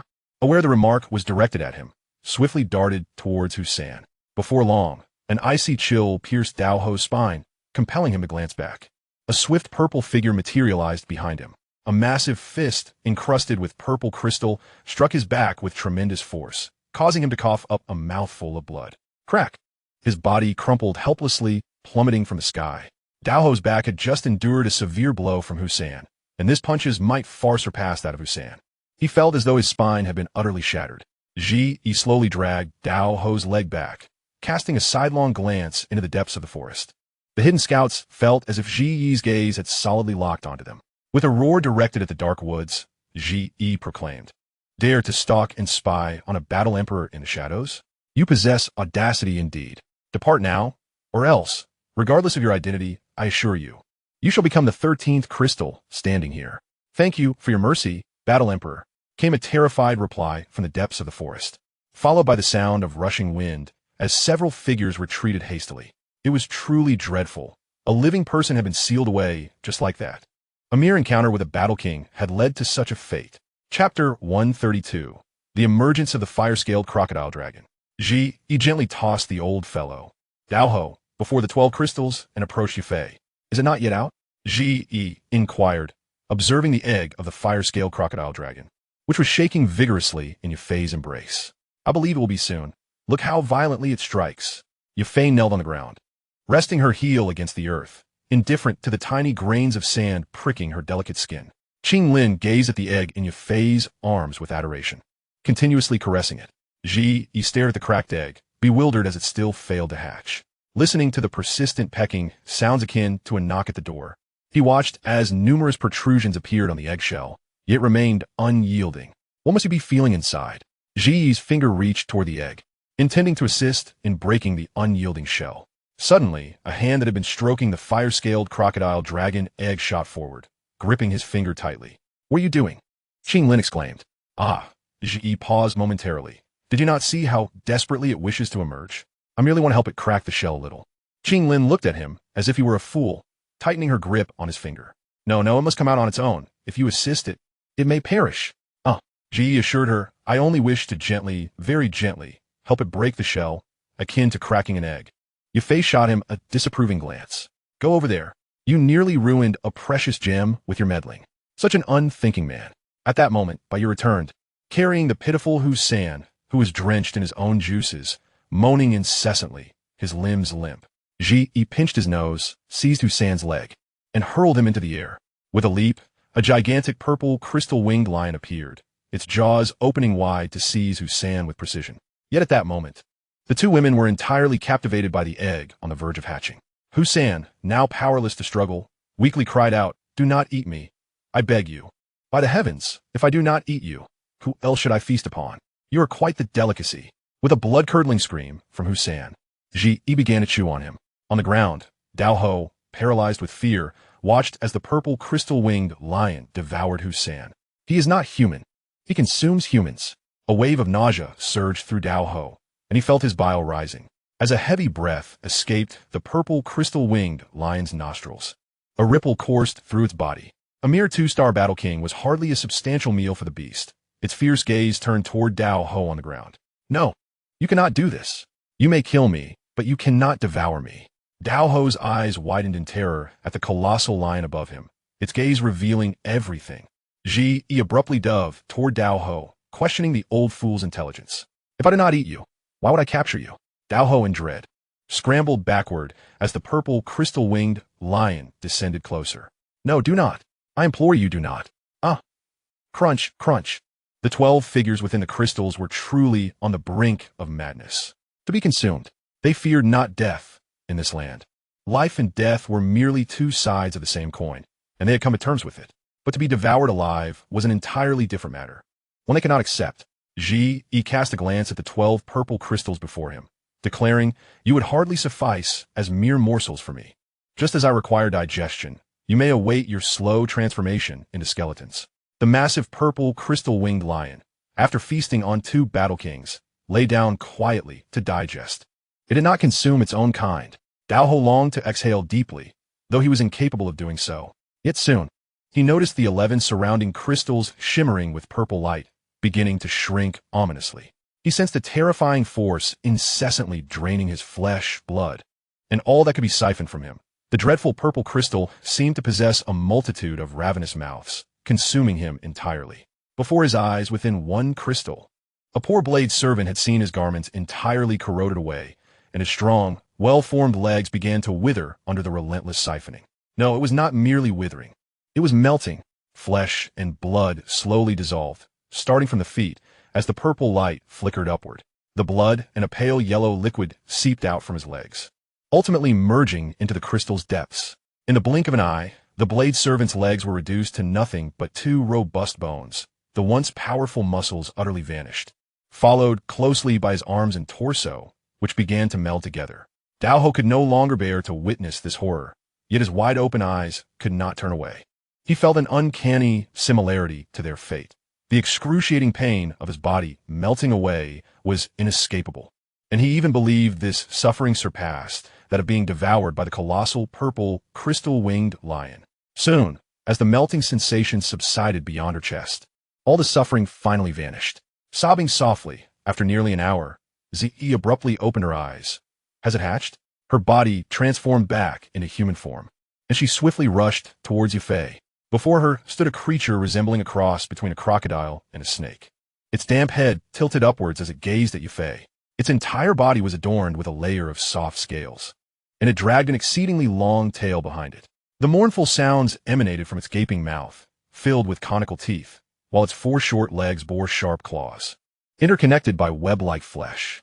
At that moment, the fire-scaled crocodile serpent awkwardly rubbed against Yafei's chest, evidently famished. Yafei seemed to comprehend the situation, casually retrieving the 5th-tier magic core, previously auctioned by Ze from her spatial ring. At that moment, she radiated a maternal glow as she gently placed the magic core into the serpent's slightly parted mouth. Ze could not help but exclaim. Yet the woman did not even glance his way. This frivolous woman, that was my food. Oh well, I suppose I'll have to engage in a few more underhanded dealings. Reasoning with her is futile. Chapter 134. The Beast Taming City. As the flesh was completely absorbed, the bones were rapidly shrinking, ultimately condensing the 12 amethyst fragments into 12 fist-sized purple crystals. Upon closer inspection, one could discern exquisitely crafted skeletons encapsulated within, resembling amber. Ze glanced at the fallen tiger eagle beast. Lion Ancestor. Is there any hope for it? Lion Ancestor sighed. It's hopeless, although the magic core did not explode. The pervasive poison has rendered it unviable. Granted a swift end. Ze sighed as well, then unleashed a gust of wind with his fist, shattering the creature's skull. The fire-scaled crocodile serpent, having feasted to its heart's content, looked up at Yafei, letting out a soft call as she affectionately patted its head. It seemed to have grown a bit. All right, let's return to Heian City. Ze stowed away the now fist-sized purple crystal from the ground. Yafei hesitated. Are you truly intending to gift this creature to Yuani? Reluctance filled her. How could she bear to part with something she had witnessed being born? Even Qing Lin beside her shook his head disapprovingly. Ze chuckled. Gift it? It's merely being entrusted to Yuan, for raising. This creature is quite gluttonous. If it wishes to ascend to the 6th tier in a short time, it will need to consume countless high-tier magic cores. We are currently impoverished, resorting to thievery. Yuan, on the other hand, is wealthy enough to assist in its upbringing. It is akin to borrowing grain from his estate to feed our chickens. Once it reaches the 6th tier, a mere beckon from you will have it eagerly following you back. Yafei, are you certain? Ze nodded affirmatively. Just let the treasure in your arms obediently stay and feast at Yuan Yi's establishment. It would be best if it devoured him financially, as it now heeds your commands. All right, dear, climb aboard. After delivering this creature, we must visit the Beast Taming Guild. Ze stood up, patting his back. Qing Lin obediently crouched down, and Ze lifted Yafei, soaring towards Heian City. Shortly after their departure, a crimson figure darted through the dense forest. It was the Blade Emperor, Dao Bu-Er, who was also adorned with injuries. He could sense his son's aura abruptly vanishing. A wave of unease surged within him as he gazed at the corpse of the tiger-lion beast. The Beast Taming Guild. Husan, no matter where you hide, do not fall into our hands. At dawn, Ze finally arrived at Heian City. On the 2nd floor terrace of the Heian auction house, Yuan stood quietly. Ze whispered softly in Yafei's ear. Remember to ensure that this creature remains here. Yafei nodded, gently stroking the fire-scaled crocodile serpent once more. Yuan did not expect that the individuals he dispatched had been frightened back by Ze, who truly returned the fire-scaled crocodile serpent. Gazing at the newly hatched creature in Yafei's hands, he could sense a terrifying power brewing within. Yuan took a deep breath. Brothers, you truly are trustworthy. I acknowledge you as my brother, and henceforth, this Heian City shall also be your home. Ze laughed heartily. In business, integrity is paramount. Having promised you, I shall not waver.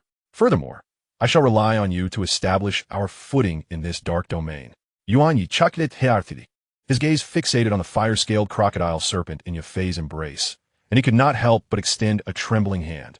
Is this indeed the fire-scaled crocodile serpent? How did it hatch? Ze nodded.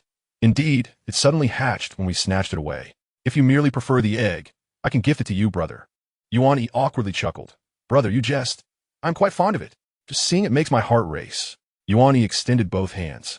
Yet he did not see Yafei offer the fire-scaled crocodile serpent, and he awkwardly glanced at Ze. Ze cleared his throat. Forgive me, brother, the woman, having personally delivered it, inevitably has developed a deeper affection. Yafei, quickly return the fire-scaled crocodile serpent to your brother. Reluctantly, Yafei whispered something into the serpent's ear before reluctantly handing it over. Yuan eagerly accepted it, overjoyed as he caressed it, and after a moment he said, Brother, let us celebrate. I shall host a grand feast to welcome you. Ze shook his head. Perhaps another time. I must head to the Beast Taming Guild. Without securing a stable place to rest, I cannot find peace of mind. Yuan laughed heartily. Brother, wait a moment. Yuan Yi gestured to steward who beside him, who promptly handed over a gold card. Here are the 10 million gold coins. In the future, brother, when you auction items in my Heian city, I shall not charge you a single penny in service fees. Zi smiled, about to accept it. But Ye Fei interjected, it is best to leave this money with brother Yuan Yi. To establish ourselves in this dark domain, we will ultimately need to spend it here. And passing it back and forth seems cumbersome. Yuan Yi paused, realizing the woman was quite astute, and then burst into hearty laughter. Indeed, younger sister, you are quite clever. Very well, Lao Hu put it away. By the way, the 23rd of next month marks our annual Heian City auction. Brother, you must certainly attend. Zi nodded. Certainly. We shall take our leave now. Please. As Zi departed, Yuan Yi gently caressed the fire-scaled crocodile serpent in his arms, saying, Lao Hu, what do you think? Steward who replied, that woman is no ordinary person. Her refusal to take the money suggests a desire for long-term cooperation, indicating her sincerity. However, with such a shrewd woman, how could she not recognize the value of the fire-scaled crocodile serpent? I find it somewhat perplexing. Yuan Yi scoffed. What is there to ponder? The cost of feeding this fire-scale crocodile serpent is not less than 12 million. They simply cannot afford it. However, her willingness to deliver it so readily without any conditions has indeed broadened my horizons. This woman is truly a partner worth cultivating. Steward who inquired, and the individuals tracking him? Yuan Yi pondered for a moment and said, withdraw them. There is no significance in continuing. Steward who acknowledged and departed. Yuan Yi watched the direction they left. Zi, my interest in you grows ever stronger. In the beast-taming city, within the Grand Hall, the Beast Emperor, Hu Qi, sat upon a tiger skin chair, allowing a maid to apply medicine and bandage his wounds. He looked down from his elevated position at a kneeling figure and asked indifferently, do you have any news of Hu San? Reporting to the master. Countless remnants of tiger-eagle beasts have been discovered in the dense forest. It seems they have been entirely eradicated, but no trace of Hu San has been found. Oh, you may leave. Wait, instruct the brothers to enhance their vigilance. Yes, the black-clad figure below replied respectfully before gradually exiting. Gazing at the desolate hall, Hu Qi couldn't help but raise his head, peering into the distant void beyond the grand entrance, his lips drawn downwards in a grimace that ultimately transformed into a wail. Echoing throughout the great chamber, the fire-scaled crocodile eggs were gone. For this, he had sacrificed 38 salt frost beasts and 10 tiger eagles, alongside dozens of elite disciples. His battle with Dao Bu'er had left him grievously wounded. Hu Qi's fists smashed down upon the long table before him, shattering it to splinters. Damn that Go'er. Damn that Hu San. I could just as easily peel your skin off. The Blackhorn domain was vast beyond measure, even surpassing the combined territories of the Jayamar Empire and the Izumo Empire. It was said that even Baya had to fly for quite a distance before reaching the skies above beast-taming city. From the aerial vantage point, the magnificent beast-taming city could only be described as a realm unto itself. Before the city lay barren yellow sands, devoid of any vegetation, while behind it flowed a clear, winding stream, lush and verdant. The entire city resembled a portal set between two mountains, isolating two worlds. The verdant valley behind, known as Beast King Valley, possessed an unparalleled beauty, standing apart from the worldly hustle. Within the valley dwelled countless beasts, and occasionally, the flurry of birds could be seen taking flight. Deep within, one could even faintly hear the howls of wolves and roars of lions. Was this indeed Beast-Taming City? Finally, I have arrived. At this moment, Beast-Taming City was under complete lockdown, the gates tightly shut. Upon the walls, fully armed disciples of the beast-taming sect patrolled back and forth. With a resonant lion's roar, a dozen tiger eagles circled above the walls, suddenly unleashing a cacophony of cries as they soared away. The patrolling guards abruptly halted, gazing skyward at an enormous serpent. Who goes there? Beast-Taming City is closed to visitors. All intruders, be gone at once. It is indeed Beast-Taming City. Above the massive black serpent, a voice emerged, indifferent and aloof. In the next instant, a purple figure leaped down from the serpent, crushing a guard beneath its foot with lethal precision. The figure slowly raised its head to reveal a delicate face, its fists enveloped in amethyst, which suddenly shot forth, pulling two guards towards it. In a tone devoid of emotion, it inquired, "Where is Hu Qi?" In the Great Hall. Enemy attack. We are under siege. Figures surged forth, daring to wreak havoc within my beast-taming sect. Yet before the individual could deliver a chilling command, a dark aura rippled from beneath the purple wings. And in the next moment, the masters and grandmasters upon the city walls trembled violently, their bodies frozen in place by a chilling malevolence. As the purple figure strode past the ice statues, they shattered into dust. Enemy attack. Release the magical beasts, unleash them. The sudden explosion reverberated across the city walls, followed by the sound of rushing wind as hundreds, even thousands, of figures erupted from the clustered buildings, brandishing their weapons to encircle the purple figure. At this moment, the colorful Hu Qi emerged from the Great Hall. Who dares enter my beast-taming sect? Hu Qi bellowed at the purple figure. Among the throng, a man leaped forth, a powerful aura emanating from him as his massive fist struck the purple figure's battle armor. The purple figure remained unfazed, yet a wave of black flames spread from his hands, and in the astonished gaze of onlookers, the moderately powerful fighter within the beast-taming sect was reduced to ashes. Hu Qi furrowed his brow. A battle emperor. Release all magical beasts. Chapter 135. Confrontation with Hu Qi. One by one, magical beasts were unleashed. Under the command of the beast tamers, jade-horned serpents, black gold apes, crimson flame tigers, and numerous other beasts surged forth, among which the salt frost beasts numbered nearly 40. Lunging at the purple figure, Baya, a shadow darted down from the sky, sweeping around the purple figure like a tempest, sending the advancing magical beasts flying. The scene fell silent. A colossal black serpent coiled beside the purple figure. As it slowly flicked its tongue, two women stood atop its forked tip. The eight-winged black emperor serpent. Hu Qi exclaimed. All magical beasts recoiled in fear. No matter how much their tamers whistled, they dared not advance.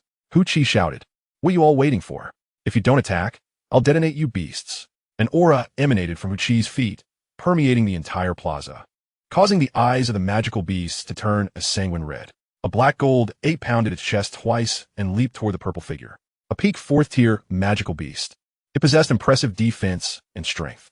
Just as the black gold ape was about to land a heavy blow on the purple figure's right hand shot out, conjuring a curved energy shield that intercepted the attack. Baya, handle this. I shall deal with Hu Qi. Amethyst nether fire. A tremendous surge of dark battle energy erupted as the purple figure lunged toward Hu Qi. Hu Qi was sent flying back several paces by the force. Who are you?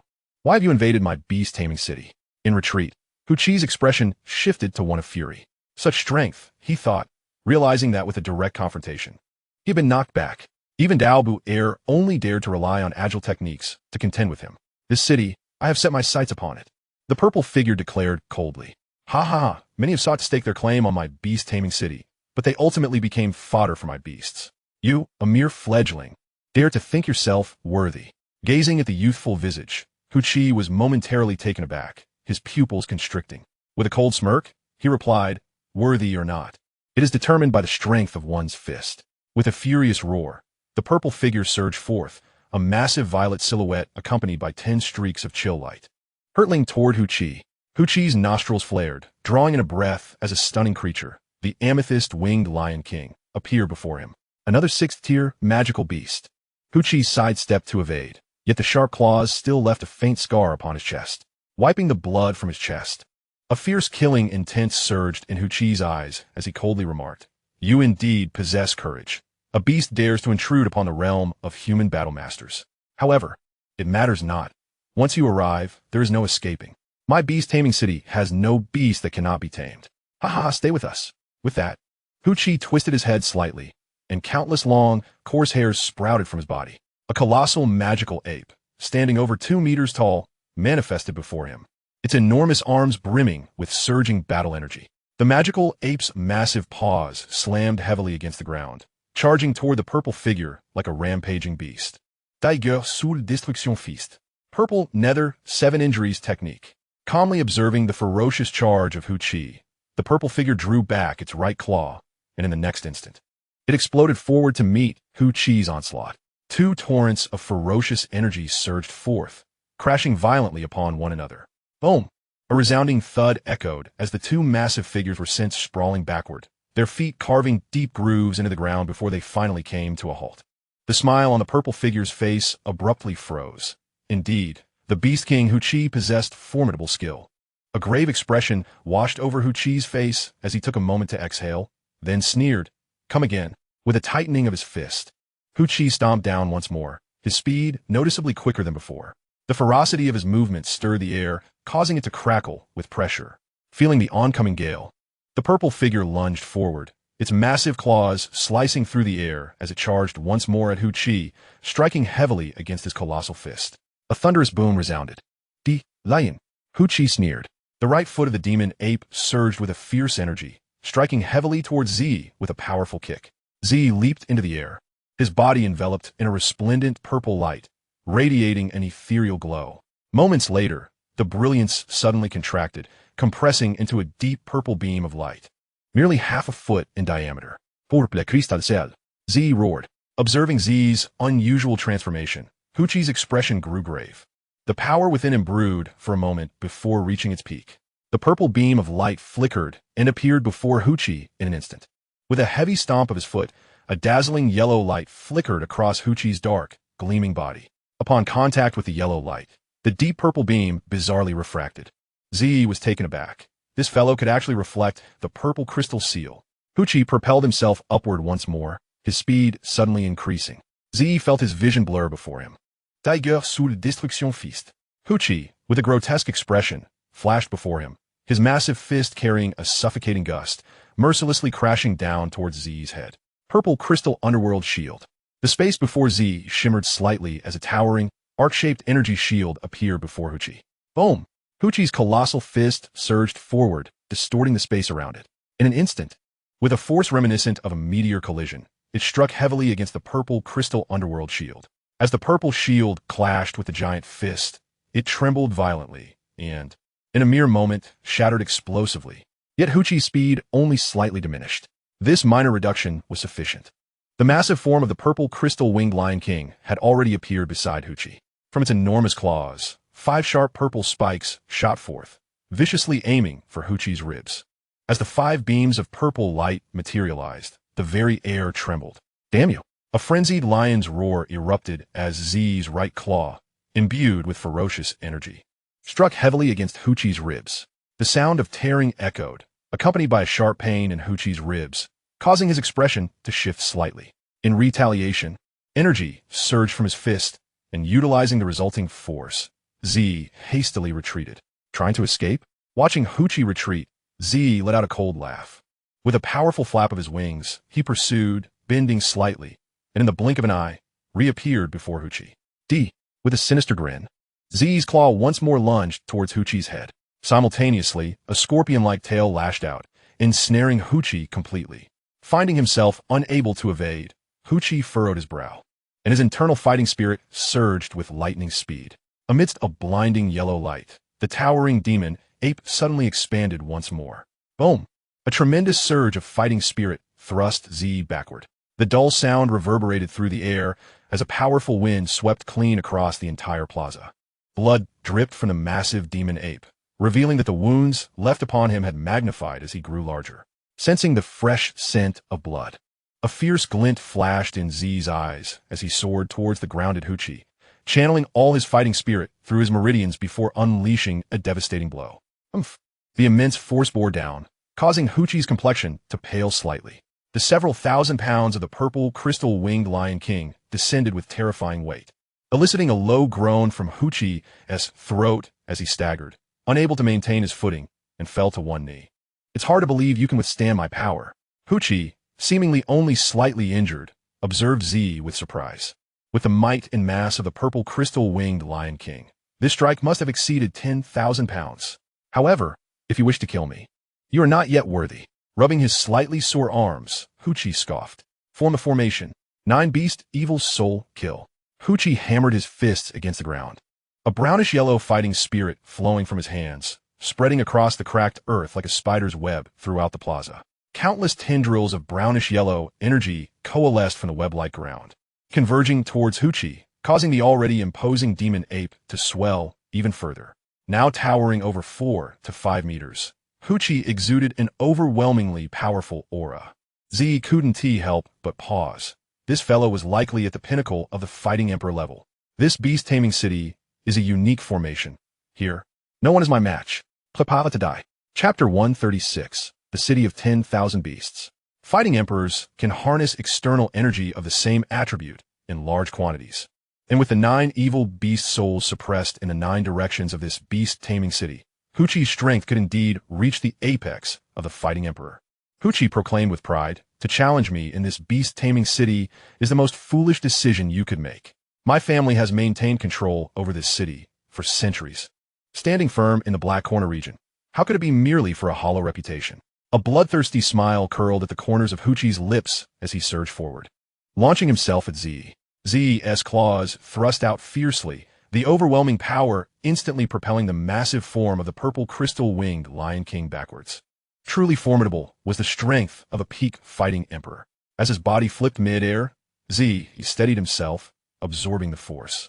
Shaking off the numbness in his forelimbs, he marveled internally. With such meager strength, you dare to covet my beast-taming city? That is simply courting death. Brushing dust from his hands, Huqi grinned wickedly. "Stay here and become my pets." His fists spread wide across his chest, and with a taut stance, every hair on his body stood on end. The veins on his arms bulging as muscles surged with a fierce energy. The already massive arms of the demon ape closed in, now matching the breadth of his entire frame. "It's over for you." Demon ape roar. The demon ape's enormous maw revealed a set of menacing white teeth. Gazing at Huqi, whose strength had suddenly surged dramatically, felt a slight weight in his heart. The purple crystal-winged Lion King roared furiously. Spitting out a mouthful of blood, took a deep breath and intoned slowly, with blood as the contract, and the contract as the medium, "Summon my ancestral soul." The blood before him gradually twisted into a peculiar rune. As the rune materialized, the entire beast-taming city began to tremble violently. With a resonant lion's roar echoing throughout the valley, all fighters and beasts within the beast-taming city prostrated themselves. A pressure so overwhelming that it struck fear into their very souls descended upon them, leaving them trembling in submission. As the lion's roar faded, the rune erupted with a brilliant light, cascading down like a celestial shower, gradually settling upon the majestic mountain city. Boom! A colossal purple-winged underworld lion emerged from behind a chilling aura inherited from ancient times spreading instantaneously. Huqi stared in disbelief at the three-headed lion before him. The purple-winged underworld lion. How is this possible? Recognizing the terrifying beast before him, Huqi was struck by the legacy of the beast-taming family that had endured for centuries. Beneath this overwhelming aura, he felt the flow of his fighting spirit begin to falter. The purple-winged underworld lion advanced slowly, each step causing the entire beast-taming city to tremble. The figures of fighters and magical beasts quaked with every footfall, overwhelmed by sheer terror. With gritted teeth, Huqi roared defiantly. "I don't care what kind of monster you are, I will fight you. Even if it's the void ancient dragon, you shall not seize my beast-taming city." The tiger banner leaped into the air, its fists clasped high above its head, aimed at the purple-winged demon king lion. The demon ape howled. The purple-winged demon king lion let out a cold laugh, referring to the tiger banner as a mere monkey.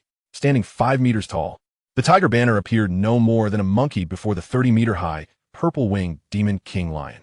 2 beams of dark light shot from the lion's eyes, locking onto the so-called monkey before it. The lion then raised its massive claw and brought it crashing down, unleashing a torrent of overwhelming black energy. A terrifying force aimed at the ascending tiger banner. As the surroundings dimmed ominously, a colossal paw descended from above like a mountain. The tiger banner felt an unsettling realization. Before this gigantic beast, it was nothing but a mere monkey. Boom! The lion's paw struck with the force of thunder. The gigantic claw landed squarely on the tiger banner. Gush! The tiger banner coughed up blood, fleeing amidst certain death. Yet before it could catch its breath, the ground before it darkened again. And as it turned its head slightly, the massive claw descended once more. With a single strike, the armor of fighting energy on its body shattered. With the second blow, all the fighting energy was completely dispersed. The tiger banner struggled to prop itself up with its arms and knees when a third strike came crashing down, burying it entirely underground. The fourth strike, the fifth strike. When the purple-winged demon king lion used its claws to pry the tiger banner from the earth, its bones were nearly all shattered, leaving it barely alive, resembling nothing more than a puddle of flesh. In the eyes of countless disciples of the beast-taming city, the formidable aura that once rivaled the peak of the Do Huang was now a flimsy, boneless mass dangling between the fingers of the colossal beast. The purple-winged demon king lion slowly released its grip, seizing the tiger banner and soaring into the air, casually tossing this master of the beast-taming sect, known for its reputation in the Blackhorn region, into its maw before the stunned onlookers. Gulp! The crowd involuntarily swallowed hard. In the skies, the purple-winged lion roared softly, declaring, "From this moment forth, I am the master of the beast-taming city. Bow to me." The beasts of the city lowered their heads in submission, and the aerial tiger eagles descended, quietly settling down. Clearly, the beasts had accepted their subjugation under a beast king. However, the disciples of the beast-taming city exchanged glances, unable to accept serving a beast as their master. The purple-winged lion roared in fury. "All beasts of the beast-taming city, obey my command and eradicate the humans who once enslaved you." At the sound of the Lion King's roar, the beasts of the city went into a frenzy, with the salt frost monkeys biting at the rears of their former masters. The tiger eagles swooped down from the skies, tearing into the bewildered disciples of the beast-taming city. Countless beasts, serpentine, feline, all erupted in chaos. The entire city of the beast-taming city descended into turmoil. Yafei furrowed her brow and looked up at the purple-winged lion, exclaiming, "Have you lost your mind? Stop them. If they kill everyone, what meaning will this city have?" The purple-winged lion coldly replied, "Kill, until they forget they are noble humans, until they are willing to pledge their loyalty to me. My king, we are willing. We are willing to serve you." Finally, amidst the bloody massacre, the survivors chose to submit. From this day forth, the beast-taming city would be renamed the City of 10,000 Beasts. I am the true master of this city. Chapter 137, City of 10,000 Beasts. A feeling of expansion filled the purple-winged lion. The energy of a Do Huang was indeed immense. It needed a place to properly absorb it. "Yafei, this city of 10,000 beasts is entrusted to you," it said before soaring towards the grand hall. In the majestic hall, a great lion lay quietly, exhaling a spatial ring. The purple-winged lion needed to digest the energy from this Do Huang-level powerhouse.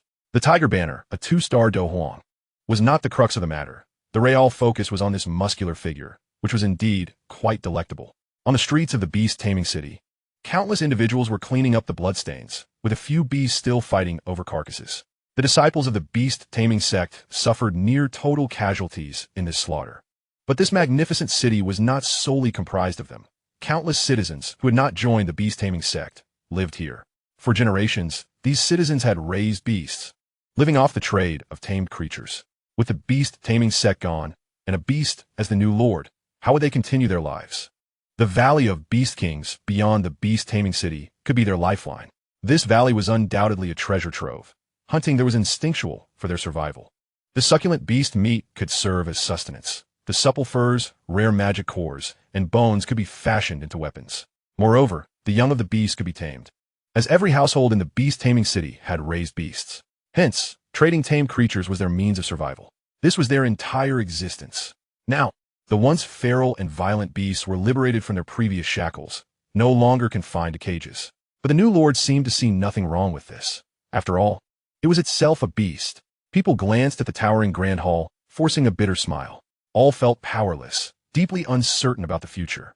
Yafei took a deep breath, realizing she was now the lady of this grand city. Yet, the citizens displayed no enthusiasm, only a profound sense of trepidation about what lay ahead.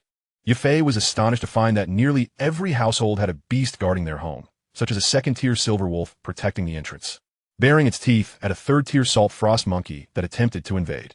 She understood then that not all humans were cruel to beasts. Many had integrated them into their families, albeit their beasts were weaker compared to those raised by the beast-taming sect. Baiya, send the beasts in the city back to their homes. They are not to disturb the citizens. Yafei instructed as she and Qing Lin entered the grand hall, quietly standing guard before the massive lion. Each time she beheld this fearsome creature, she found it difficult to associate it with the purple-winged lion. An hour later, a surge of fighting energy erupted from the purple-winged lion, sending the hair of the two women before it fluttering. The purple light gradually condensed, and a figure clad in purple garments and possessing purple hair slowly rose from the ground, excitement flickering in his eyes. 4 stars. Finally, he had reached the intermediate 6th tier. The tiger banner had provided enough energy for a 2-star ascent. The purple-winged lion smacked its lips. This is much more satisfying than an imperial pill. Observing the lion's lingering delight, Yafei couldn't help but roll her eyes and chuckle softly. "Are you addicted to eating people now?" The purple-winged lion grinned and embraced her soft form, planting a kiss on her lips. "You have no idea. This muscular fellow is truly delicious." Yafei shot him an indignant glance and quickly spat a few times, saying, "How disgusting. You just ate and then kissed me." Lin hastily covered her eyes, chuckling. Suddenly, Yafei glanced at the purple-winged lion and said, I think we should consider that the citizens of this city of 10,000 bees seem dependent on beasts. They live by raising and trading them. So if you wish to maintain control over the city, you'd best not cut off their means of survival. The purple-winged lion shook its head. How could I allow them to continue raising beasts? I am. Yafei interrupted. It's not just them. Many beasts have also become reliant on humans. I inquired about the past of the beast-taming city. They could only sell captured or tamed beasts at low prices to the beast-taming sect. I propose we establish an auction house in this city of 10,000 beasts. Specifically for auctioning beasts, this could open up a vast new market. Ziyu gazed at Yafei in disbelief. You intend to sell magical beasts? Look at me. How much do you think I could be worth? You might as well sell me first. Yafei shot him a disdainful glance. You are not merely the master of magical beasts. You are the sovereign of the entire beast city and even the ruler of the Black Corner domain. As long as they do not mistreat the magical beasts, this could indeed represent an alternative path for them. Ziyu was taken aback. Yafei continued. Do you have any idea how many magical beasts you possess? Just a few dozen or hundreds, and you dare to call yourself the king of beasts? Let them survive according to their age-old traditions. You can acquire, capture, or tame magical beasts from them. This way, our strength can dramatically increase in a short time, and you will truly become the master of this beast city. Ziyu understood. This woman was undoubtedly correct. Magical beasts would not simply abandon their forests and obediently follow him to this city at the sound of a roar. Beast City was the foundation of his power in the Black Corner domain, and he needed subordinates. Undoubtedly, a legion of magical beasts was most suited for him. He needed to expand the number of his magical beast army. Strength was the essence of establishing himself in the Black Corner domain. Ziyu nodded. I understand. You may proceed with your plans. The beast-taming city erupted in cheers. Compared to the era ruled by the beast-taming sect, this new master of magical beasts offered them a much brighter future, provided they did not resort to using drugs to control the beasts. A brand new beast city would soon reverberate throughout the Black Corner domain, as long as one could afford it. They could come to Beast City and bid for their desired magical beasts. Within the Spirit Sea, Lion Ancestor remarked, Brat, quickly open the spatial ring before you. I seem to detect a familiar scent. Ziyu was momentarily stunned as he broke the sole confinement of the Tiger Banner. Inside the ring, there were millions of gold coins, and even a scroll of a low-grade, Earth-level technique, the Demon Ape Transformation. However, what drew his attention was a black jade box in the corner emanating a purple aura. Ziyu gently retrieved the box and couldn't help but gasp. A purple nether crystal lay inside. This is, Lion Ancestor exclaimed, the purple nether crystal. It carries the essence of the purple crystal nether shield fist. How could the Tiger Banner possess such an item? Moreover, it seemed he had never utilized it, right? Lion Ancestor let out a sigh. Fearing that this purple crystal-winged Lion King of the Black Corner domain was hunted by the Tiger Clan and stripped of its magic during the process. Brat, swallow it. Chapter 138. The 8 Techniques of Purple Nether. The Purple Crystal Nether King Fist.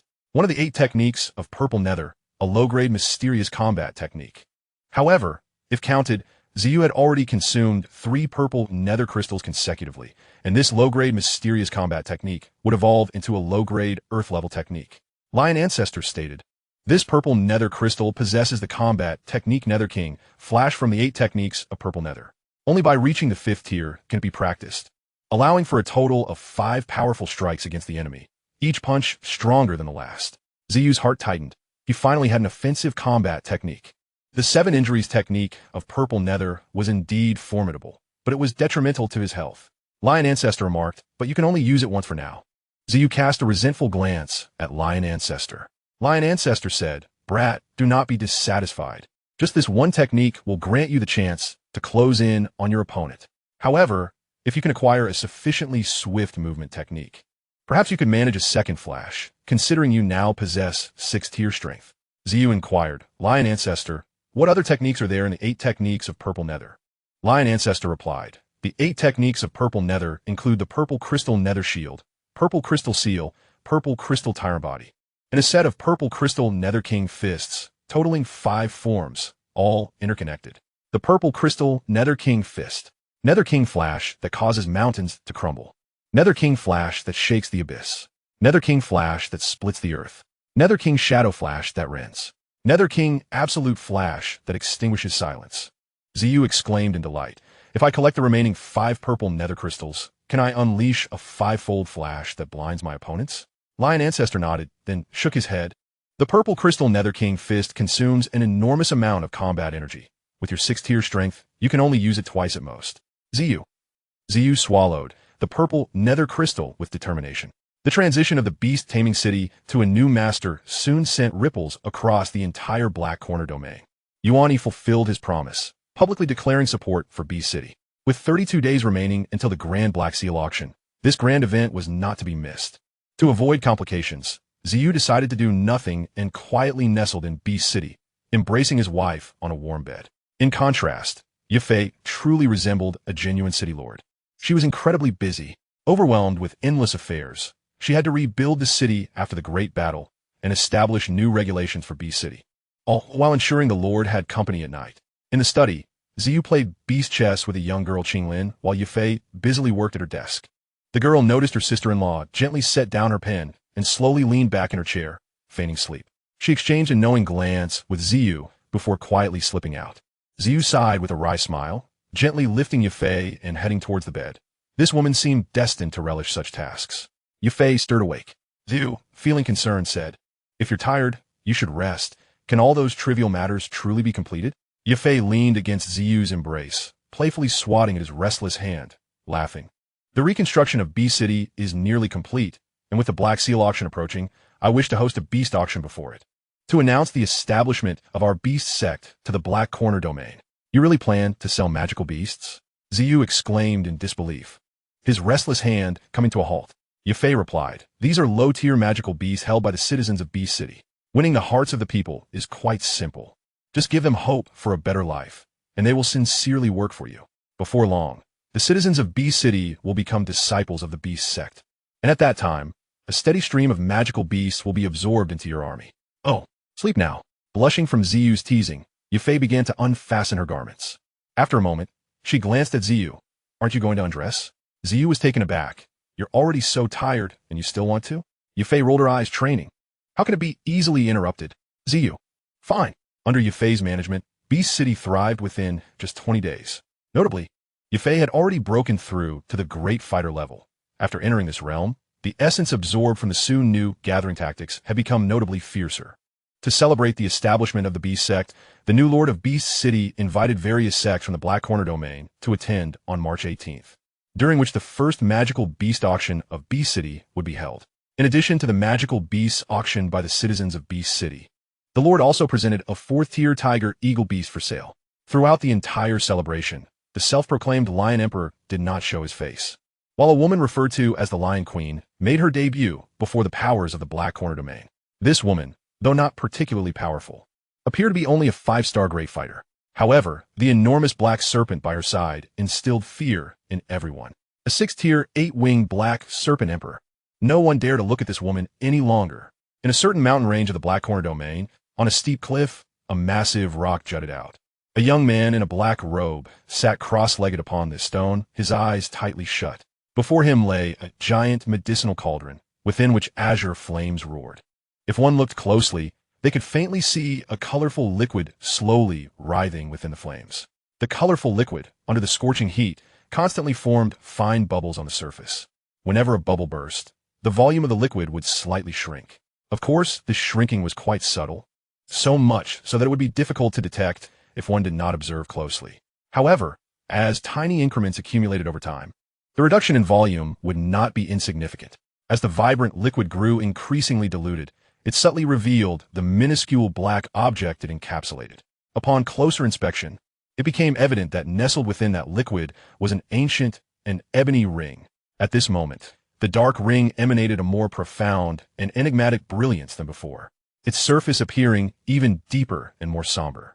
Occasionally, when the ring shimmered with light, one could discern that the volume of the liquid had quietly diminished, indicating that the pure medicinal essence within was being gradually absorbed by the dormant soul residing within the ring.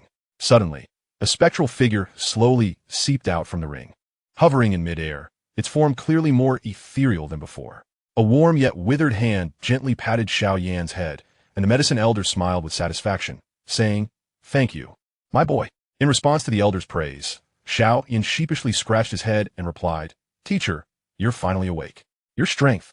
Observing the increasingly insubstantial form of the elder, Xiao Yan expressed his concern.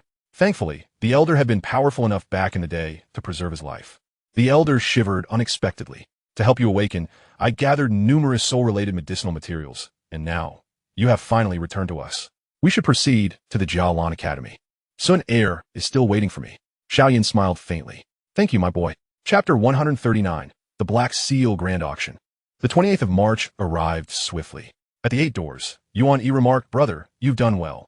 A beast-taming city, and you've managed it nearly to rival the business here. Zi Yi chuckled heartily. Big brother, our business can hardly compare to yours. Yuan Yi simit. Isn't your sister-in-law accompanying you today? Zi Yi shook his head slightly. She stayed in the beast city to handle affairs. I'm not well-versed in those matters. So it's fortunate to have her. Yuan Yi nodded. Your sister-in-law is indeed talented, though her strength leaves something to be desired. Zi Yi preferred to avoid that topic. Big brother, what treasures will be available at this auction? Yuan Yi gestured to manager who then bowed and exited the room, ensuring that no one within a 50-step radius would overhear. Yuan Yi continued. This auction will feature several significant treasures. The Earth-level movement technique, 3,000 thunderclaps, and a 7th-grade elixir, Yin Yang Profound Dragon Pill.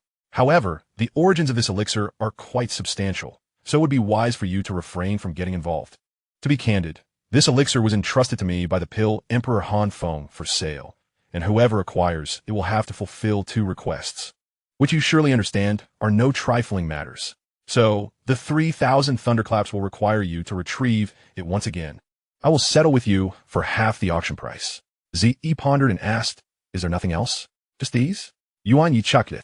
What else could possibly catch our discerning eyes? Now, the auction is about to commence. Shall I arrange for a lady to attend to you in the VIP room, since your sister-in-law is absent? Zi Yi was taken aback. Please don't do that. Seeing the color drain from Zi's face, Yuan Yi laughed heartily. No wonder you react so. Your wife is indeed a beauty. Well, I must prepare as the auction is about to begin. When Zi Yi reappeared in the VIP room on the 2nd floor, he was momentarily dazed by the throngs of people below and the cacophony of voices and disputes.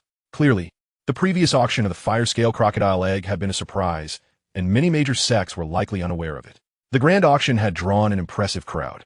Truly a momentous event in the Black Corner domain. Zi Yi scanned the crowd below, but he could not find Xiao Yan at any point. Suddenly, a voice behind him said, That person is the Blood Sect's young lord, Fan Ling. Turning to look, Zi Yi saw Yuan Yi standing behind him, seemingly having materialized out of nowhere. The words were almost bitten out through gritted teeth. Big brother? Yuan Yi replied, Not long ago. An elder from our 8 doors was drained of blood by that very man. Zi Yi seemed to recall the incident. Zi Yi provoked, Big brother, you can endure this? Yuan Yi sighed bitterly. What choice do I have? The Blood Emperor Fan Lao is a 5-star Do Emperor and the right-hand man of Pill Emperor Han Feng. If I don't endure, he would dare to slaughter our 8 doors. Fan Lao had long coveted the business of my Black Seal City. Suddenly, a clear and melodious chime resonated throughout the venue, and upon hearing it, Zi's eyes sharply turned toward the splendid crystal platform. It is finally about to begin. As the annual auction commenced, the elder proclaimed, I assure you, the auction hosted by our 8 doors will not disappoint.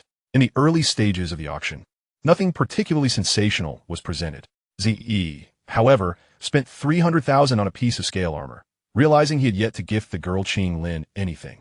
Although the armor was not a treasure, it could deflect ordinary attacks from fighters below the Great Dome Master level, making it a worthwhile purchase. On the crystal platform, the auctioneer cautiously lifted a scroll made of ancient jade, presenting it to the audience with an air of mystery. Ladies and gentlemen, what I am about to auction is something that few have seen in recent times. It is a type of combat technique, though the method of its creation has been lost, making it exceedingly rare. Upon hearing the auctioneer's introduction, Zi felt a flicker of recognition. Flying combat technique, tender by wings. As the auctioneer's hand trembled, the scroll slipped, unfurling to reveal a pair of compact, eerie black bat wings that appeared somewhat ghostly, coming into view of all present. This is impressive. I like it. Zi could not help but exclaim. Beside him, Yuan Yi chuckled. It seems we no longer require such items, and besides, the Thunderbat wings aren't particularly swift. Zi smiled at Yuan Yi. My wife still cannot fly. You see? I absolutely cannot let this one slip by. Yuan Yi shook his head helplessly. You are quite infatuated with that woman's figure. On the crystal platform, The white-haired auctioneer passionately proclaimed, as we all know, only those above the Do Wong level can fly. However, these Thunderbat wings will enable those below the Do Wong level to possess the ability to soar. This is truly an essential item for both escaping and attacking. The atmosphere instantly heated up. After our discussions, we have determined that the Thunderbat wings should be classified as a low-level Xian tier flying combat technique, thus setting the starting auction price at 1 million. Now the auction begins. The white-haired auctioneer declared with a smile. 3 million. Redirecting his gaze, Fan Ling coldly announced a price that sent waves of astonishment throughout the auction hall. His eyes scanned the room, declaring, "This flying combat technique will be mine." A sultry and enchanting giggle rang out. "Young Lord Fan Ling, you truly are generous. However, the Thunderbat wings have piqued our interest at the Snake House. So I regret to inform you, 140 million. Upon hearing that sultry voice, Zi was momentarily taken aback, his eyes narrowing as he focused on a pair of jade-like legs visible from a plush chair in the auction hall. Although he had not paid attention to the woman earlier, this alluring voice instantly reminded him of someone. Green Man, the woman who had previously sought to capture Qing Lin alongside Baiya. It turns out to be Elder Qing from the Snake House. I didn't expect you to participate in this auction as well, Fan Ling said with a forced smile. There are some things you simply cannot conceal. Wouldn't you agree, young lord? Elder Qing replied with an alluring smile. 7 million. 9 million. Taking a deep breath, a sickly hue appeared on Fan Ling's pale face, his sinister gaze fixated on the enchanting Elder Qing. Fan Ling, the young master, truly embodies extravagance. Bidding 1,090,000. I hope you will still possess sufficient funds in the end. At his final bid, Elder Qing's expression subtly shifted, ultimately leading her to relinquish her pursuit with a shrug and a disdainful pout. With a cold chuckle, Fan Ling turned his gaze towards the stunned auctioneer, sharply commanding, "Why are you dawdling? Oh, please, young master, do not be angered. 1,090,000. Going once." The startled white-haired auctioneer quickly responded, 1,090,000. Going twice. He raised his auction hammer, preparing to bring it down forcefully. 2 million. Came a voice from the VIP room, belonging to Z. As that bid echoed, the hammer paused mid-air, and Bloodsex young master, Fan Ling, swiftly turned his attention to the second floor. 2,500,000. Fan Ling enunciated each word with precision. 3 million. Z seamlessly countered, not missing a beat. Fan Ling sat back slowly, turning to the elder beside him and instructed, "Since I want to keep a close watch on him, how dare he compete with my blood sect?" The auctioneer, still holding the hammer, inquired, 3 million. Going twice. 3 million. Going thrice. Sold. With that, the scroll of flight techniques was conclusively secured by Z. Z smiled and remarked, "Brother Yuan E, please don't take offense. My wife will surely adore this." Yuan E chuckled wryly, shaking his head, "Brother, you've overpaid. This item isn't worth such a price. Moreover, you've antagonized Fan Ling unnecessarily. It's not worth it." Chapter 140. To snatch from you. The subsequent items for auction were rather peculiar, as even we could not discern their nature. However, after thorough deliberation at our auction house, it resembled an unknown treasure map. The white-haired auctioneer bent down to retrieve a silver plate, cautiously unveiling the brocade cloth atop it. Instantly, a tattered piece of ancient fabric appeared before all eyes. Z's heart skipped a beat, the remnants of the pure lotus demon fire. Upon sighting the tattered fabric, a hush fell over the auction hall, soon followed by a chorus of derisive hisses. Hearing the disdainful murmurs, the auctioneer could only shake his head in resignation, swallowing to moisten his parched throat, and bitterly stated, "According to the regulations, this tattered piece has a starting bid of 100,000 gold coins. Let the auction commence." A cloaked figure lazily called out, 110,000. Z sprang to his feet, scanning the crowd for the source of the voice. A man clad in a gray cloak occupied a seat in the VIP section. There he was, the remnants of the pure lotus demon fire. You could no longer resist. Could you? 13,000. Fan Ling interjected. 15,000. Xiao Yan followed. 20,000. Fan Ling, after staring at Xiao Yan for a long time, waved his hand, raising the bid by nearly 50,000. "Ha! Young Master Fan Ling bids 20,000 gold coins for this map. Is there anyone willing to outbid?" The auctioneer inquired with a grin. "Wait." A chilling voice emanated from the VIP room. "Is there truly someone interested in such a tattered map? My interest has suddenly piqued." 30,000. All gazes shifted once more to the second floor private box, with Fan Ling and Xiao Yan's gazes burning the brightest. "You again. Very well. Fan Ling spat through clenched teeth. What should we do, master? Should we just let the remnants of the pure lotus demon fire slip away? Xiao Yan, draped in a black cloak in the VIP box, suppressed the excitement swelling within him. If he desires it, let him have it for now. However, that item must belong to us. The voice of Yao Lao resonated coldly. Master, are you suggesting we covertly seize it later? A glimmer of malice flashed in Xiao Yan's dark eyes. Yuan Yi, at a loss for words, caution, brother, you are courting disaster with the blood sect. Fan Ling is not one to forgive easily. Heed my advice, tread carefully. Zi sneered, brother, you may reign over Black Seal City, but I will take matters into my own hands. This boy, with his father being a 5-star Dou emperor, dares to bully us. I will snatch from him whatever he desires. Yuan Yi was left speechless. This fellow is utterly reckless. Next time, he should conduct business with his sister-in-law instead. The auction proceeded amidst the eager anticipation of countless spectators, and following the unveiling of that mysterious tattered image, a 3-patterned Qingling pill incited a new wave of excitement. As the pinnacle of Qingling pills, even within the Black Corner region, it is rare to encounter a true 3-pattern variant, which ultimately sold for 1,050,000 amid a chorus of astonished gasps. Seeing the cheerful green man return to his seat, Zi couldn't help but shake his head, muttering, the snake house, huh? As long as it's not Fan Ling who acquires it, that's fine. Yuan Yi seek it. I shall take my leave. The main event is about to begin. You, take care of yourself. The fervor ignited by the 3-patterned Qingling pill gradually subsided, and shortly thereafter, the previously idle Zi was suddenly captivated by a voice from below. 1,020,000. Xiao Yan's languid voice resounded once more. Zi couldn't help but direct his gaze toward the crystal platform where a medicinal herb was displayed. The Earth Heart Fire Mushroom? It holds no value to him. Regardless, I will seize it first. I have more wealth than you. 1,050,000. The sudden surge in bidding caught the attention of those in front, causing them to turn in surprise. After the new bid of 1,050,000, all eyes darted back to the second floor. The crowd gazed at Xiao Yan, who appeared to be a pawn of the Black Seal auction house. Each time, he escalated the price significantly, yet seemed to purchase nothing. Well done, Yuan Yi. You truly excel in business. Fan Ling seemed to notice something.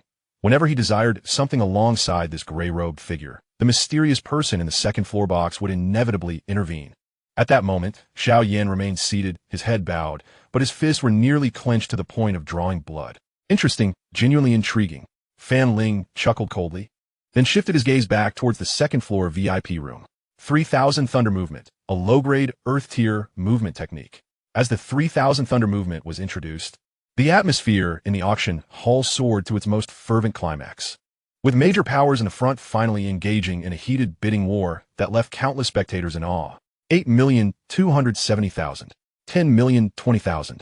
An Earth-tier movement technique reaching a price of 10 million. This low-grade Earth-tier movement technique ultimately fell to the Black Skeleton Tomb. As a new item was placed on the crystal platform, a series of clattering sounds erupted from its edges, and a circle of black metallic barriers slowly rose, forming a complete enclosure around the platform, even covering it with metal bars overhead. The auctioneer smiled at the crowd, then cautiously bowed as he retrieved a half-foot-sized purple gold plate from below, whereupon a palm-sized cold jade box stood prominently. With the appearance of the cold jade box, all powers in front of the auction were suddenly alert, their eyes brimming with unmasked greed, fixated on the cold jade. The white-haired auctioneer, his hand trembling slightly, gently placed the purple gold plate on the auction stage, his withered fingers cautiously lifting the lid of the box. Suddenly, a burst of golden light erupted. On the second floor, Zi's gaze was locked onto the cold jade box on the crystal platform, where a golden pill the size of dragon's eye lay quietly within. The surface of the pill was extraordinarily smooth, with 2 strands of golden energy swirling restlessly inside, occasionally surging forth. Upon closer inspection, these golden streams coalesced into 2 slender golden dragons, entwined together, emitting a faint dragon's roar that reverberated through the air. The Yin-Yang Profound Dragon Pill. This is something he must obtain. It must never fall into Xiao Yan's hands. Without this pill, beneath the ominous presence of the star-snatching old ghost, whether Xiao Yan survives remains uncertain. However, at the very least, he cannot rise anew. At this moment, Zi was blissfully unaware that he had already been fed a Yin-Yang Xianlong pill by Chao Ying. Gazing at the pill, which had taken the shape of a dragon through the condensation of medicinal energy, Ziyu's body trembled involuntarily. He must consume it. Achieving at least an 8th-tier breakthrough would be within his grasp, and he was overwhelmed with uncontainable excitement. On the crystal platform, the auctioneer's gaze slowly swept across the faces of the astonished crowd, and he smiled with satisfaction. Pointing at the golden pill, he cheerfully announced, "Ladies and gentlemen, this is the highlight of our auction, the 7th-grade pill, Yin Yang Xianlong pill." Chapter 141. You snatch him, I snatch you. He snatches me? Before the window of a luxurious hotel, Mo Erhin of the Black Skull Tomb anxiously observed the hurried pedestrians on the street outside. One could easily imagine the tension coursing through him. For those without enmity, Ziyu bore no real intent to kill. However, you were different. You took what was not yours. Ziyu sighed. How I wish I could transform into a winged envoy, stealthily flying to your side at midnight to gently take away the thunderous 3,000 from your spatial ring. At least that way, you might still retain your life. Yet, I believe that death is merely a door. Having closed this door on you, hell shall open another. Elder, the Blood Sect and the Serpent Manor have departed, reported a member of the Black Skull Tomb. Mo Erhin replied, "Very well, we shall also leave. Take the secluded path. Even if it takes more time, safety is paramount." After resting for a night, by noon the next day, with the Blood Sect and Serpent Manor's people gone, 10 members of the Black Skull Tomb swiftly dashed out of Black Seal City. Death is not to be feared. Perhaps it is merely a gateway to the Hall of Grandeur. Amen. May God bless you. With a soft sigh, a shadow followed quietly, akin to a relentless specter, impossible to shake off. The group from the Black Skull Tomb darted swiftly through the forest until they reached a dense thicket. Ziyu glanced around, observing 2 Do Ling powerhouses, 1 Grand Do Master, and 7 Do Masters ahead. Ziyu shook his head, questioning how they dared to seize the thunderous 3,000. This place possesses excellent feng shui. Let it serve as your burial ground. Just as Ziyu was about to make his move, a strong scent of blood surged through the forest. The members of the Black Skull Tomb evidently sensed this stench and quickly crouched down to conceal themselves. Ziyu halted, perching on a tree trunk, and peered into the distance at the approaching red figures, furrowing his brow. Are they from the Blood Sect? Did you not intend to covet the Yin Yang Xianlong pill? Why do you also seek to devour the thunderous 3,000? Looking at the more than 30 disciples of the Blood Sect, all of whom were Grand Do Masters, along with 3 Do Ling powerhouses, their strength far surpassed that of the Black Skull Tomb. A cold smile crept upon Ziyu's lips, daring to compete with me in business. Although you shall gain nothing this time, you too shall remain behind to accompany the dead. The 2 factions of the Blood Sect and Black Skull Tomb entered the thicket, separated by no more than 100 meters. Ziyu suddenly dashed behind a large tree when a thunderous explosion echoed from the sky. His movement halted abruptly, and he turned his gaze toward the air, where green and red lights dominated half the sky. Such violent energy. It must be the ripples from the clash between Fan Lao and the expert from Serpent Manor. It appears a swift resolution is imperative. At this moment, within the spiritual sea, the lion ancestor remarked, "Boy, someone is following you." An old acquaintance, haha. Ziyu was not surprised at all. Who else but Xiao Yan would covet his treasures? He came for the remnants of the pure lotus demon fire. However, you are likely still at the peak of the Grand Do Master Realm, barely a Do Ling powerhouse. What gives you the right to snatch from me? The sounds of battle erupted below as dozens of blood-soaked blood guards encircled the Black Skull Tomb. Has the fight already begun? You are far too impatient. Very well, let the battle commence. Casting a glance over the chaotic ground, he then surveyed the 2 battle circles. After the sacrifice of an elder and several blood guards, only the last Do Ling powerhouse from Black Skull Tomb, named Mo Erhin, remained. Fan Ling coldly observed the Black Skull Do Ling powerhouse, who was being dragged and unable to move by 2 elders, and said flatly, "Mo Erhin, hand over the thunderous 3,000, and I shall grant you a complete corpse." Fan Ling, I shall fight you to the death. Mo Erhin, despite severely injuring a Blood Sect elder, was ultimately struck down by a powerful palm, rendering him unconscious in mere minutes. Upon seeing Mo Erhin finally collapse, Fan Ling quickly approached, snatching a long knife from a blood guard and viciously striking it against Mo Erhin's neck, ending his life completely. With a deft flick, he retrieved the spatial ring from Mo Erhin's finger and eagerly rummaged through it. Moments later, a look of uncontainable ecstasy spread across his face as he brandished an ancient silver scroll. Ha! The thunderous 3,000. Damn it, at last, it is in my grasp. Once I master it, even a Do King powerhouse will be unable to touch me. Ha ha ha! Clutching the scroll tightly, Fan Ling could not contain his maniacal laughter. In the midst of Fan Ling's ecstatic laughter, a sudden force appeared from thin air, and the silver scroll instantly soared away. A purple streak of light, swift as lightning, approached in an instant. The king of hell had struck. In midair, a massive hand covered in purple crystals caught the scroll, followed by a fierce purple-fisted blow that landed squarely on Fan Ling's chest. The next moment, a figure suddenly materialized where Fan Ling had been, and in his palm, the silver tier do technique reflected a subtle gleam in the sunlight. Meanwhile, Fan Ling's body was propelled backward, crashing into a large tree. Bang! The tree splintered upon impact. Puffed. A mouthful of blood erupted from Fan Ling's lips. Heh, how dare you attempt to steal from me? Ziyu's gaze flickered toward a tree trunk in the forest, where a black-robed Xiao Yan squatted, staring blankly at his empty right palm. That grasp had failed to seize the thunderous 3,000. The individual before him was at least a Do King-level powerhouse. Xiao Yan leaped down from the tree, seething, hand over the remnants of the map. From acquiring the thunderous 3,000 to having it snatched away, it all transpired in the blink of an eye, as Fan Ling suppressed the intense pain in his chest. A Do King. With such speed, he must be a Do King. You are the one who bid for the Thunderbat Wing on the second floor of the auction house. Why do you constantly oppose my blood sect? Fan Ling wiped the blood from the corner of his mouth, speaking coldly. Ziyu scoffed. What is the blood sect to me? I had no intention of opposing you. But since you have taken what does not belong to you, then you shall stay behind to accompany the folks of the Black Skull Tomb. The way of the world is fair. Fan Ling paused. It was rare for anyone in the Blackhorn region to disregard the blood sect. Who exactly are you? Fan Ling's pupils constricted as he fixated on Ziyu. A glimmer of cunning flashed in Ziyu's eyes. To let you understand your demise. I am Xiao Yan from the Jia Nen Academy. Today, none of you shall escape. I intend to hang you all beneath the tree of death. Xiao Yan was taken aback. He is called Xiao Yan. He is also from Jia Nen Academy. A terrifying aura of Do Qi surged from Ziyu. Do Huang. Fan Ling gasped, feeling a pressure from Do Qi that rivaled that of his father. Retreat. Elder Luo, fall back. Everyone retreat. If even one of you escapes, report this matter to my father immediately. Ziyu was momentarily taken aback, but then burst into hearty laughter. Blood Emperor Fan Lao. Haha. Should he dare to step into my Canaan Academy, a noose shall await him on the branches of the death tree. At the border between Canaan Academy and the Blackhorn region, a massive tree known as the Death Tree had once borne the corpses of 2 Do Kings and 1 Do Emperor. Fan Ling gritted his teeth and exclaimed, retreat.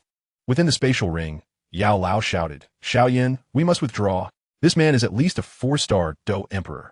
Xiao Yan unsheathed the Xian Heavy Ruler, declaring no. I cannot bear to miss this remnant map. Ziyu glanced disdainfully at the Blood Sect members retreating hastily, sneering. Now that you know my identity, do you still think you can escape? Chapter 142. It is him. Elder Luo cried out in alarm. This is bad. The expressions of the dozen blood guards changed simultaneously, revealing their shock. Fan Ling, alarmed, shouted, stop him. The 16 blood guards brandished their blades and charged forward. But the Do Emperor before them ignored the guards entirely and soared towards the young sect master. The only consolation was that, despite their inability to fly, the sheer number of the 16 guards allowed them to leap and momentarily impede the Do Emperor's advance, providing a chance for the young sect master to retreat safely. The blood guards felt no pain and feared not death. If they could restrain their opponent, it would grant the young sect master a chance to escape. Ziyu smirked and, like a bolt of lightning, darted past the 16 guards, targeting the young master. Fan Ling's expression turned grave. He had not anticipated Ziyu's speed to be so formidable. With a sinister grin, Fan Ling sought to kill him. Bone-breaking blood palm. His originally pale face morphed into a ghastly crimson, and as his visage transformed, blood surged rapidly from his palms, coalescing into a pair of blood-red hands that appeared at his arms in the blink of an eye. No matter who you are, even if you are a Do Emperor, should you fall prey to my blood poison, you will surely become a soulless blood bubble. A nauseating stench of blood emanated from between his palms. Fan Ling raised his head, grinning malevolently at Xiao Yan, then stomped down with a thunderous crash, his body dissolving into a mist of blood, surging towards Ziyu, whose palms waved, enveloping the area in a thick crimson fog. In the next moment, before Fan Ling could regain his senses, Ziyu had already appeared before him, clutching his still-beating heart, which pulsated in rhythm with the blood in Ziyu's grasp. Fan Ling slowly bowed his head. A gaping wound had been carved into his chest. How could this be? Fan Ling grasped Ziyu's arm, his body growing weak. Ziyu sneered. Poison? I have never feared such trifles. Young master, Elder Luo bellowed. If the young master perishes, we are doomed as well. Everyone, charge and fight. Even as Fan Ling's body had yet to fully touch the ground, the blood guards surged forward. Ziyu's arms spread wide, and with a clang, two blood blades struck against Ziyu's purple crystal armor before clattering to the ground, while Ziyu's claws pierced through the chests of two guards. 14 blood guards continued their reckless assault. Elder Luo, his eyes filled with rage, charged alongside Elder Han, one on each side. The iron fist of the left hand struck again, shattering a blood guard skull. Ziyu slaughtered several more, his purple crystal armor soaked in blood, resembling a tiger amidst a flock of sheep. At that moment, Elder Luo attacked from the front, while Elder Han approached from the left. Ziyu let out a long howl, advancing rather than retreating, and unleashed powerful punches toward their chests. The two elders hurriedly attempted to block, but the sound of their do chi colliding resonated violently, sending them staggering backward. Ziyu's fists, imbued with tremendous force, struck Elder Han, whose already grievous injuries worsened, causing him to expel a mouthful of blood. Elder Luo, like a mad tiger, disregarded his own wounds and leapt forward once more, joining the remaining blood guards in a frenzied assault. Ziyu's cold laughter echoed as he completely ignored the guards' attacks, relentlessly pummeling the two blood-sect elders. Elder Luo, overwhelmed, realized he could no longer endure. He would likely not even have the opportunity to fight back. His strikes were too forceful, and blood began to seep from Elder Han's eyes, ears, nose, and mouth. Yet, Ziyu had not even utilized his do chi. He relied solely on the sheer physical strength of his purple, crystal-winged lion form. As his colossal fists, adorned with purple crystals, struck toward them, they could no longer withstand the force. Elder Han let out a pained scream, blood spraying from his mouth as he was sent sprawling several feet away, his internal organs completely shattered. With Elder Han incapacitated, Elder Luo felt the pressure mount, and, as a flurry of punches rained down upon him, a searing pain erupted in his chest, and he could no longer support himself, collapsing onto his back. Ziyu moved again, standing proudly before the remaining blood guards, his expression devoid of any emotion. Moments later, all 16 blood guards lay lifeless. Relishing in the heart of Fan Ling, Ziyu suddenly erupted into a sinister laugh, a rare expression of satisfaction, which abruptly ceased as he turned to gaze at Xiao Yan in the distance, condescendingly remarking, "You actually didn't flee. I must commend your courage and greed." The Xian heavy ruler trembled as Xiao Yan leapt forward, the coldness on his fair face becoming more pronounced beneath his black robe. Glaring at this despicable foe, Ziyu's eyes ignited with a fiery hatred as he flung the half-heart toward Xiao Yan's chest. Clang! Xiao Yan raised the Xian heavy ruler to block, retreating 3 steps before finally steadying himself. What terrifying power! Ziyu surveyed the surroundings. Noting the sea of corpses, the blood sect members had dwindled to a single half-dead old man, unconscious on the ground. Ziyu turned to Xiao Yan and casually remarked, "You've been tailing me for so long, just for this remnant map in my possession? How amusing. A great dome master resorting to underhanded tactics, yet still ending up in my grasp." Slamming the Xian heavy ruler onto the ground, Xiao Yan declared, "Give me the remnant map." To have a great dome master risk their life to pursue a do emperor for a mere remnant. This map must harbor astonishing secrets. It seems luck is indeed on my side. By mere chance, I have stumbled upon a treasure. Perhaps I should take it to the central continent. Surely someone there can discern its hidden truths, Ziyu sneered, continuously tossing the silver scroll while keeping a vigilant gaze fixed on Xiao Yan. "Hand over the remnant map," came Xiao Yan's urgent voice from beneath his black robe, as green do chi surged rapidly from within him, enveloping his entire being. "Oh, you think you can?" Ziyu scoffed. "Do not let this treasure cloud your judgment. Many like you have perished in the Black Corner region." Ziyu raised an eyebrow, a chilling smile gracing his lips as purple-black do chi began to emanate from his body. This aura, purple fire. As the purple-black flames spread, Ziyu's presence transformed into that of a ferocious beast, his pupils narrowing, planting his feet firmly into the ground.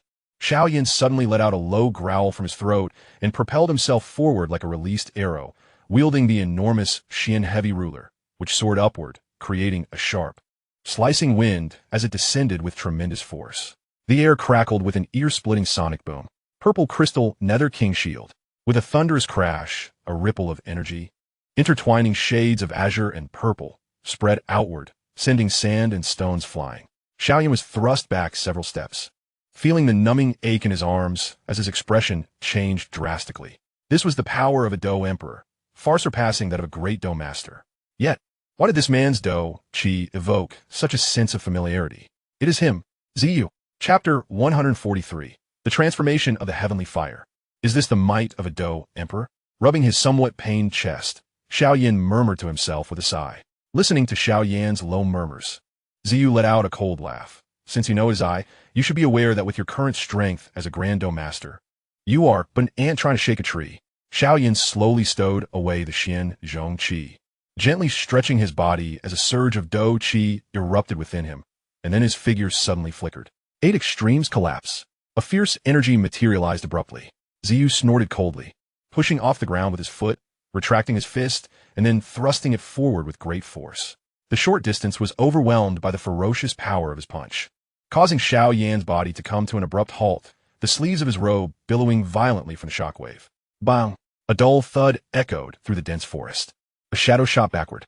With a crack, accompanied by a sound of explosion, the massive tree behind Xiao Yan shattered into splinters. Without the strange fire, you are nothing, Ziyu remarked, raising his eyes with a cold smile. Not necessarily. Xiao Yan responded with a faint smile, wiping the blood from the corner of his mouth. Explode. Boom! A muffled sound erupted against the Dou Qi shield before Ziyu, and the smile on Xiao Yan's face quickly froze, replaced by sheer terror. Dark force? Unfortunately for you, you cannot even penetrate my protective Dou Qi. Now take this punch. Ziyu's figure moved suddenly. Xiao Yan hurriedly unfurled his purple cloud wings to flee. But how could his speed compare to that of a Dou Huang? In just a few flaps, Ziyu appeared behind him. 8 extremes collapse. Try my 7 injuries fist. Ziyu's right fist, adorned with purple crystals, struck heavily at Xiao Yan's back. The violent energy released from the punch sent Xiao Yan crashing to the ground, creating a half-foot deep crater. With a crack, the Dou Qi armor, entwined with azure flames, began to fracture across Xiao Yan's back. His complexion paled, horror gripping his heart. This was also dark force. 7 distinct forces penetrated his back, contrasting with the continuous waves of the 8 extremes collapse. These 7 forces tugged at his internal organs in different directions, tearing and squeezing, such a sinister Dou technique.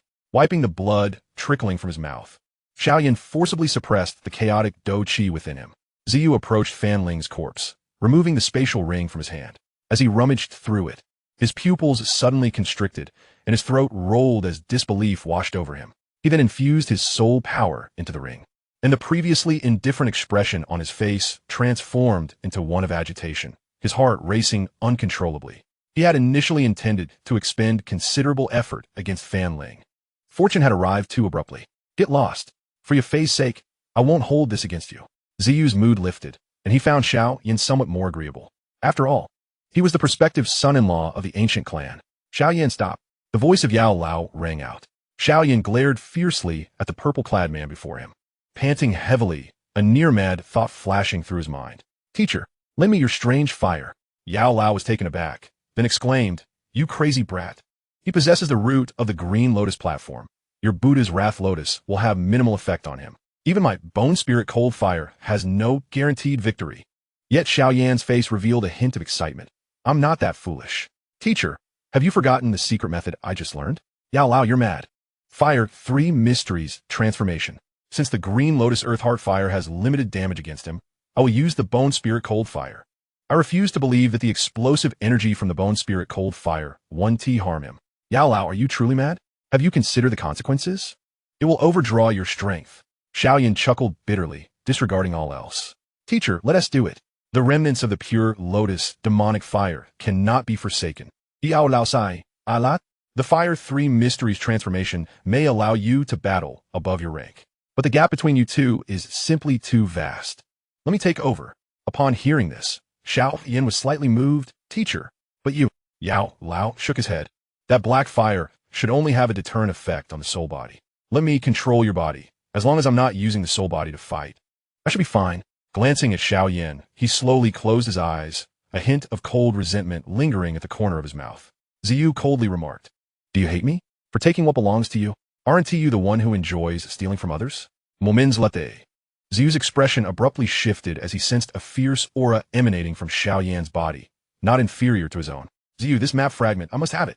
Xiao Yan's voice resonated again, his eyes wide open, shimmering with 2 clusters of pale flames. Is this Yao Chan making a move? A wave of ominous black fire erupted from Ziyu's body, surging toward Xiao Yan. You old fool.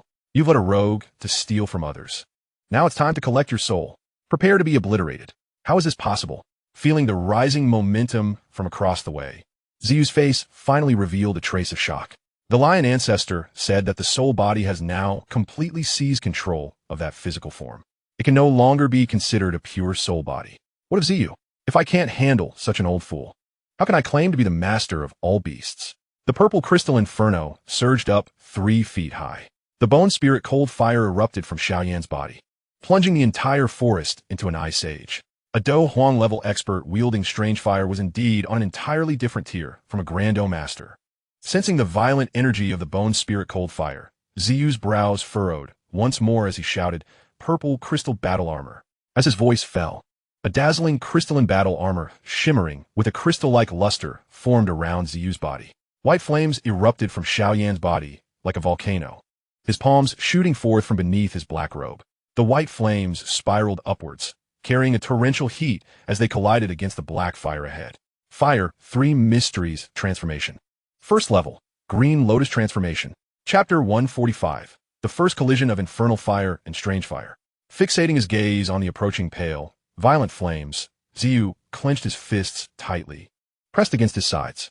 After a brief moment of silence, all the purple crystal inferno converged upon his right fist. The inky flames churned within his fist, causing the surrounding trees and flowers to wither rapidly under the oppressive aura of the purple crystal inferno, as if all life was being devoured by the black fire.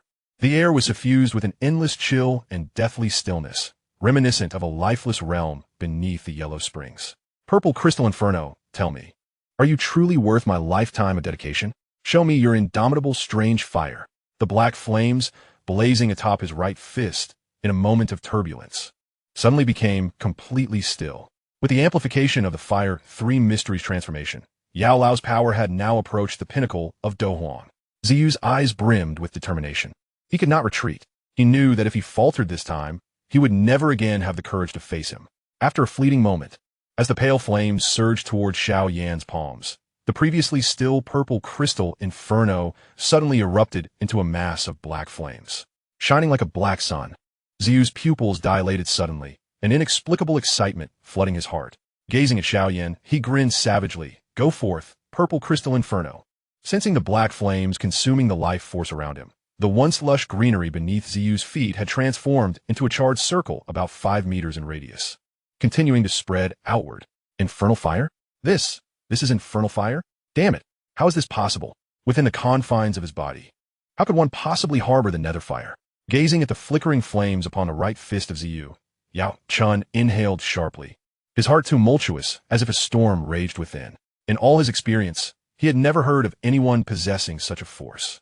Observing the sinister smile gracing Ziyu's visage sent a shiver down Yao Chen's spine, and the bone spirit cold fire erupted from him without restraint. Gritting his teeth, Ziyu stood his ground, unleashing a punch toward the surging bone spirit cold fire that crashed upon him like a monstrous wave. The dark sun shot forth, colliding violently with the white waves. Boom! A cataclysmic energy reverberated as the 2 flames clashed. Ah, come fort. Let's see who will be turned to ash. With a maniacal laugh, Ziyu reveled in the chaotic energy particles swirling around him. His eyes sparkled with excitement as he beheld the titanic wave enveloped by his purple crystal netherfire. The 2 frigid flames intertwined, and the ferocious energy burst forth, splattering painfully upon his face. He should have retreated. He could have evaded using the Nether King's technique. Yet he understood that if he withdrew this time, even once, he would lack the courage to confront him again. Deep within, he harbored his own obsession. If my heart is defeated, I shall never hold my head high before you again. From the moment the purple crystal source was seized, I vowed to always stand before you, looking down upon you. And what do I possess? Besides a nether fire, I have naught else. The earth heart fire, the bone spirit cold fire, the fallen heart flame. None are treasures a mere lion like me can covet. I possess only the nether fire. If even the nether fire succumbs to him, to a mere dome master, to a being of pure spirit, what right do I have to contend with him or the titans of this world? The destructive energy spread outward, rippling through the forest, turning towering trees to ash, while a nearby mountain erupted in a thunderous explosion. Far off, Fan Lao suddenly looked up, his malevolent face contorted with shock and disbelief. 2 Do Emperor powers? That direction belongs to Ling, and the others. He cast a glance at the retreating Elder Qing. who had been struck by the bone-blood evil palm and still managed to persist. Yet, this woman was now poisoned to her core. She was beyond saving. Gritting his teeth, Fan Lao abandoned the notion of lingering with her and spread his wings, soaring toward the tumultuous convergence of energies within the forest. There! Over there! A shadow darted rapidly toward him. White Fan, hurry! Faster! Qing Lin and Yufei urged anxiously. In the azure sky, fiery waves surged forth in rippling torrents.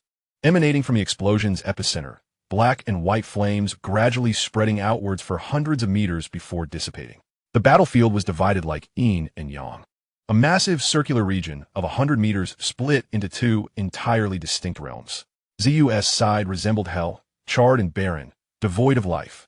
On Xiao Yan's side, clusters of pale flames flickered, resembling heaps of untouched snow. The dark scorched earth began to encroach upon the pale territory. In mid-air, Zhu appeared disheveled and tattered, his clothing in tatters and hair wild. His purple crystal battle armor bore several faint dents. Meanwhile, Xiao Yan's condition was even more dire. His sun-kissed skin was marred by crimson blood that dripped incessantly, falling like rain. Visible on his burned wounds were horrific frost-like marks, reminiscent of whips, almost covering his entire chest, revealing glimpses of ghastly white bones. The arrogance in his eyes had been replaced by sheer terror, his once proud demeanor now utterly shattered. The bone spirit cold fire, a unique flame born from the fusion of extreme cold and heat, could only be encountered once every century during the transition of day and night in the realm of utmost chill and darkness. Netherfire, however, was birthed in realms untouched by mortals, the ominous depths of the Yellow Springs. The coldness there was far beyond the frigid extremes of the mortal world. Even though the bone spirit cold fire was formidable and destructive, the chill emanating from the Netherfire was a height it could never attain. The heat of the bone spirit cold fire was forcibly consumed by the purple crystal Netherfire, yet its coldness paled in comparison to the Netherfire's ultimate essence. The collision of Netherfire and cold fire inevitably led to annihilation under the overwhelming might of the Netherrealm's sinister energy. Zhu took a deep breath, glancing into the distance as a fierce wave of fighting spirit surged toward him. Had you possessed your own corporeal form, and not this bone spirit cold fire, the outcome of this battle would be uncertain. He cast a glance at the pitiful Xiao Yan. Another Dou Emperor approaches. If you wish to avoid death, depart swiftly. Yao Chun, on the verge of fleeing, suddenly turned back, adding, if you desire the incomplete map, it is not impossible. Xiao Yan regarded Zhu, a flicker of fear igniting within him. You? Zhu smirked wickedly, the third-ranked extraordinary flame on the flame ranking, the pure lotus demon fire. Am I mistaken? Xiao Yan shuddered involuntarily, his gaze fixated on Zhu in terror. 3 transformation pills. I grant you 3 years. Within 3 years, you must deliver the transformation pills to the Beast City. Otherwise, I will auction this incomplete map in the Central Plains. Chapter 146, The Yin-Yang Mysterious Dragon Pill. Xiao Yan, hurry, another Dou Emperor is coming. Approximately 10 minutes after Zhu vanished, a red shadow streaked across the canopy of the forest, suddenly freezing mid-air as if turned to stone. Fan Lao trembled, staring at the lifeless body below him, and in a sudden fit of rage, he threw his head back and let out a vengeful howl. After a moment, he rushed toward Fan Ling's corpse, his hands glowing with crimson light as he enveloped her head. As the blood light illuminated, a strange drop of blood oozed from the back of Fan Ling's head, eventually levitating before Fan Lao.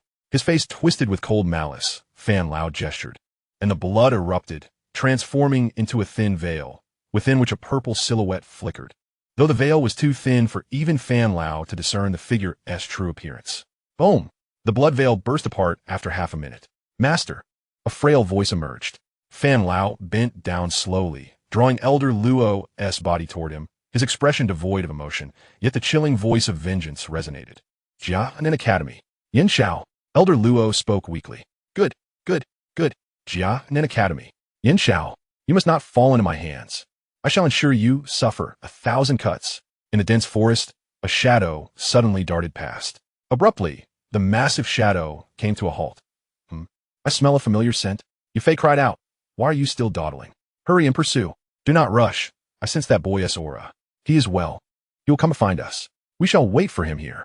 How curious to encounter someone familiar in this place. White Fan dove down, meticulously searching until he found a verdant figure beneath a giant tree tangled with underbrush. King Zhou, what brings you here? At that moment, Elder Qing lay like a puddle of mud on the ground, her neck limp and drooping to one side, lacking the strength to rise to the tree.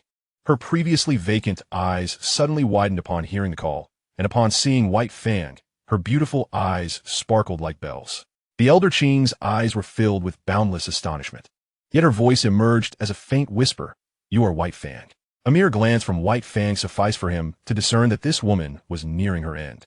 Drawing a deep breath, he bellowed, "Who did this? I shall turn them into minced meat." However, Elder Qing appeared unfazed, her gaze captivated by the enchanting beauty of the young lady upon White Fang's back, whose exquisite eyes sparkled with life. Taking a deep breath, Elder Qing remarked, "This child must be the saintess. Indeed, it is a stroke of fortune for me, Qing Jiao, to behold the saintess before my demise. I cannot complain about fate." Summoning strength from an unknown source, Elder Qing flicked her fingers, and a jade box materialized before her. With great effort, she continued, "Green Barbarian, you have fared well. I was initially skeptical, yet seeing you now, I am at ease. On this journey, besides auctioning the Yinyang Xianlong pill for the master, I specifically procured this 3-pattern Qingling pill. Once matters here are resolved, I shall personally deliver it to you in Jama City. Now that I see you, please accept it." Tears streamed down Qing Lin's face uncontrollably. How could someone so close to death still think of her? The girl could feel the sincerity of her emotions. Yifei retrieved several jade vials from her storage ring. "I have some elixirs here." Elder Qing exhaled deeply, a hint of pain returning to her countenance, clearly indicating that her injuries were not only severe, but also excruciating. At that moment, Zi had soared to the skies above and was about to call for White Fang when a sound of weeping echoed from the woods. Upon hearing it, Zi's face turned pale as he recognized it as Qing Lin's cries.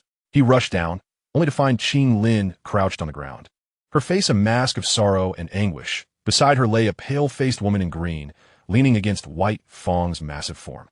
Zi was momentarily stunned, exclaiming, "Lin, what happened?" At that moment, Qing Lin was beyond words, and beside her, the great black serpent let out a bitter laugh. "Qing Jiao is on the brink of death, sob sob. White Fang has lost yet another friend." Zi, taken aback, asked, "Oh, is she the one from the Serpent Manor?"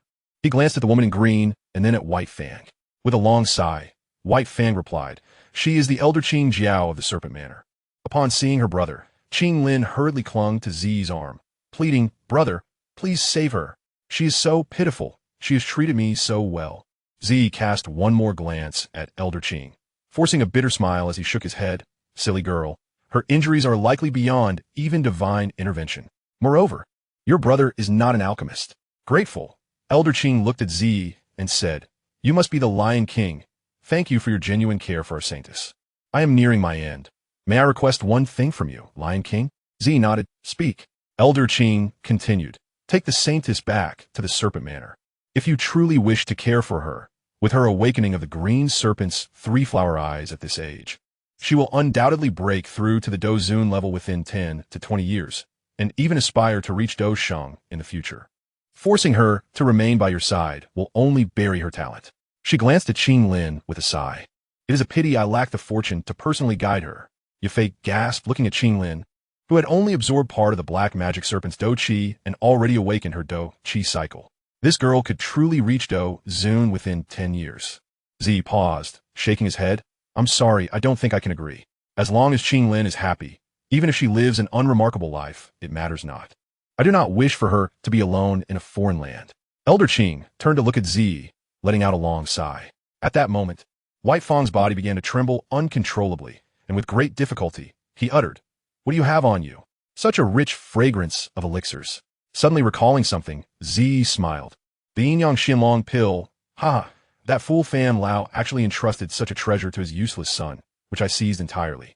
The mention of the Yinyang Xianlong pill caused a sudden flush of color to appear on Elder Qing's pale face, her chest rising and falling rapidly. For this pill, many sisters of the Serpent Manor had perished, and now she was not far from her own demise. White Fang's nostrils flared as he inhaled deeply, his gaze fixated on the Yinyang Xianlong pill in Zi's hand.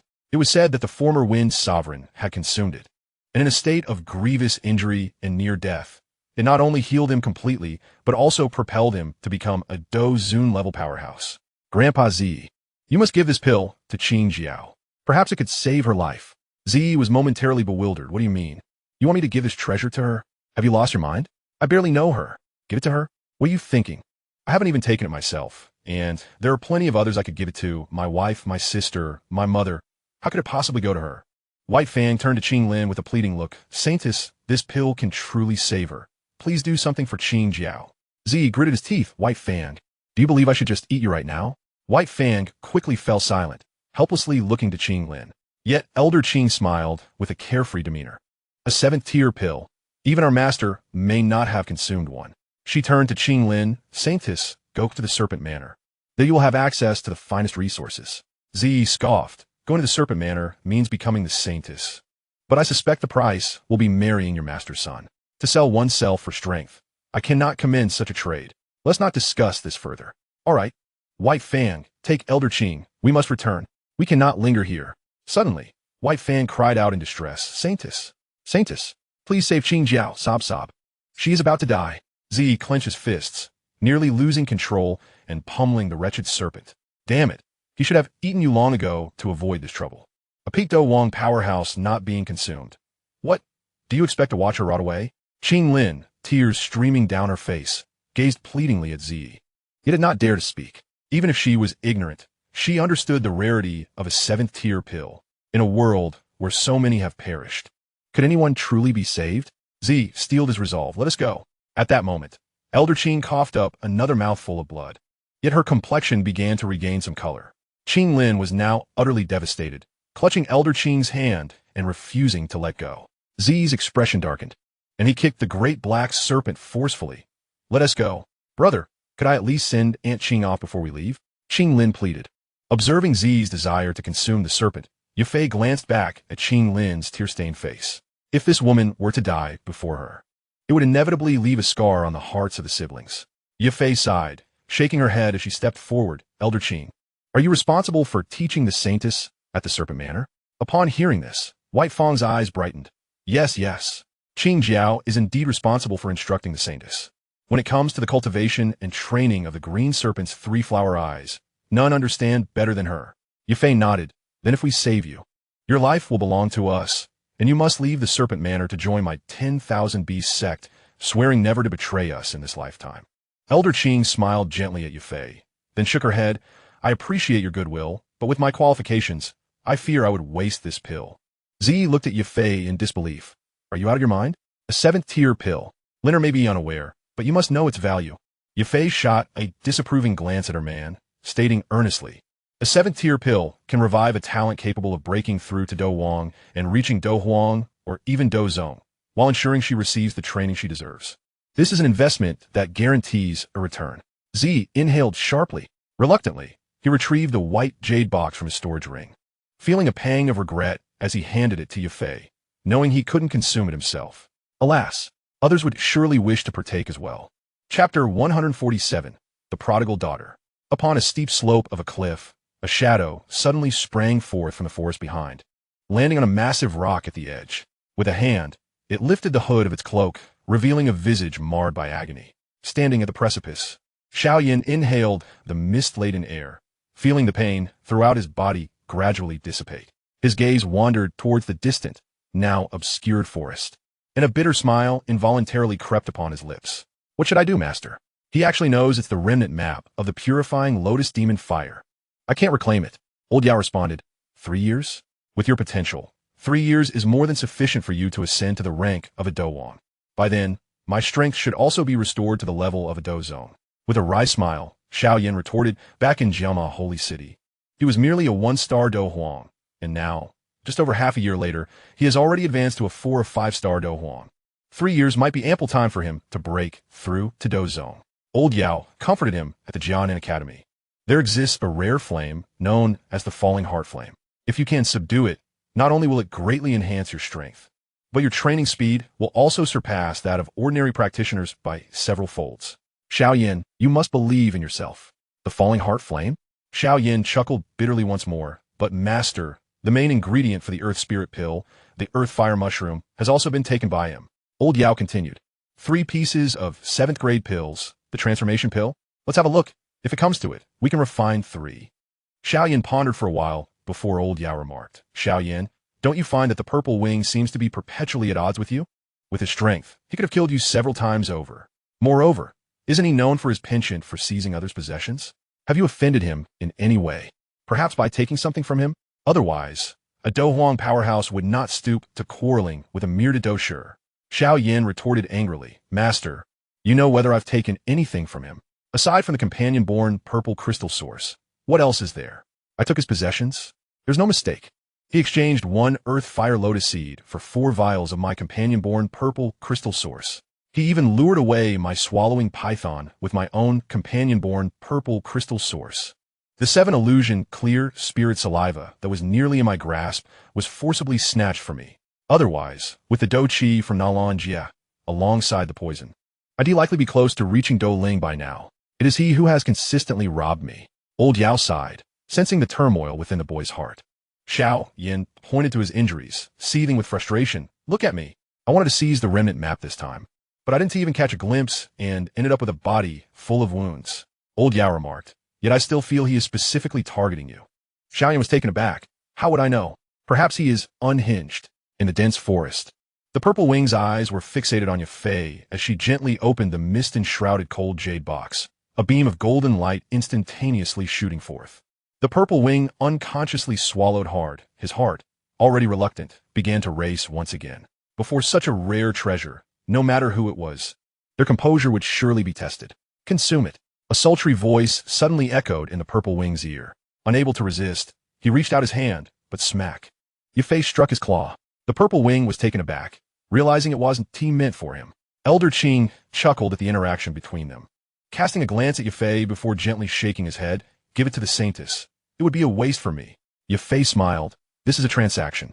If you consume it, your life will be ours, and you shall become Qing Lin's teacher, guiding her in her cultivation. Haven't you always longed for this honor? Dead men cannot claim any honor. Seeing Qing Jiao's indifference, Yafei resorted to provocation. However, Qing Jiao wore a face of astonishment. This was a 7th grade pill. Was she truly to consume it? When had her life ever been so precious? Desiring it was no lie. Qing Jiao's throat involuntarily swallowed. Enough with the chatter. Eat it. The purple wing was distressed. Could you not flaunt the Yin Yang Profound Dragon Pill in front of me like that? Gazing at the golden, swirling Yin Yang Profound Dragon Pill in Yafei's palm, he exhaled deeply. Suddenly, he seized it and directly stuffed it into Qing Jiao's mouth before she could utter a word. The golden pill transformed into a surge of warmth that coursed down her throat and into her body. The purple wing gazed at the woman's pale lips several times, vigorously shaking his head. Then, he kicked at Baya in anger. Hurry up and go. Do you believe your grandpa, the purple wing, will eat you right now? Baya chuckled. Come on, sit tight. We're about to fly. A torrent of warmth surged like a flood into Qing Jiao's body, instantly flushing her pale complexion with color. She gritted her teeth, intending to sit cross-legged, but a fierce aura began to wash over her body, which was nearly on the verge of decay. An unprecedented pain descended upon her, causing Qing Jiao to faint completely. Qing Lin screamed, and the purple wing turned to glance at Qing Jiao. He observed her body trembling slightly as wisps of azure Do Qi burst forth, enveloping her like a thin mist. Nourished by the Yin Yang Profound Dragon Pill, the azure Do Qi surged like a tumultuous sea, coursing through her meridians, flooding her entire being. As the speed of Do Qi's circulation intensified, the robust azure Do Qi on Qing Jiao's surface transformed into serpentine strands, completely weaving her body within, resembling a cocoon of azure serpents. Casting a glance at Qing Lin, the purple wing reproached, What else with the noise, you prodigal daughter? She's doing just fine. Her entire body is being transformed under the medicinal power of the Yin Yang Profound Dragon Pill. Qing Lin playfully tugged at the purple wing's sleeve, and he chose to ignore her. Yet, she continued to tug. With a sigh of exasperation, he turned to her. What is it now? Qing Lin sweetly smiled. Thank you, brother. Suddenly, the purple wing threw himself onto Yafei's lap, wailing loudly. Why must I encounter 2 prodigal daughters? My Yin Yang Profound Dragon Pill. Yafei gently patted his back and softly stroked it, as if to smooth out his grievances. Turning to Qing Lin, she smiled. You should understand the rarity of this 7th grade pill. It cannot be measured in monetary terms. Do not blame your brother for feeling pained. His willingness to sacrifice for your salvation is entirely for you. You should realize your importance in your brother's heart. Qing Lin nodded earnestly. Sister-in-law, I understand. The purple wing coldly remarked, Woman, do you think you're clever? I would rather have swallowed this pill myself halfway through. Jia faced Maid's weakly. You are not like most men. There is likely no one as generous as you. Unable to contain himself, the purple wing burst into laughter, which lasted for a while. Before he sighed and murmured, I hope this investment proves worthwhile. As long as she can truly assist Liner in her cultivation, even if she doesn't reach Dozun, but merely Do Huang, then this pill will not have been in vain. Qing Lin moved closer to sit beside the purple wing, and Yafei gently leaned her head closer. Before long, the two drifted into a peaceful slumber. The purple wing tenderly caressed their dark tresses, murmuring, I fear that since I've been out here, they have not enjoyed a single restful night. Chapter 148, The 3,000 Thunder Movements of Cultivation. Have we arrived? Yafei was the first to awaken. Soon, the purple wing suddenly recalled something and retrieved the flying Do technique. Thunder bat wings from his spatial ring. Ah, you don't even recognize this flying Do technique. Being the owner of an auction house, he chuckled. Yafei shot him a glare. Ziyu quickly stifled his laughter and remarked, This is the scroll of the thunder bat wings. Once you master it, you will be able to soar freely, even if you're not a Do Wang. Although your speed may not rival that of Xiao Yan's purple cloud wings, encountering a thunderstorm would change the game entirely. Yafei felt a surge of excitement in her heart. With this artifact, she too could take to the skies. She gently embraced Ziyu and expressed her gratitude. Thank you, Ziyu. Ziyu smiled in response. At this moment, Qing Lin also stirred awake. Spotting Ziyu beside her, she sweetly exclaimed, Brother, you are so wonderful. Ziyu shook his head at the naive girl. You should get some proper rest. Your Aunt Qing won't awaken so swiftly. Qing Lin nodded slightly, casting a glance at Qingjiao, who had transformed into a snake cocoon, and softly inquired, How long will it take for Aunt Qing to wake up? Ziyu pondered for a moment and replied, 180 days? Or perhaps 360? Who can say? In any case, it seems unlikely she will recover in less than a year and a half. Qing Lin responded, a tinge of disappointment evident in her tone. Ziyu shook his head. Is she truly that remarkable? Qing Lin nodded, but remained silent. Sighing, Ziyu reflected on how this girl would wholeheartedly reciprocate kindness from anyone. Having grown up amidst cold gazes and malice, lacking love, Ziyu retrieved a set of snake-scale armor from his spatial ring and presented it to her. This is for you. Qing Lin cherished it as if it were a treasure. Suddenly, she recalled something and pulled out a 3-pattern Qing Ling pill from her spatial ring. Presenting it to Ziyu with a sense of pride, Brother, this was given to me by Aunt Qing. Look. The pain of forgotten memories struck Ziyu like a dagger to the heart. With a forced smile, he responded to Qing Lin, Haha, as long as you are happy, silly girl. Trading a 7th grade pill for a 4th grade one, only you could find joy in that. Yafei couldn't help but chuckle softly. After a night's journey, they arrived at the Beastmaster City. Ziyu turned to Yafei and asked, Does the city possess secret chambers or underground palaces? Yafei nodded and replied, Follow me. Ziyu instructed Baya. Bring Qingjiao along. They traversed through the main hall, passed beneath a crescent-shaped arch, and entered the spacious backyard. The backyard was vast and beautiful, filled with vibrant flora and elegant pavilions. Despite having been in Beastmaster City for a while, it was Ziyu's first time stepping into this enchanting garden. Though it was eerily silent, devoid of human presence. After walking through a corridor adorned with paintings, Yafei gently pushed open the 2 doors on the left. Ziyu stepped inside first. The room was merely an ordinary guest lounge with unremarkable furnishings, yet concealed within was something extraordinary. Yafei approached a wall, and, upon twisting a vase set upon a side table, a section of the wall, measuring a person's height and 3 feet wide, unexpectedly rotated inward, revealing a pitch-black doorway. Yafei turned and gestured, My lord, please. Ziyu, momentarily taken aback, chuckled, Well done. You will be generously rewarded by the Lord. Yafei shot him an exasperated glance. This place is exceedingly secretive. I discovered it by chance. I intended to invite you, but you had ventured out on business, so I brought Qing Lin and Baya instead. Ziyu smiled lightly and entered the portal, followed by the others. Soon, the wall closed behind them, plunging them into darkness, but shortly thereafter, a row of luminous night stones illuminated the surroundings. Ziyu couldn't help but exclaim, The setup here is quite complete. Yafei led the way, Follow me. Ziyu said nothing further and followed her. They walked along a corridor paved with blue stones, encountering twists, ascents, and descents. After about the time it takes to brew a cup of tea, they reached the end of the corridor, which was also a wall made of blue stone. With no visible door, Ziyu was certain a portal lay ahead. Indeed, as Yafei waved her hand, the darkness returned, and almost instantly, light emerged again from a section of the stone wall, forming another doorway. Stepping through this portal, Ziyu was momentarily stunned. The doorway opened onto a mountainside, leading to a remarkably elegant garden adorned with pavilions, ponds, and red-railed bridges, along with a few quaint cottages. Walking along the stone path towards a hexagonal pavilion, Xiao felt an unexpected sense of comfort. He couldn't resist glancing at the two women. Their faces bore a trace of excitement. Xiao remarked, "The Hu family truly knows how to indulge." Yafei responded, "This should be a part of the Beast King Valley." Xiao nodded. "This place is rich in spiritual energy. Truly an excellent locale for cultivation. Liner, choose a room. The other shall be for Qingjiao. As for Baya, you have no share here. Remain outside as a guard.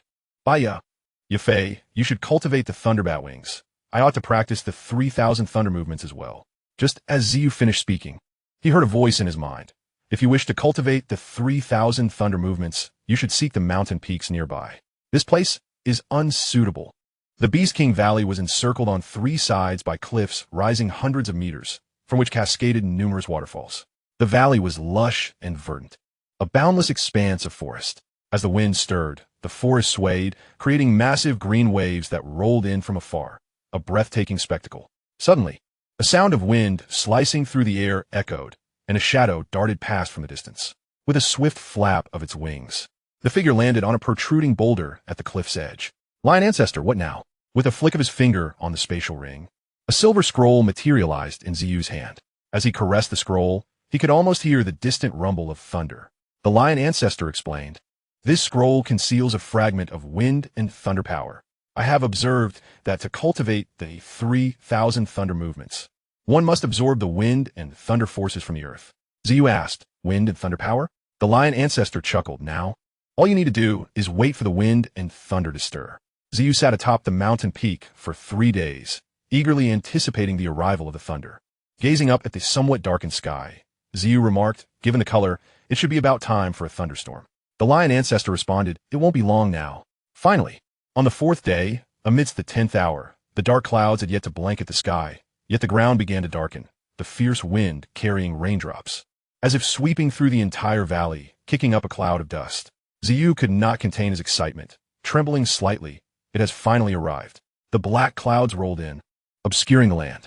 Another gust of wind, even fiercer than before, unleashed a torrential downpour, intertwining wind and rain, cascading down in a chaotic dance. Suddenly, a flash of lightning slashed across the sky, illuminating the heavens with serpentine brilliance.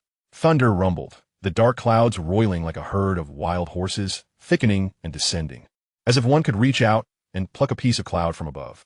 The ground was instantly engulfed in darkness. Sitting cross-legged atop the mountain, Xiao gripped the silver scroll tightly, the ancient character's 3,000 thunder movements shimmering with a faint silver glow, as though yearning to soar from the scroll itself. The Lion Ancestor prompted, "Let's begin." Xiao nodded slightly. The scroll slowly unfurled, resting upon his legs, and a blinding beam of silver light erupted from within, transforming into a massive pillar of silver energy that pierced through the dense clouds, its powerful radiance visible even from 100 miles away. Xiao marveled, "Indeed, Earth-grade techniques are extraordinary. What a spectacle." The light beam persisted for a brief moment before retracting with a hiss back into the clouds, ultimately vanishing completely into the scroll. At this moment, the silver scroll was enveloped in a faint silver glow. Xiao took a deep breath, focusing his mind, and poured out his scant soul power, immersing it into the silver scroll. Not long after the soul force of Xiao entered the scroll, a flash of lightning flickered in the sky, and the silver radiance upon the scroll grew ever stronger, until, astonishingly, the scroll began to levitate gently, finally coming to a halt at Xiao's chest. As the silver brilliance intensified, the faint outlines of figures gradually emerged from the light. However, Xiao could not discern them clearly. In a moment of confusion, Xiao inquired, "Lion Ancestor?" Within the spiritual sea, the Lion Ancestor remained silent. "You foolish child, you cannot practice this. Your soul force is far too weak. You require at least the soul force of a spirit fighter, yet you possess merely that of a great fighter." "Damn!" Xiao cursed, yet undeterred, he pressed on, "Lion Ancestor, is there truly no other way?" The Lion Ancestor took a deep breath and replied, "Do you genuinely wish to cultivate this scroll of 3,000 thunder movements?" Xiao nodded affirmatively. "Why not?" The Lion Ancestor continued, "There is a method. Within this scroll lies a thread of wind and thunder power, and only by absorbing this power as your own can you truly master this extraordinary technique. However, your soul force is evidently insufficient. This thread of wind and thunder power is too diluted for you. You must infuse it with a more formidable wind and thunder power. Xiao asked, how do I accomplish this? The lion ancestor explained, you must take the scroll into the thunderclouds, to the eye of wind and thunder, which is the most concentrated locus of wind and thunder power on the earth.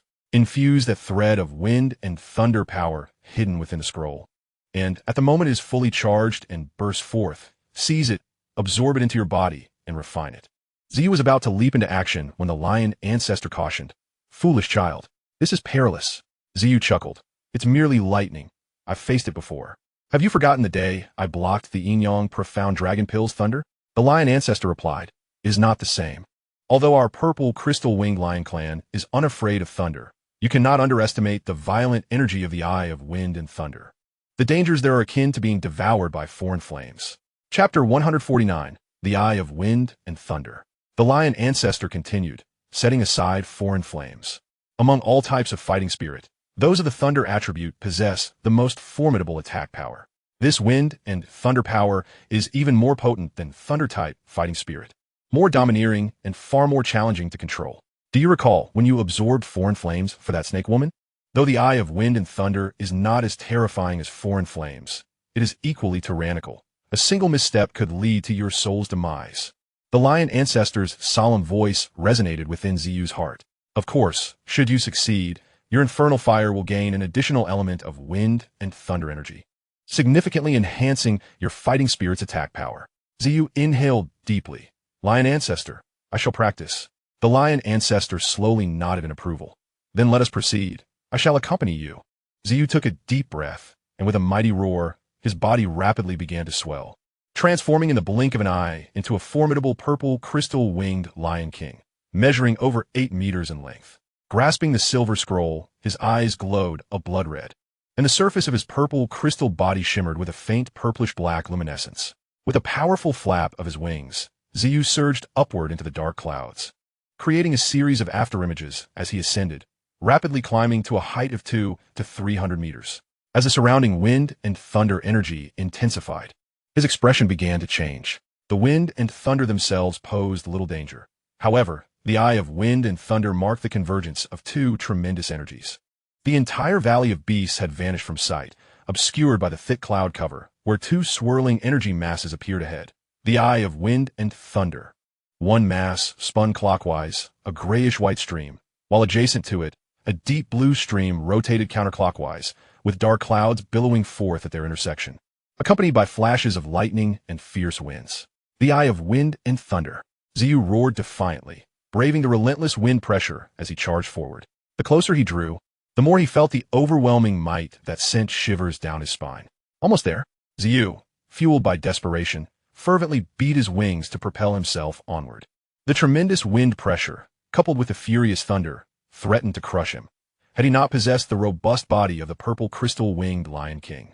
The wrath of the thunder would have obliterated him, and the wind pressure would have torn his form asunder. Cursed winds! A moment's hesitation could send me reeling backward. The wind was formidable. Even transformed into the purple crystal-winged lion, Xiao felt as though he were pushing against a wall weighing tens of thousands of pounds. Under this immense pressure, his body struggled to remain upright. Accompanied by the howling winds were the violent bolts of thunder, piercing through Xiao's form like sharp spikes. Yet fortunately, his body was impervious to such thunderous might. With great difficulty, he advanced, but the overwhelming wind pressure rendered his massive wings immobile. Countless rivulets of blood surged through his wings, and the thin membranes bore witness to the crimson torrents. Yet even amidst this torment, a resounding crack echoed as one wing was forced against his back by the ferocious wind, propelling him backward with tremendous force. Gritting his teeth, he pressed on. He continued toward the eye of wind and thunder. He was so close. Despite knowing he was within reach, that final distance proved insurmountable against the relentless winds. His fighting spirit was draining rapidly, just 10 meters from the eye of wind and thunder. If he were pushed back now, he feared he would lack the strength to attempt it again. Xiao clenched his jaw. He had no choice but to gamble everything. He thrust all his fighting spirit into this one moment and forcibly teleported upward. The king of the underworld flashed. With a whoosh. Here was the convergence of wind and thunder. The anticipated tempest and thunderstorm had vanished. Instead, an eerie calm enveloped the area. The howling winds and thunderous roars seemed to be sealed away, replaced only by a faint humming in his ears. The lion ancestor remarked, "This spot is indeed it. This is where the two energies converge, the most ferocious domain of wind and thunder power, and the most balanced point of the two energies." Xiao silently recited a prayer, his hands trembling slightly as he grasped the scroll, then took a deep breath and forcefully unfurled it. As the scroll opened, a blinding silver light erupted once more, illuminating the thick cloud cover. Countless strands of wind and thunder power coalesced towards the scroll. At this moment, the silver scroll was entirely enveloped in a dense layer of brilliant silver light, no longer merely a faint glow. Xiao inhaled deeply, focusing entirely as he channeled his soul force into the scroll. The scroll, positioned within the eye of wind and thunder, received a continuous influx of wind and thunder power. The brilliant silver radiance upon the scroll pulsated with increasing intensity, and ultimately, the images flickering within became increasingly vivid. In the end, the figures appeared almost animated, darting forth in various forms, leaving trails of silver lightning in their wake. The wind and thunder power continued to surge forth. The scroll quivered, and those energy figures suddenly broke free from the confines of the scroll, bursting forth into the world. These energy figures moved with terrifying speed, seemingly disregarding the distance of space, and in an instant, they surged toward the eye of wind and thunder, vanishing from Xiao's perception. In a heartbeat, Xiao's expression changed dramatically. Had it ended before it even began? Was this truly all? As Xiao grappled with shock and frustration, the rampant winds and tumultuous thunder in the entire space abruptly ceased. Within the space, only the two swirling masses of the eye of wind and thunder remained, from which emerged an array of energy figures striking various peculiar poses.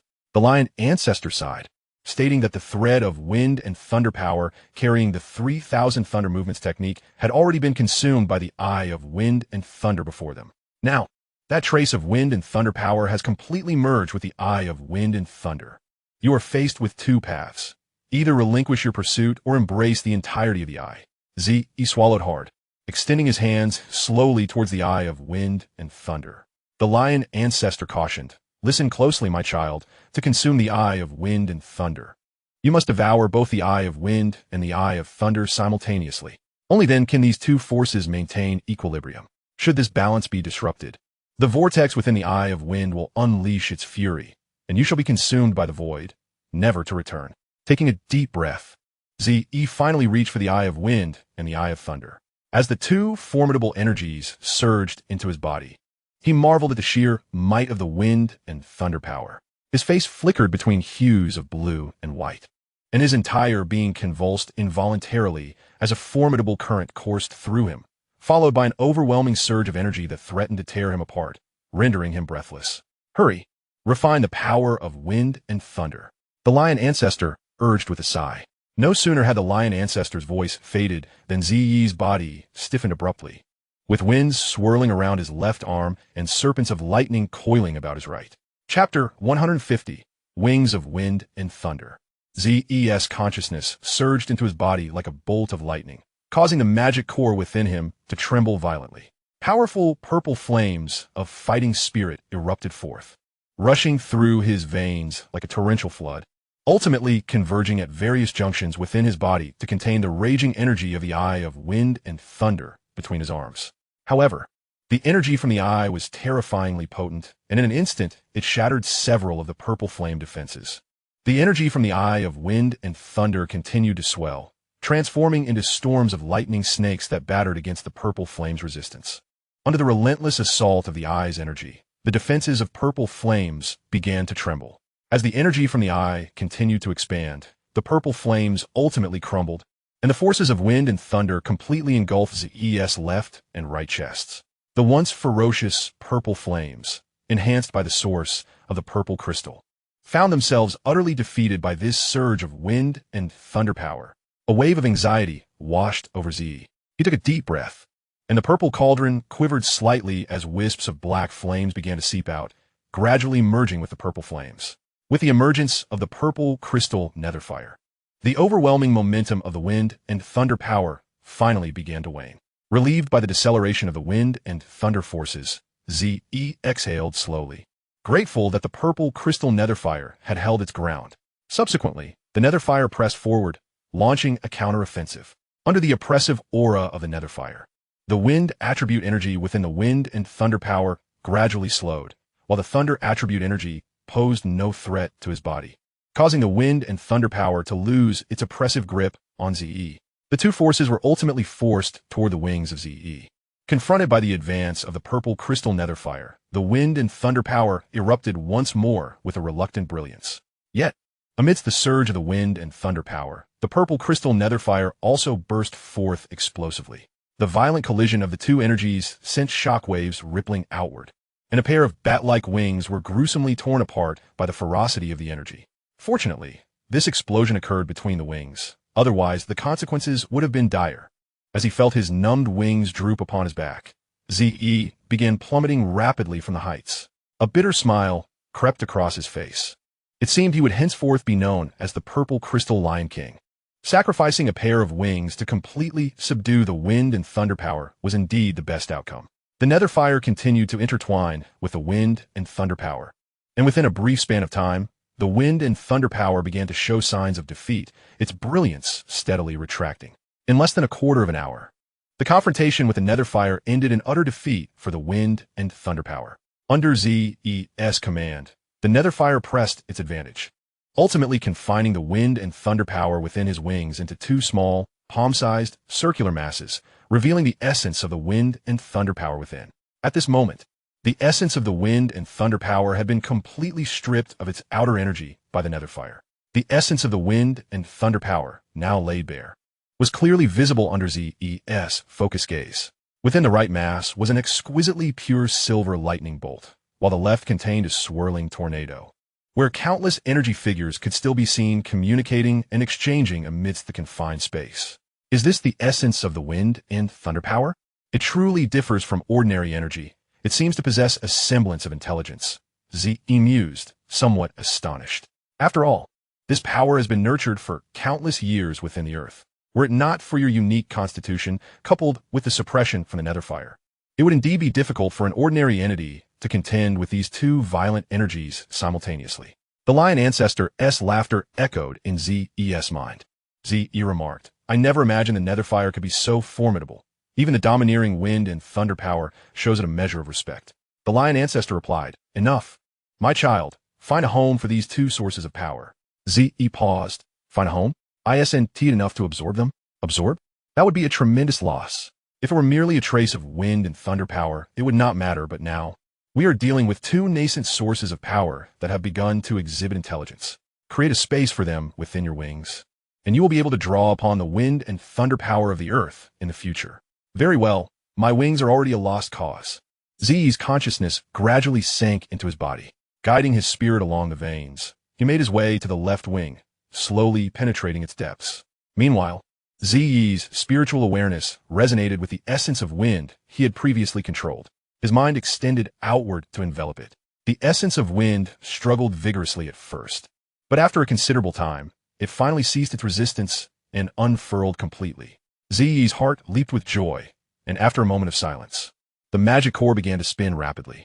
As the magic core whirled at high speed, the fighting spirit coursing through his veins surged forth, creating a small void at the center of his wings.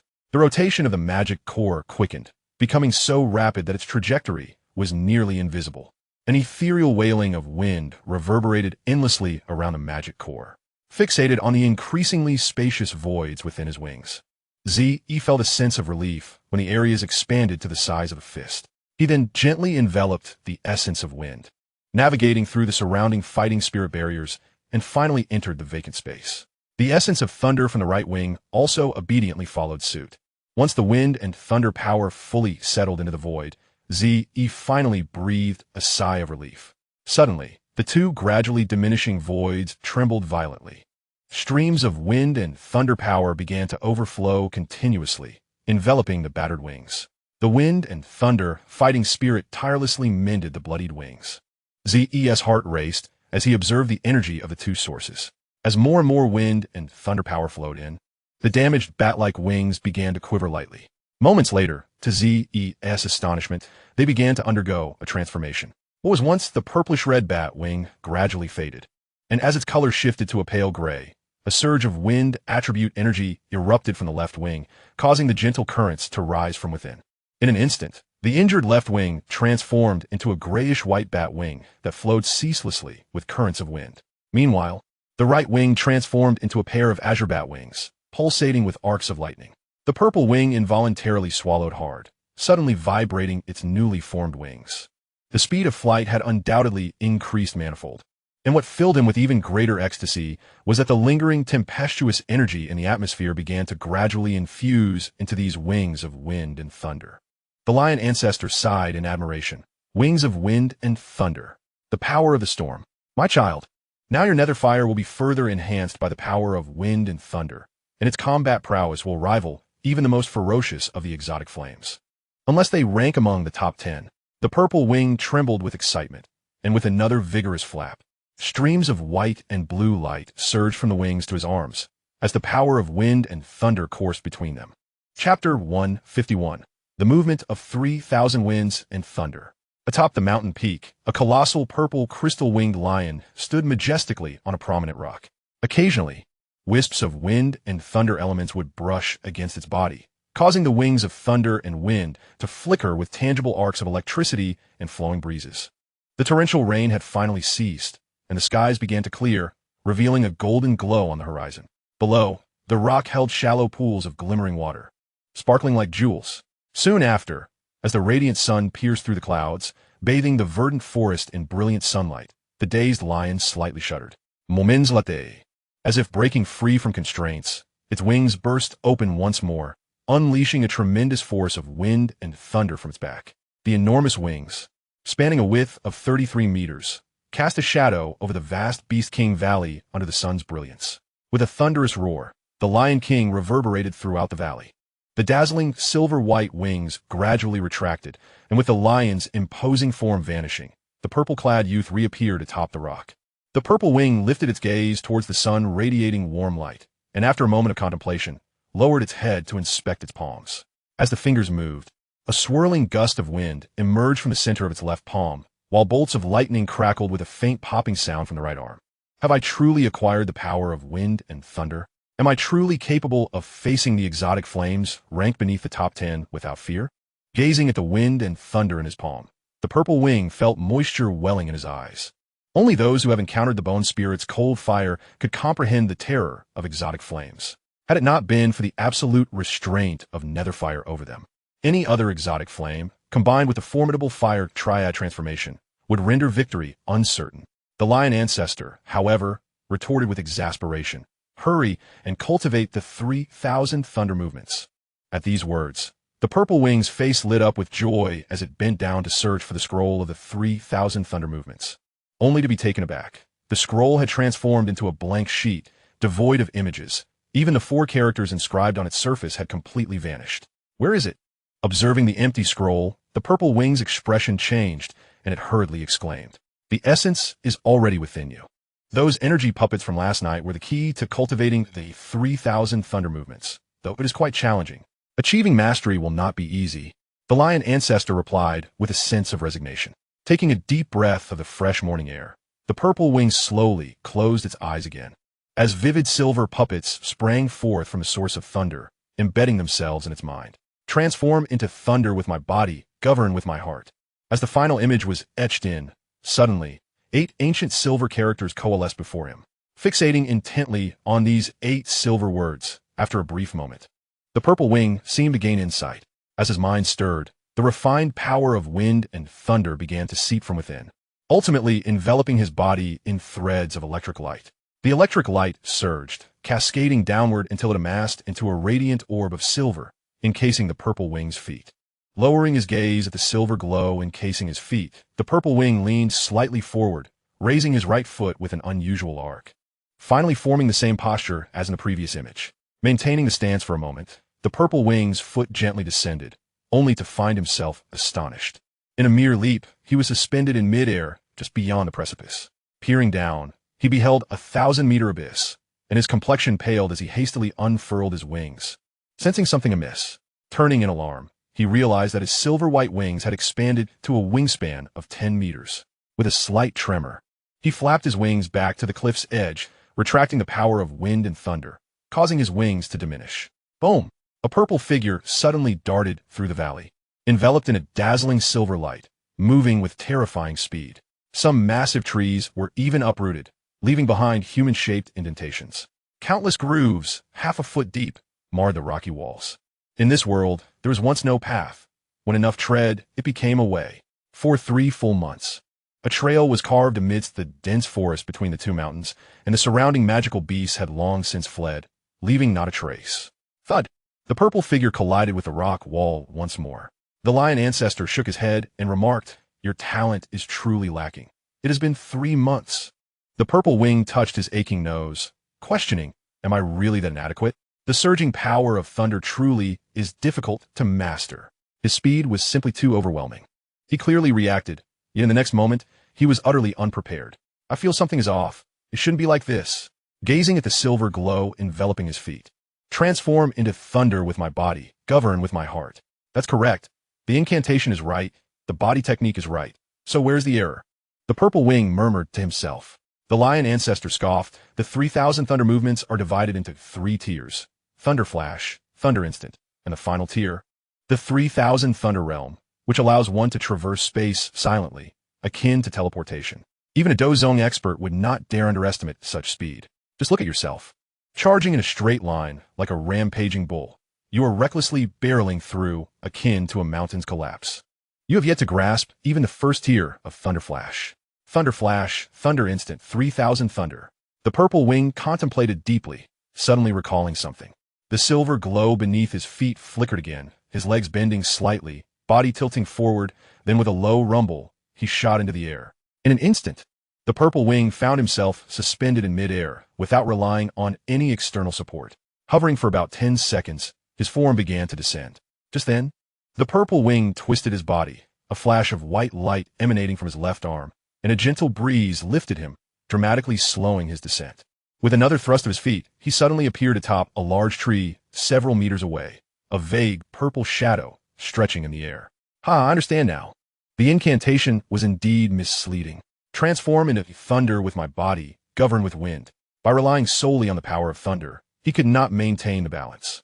However, upon integrating the wind power, he felt light as a feather, free to move at will. The lion ancestor paused, saying, "The incantation isn't wrong. You are." The purple wing smirked, and with a flash of silver light from his foot, he suddenly felt a sense of etherealness envelop him, while a purple beam darted through the air. Approximately 30 meters away, a large tree bore witness to the emergence of a shadowy figure, cloaked in purple, that seemed to materialize like a phantom. As the figure revealed itself, Xiao swiftly turned around, and his gaze fell upon a faint purple apparition lingering more than 30 meters behind him, gradually transforming into an afterimage that slowly dissipated into the ether. Had I erred? Observing the fading purple silhouette, a surge of pride involuntarily welled up on Xiao's countenance. After more than 3 months, nearly 100 sleepless nights, enduring countless hardships, gnawing on dirt, and crashing into countless trees, he realized that the incantation had been a mere sham.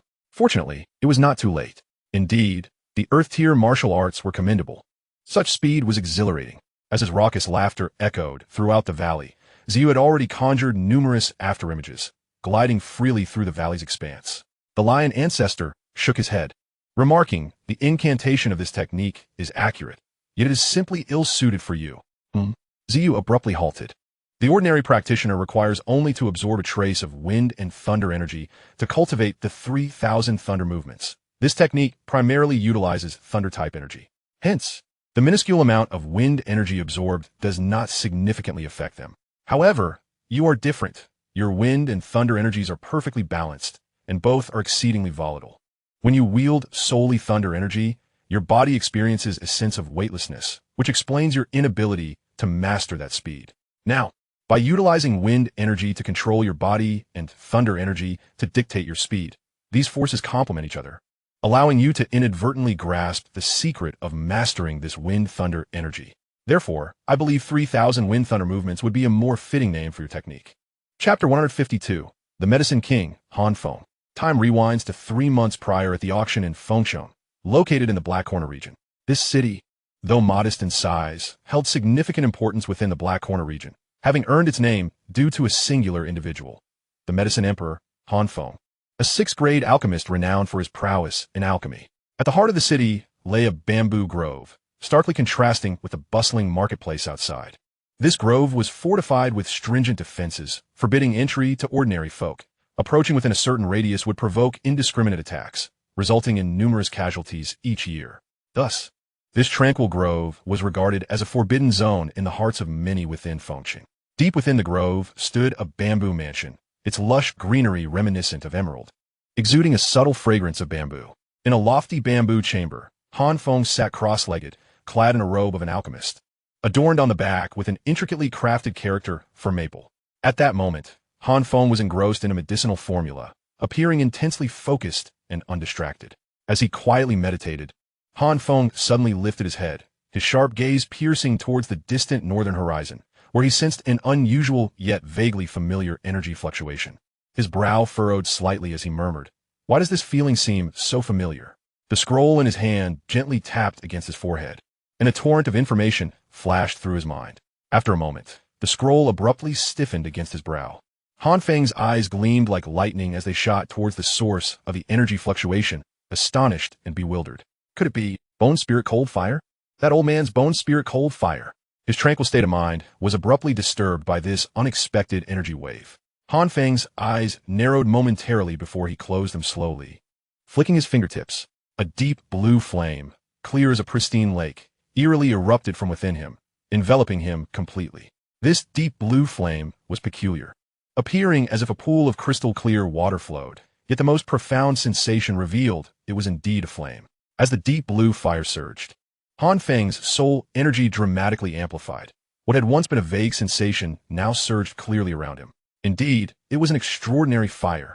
As the deep blue flames retracted, Han Feng sprang to his feet, his gaze ardently fixed upon the distant mountain range.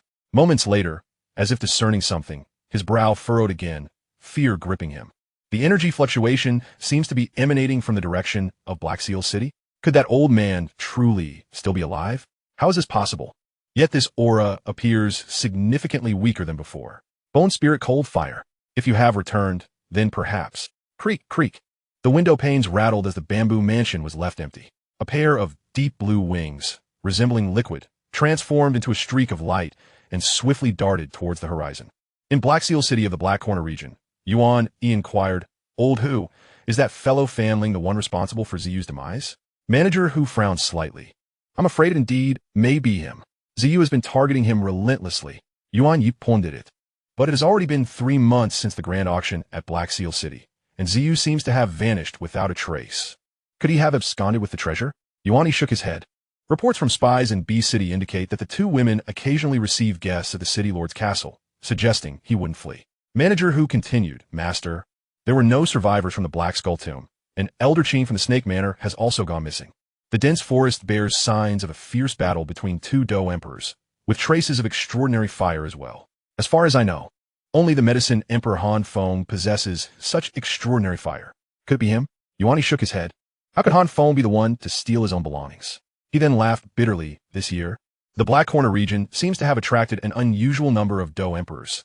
A great storm appears imminent. In the City of Twilight, Fan Lao queried, "Have we found any leads?" Elder Luo replied, "Master, there is no record of a Dou emperor named Yin Xiao at the Xiao Yan Academy. However, 3 months ago, a person named Xiao Yan did enter the academy, yet he was merely a great Dou master." Fan Lao seethed, "Keep searching, no matter where that purple-clad individual is hiding. I want him unearthed." Elder Luo hesitated. "Master, just before the incident, the young master had killed an elder from the 8 gates. Fan Lao Fadawen, Duani, impossible. That old fool is too cautious to provoke my blood sect without reason." Elder Luo added, "I have learned of a man in purple who has entered the Black Seal auction several times, and he even went directly into a private VIP room. The individual who killed the young master is likely this person." Fan Lao queried, "A purple-clad individual in a private VIP room? Have you identified this person?" Elder Luo responded, "Not yet, but I find it quite perplexing that with the B City changing hands and the beast-taming sect being eradicated, Yuan E, with his profit-seeking nature, would openly support an obscure individual to establish a sect in B City." Fan Lao frowned. "Beast City? Have you sent someone to investigate?" Elder Luo replied, "Master, my men have been undercover for 3 months, and have yet to see this so-called beast-taming sex leader. Fan Lao contemplated, "You must investigate this matter personally." "Understood, master." Shortly thereafter, a brilliant blue streak of light sped from the north, ultimately halting at the site where Ziyu and Yao Chun had previously battled. As the light dissipated, a remarkably handsome young man stood amidst the charred remnants of the forest, his brow slightly furrowed and his thin lips pressed tightly together, exuding an air of cold severity, which only added to his unusual allure. This individual was none other than the Medicine Emperor, Han Feng. Two distinct auras of the Dou Emperor intertwined. Han Feng gently crouched down, sifting through a handful of ashes. It truly is the bone spirit cold fire. After several years, this old fellow has indeed regressed further. With such feeble strength, he is hardly worthy of the title of Medicine Sovereign. Gazing at the devastated surroundings, Han Feng laughed heartily. Yet, what could this other flame be that manages to overshadow the bone spirit cold fire, ranked 11th on the strange fire list? This is becoming increasingly intriguing. Rising to his feet, Han Feng slowly approached the charred area, surveying the surroundings. Suddenly, he let out a soft exclamation, raising his hand to summon a half-charred plant, which quickly shot towards him and was firmly grasped in his hand. Upon scrutinizing the vegetation, Han Feng's expression abruptly shifted, his pupils constricting. This flame could forcibly siphon away life energy. Han Feng murmured to himself, "It appears I have missed a grand event, but stumbled upon a fortuitous opportunity." Later, in Feng City, at the Bamboo Pavilion, the returning Han Feng spoke in a deep voice. "Hanbong." As soon as the words left his lips, a shadow, akin to a specter, darted forward, ultimately appearing within the bamboo dwelling, kneeling on one knee. Though his voice was hoarse, it brimmed with respect. "What are your commands?" "My lord." "Investigate. Find out when a formidable figure arrived in the Black Corner domain. Leave no stone unturned." Chapter 153, The Mysterious Old Man. In Black Ink City of the Black Corner domain, Yuan Yi, in a fit of anger, exclaimed, "Fan Lao, do not go too far." Fan Lao, with a malevolent grin, retorted, go too far. My son perished outside your Black Ink City. If I do not seek justice from you, who else should I turn to? Yuan Yi Sukofut Koldi, nonsense. Do you not have enough enemies within the blood sect? Fan Lao sneered. Yuan Yi, I ask you directly, what is the background of the purple-clothed individual who killed my son? If I ascertain that this matter involves you, do not say I did not warn you. Even the Medicine Emperor will not be able to protect you. Yuan Yi retorted with a cold laugh. Do you really think I sent someone to kill your son? Fan Lao declared. You, of all people, lack the courage for such a deed. Yuan Yi inwardly cursed. He should never have conducted business with that immature brat. If Fan Ling could be killed, Yuan Yi would have done so 1,000 times over. The Blood Sect, among the ancient powers of the Black Corner domain, alongside the Demon Flame Valley and the Black Emperor sect, is the most formidable sect. Even Yuan must swallow his pride before it. Yet your son has the audacity to kill someone, and now the blame is being thrust upon me. At that moment, manager who entered, bowing slightly to Yuan, Master, the Medicine Emperor has come see you. Yuan Yi's head throbbed even more. Fan Lao could be considered Han Feng's closest ally. His foremost enforcer. Had Fan Lao summoned Han Feng here? No, he must immediately sever ties with that brat in purple. He could not afford to provoke Fan Lao, nor even more so Han Feng. How had matters escalated to such proportions? Yuan Yi took a deep breath. I shall personally welcome Brother Han. No need. I have come uninvited. A somber voice drifted in from outside. Yuan Yi sighed. If he were not careful, the 8 gates would truly be finished. Han Feng, Yuslu, took a seat. Is Brother Fan also present? Fan Lao's demeanor towards Han Feng was exceedingly cordial. Brother Han, my son has tragically died. It must be related to the 8 gates. I kindly request that you do not involve yourself. Yuan Yi felt a slight relief. Han Feng had not been invited by Fan Lao. Han Feng nodded slightly. Rest assured, I have come for this matter as well, Brother Yuan. Yuan Yi inhaled deeply. His name is a 1-star Dou Emperor who arrived from the Gamma Empire 3 months ago. This individual is quite extravagant. He deposited 10 million gold coins at my Black Ink auction house in one go.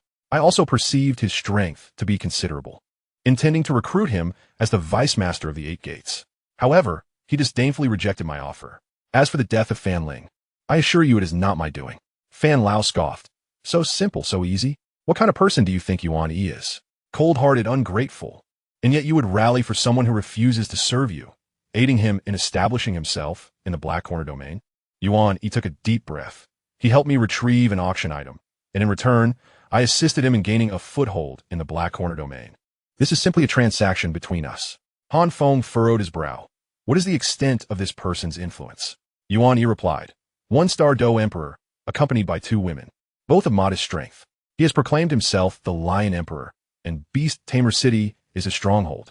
As for his current whereabouts, he seems to be absent from 10,000 B City, although his women and sister remain there. 1-star Do Emperor, Lion Emperor Zi. Very well. I shall pay him a visit. Fan Lao turned to leave. Han Feng rose. Brother Fan, wait a moment. I shall accompany you. Brother Yuan, why not join us? Yuan Yi replied. Then it would be an honor to comply. At last, have we arrived in the Black Corner domain? Lion, I am here to capture you. A woman gritted her teeth. This slender woman, adorned in a colorful dress that accentuated her breathtaking curves, was the epitome of allure. Her beauty was striking, her phoenix eyes sparkling with seduction, and her voice, laced with sweetness, could only be described as exquisite. Yet, despite her stunning appearance, fatigue marred her countenance. The Black Corner domain was a 3-month journey from the Gamma Empire, even by flying beast. Indeed, who could endure such a relentless journey for 3 months without bearing the dust of the road? In Beast King Valley, Zi chuckled. 3,000 winds and thunder. Is it? Sounds quite promising. Let us head back. Otherwise, my wife and sister will surely be worried. Ah, after such a long absence from the world, I never expected to encounter such a unique lion today. How intriguing. An elderly voice echoed from the woods. Who? Zi was taken aback, shouting out. A rush of wind heralded the sudden appearance of a specter-like figure before him. The old man scrutinized Zi from head to toe. You cannot be mistaken. A mid-tier 6th-rank beast? With such scant strength, you actually managed to capture the Wind Thunder Eye? Are you serious? Beast. Zi's expression darkened instantly. The elder seemed to recall something and burst into laughter. No, wait. You've already transformed. Thus, you can no longer be referred to as a beast. My apologies. I misspoke. Zi's expression softened slightly. Old fool, what of the lion? What a mid-tier 6th rank. I captured the Wind Thunder Eye, what of it? Were it not for your long white beard, I would have struck you. How dare he belittle his identity and strength? Zi scrutinized the old man before him. The elder had a head of white hair and tattered robes, appearing quite aged, though his eyes sparkled with vigor. Forget it. Considering the old man's sincere apology, he would refrain from striking the old grandfather. Hit me? You dare to strike an old man? The white-bearded elder muttered in disbelief. Zi ignored him, taking flight towards 10,000 Beast City, only for that figure to reappear in front of him with a whoosh. Zi shot a glance at the elder. What do you want? Wait, old man has questions for you. Zi shook his head. Didn't you say you wouldn't hit me? Step aside. Can you tell me how you captured the Wind Thunder Eye? Zi, growing impatient, replied. No time. My wife is waiting for me at home. As he attempted to fly away, the old man immediately appeared before him again. Zi was momentarily stunned. Such speed. Then, with a sly grin, the power of wind and thunder surged around him. 3,000 winds and thunder. With a mere flicker, his form was seen 50 meters ahead. Zi turned his head back. Hey, old fool. Can you keep up? Bang. He collided with a wall. Turning back, he found the old man still smiling at him. You brat. This old man is no ordinary person, the lion ancestor remarked. Zi took a deep breath. This old man was indeed extraordinary. Even the tumult of 3,000 winds and thunder cannot shake him off. Remarkably, he hovers in the air without even the use of wings. This elder must possess at least a 7th-tier strength. Chapter 154, The Mysterious Elder. The lion ancestor remarked, You little rascal, he's even more terrifying than you can imagine. This elder is a half-step-do saint, a semi-saint. Do not approach. What are your intentions? The purple wing, frightened, retreated several steps back, although this may not prove effective. 3,000 thunders. The cloud and thunder of the Wind and Thunder Pavilion has indeed become quite intriguing over the years. First, they took in a demon phoenix as a disciple, and now they have acquired a purple crystal-winged lion. Truly fascinating. The elder chuckled at the lion before him, who was posturing for an attack. This creature was even more entertaining. Ah, how amusing it is that despite being terrified, he feigns courage and hides his fear. Yet he remains unaware that his trembling legs have betrayed him. Hee, young one, your strength may be lacking, but your mastery of thunder control surpasses even that of the finest talents of my Thunder Clan. What do you say? Care to join this old man for a little adventure in the Void Thunder Realm? The Thunder Spirits there are excellent for cultivation, and I assure you, within 20 years, you could ascend to the 8th tier. The old man rubbed his hands together, a smile gracing his face. The purple wing hastily shook his head, exclaiming, "No, no. My wife is waiting for me at home. You are too terrifying. I must keep my distance." The elder, clearly disappointed, couldn't help but pout. "Have I miscalculated? To refuse a 20-year journey to the 8th tier. Truly a foolish creature, just awakening its intelligence. How can you hope to achieve great things when you are so eager to find spouse?" The purple wing felt a dark cloud of frustration. Noticing the purple wing's refusal, the elder sighed. "Since you are unwilling to visit the thunder pool, I shall not force you. But tell me, how did you absorb the two forces of wind and thunder from the Thunder Eye? Grandfather? Are you really my grandfather? Why should I tell you?" The purple wing stammered, fear evident in his voice. Yet the pride of the Beast King prevented him from pleading. However, the more he feared, the more incoherent he became. "Even if you are formidable, why should I tell you? This is a secret technique of my purple crystal-winged lion clan." "A secret technique, you say?" The elder raised an eyebrow, momentarily taken aback. "A chance encounter is a kind of fate. My surname is Mang, but you likely do not know my name. As for this secret technique, how about I exchange it for an item?" "Su Na Mang?" The purple wing's mind raced, and suddenly he was struck dumb. The Mang surname. The only person he knew with half-saint strength was the head of the Canaan Academy, Elder Mang Chi. Looking at the foolish lion before him, he sighed, "Ignorant beast." Mang Chi flicked his storage ring, and a scroll made of unknown beast skin appeared before him. "How about I trade this scroll for your secret technique?" As soon as the scroll was presented, the lion ancestor shouted from within the spirit sea, "The ancient demon technique. Beast walks, soul technique." At that moment, the lion ancestor, disregarding the dazed purple wing, excitedly squeezed his magic core. The purple wing screamed, quickly snapping back to reality. He turned to the lion ancestor, scolding, "Old fool. What are you doing?" The lion ancestor urged, "You must obtain that scroll." The purple wing hesitated, finally noticing the beast skin scroll before Mang Chi lion ancestor. "What is that?" The lion ancestor took a deep breath, explaining, "It is a secret technique. The supreme secret technique of our magical beast clan. The ancient demon technique. Beast walks, soul technique. It allows us magical beasts to transform into demons." The purple wing was taken aback. "Demon transformation?" The lion ancestor nodded vigorously. "You should have realized that while our magical beast bodies are indeed powerful, many profound fighting techniques can only be utilized in human form." The purple wing hesitated. "But I can transform into human form. Can I?" The lion ancestor shook his head. "Transforming into human form inevitably weakens the strength of your magical beast body. However, this ancient demon technique is different. It enables your beast form to become demonized. To put it plainly, it will allow your magical beast essence to learn to walk upright. This is what is referred to as a humanoid beast form." The purple wing remained somewhat confused. The lion ancestor continued to elaborate under the ancient demon technique. "Your true form as a purple crystal-winged lion will rise up, transforming into a humanoid magical beast. At this moment, you will possess not only the body of magical beast, but also human attributes. Most importantly, all the abilities of your true form will be preserved. Do you understand?" The purple wing's chest heaved violently, and with a gulp, he asked Mang Chi, "Grandpa, are you certain you want to give me this scroll?" Mang Chi chuckled at the transformed lion, replying, "Not give. It is an exchange." The purple wing nodded earnestly. "Yes, an exchange. But could you please give me the scroll first? I fear you might play tricks on me later, and I cannot defeat you." Mang Chi couldn't help but smile. "If I want to play tricks, I could give it to you now and retrieve it later. What could you possibly do about it? Would you dare refuse me?" Mang Chi tossed the ancient demon technique toward him, saying, "Take it." This scroll appears quite ancient. It must have been passed down from the primordial era. However, I have studied it for decades without understanding it fully, only vaguely realizing it is a secret technique of your magical beast clan. Take it. But could you enlighten me on what exactly it is? The purple wing took a deep breath, pondering for a moment before deciding to be honest. This is the Beast Walks Soul technique. It is a high-tier secret technique of my magical beast clan. Indeed, it cannot be cultivated by humans. Thank you, Senior. The purple wing bowed deeply. Then he said, "As for the technique to absorb the forces from the Thunder Eye, it is quite simple. You must absorb the forces of wind and thunder simultaneously." "Mang ji pao set, et lai mean, nonsense. Do you think I don't know to absorb them at the same time? However, what kind of physique can endure two forces of wind and thunder entering the body simultaneously? That energy is as violent as a foreign fire. If you cannot contain it, you will perish. Over the years, how many young talents of my Thunder Clan have perished due to lightning?" After the lion ancestor's prompt, the purple wing suggested foreign fire. Absorbing a foreign fire can balance the violent energy of the wind and thunder within. Mang Chi was momentarily stunned before he chuckled bitterly. My Thunder Clan has countless disciples. How many can truly possess foreign fire?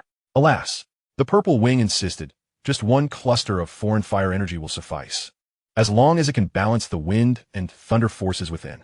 Suddenly, the Purple Wing recalled something and excitedly pointed out, Grandpa, I sense that there is a cluster of foreign fire within the Canaan Academy. How about I accompany you to steal it? The Purple Wing felt it necessary to remind the old fool of the importance of the fallen heart flame. If someone else gets their hands on it, you will surely be heartbroken. Remember to beat them to a pulp. Mang Chi paused, lost in thought. The Purple Wing attempted to leave, but his legs felt firmly rooted to the ground, paralyzed by fear. After a long while, Mang Chi laughed heartily. Good idea, little one. However, do not covet that foreign fire. Otherwise, I shall not spare you. As for the foreign fire, I have my own plans. For now, I must return to the Thunder Clan. Until we meet again.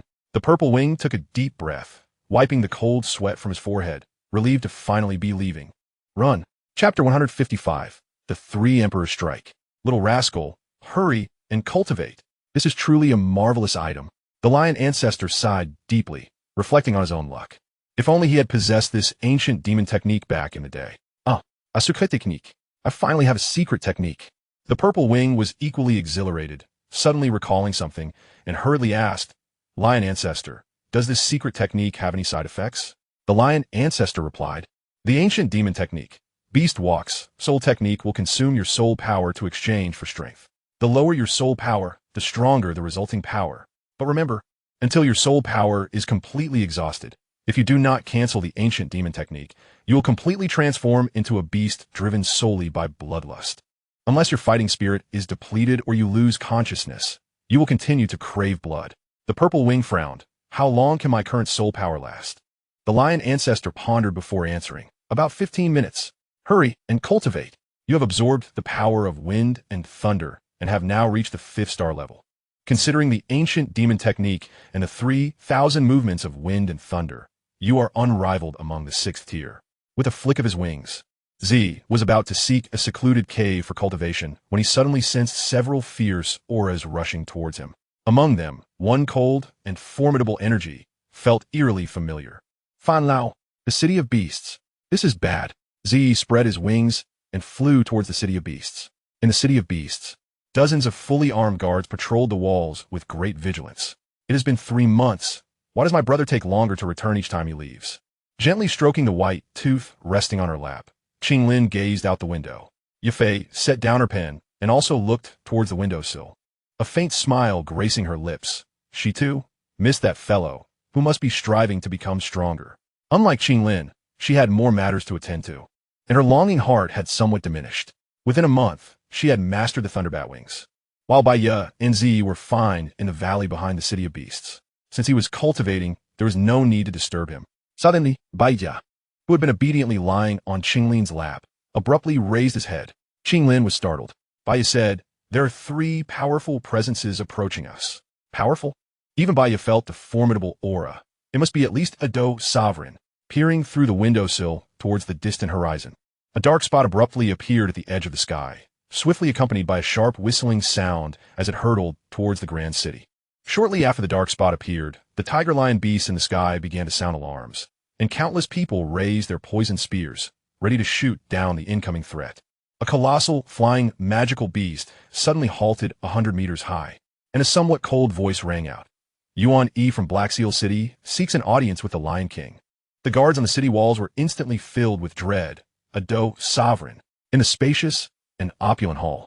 A red silhouette and a dark figure shot into the air, hovering above, their lazy gazes sweeping over Yuan Yi on the giant beast.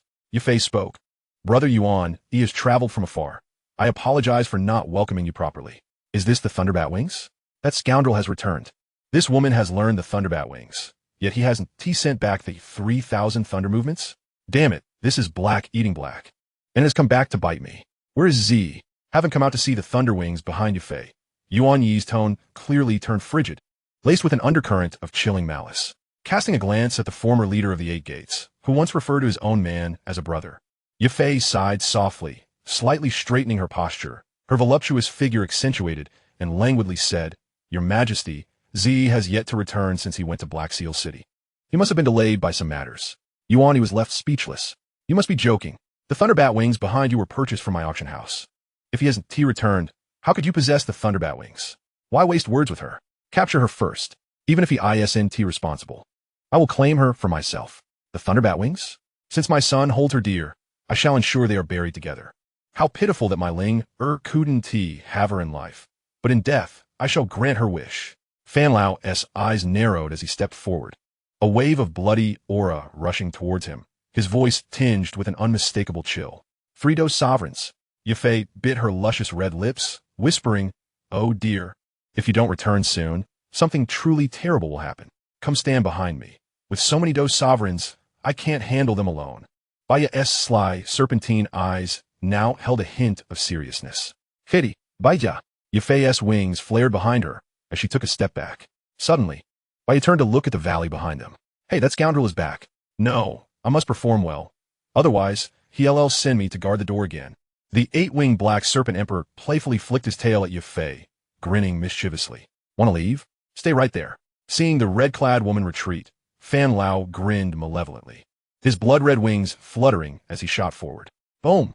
The black serpent beside the woman suddenly expanded, and a massive serpent nearly 10 feet long blocked Fan Lao's path.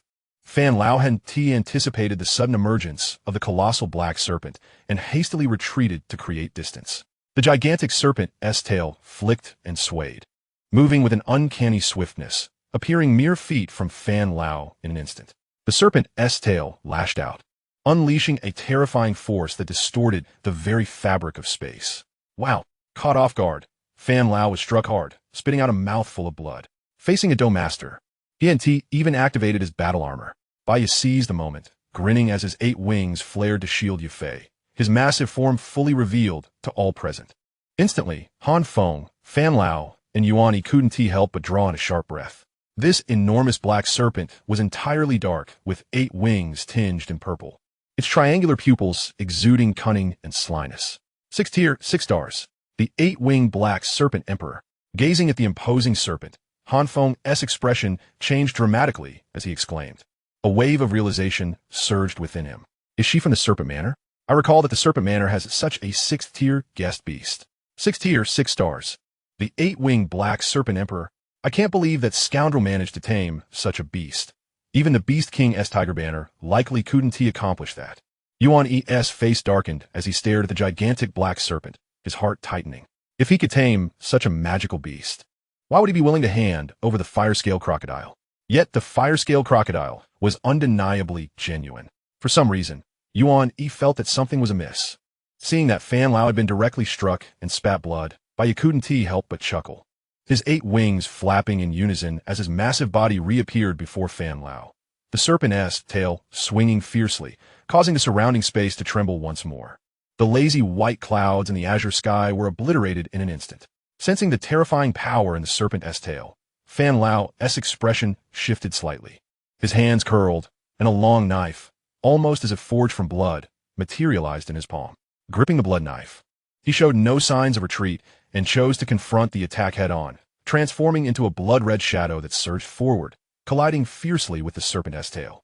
In an instant, an explosion echoed across the horizon. The blood-red figure was violently pushed back several steps. Damn it! Fan Lao cursed under his breath, his clothing now riddled with holes from the recent clash. With his formidable strength, the ferocious blood fiend blade was unexpectedly repelled a few steps back, causing beads of cold sweat to form on Fan Lao's forehead. He was forced to acknowledge an undeniable truth. He was inferior to the beast before him. As the wild wind howled, a stream of azure light swept through the air, and in an instant, a dashing young man appeared before Fan Lao. Brother Fan, get back. With a sharp command, Han Feng waved his sleeve, unleashing a torrent of azure seawater that surged forward, accompanied by a formidable wave of heat, charging towards the 8-winged black serpent king. Ah, strange fire, Peak Do Huang. This is troublesome. This serpent may not be able to withstand it. Observing the oncoming energy of the strange fire, Baya's expression tightened.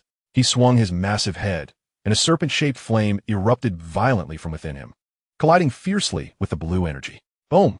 The clash of blue and black flames held for a brief moment before erupting violently in the sky. The sound of the explosive energy could still be faintly heard even from several kilometers away. The battle had commenced. Strange fire. He furrowed his brows and accelerated towards the fray. Baya, you must hold your ground. If anything happens to my woman, I will flay you alive. In the instant of the explosion, a ripple of energy spread from the epicenter, causing the 8-winged black serpent king to stagger back several steps. What terrifying strange fire! If this continues, even the serpent king will be roasted to a crisp. The serpent king muttered to himself, glancing at Han Feng's coldly smirking face. Let the beast perish.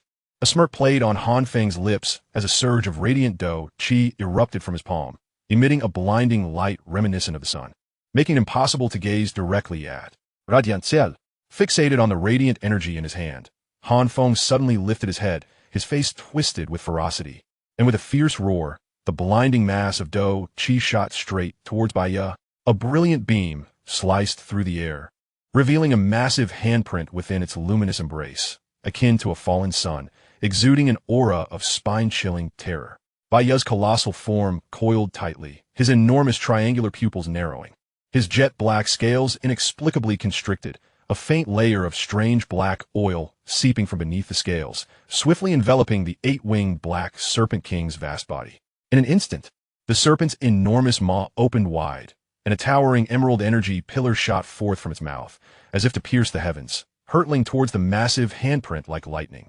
The two terrifying energies collided with a force comparable to that of two meteorites. Boom! At the moment of contact, a deafening thunderous roar and ripples of energy erupted, akin to a sun exploding, creating a vast wave of energy across the sky. The entire realm dimmed for a moment, only gradually returning to normal after several minutes. The massive handprint, cloaked in azure flames, grazed Baya's scale body before soaring away. However, Han Feng's expression turned grim. In his perception, the 8-winged black serpent king's body had suddenly become as slippery as an eel. Although the radiant seal had seemingly struck true, it was ultimately evaded. Yet, even though most of the attack had failed, the portion of skin that had been brushed by the radiant energy now bore fierce flames, causing the scales to curl and shed as if shaved by a razor. Hiss, it hurts, it hurts! Blood gushed from the exposed flesh, and Baya's massive body curled up, thrashing violently. Fan Lao suddenly remembered something, his gaze fixated on Yafei as he flapped his wings and lunged towards her. The overwhelming stench of blood approached rapidly, and the blood-red figure drew ever closer. Yafei's face turned pale in an instant. Ignoring his pain, Baya quickly retreated, shielding Yafei behind him. At the entrance of the Great Hall, Qing Lin's heart ached. Her Baya had a large patch of skin torn away, and her sister-in-law was in danger, yet she felt utterly powerless. All she could do was pray. In this moment, Qing Lin despised her own helplessness. Baya glared at Fan Lao, cursing, how shameless. A 5-star Do Huang bullying a great Do master. Foolish serpent, take care of yourself first. Han Feng's voice emerged coldly from his throat, as deep blue flames surged forth from within him, ultimately transforming into a vast sea of deep blue fire, spanning several meters. He stood at the center of this inferno, surrounded by flames that roiled and crashed like waves against rocks, instilling a sense of oppression, akin to facing an endless ocean alone, stripping away any courage to resist. The blue flames raged, enveloping the area in scorching heat. Yafei felt sweat pour down her body, and dizziness overwhelmed her, making her feel as though she might collapse. The strange fire was indeed formidable. The entire bee city felt like it was encased in a furnace, with the scorching air penetrating her throat like a searing pain. Ocean Heart, Illusion Beast. With a flick of his fingers, Han Feng manipulated the massive sea of fire, causing it to churn violently, ultimately coalescing into a giant deep blue beast. Gazing upon the colossal deep blue creature, Baya felt an overwhelming dread. Should he be struck by this, even he would likely perish on the spot. He never expected this young man's control over strange fire to have reached such heights. This beast bore some resemblance to his beastly transformation. It had seemed impossible for him to shape the fire into such a complex and intricate form. Damn this guy. Yet Baya knew he could not retreat. If anything happened to the woman behind him, he would surely not survive. And if the girl praying at the hall's entrance were to meet with misfortune, he too would not live. He had to fight with all he had. The emergence of this giant beast caused Han Feng's complexion to pale slightly, as it clearly drained an immense amount of Do Qi. Chapter 157. The Misfortune of Baya. The Ocean Heart Beast was exceedingly massive, rivaling the 8-winged black serpent king in size. Its shape resembled that of a lion, but with a gigantic scorpion tail and atop its head. A deep blue horn glimmered with a ghostly blue light. As the horn swayed, it seemed to leave traces of black in its wake. Han Feng whispered, "Go, Serpent King. Let us settle this." Feeling the terrifying energy, Bai Ye's hardened scales stood on end, and the flesh beneath the peeled skin burst open, with droplets of crimson blood seeping through the gaps in the scales. Hiss, hiss. Unable to contain his pain, Bai Ye let out a series of sharp hisses, his massive tail thrashing wildly. At one moment, Bai Ye suddenly lifted his gigantic head, his diamond-shaped eyes gleaming with a bloodthirsty ferocity, fixating on the approaching ocean heart beast. With a violent shake of his head, dark flames began to rise from his colossal form, gradually intensifying. Moments later, the blood coursing beneath his skin transformed into a stream of ethereal black mist surging towards the 8 wings. Bai Ye's body spun rapidly, eventually morphing into a dark wheel adorned with 4 pairs of black and purple wings, hovering in the air. The ocean heart beast drew closer, and Yafei could barely endure any longer. As the intense flames erupted once more from Bai Ye's body, the rising heat became unbearable, forcing Yafei to plummet from the sky.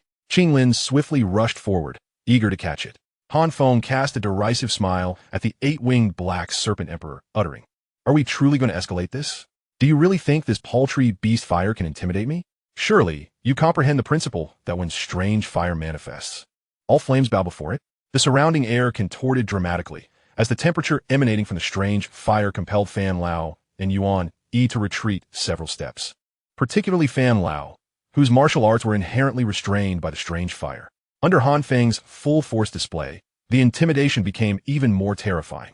The houses near the city wall ignited, rapidly engulfed in flames, nearly obliterating half of the residences. Qinglin helped Yafei to her feet, and both were left agape, staring at the nearly all-consuming blaze, unable to suppress a gasp. The strange fire was indeed formidable. Boom! A wave of black-purple light radiated outward, abruptly halting the rapid whirl of white fang, as a cacophony of howls reverberated throughout the land. The crazed serpent's 8-winged black emperor slash.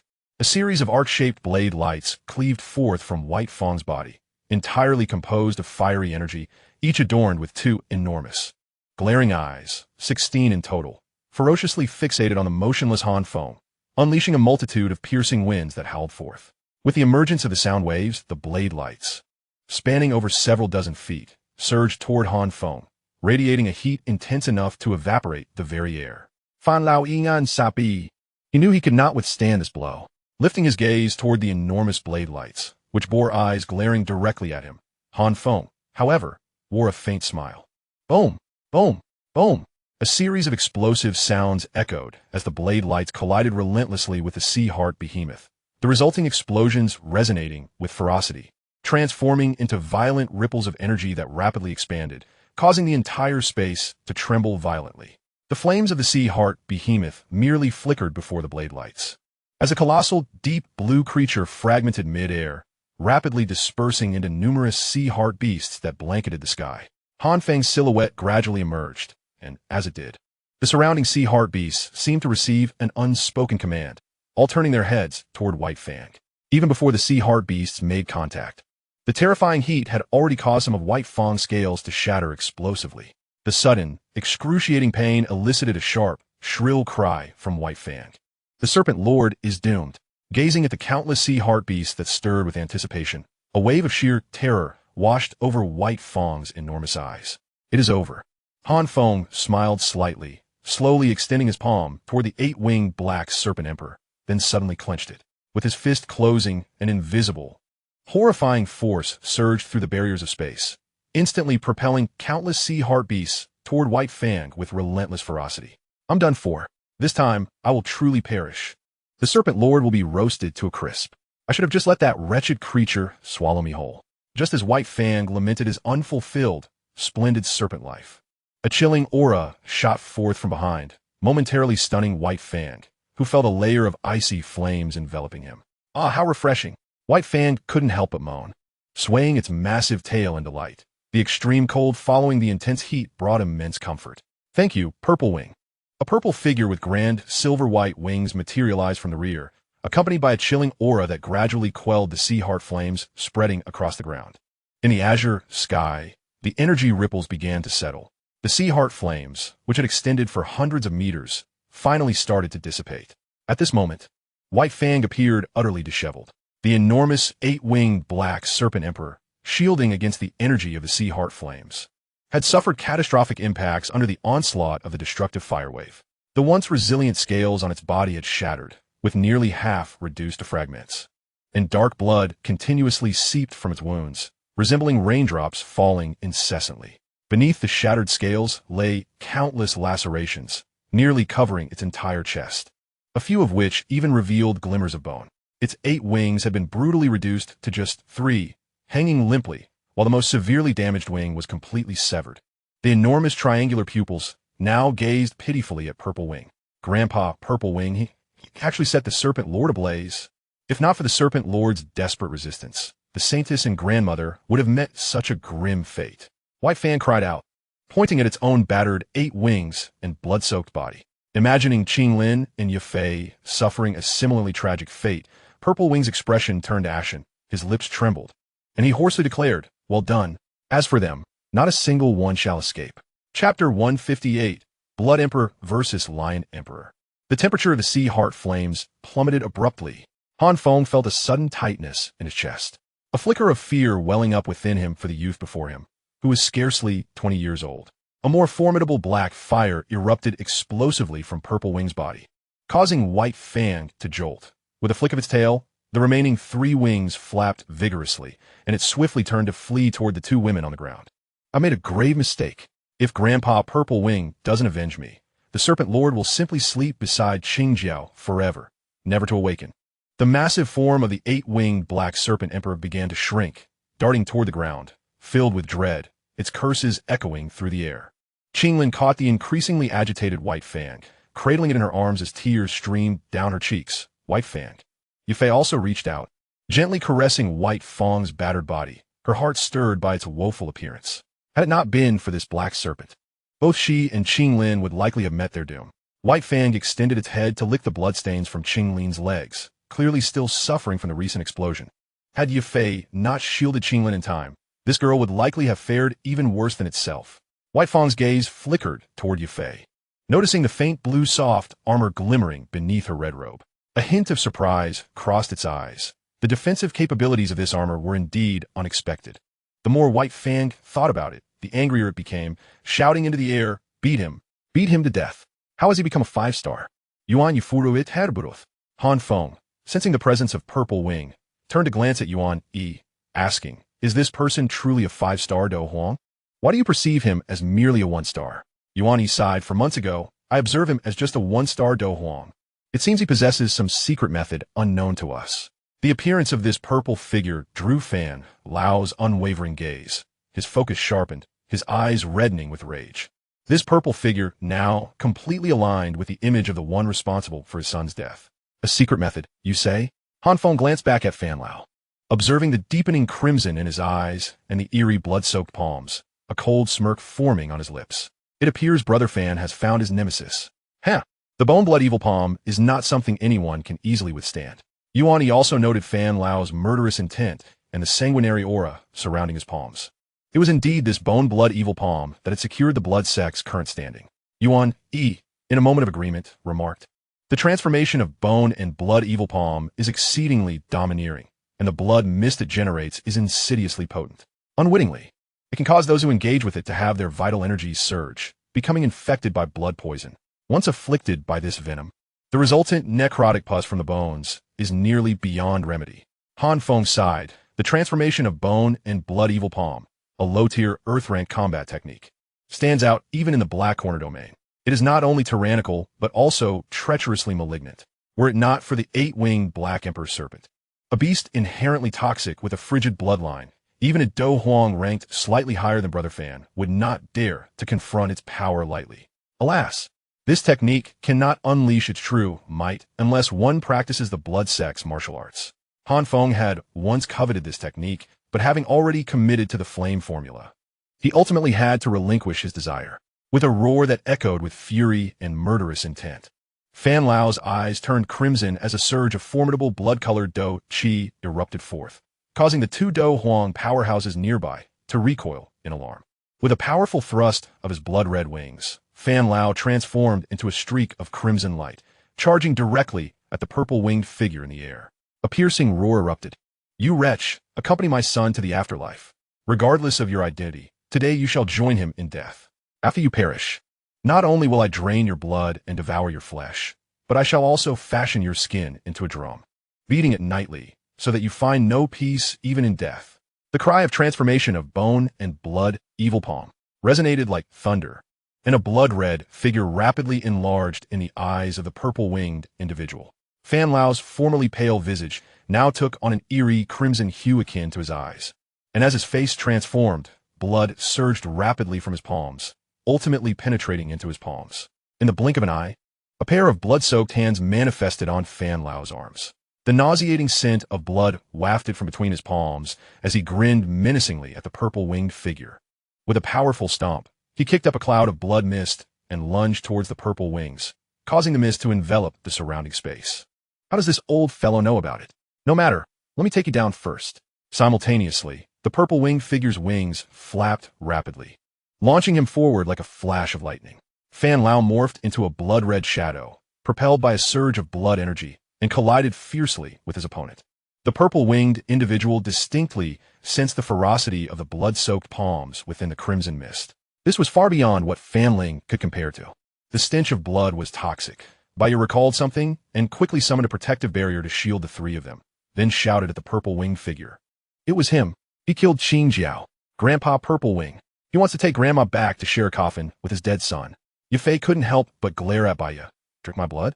You want to take my wife to sleep with your dead son? The oppressive blood energy surged forth, and the chilling aura from the blood mist instantly enveloped them. The stench of blood is no ordinary poison. The lion ancestor warned. Focus, young one.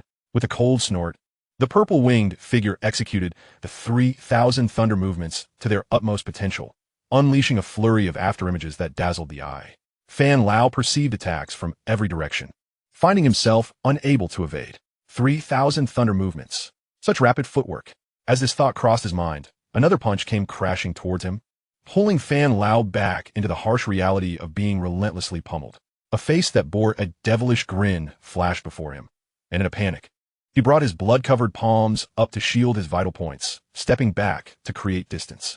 With a cold chuckle, the purple-winged figure executed a bizarre lateral movement. Bang! A heavy strike landed, and blood-red hands appeared to intercept, colliding with a forceful impact. Fan Lao was sent reeling backward, his feet carving deep grooves into the ground before he finally steadied himself. What terrifying agility! As the purple-winged figure easily closed the distance once more, disbelief flickered in Fan Lao's eyes. His trembling hands could hardly grip the blood dagger, and after several hard clashes, his entire arm felt numb. Is this child even human? How is it possible that my overwhelmingly powerful transformation of bone and blood evil palm is utterly outmatched in a direct confrontation? With venomous eyes fixed on the subtly grinning purple-winged figure, Fan Lao's hands curled slightly, summoning the blood evil treasure blade, a long knife seemingly forged from coagulated blood, into his grasp. As he held the blade, it trembled slightly, releasing an intense, bloodthirsty aura. Clenching the blood dagger tightly, Fan Lao opted to meet force with force, feeling as if the purple crystal fists before him held an inexhaustible might. The purple-winged figure transformed once more into a streak of light. Fan Lao gritted his teeth, becoming a blood-red shadow as he charged forth, wielding his knife with ferocity. A light chuckle echoed from behind him. You wish to drink my blood? Realizing the danger, Fan Lao's heart sank as the blood dagger shone brilliantly, enveloped in a thick blood-colored shield that encased his entire body. With a slight tremor of his shoulder, his blood-red wings flapped vigorously, propelling him upward. However, just as he sought to turn, a chilling and overwhelming force bore down upon him from behind, followed by a sharp sound of sonic boom in midair. Boom! The tremendous force slammed into the blood-colored barrier around Fan Lao, causing it to violently shudder. Moments later, a faint sound erupted as the blood armor was deeply dented, the impact penetrating straight through to his back. Fan Lao let out a muffled groan, his complexion paling as he began to descend. You aspire to fashion my skin into a drum? Today, I shall reunite you with your son. A purple rainbow streaked across the sky, the dazzling silver-white wings crackling with arcs of lightning, creating an almost blinding spectacle. As he laughed, The ethereal figure gradually dissipated, and the purple-winged individual reappeared beside Fan Lao, his eyes gleaming like those of a bloodthirsty vampire. To drink blood and feast on flesh. The physique of a five-star Do Huang must be an exquisite delicacy. Upon seeing the purple-winged figure before him, Fan Lao's face turned ashen. How can he be so fast? He hastily raised his blood dagger to defend against the oncoming attack, and once again, the two fierce forces clashed, causing the surrounding space to tremble violently. At the moment of contact, Fan Lao was once more sent crashing downward, the blood-evil treasure blade still at a disadvantage in sheer power. His strength is overwhelming. Han Feng watched in disbelief as Fan Lao, from the very beginning, had been thoroughly suppressed. This was a display of nearly overwhelming force. With his azure wings vibrating, Han Feng launched himself toward the purple-winged figure. Yuan Yi, standing motionless, couldn't help but shake his head, murmuring, "This child is remarkably powerful." However, Han Feng, as a 9-star Do Huang, may find no opportunity for survival today. No matter. If I delay any longer, Han Feng will surely overthink. Yuan Yi then flapped his wings and followed suit. Observing the two rushing towards him, the purple-winged figure thought, "I must secure the victory swiftly." Fan Lao's movements were indeed ghostly. What astonished the purple-winged figure was that the effects of the nether fire seemed to hold little sway over him. Was it because he practiced a technique rooted in sinister and malevolent arts? Under the tumultuous surge of 3,000 winds and thunder, that seemingly battered and precarious figure managed to steadfastly shield its vital points from harm. Yet throughout the entire ordeal, he could never make contact with the body of Ziyu. The pallor of his face grew increasingly ashen. Bang! Once again, he was compelled to clash forcefully with Ziyu in midair. A formidable surge of energy erupted from the contact point of his palms, emanating from those massive fists adorned with purple crystals, causing Fan Lao to spew forth a mouthful of blood as his body retreated rapidly. In his hasty retreat, Fan Lao suddenly raised his gaze and beheld two women seated on the ground, their formerly pale faces now contorted in grotesque expressions. He bellowed with fierce urgency, "Yuan Yi, seize those two women at once, or no one shall leave here alive." Thud! Yuan Yi's figure abruptly froze in place, and then he lunged toward the two women on the ground with a menacing glare, ominously uttering, "Sister-in-law, I regret to say, there's no other choice." Ziyu, terrified to the core, cast aside all hesitation and charged forward, exclaiming, 3,000 winds and thunder. Just a fraction more, just a little faster. Ziyu relentlessly accelerated. As Yuan Yi plummeted downward, he glanced back over his shoulder, and his pupils involuntarily contracted, his form trembling violently, for Ziyu, who had been trailing behind, suddenly vanished into thin air.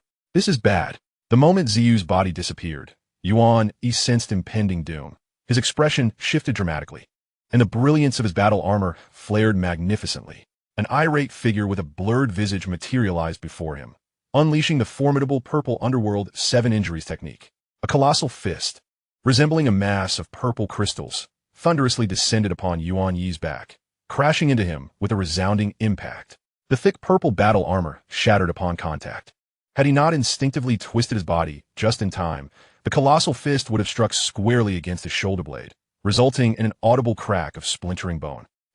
The excruciating pain radiating from his shoulder blade compelled Yuan Yi to emit a piercing scream as his form plummeted towards the ground. Having successfully landed a blow, Ziyu suddenly halted midair, and before he knew it, Han Feng had already approached Yu Fei and Qinglin. A circle of azure, sea heart flames flickered in the palm of his hand. Fan Lao wiped the blood from the corner of his mouth and soared to Han Feng's side, declaring, "Child, continue your arrogance, and if you dare make another move, I assure you, these two women will meet a most gruesome fate." Yuan Yi, gasping for breath, cast a terrified glance at Ziyu and hurriedly flew to Han Feng's side.